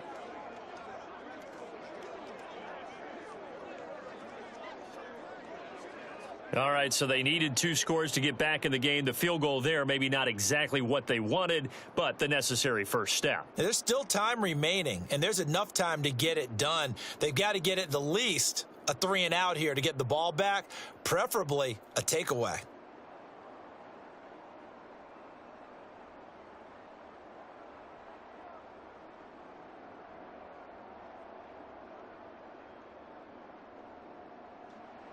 Morstead, the punter, out to kick it off. On the return, Boston Scott. And he takes this near the 25. Just a little pass there. Call it the 26. Here's the Philadelphia offensive unit now as they head out to take over possession. Their lead back down to 1 score after the field goal a moment ago, so they'll be looking to string together a few first downs, likely on the ground as they begin 1st and 10.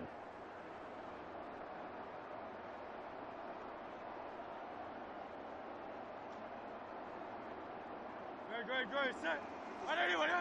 We own them. We own them. 50 seconds. They go back to the air here after the INT on the last drive. And that's good for a gain of 6, and that'll make it 2nd down. Right there, he rose to the occasion late in a close game. It's something he thought about, dreamed about, and worked on throughout his career. Because in these types of situations, he wasn't going to allow extra coverage to keep him from getting the football. I know he ain't got it. 56 the mic. 2nd down, here's Hurts. Zacchaeus here hauling it in. And they get him down, but not before he takes it across the 40-yard line. His 5th catch tonight, and it's good for a 1st down. That connection seemed to work out okay on the first play of the drive. Why not go right back to it? And once again, this defense is left without an answer as they surrender back-to-back first downs. On 1st and 10, it's Hurts. Throwing quickly there, but it's incomplete. That was well defended. They clamped down on every available receiver. Just got to give the win to the defense on that snap.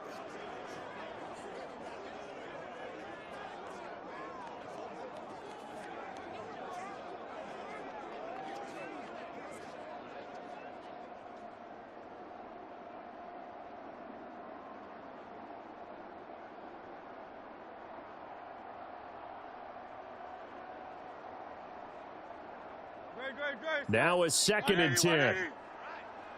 Let's go, D, let's go. They'll look to throw again.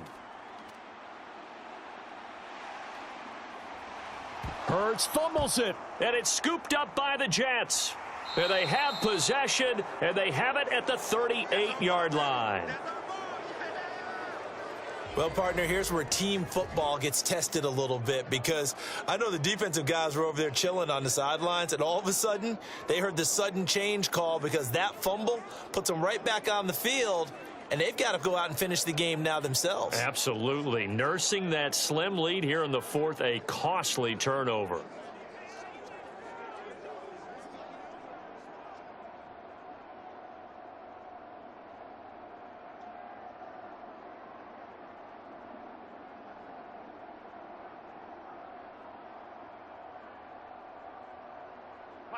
Good starting position for the Jets as they come up 1st and 10 at their 38.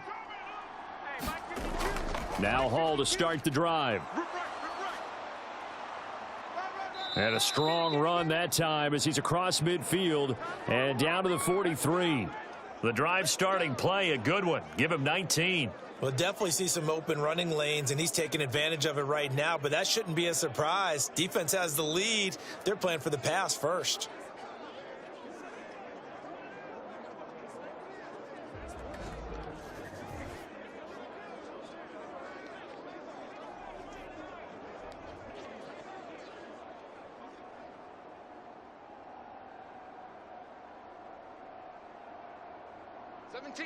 Mike 17. Watch the backer. Mike 17. Mike 17. They go play action now. Wilson. A short throw to Conklin, the tight end. And they'll get him down after a pickup of 8, 2nd and 2. So much goes into after a pickup of 8, 2nd and 2. So much goes into a successful play, doesn't it?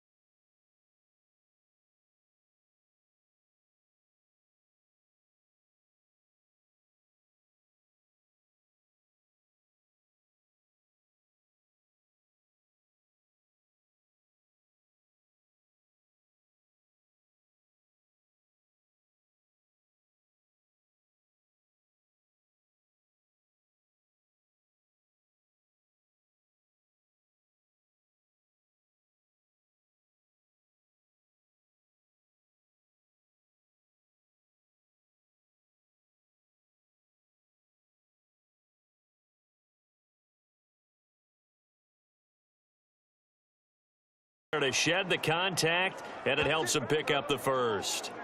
Give him the 3rd down conversion, 5 yards on the play. Well, someone's been having a good game so far, and you know something? A lot of it's been power running. They decided to turn him loose again on 3rd down, didn't they? They did indeed. He delivered the tough yards.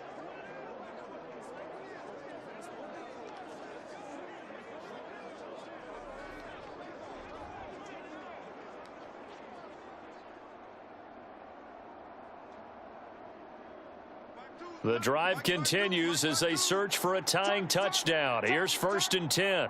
Where's 52? 52. Now Wilson. Let's go, defense. Our time. It's our time. And that's going to be incomplete. Too tough to hold on to that one. It's 2nd down. And partner, to me, that one was all about timing. If he's there too early, it's going to be a pass interference call. If he's too late, it's a completed pass. He was Johnny on the spot on that one. 2nd and 10. All day. 52's the line. From the gun, it's Wilson. Now a quick throw there, but it's going to be incomplete. Let's phrase this delicately, okay? Might have had a better option instead of throwing the football into double coverage. He was blanketed. I was surprised that he went his direction. Yeah, should have thought maybe about the check down. Take the completion, keep moving. Here comes the 7th play now of this drive as this is 3rd and 10. Now it's Wilson. Man, that's trash. That's trash. Steps away to his left. Oh, no, he lost the football. Oh, and one of the linebackers has got it. Partner, everything that happened before that fumble was great. good vision, navigated the open field, got good chunk yardage. At that point, if you see a defender coming, though, just step out of bounds. Don't risk all you picked up before the hit to just try and get an extra yard or two. The Eagles coming out as they get ready. They'll be hoping to work a little clock and try to add on to this slim fourth quarter lead. But whatever happens on this drive, certainly a huge fumble recovery by their defense at this juncture.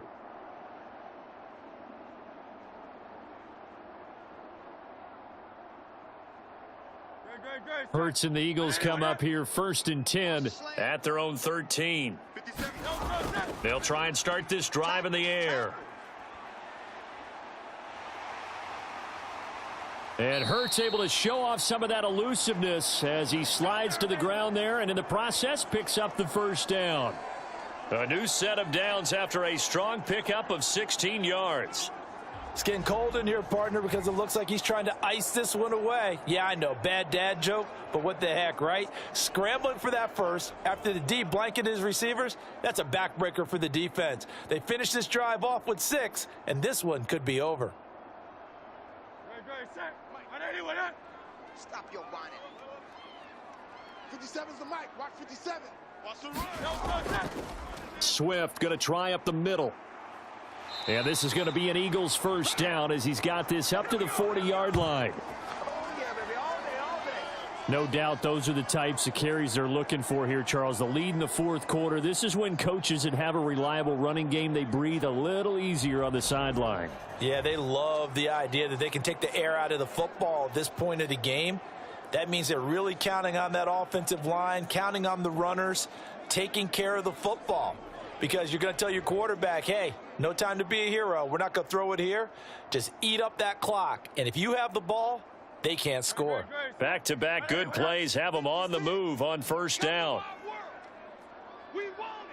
Hurts going to run it himself. And he takes this up right near the 45-yard line. It'll be a pickup of 5 on the keeper. It's 2nd down.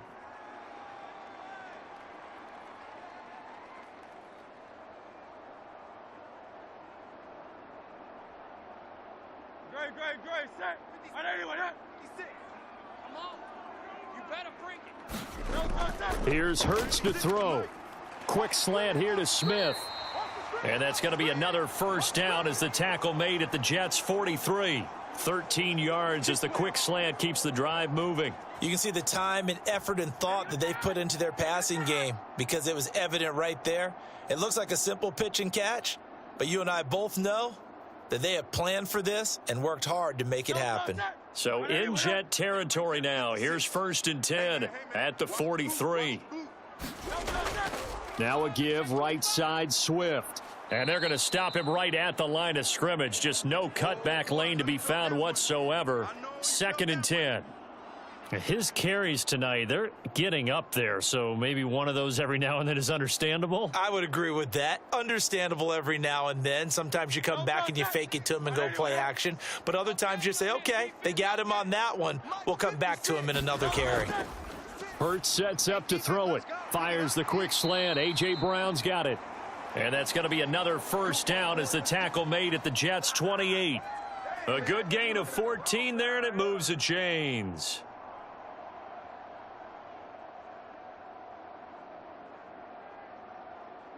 Great, set.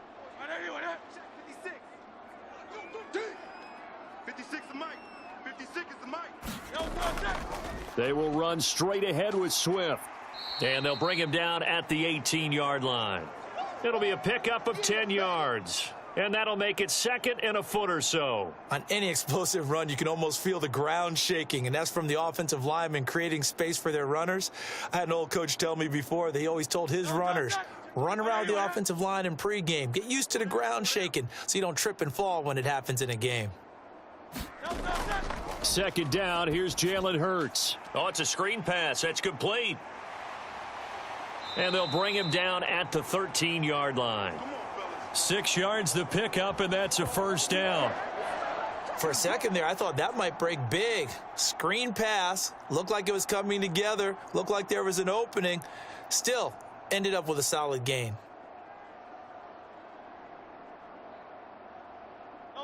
From the 13 now, they work on 1st and 10. Let's get in there, Minus 57. Back to throw. And he'll protect himself at the end here as he winds up getting pretty decent yardage. He'll get 10 there all on his own, but it'll be 2nd down. I like how he hung in there and went through his progressions, but eventually his internal clock went off and told him it was time to make a run for it, and he ends up sliding down with a solid gain. An ideal spot here to get a 1st down and try to run some more clock, and this is 2nd and less than a yard. Now flags come in here. Looked like one of the Eagles might have moved. So they accept the penalty, of course, and push the offense backwards a bit.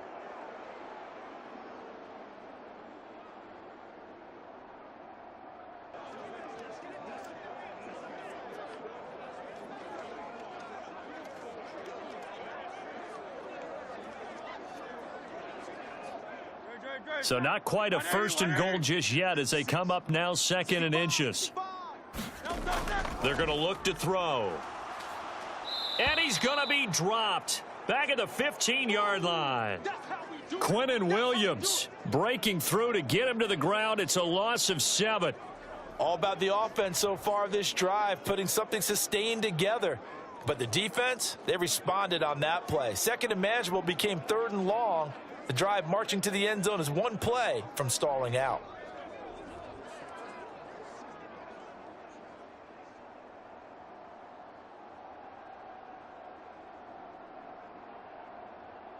So after that sack, Hurts and the Eagles, tough spot here, 3rd and long.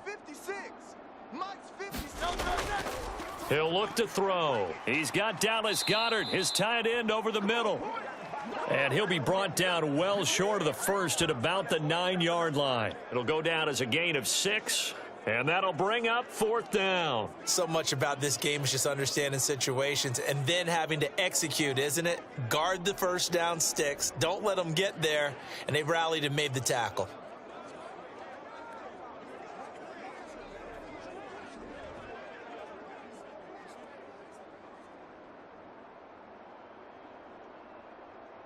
So on 4th down, out trots the kicker in a big spot here. This to make it a 2-score game. The kick by Elliott is good, and that will extend their lead even further.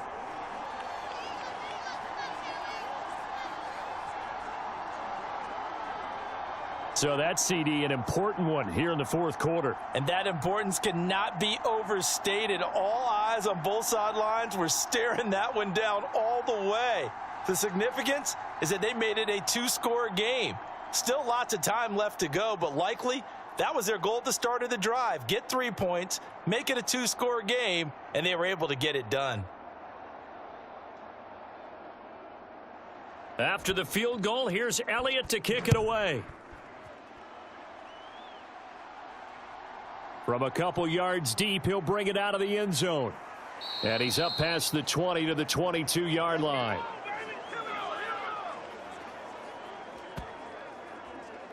Now the Jets offense, they get ready to head back onto the field. A tougher task for them now. That turnover on their last possession led to the field goal, meaning that they have to now try to erase a 2-score deficit here in the 4th.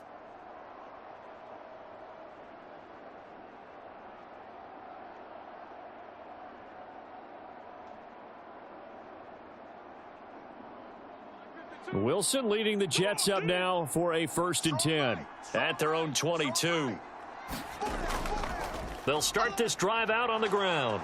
And he'll take it ahead to the 28-yard line. It's a 6-yard pickup, and it gets him to 2nd and 4. Now, Brandon, that's the way you want to run the football. There should almost be quote bubbles above the offense right now.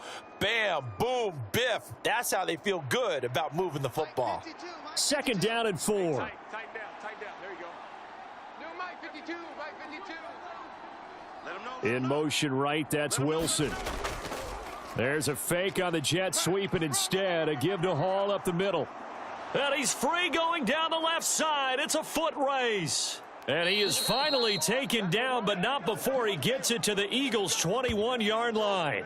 Big yardage that time for the Jets. 51 yards. Nothing fancy there. A little smash mouth football right up the gut on the dive, and it turns into a huge play. You talk about the fastest way to the secondary. Right up the gut as you described and sprinted into the secondary for a long, long run.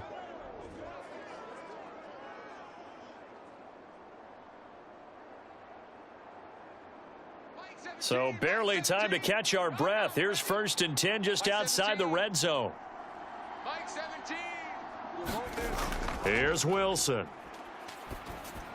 He finds his man, complete. It's Wilson. And down inside the 15, shy of the 10. That'll be a pickup of 10 as they try to recover from this 10-point deficit. Well, every drive from here out is definitely crucial and critical. They know that they need to get at least 3 here to get it back to a one-score game. But I can't imagine that in their huddle that they're thinking at all about getting a field goal. They want to get into the end zone and then try and get the ball back again. They'll throw on 1st down with Wilson. He gets it underneath to Hall. And here he'll get it down to the 7. Short completion, just 4 yards, and it'll be 2nd down. He's already proven to be a factor in the running game on this drive. Now he gets involved in the passing game. I think what we're seeing here is the modern version of workhorse in the NFL, being able to run it and catch it with equal proficiency. 2nd and 6 with the ball on the 7. Oh, yeah, I'm coming. Hey, Mike 52. Mike 52. Better bring it. You better bring it. Wilson. You know right now, you better bring it. Back of the end zone. Could he get his feet down? No, it's incomplete.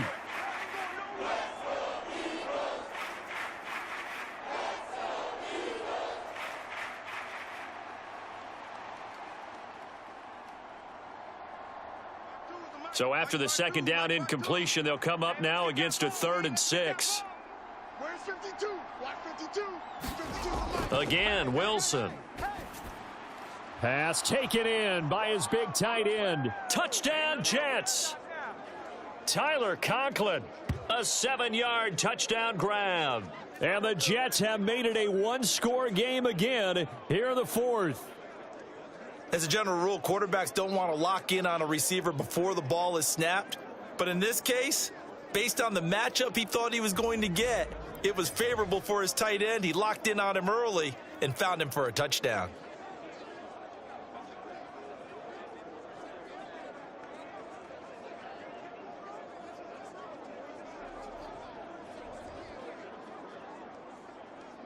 Zerline now for the PAT.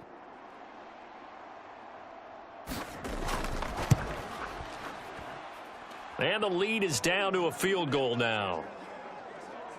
That time a 6-play drive, and it ends with a Jet touchdown.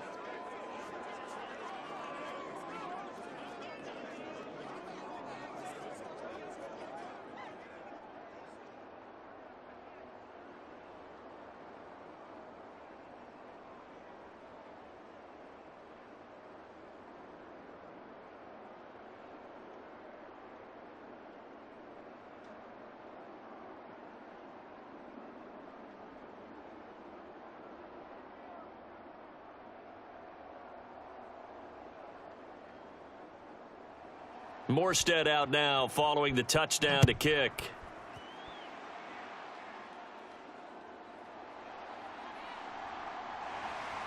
And a decent return out to the 27-yard line.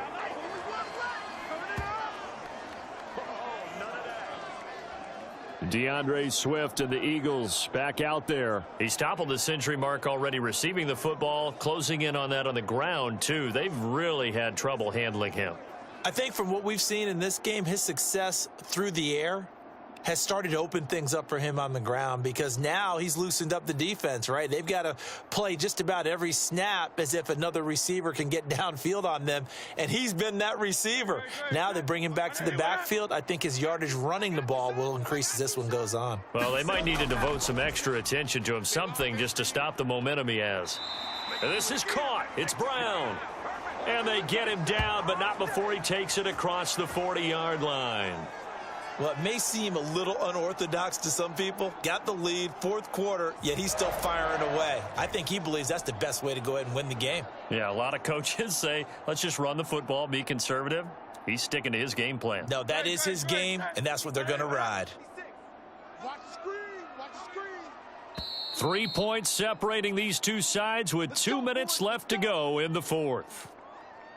So it's Eagle football here as we get you reset. They've got a 1st and 10 as they look to try and finish this one off. And not totally home free yet, but it's looking good as they come up 1st and 10. On the handoff, this is Swift. And he'll get it down to the 47 here. So fresh out of the 2-minute warning, and here's another timeout taken with 1:55 remaining.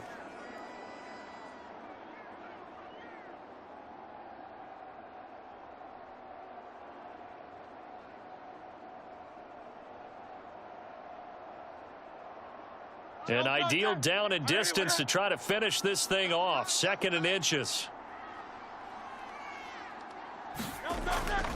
He's going to get it again. Just looking to get forward and protect the ball. Now the Jets going to use the 2nd of their 3 timeouts. And they'll be disappointed to have to burn one there after giving up the 1st down.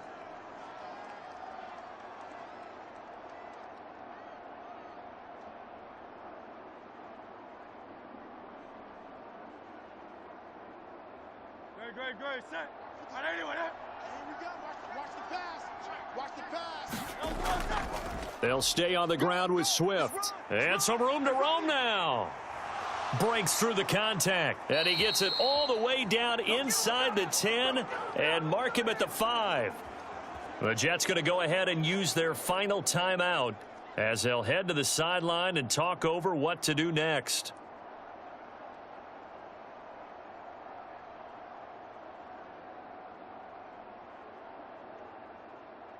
Touch that. All right, anyway, And let's pin the mirrors back and go full strip. Mike's 57. 57's mine. Don't touch that. And they'll indeed take a knee. 57's mine. Don't touch that. And they'll indeed take a knee.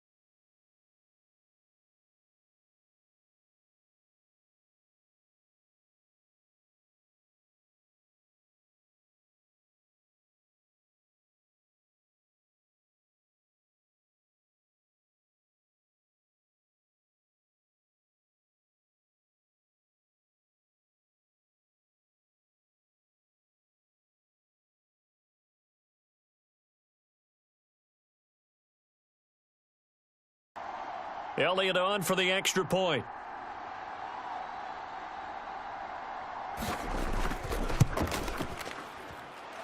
And his guys will take a 10-point lead.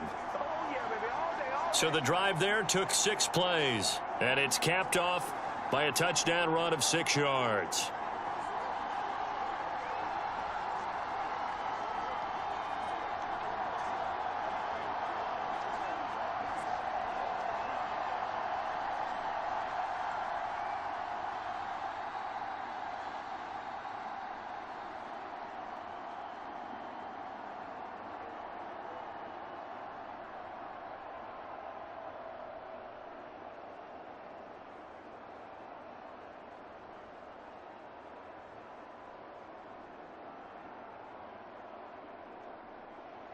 Now after the touchdown, here's Elliott on to kick it away.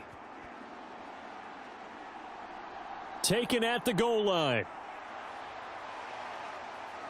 And he'll be tackled just shy of the 25.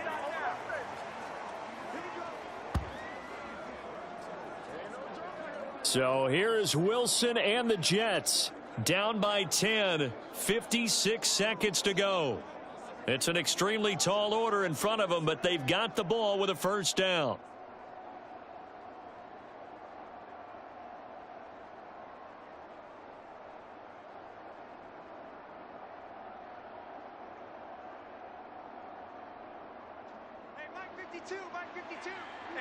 to stop here, D. 52's the Mike. Watch Mike. Now Wilson. On the throw, led him too much that time. It's incomplete. A lot of practice time, a lot of thinking goes into 2-minute drills, even on the defensive side. So now you want to make sure the guys understand. Continue to be aggressive, but make sure you're smart in doing so. Just over 50 seconds remain. Here's 2nd and 10. Wilson to throw. Throwing quickly there, but it's incomplete. Back-to-back incompletions, but we know this is definitely 4-down territory. Time not on their side. I don't think they want to try and get the first down in 2 installments. I think they got to go and get it right here, right now. Well, you don't have to beg the Philly faithful to make noise. On their feet for 3rd down. Here's Wilson. And that's going to be incomplete. The coverage too good there. The contact popped the ball free, and it's 4th down. That means it's just one last chance left, and this has to be a first down or a touchdown, or this game's over. No choice but to go. Here's 4th down now. Mike 52. Silver. They'll try and throw for it with Wilson. And this is intercepted, and that should do it. Zach Cunningham with a pick, and the return here will go to the 31-yard line. Well, it wasn't always pretty, but the interception there, that means that they should get out of here with a victory. Yeah, this is not a game that they're going to preserve for posterity on defense, but they did finish it off, didn't they? They did make the winning play to close things out. They'll take that one and head to the locker room. The Eagles offense back out onto the field. And with the defense out at timeouts, powerless to stop the clock, this should just be a couple of kneel downs.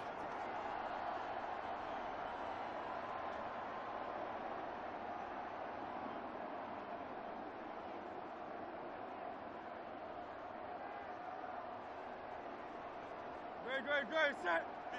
Trimming. 56. In your face. Mike 56.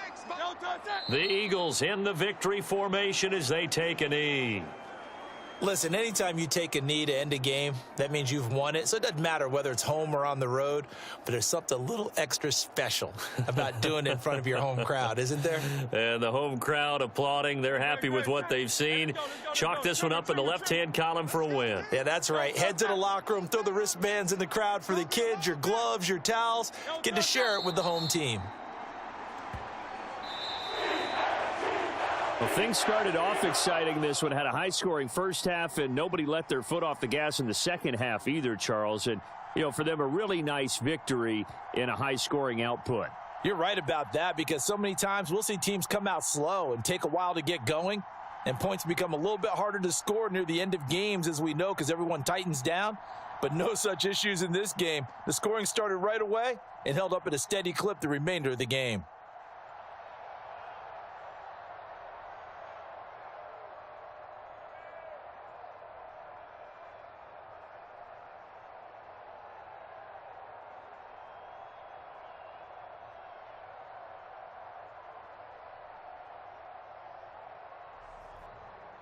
So that'll do it for us. For Charles Davis and all our crew, I'm Brandon Gaudin. You've been watching the NFL on EA Sports.